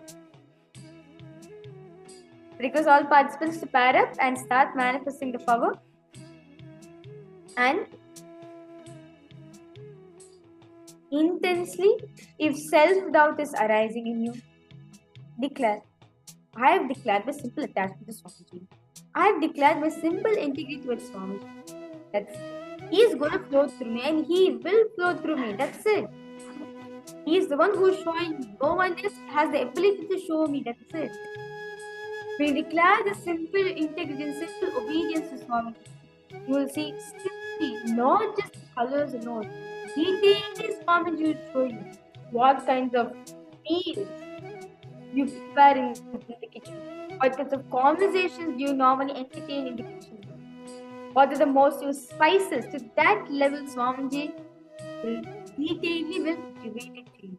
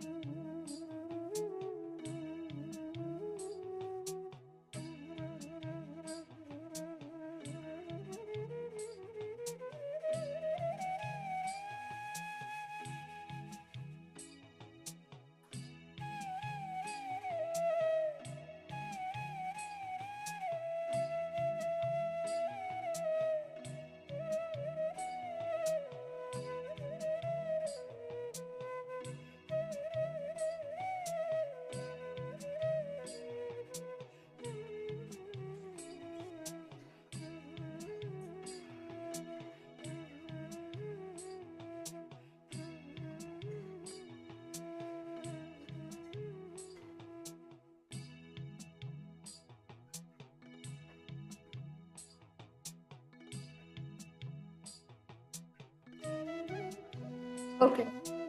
Now, I request all participants to relax, and both the Nityas and Anandas, I request both of you to start sharing whatever Swamiji has revealed to you. Be as detailed as possible what your Swamiji showed you. For example, if Swamiji showed you that the kitchen is half how to say, it's half just paint flooring and there's some tiles also. Say that. And also you can say the color also Swamiji showing. For example, you see plain white wall and the tiles are like let's say blue and yellow. Blue and yellow tiles are able to see which is on the wall of the kitchen. See exactly as it is.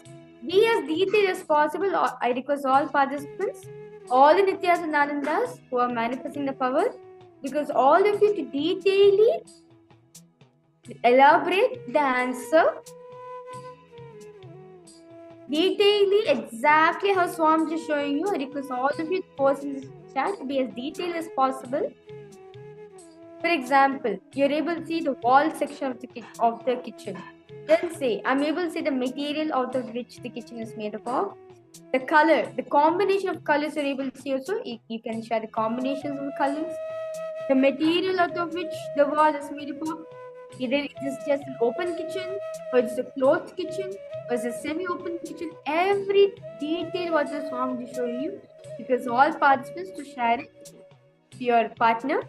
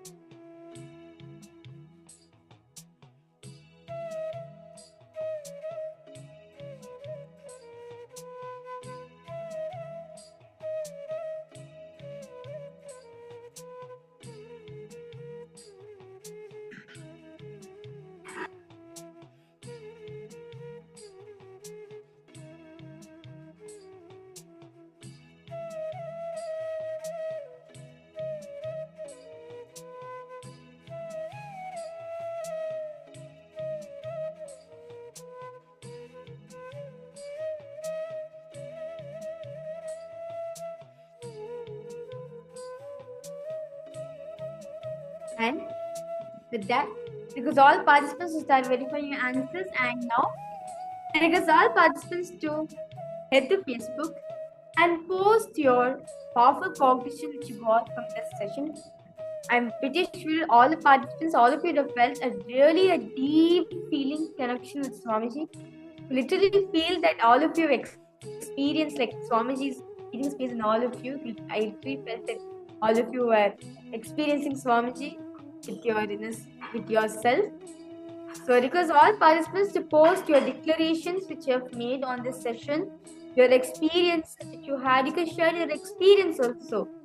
So please feel free to post it in the Facebook comment section. Your experience, your powerful cognition which you got from this session, the clicks, your experiences you got, how you were before declaration, and how after deciding, and how after you declaring that I'm going to have a simple obedience to Swamiji, how everything changed for you, and how you felt during the power manifestation also. Because all participants to head to Facebook and share your understandings, your feelings, your experiences, your Facebook group.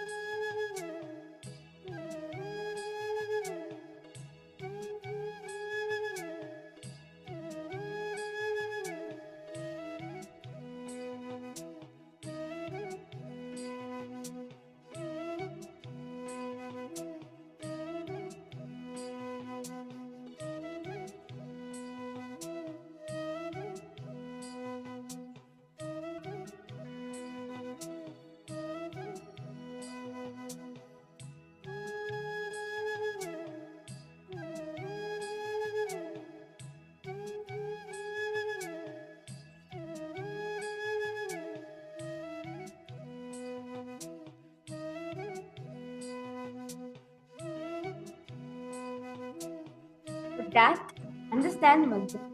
In today's darshan, all of you will be getting initiated into declaring your simple attachment to the Guru, like how Swamiji declared his simple attachment, his simple integrity to Arnagiri Yogeshwara, and at the end, Swamiji just merged with Arnagiri Yogeshwara.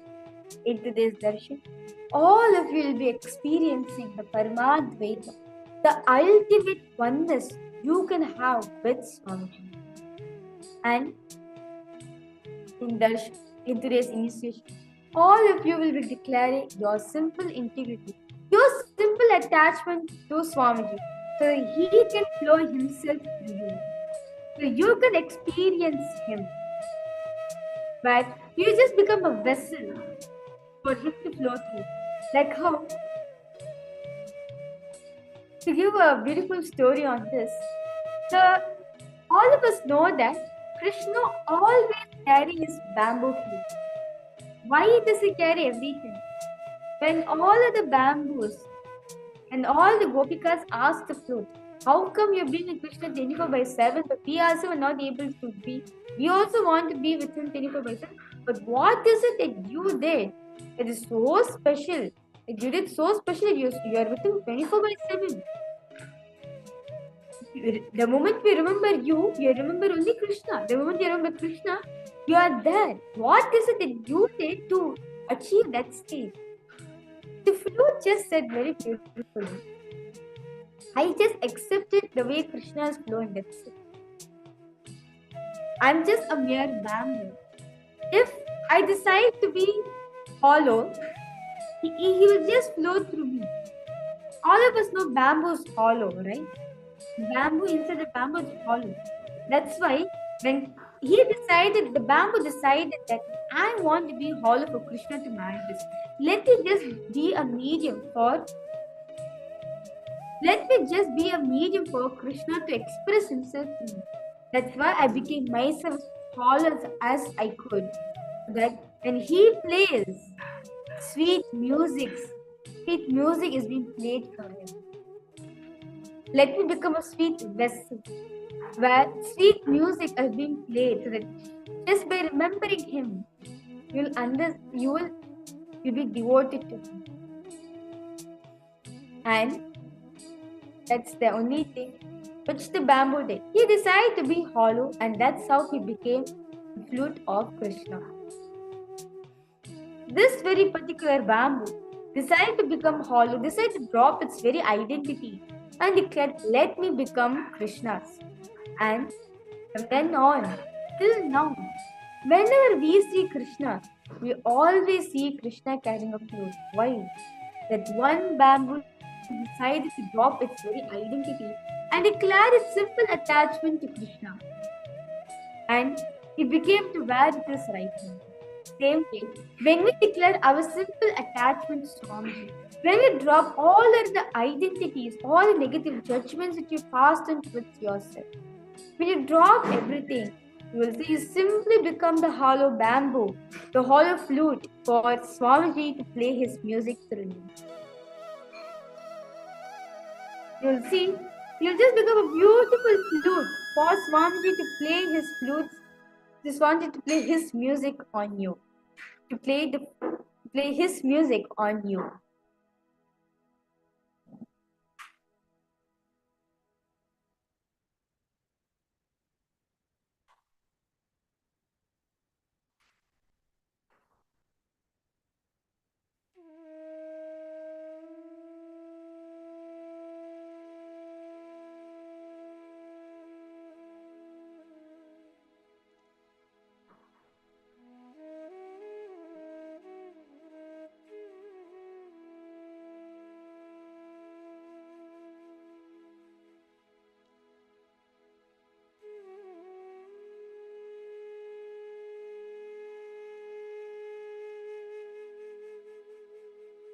Decide to become the hollow bamboo for Swamiji to express himself through.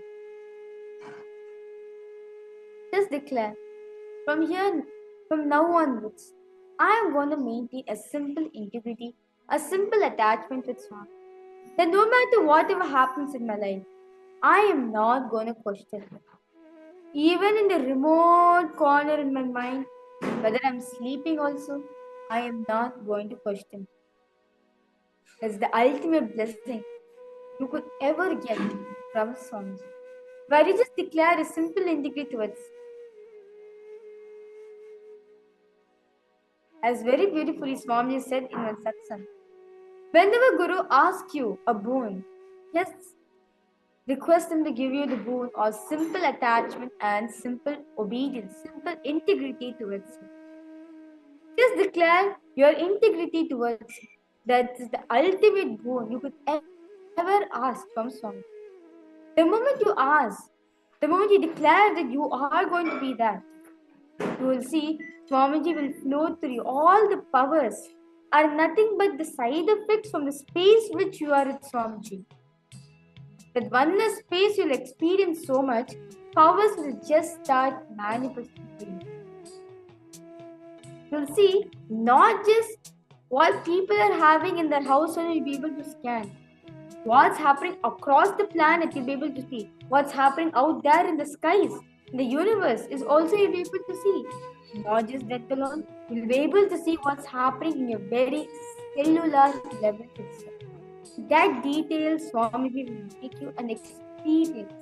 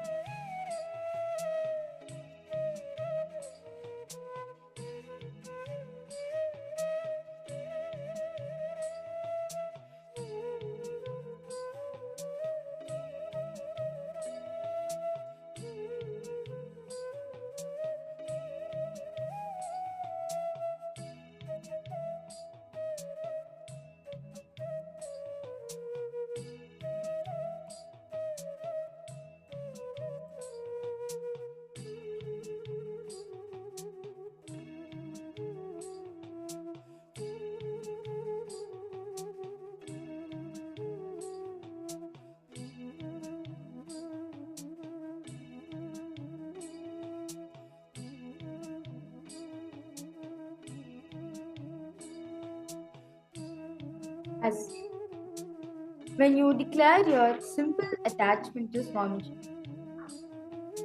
very beautifully in the Guru Gita says that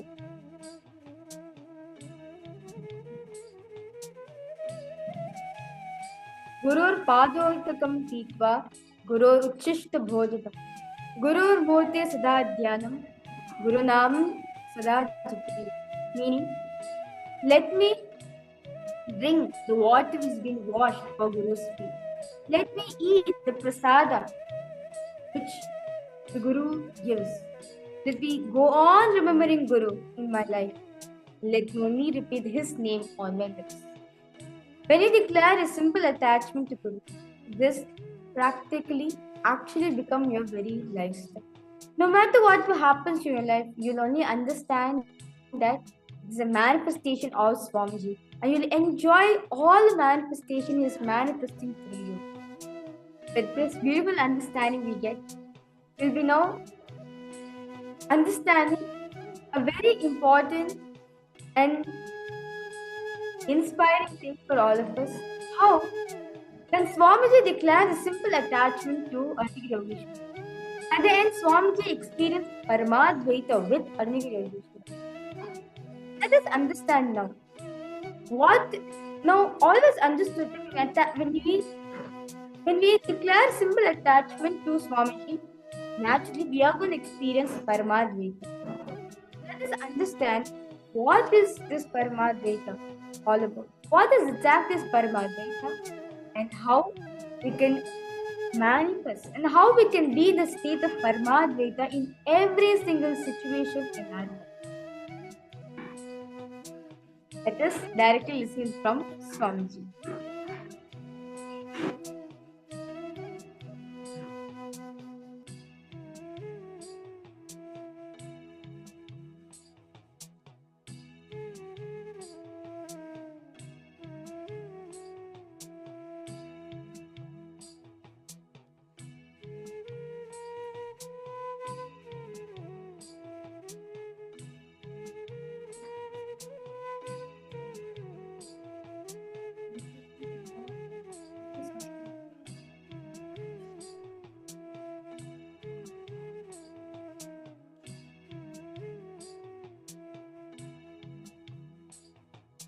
And in today's darshan, all of us are going to be experiencing the ultimate Paramadvaita, how Swamiji experienced with Arnigiri Yogeshwara. And how after Swamiji merged with with Arnigiri Yogeshwara, Swamiji never felt Arnigiri Yogeshwara separate from him, nor he saw Arnigiri Yogeshwara separate as person. Nor the missing feeling of Arnigiri Yogeshwara was there with Swamiji. That's the ultimate Paramadvaita you can ever experience in your life.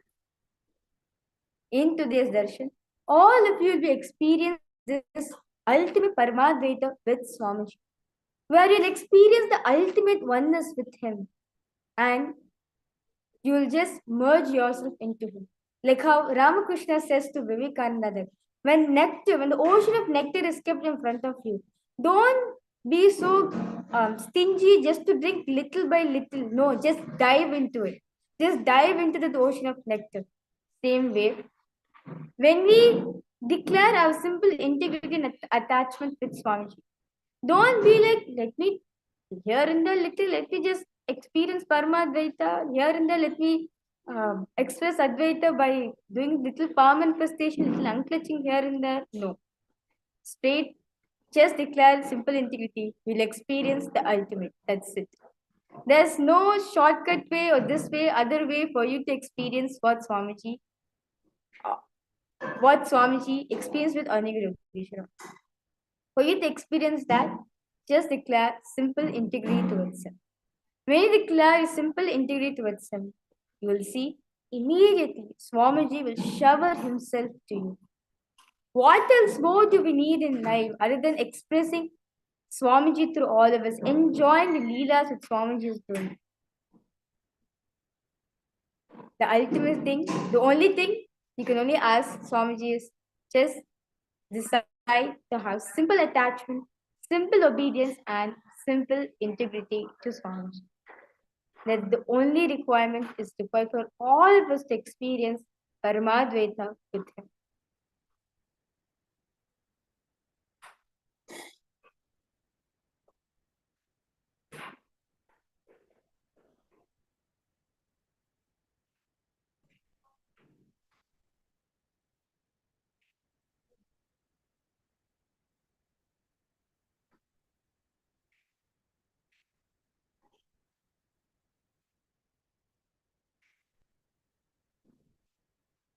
With that, let us all understand how we can be in the state of Paramadvaita even in our doing our daily activities in our life. What exactly is Paramadvaita? What is that space that Swamiji felt with Arnigiri Yogeshwara? What is it exactly that Swamiji feel? And how can we experience it in our day-to-day?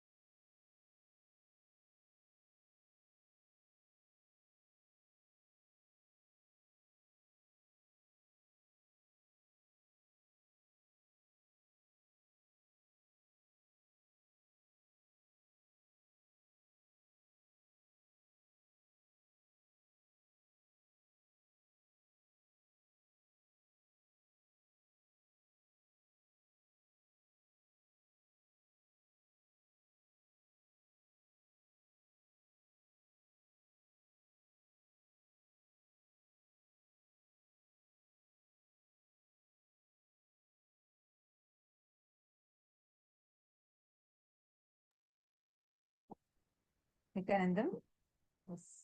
To all the participants that are here, and all of us are eagerly waiting.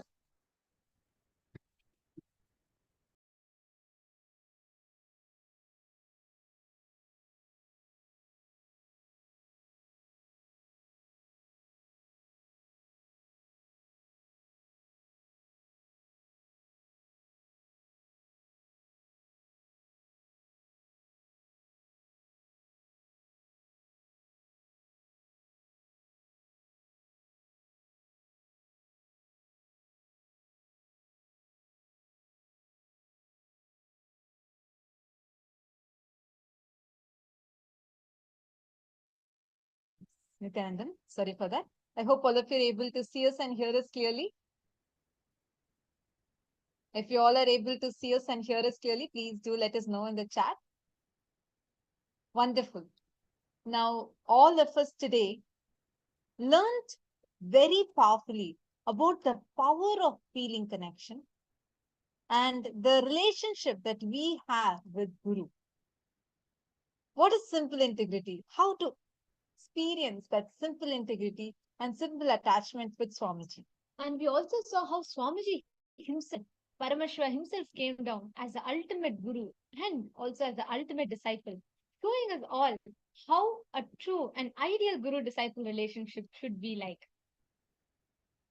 So now we are going to, in today's darshan, where we are going to be experiencing the powerful form of Bhagavan Ashwarudha Murti and Guru Murti forms of Paramashiva, where he himself came down and manifested for Manikya Vasagar down in the physical body and showering his grace and his blessings upon his devotees. Understand, today's day is literally you will have the experience of your devotion itself becoming your power. I request all the participants to take a few minutes and type down what did you understand from today's sessions.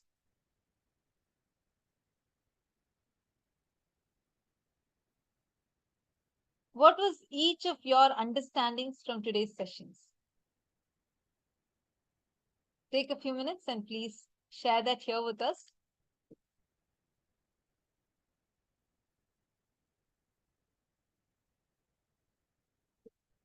And I request of you also share with us what aspects. See, Swamiji gives so many extraordinary definitions and revelations of what actually Guru Bhakti is. Right? Swamiji explained to us what it means to have Guru in life, how you can experience the Samipya Samadhi, and how we can experience that sweet oneness with the Guru. Swamiji revealed all these extraordinary truths to us today. So we'd like to start with asking each of you to share what exactly is your favorite or most powerful trick that Swamiji revealed today in today's session. What was the most favorite part of it for you? Can I request every one of you to take a minute to share?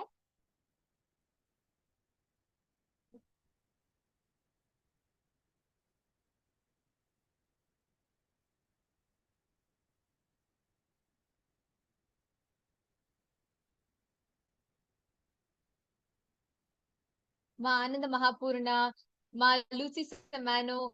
We have so many of you. Come on, take a minute to share. Now, all of us are going to be in very soon. We are going to be having the live darshan of Swamiji.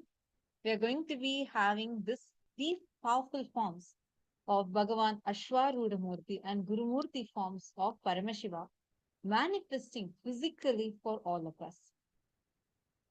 So anyone who wants to experience the power of devotion, your devotion itself manifesting as a Shakti for you, today is the day to experience that. How? Just by your mere feeling connection.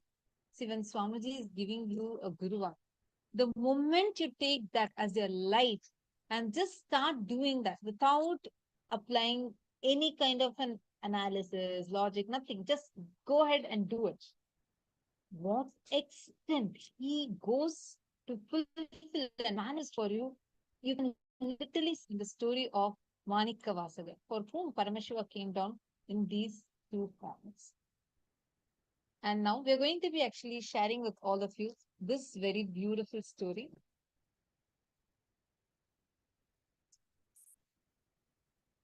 To all of you that are sitting here today, during the darshan, Swamiji is going to be literally mirroring, showering us with this exact same experience, with this purple space of oneness.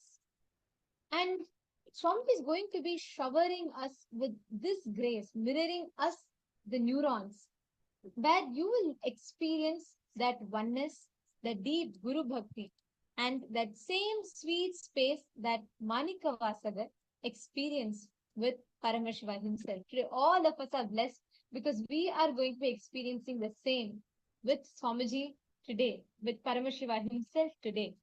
I request all the participants as we prepare for the darshan to come and settle down in front of the camera. So,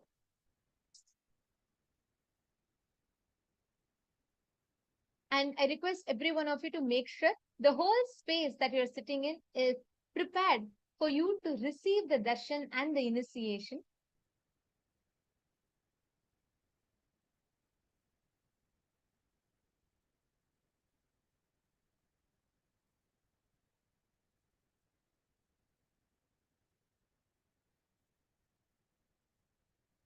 I request every one of you to check, make sure that the virtual backgrounds are off. We're giving you a few minutes to settle down. And I still see many participants in the male bodies room are still not on camera. Can I request every one of you to please come and settle down? We will be receiving the live darshan of Bhagavan, Ashwarudhamurti and Gurumurti forms of Paramashiva today.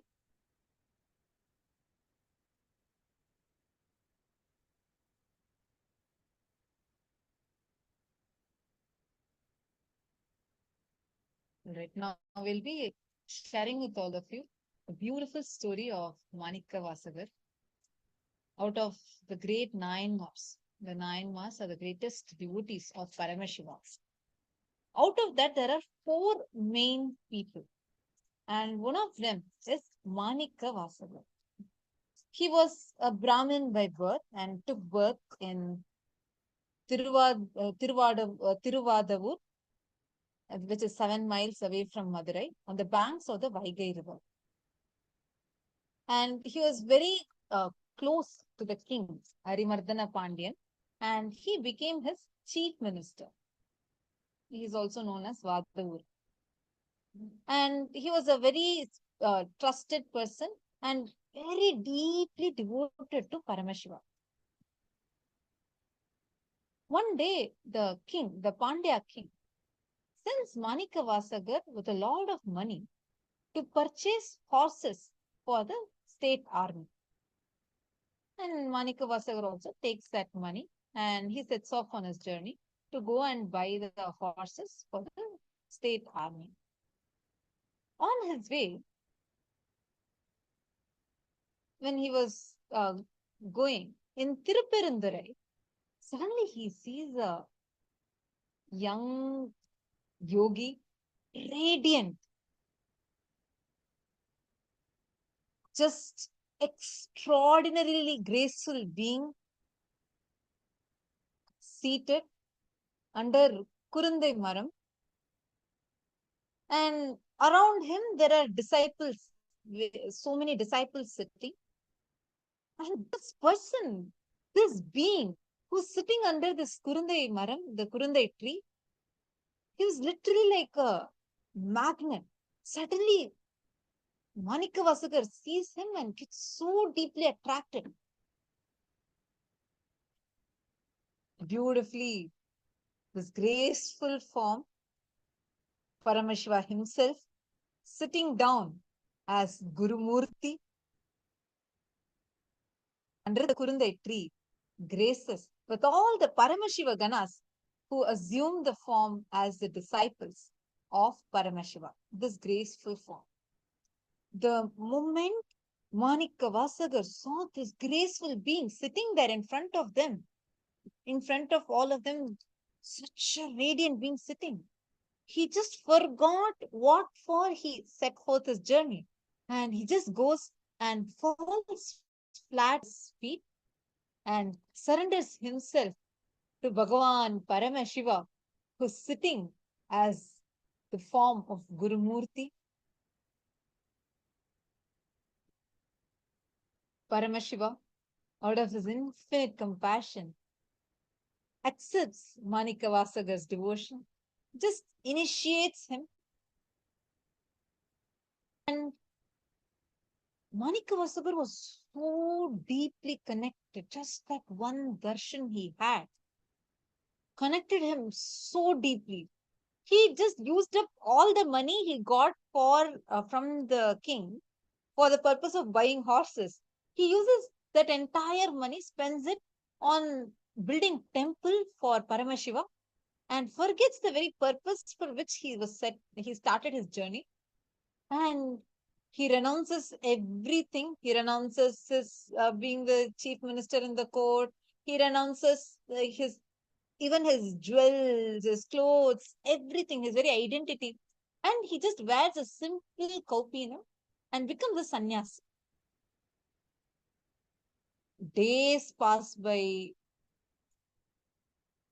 Manikavasagar is just sitting there without any kind of hunger or thirst, anything entering inside him. He's just lost in that ecstasy, bliss of just sitting at the feet of Paramashiva, experiencing the samipya of Paramashiva.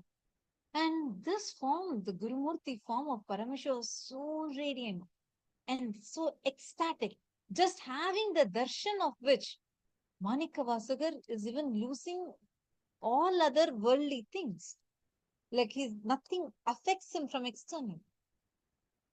Now, one of the spies of the king notices that Manikavasagar, instead of buying the horses, is sitting here, sitting with the sadhu. And immediately the spy runs and complains to the king. And immediately the king orders the soldiers to go and get Manikavasagar. He sends a notice to him. He sends an order to him saying, come to the court now. So the king's order is taken, and to Manikavasagar, who's still sitting at the feet of Paramashiva with all other disciples. He's also sitting there under the Kurundai tree. He was so in oneness with Paramashiva. He did not bother about the soldiers coming, trying to threaten him, nothing. He was just looking at Paramashiva, and Paramashiva just signals him to attend to it and just tell them that you go now and tell, I will bring the horses on Avani Moolam. I will bring the horses and take this diamond and give this to the king. And Manikavasagar also takes it, as Paramashiva himself, Manikavasagar also takes the diamond and he goes the king, Arimardana Pandian. And Manikavasagar proceeds to Madurai and he gives the diamond to the king and he says, I have, the horses will come. The king is suspicious. And Manikavasagar says, no, the horses will come here on Avani Moolam. And the king became impatient. He did not have any information about the horses. The spies gave some other information, and there's no sign of any horses, and the king is not able to believe. So he thinks that Manikavasagar has cheated him. So immediately the king Arimardana Pandian, he says, I don't see any horse or anything coming. So come on, arrest Manikavasagar and imprison him. So just 2 days before this Avani Moolam period, see, Paramashiva tells Manikavasagar, you go to the court and you tell the king, give him this diamond and tell the king not to worry. On Avani Moolam day, I myself will bring the horses and come there. The horses will come. So Manikavasagar also goes and tells the exact same thing. But the king is so impatient. He's restless. He waits only like just 2 days before the Avani Moolam. He says, no. I don't believe you. You cheated me and arrest this fellow now. And king arrests Manikavasagar. But 2 days later, on the day of Avani Moolam, Paramashiva, as he committed to Manikavasagar out of his extreme compassion, He comes in the most graceful form as Ashwarudha, means Ashwaruda Murti, which means in a very, he is dressed up so gracefully, so beautifully. He comes sitting on the horses. He himself is riding a horse, and along with him, he brings a whole set of horses. Paramashiva brings exactly on the day of Avani Moolam. And Paramashiva makes sure the horses are reached to the king. But there's one catch over here, because the king abused his devotee, abused Manikavasagar. He could have just waited for the 2 days. He didn't. Instead, he abused Manikavasagar by throwing him into the jail. So what Paramashiva does, he goes to the forest, he converts a pack of jackals. He converts all of them into horses and comes as the uh, chief of the horses. He himself comes as Ashwaruda Murti, extremely handsome. He comes in that form and brings the jackals that are now converted into horses along with him. The moment the king hears this horses sound and he sees exactly as promised on the Avani Moolam day, the horses have come. He is very delighted and he brings releases Manikavasagar out of the jail. And all these so-called horses are now tied in the same stable as other horses. King is very happy about it. But the king's ego, nor his miss of arresting Manikavasagar, nothing goes inside the king yet. Paramashiva now wants to teach him a lesson. Understand, for if you have just that simple feeling connection with Paramashiva, he goes to great extents just for you. Many times we may feel, oh my God, why is life happening to me like this? Why is it being unfair? Why is this happening? Why is that happening? No. He himself is manifesting continuously for you. That's exactly what happened here also.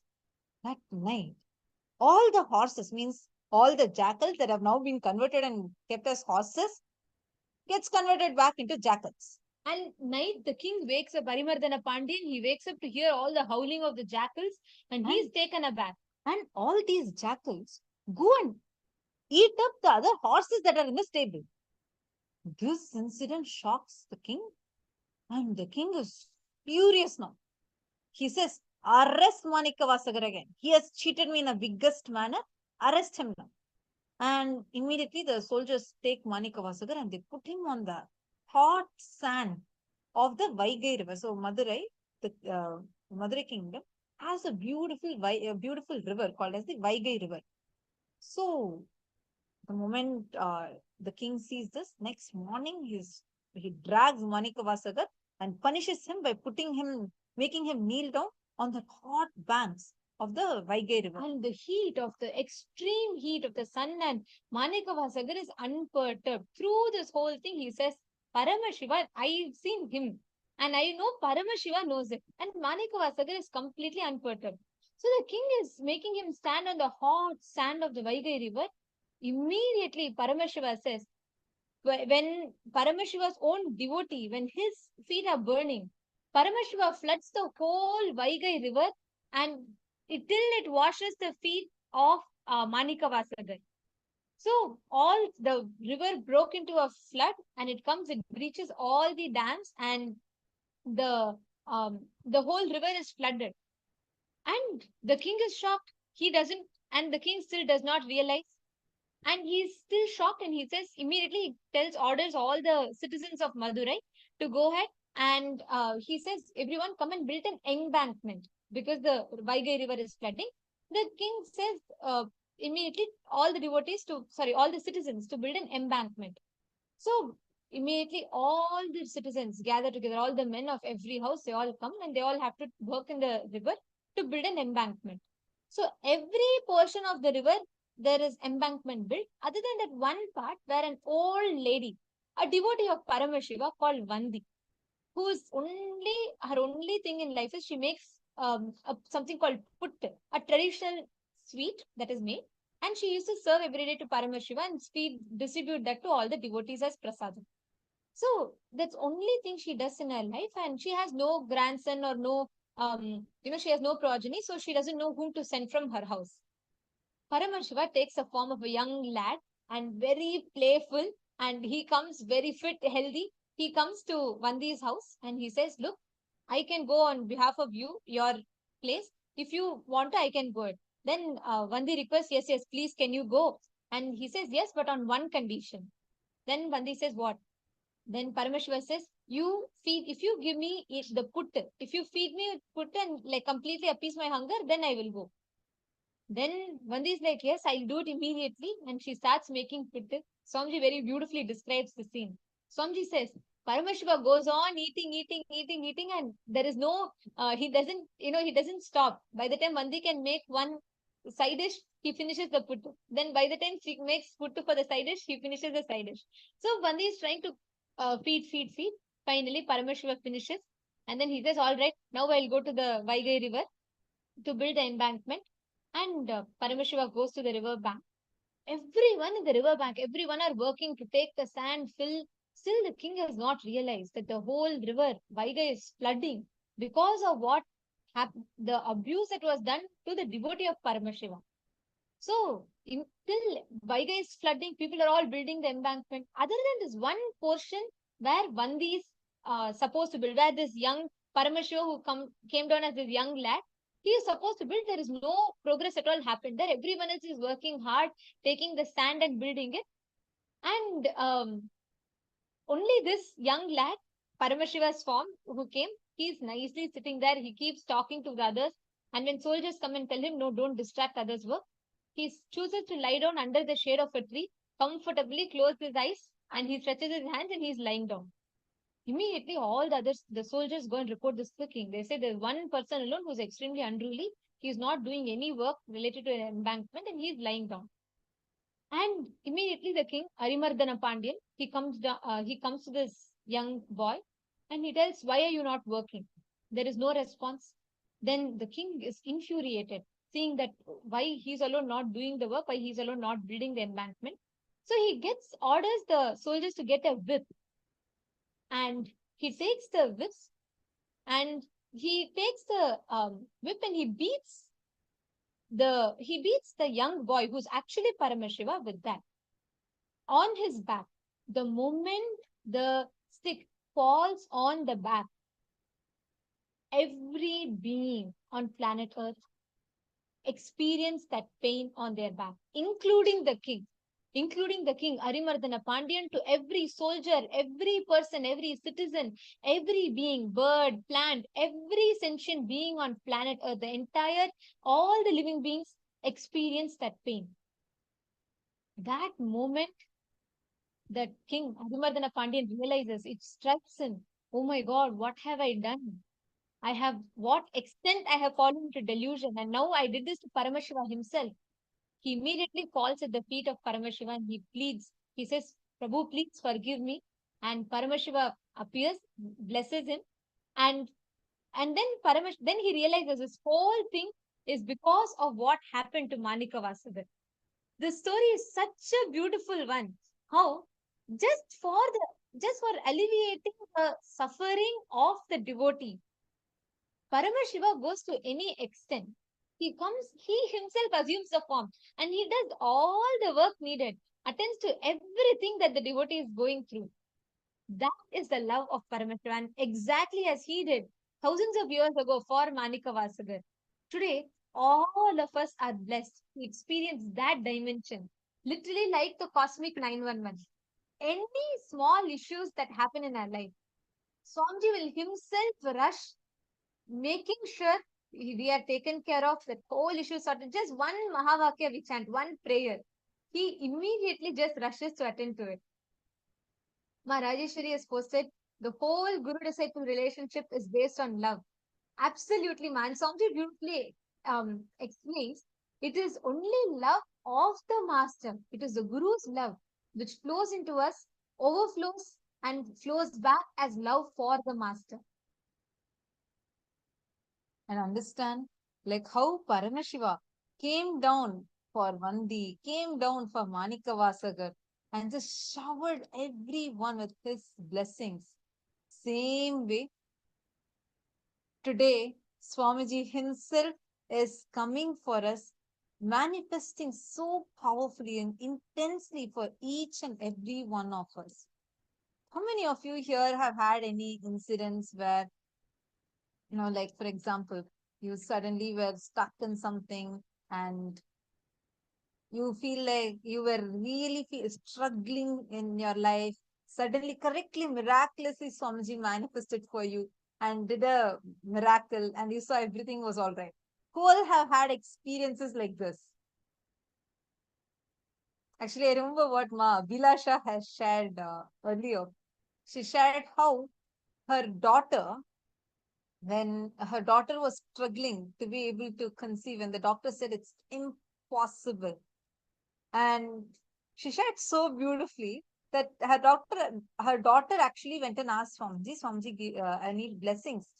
Okay, is it okay if I go for IVF or something like that? Swamiji just blessed Tathastu. And within a week, she shared how immediately within a week, her daughter, who was struggling all that time, got conceived and now has a beautiful baby. She was blessed with a beautiful baby. Like literally, even in our most difficult time, Swamiji manifests for us in an unimaginable level, showers us, graces us all with his powerful blessing. I request each one of you, I'm sure each one of you have abundance of such stories. Can I request all of you to share right now in the chat, or you can put it on Facebook?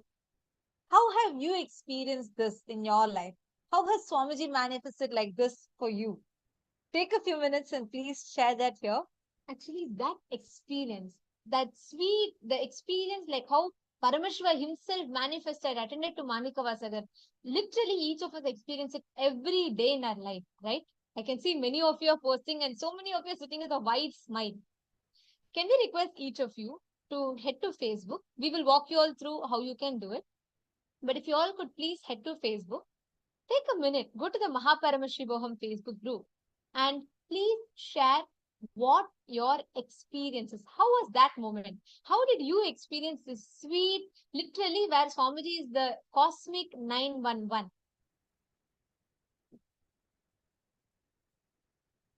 Please do take a few minutes and I request each of you to share with us.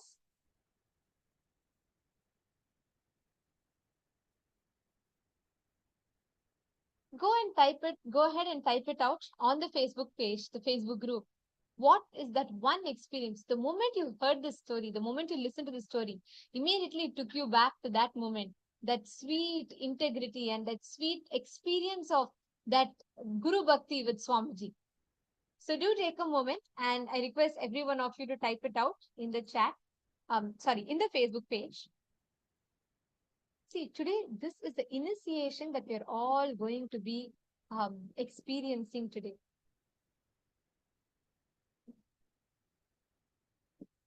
Very nice. Ma Mihri has posted how just through sitting in Swamiji's darshan, you experience complete healing, which the doctor control. Actually, Ma, if you could type it and post it on Facebook. I see you've posted it on Zoom chat. If you could please type it out and post it on Facebook. Now we are actually sharing in all the Zooms, the Facebook group link. I request all of you to take a moment and please head to this link and share your experiences here. See, understand, today during the darshan, all of us are going to be experiencing this exact space, the space of integrity, the space of deep Guru Bhakti. And just by sitting in the darshan today, just by connecting to this form of Swamiji today, any prayer you ask, wherever in life you're stuck, you feel like, oh God, Swamiji, all these are beyond my control. Like I do not know what to do. Just leave it to Swamiji today. He will do it for you. He will completely take care of it end to end. So many of you are posting here. One other participant has posted how when she was once stuck in immigration and process, and she was praying immediately. The moment she prayed to Swamiji, the whole thing got clear just in 1 second. I mean, we all will have tons of stories to go on telling, right? I request every one of you to head to Facebook actually and share what is that one moment. Type out that one moment which immediately you remembered in your inner space as soon as you heard the story. Madhushri Shastri and Madhushri, you had shared such beautiful experiences, right? Take a moment now and head to Facebook now and share. How did you experience this? When even in the tiniest, which you feel like, oh my God, such a small situation, but even for this, how Swamiji is manifesting. Take a moment and I request all the participants sitting here with us to share on Facebook your experiences. How Swamiji himself, Paramashiva, manifested as Ashwaruda Murti in Gurumurti forms of Paramashiva for Manikavasagar. Same way, how did he manifest for you in your life? What are the experiences that you have had? Take a moment and head to Facebook. You just need to click on this Facebook group link. It'll directly take you to the Facebook and you can share it here. Understand how Paramashiva himself manifests. It's such an extraordinarily powerful experience that all of us are experiencing right now. Like as we are talking, I know each one of us are blessed, showered with such amazing experiences, right? Like whether you want to have a small breakthrough in your career or you want to have a big, huge, like literally a life threatening situation. And Swamiji comes and saves you from that. Take a moment and share your powerful experiences with us on this Facebook group. All the participants that are there with us on YouTube, I request you all also to share it with us.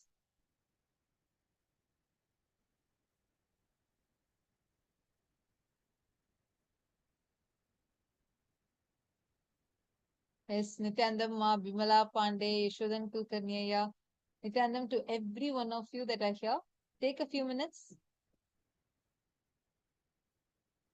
and please share.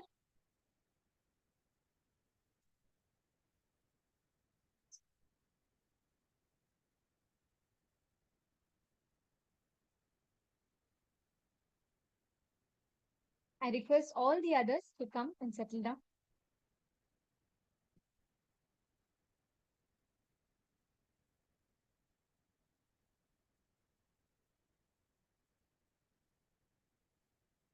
And let us all get ready to receive this initiation today.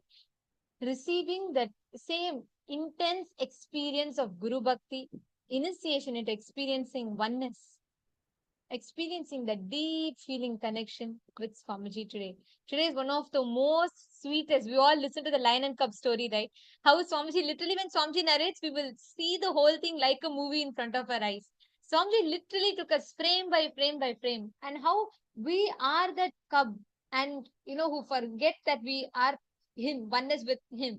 And how Swamiji, as the lion, he comes like the Simha Swapna, and he wakes us up from all the delusions and it makes us experience that reality. I request every one of you to come and settle down. Prepare your whole space around you, the inner space and the outer space, in to receive Swamiji. Swamiji is going to be literally manifesting in your place. He is going to be appearing there and initiating us. Understand? Swamiji tells, whenever Swamiji gives the initiation, right? When we have the Atmamurti around, literally the Atmamurti acts as the, like, it literally receives and transmits that energy to you. And Swamiji is intensely available through his Divya Sharira. He manifests in every house. And Swamiji, in fact, has blessed that every participant through the program, we will be experiencing, seeing how the materialization will happen on the Atmamurti. You will see so many marks Swamiji have left of him manifesting in your house. Actually, who all have Atmamurti? Do all the participants here have Atmamurti? If you have, please take a few minutes and kindly keep it. If you do not have, make sure you're downloading and printing it. It's available. Our Kailasa team will now share it with all of you, share the link with all of you. Whoever needs to get the Atmamurti, you can get it printed and you can receive the blessing for it in the darshan. Make sure you're keeping the Atma Murti, literally Swamiji, with you exclusively for you. Understand? If you talk to Swamiji's Atma Murti, really Swamiji responds. Really, you'll actually see Swamiji will respond, and anything you want, you can ask, and Swamiji will make it happen. So make sure you have the Atma Murti right now. Keep it in the camera such that you are also visible, and Swamiji's Atma Murti is also visible for in the camera. Ma Ananda Mahapurna has posted that she had a beautiful healing experience. She said she has the endo endometriosis, and she said the moment she went to Swamiji and asked healing, when she went back to her doctor and the doctor did an examination, the doctor said she does not have, there is no trace of endometriosis at all. Wow, wow, so beautiful. Literally, Swamiji is like the 911, right? Any aspect of life, wherever, smallest of things, like so many of the participants have shared how even simplest of things, whether they have to get a good marks in exam or the office has to give leave for them to attend a program, everything, just chanting Mahavakya, connecting to Swamiji, Swamiji will make it happen, right? It is so beautiful to hear, see so many of you posting so many experiences, so many beautiful moments, how you experience this deep feeling connection, how you experience Swamiji literally manifest as your cosmic 911. Now, I'm going to request all the participants to please make sure that you are preparing the inner space and outer space to receive Swamiji, which means please make sure there's enough light. Please have Atmamurti behind you. Please keep the mandalas, all the energized alchemy products, whether you have mandala or whether you have Aushadas, Jnananjana, whatever energized alchemy products you have, always keep it ready. And all of them will act as a contributing factor to enhance your experience of the darshan. And you yourself make sure you're having Aushada, applying kumkum. Prepare yourself literally. The way you prepare yourself should be if Swamiji is going to come to your house today. Now, how will you welcome him? Be ready like that. Literally, you're going to welcome Swamiji into your inner space. So make sure you all take a few minutes. If you have mala, please wear the mala. I request all the participants to kindly settle down, understand you're going to experience deep feeling connection with Swamiji today. It's a power. Literally, you that feeling connection you have, that's all is the secret of power manifestation. The more and more feeling connection, you manifest more powers. Understand? Today you're going to literally experience that. I request all of you, actually, Ma Cecily has also posted. One experience is how Swamiji showed me a collaborative project in a new field. And he himself provided all the things, including the funding to successfully complete it. Wow. Ma Cecily, do share this on Facebook. I request all of you.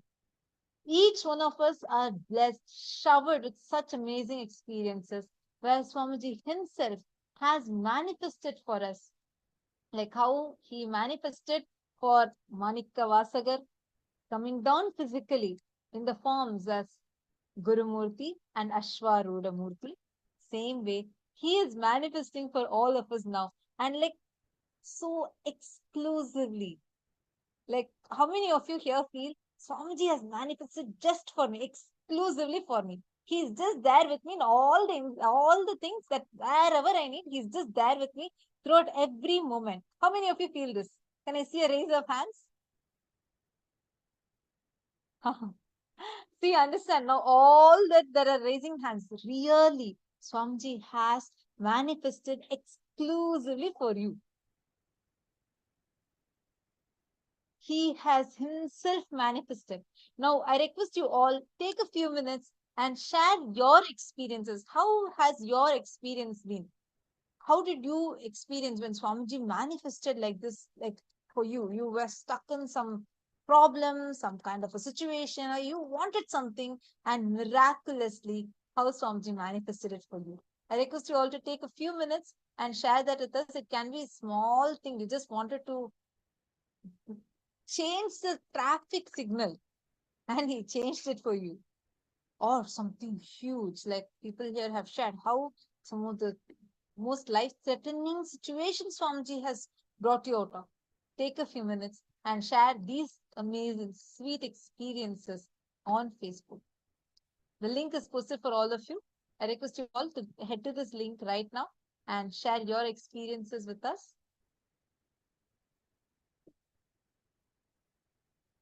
Just remember these incidents because this is Leela Dhyana. Just doing this, you will see the feeling, connection.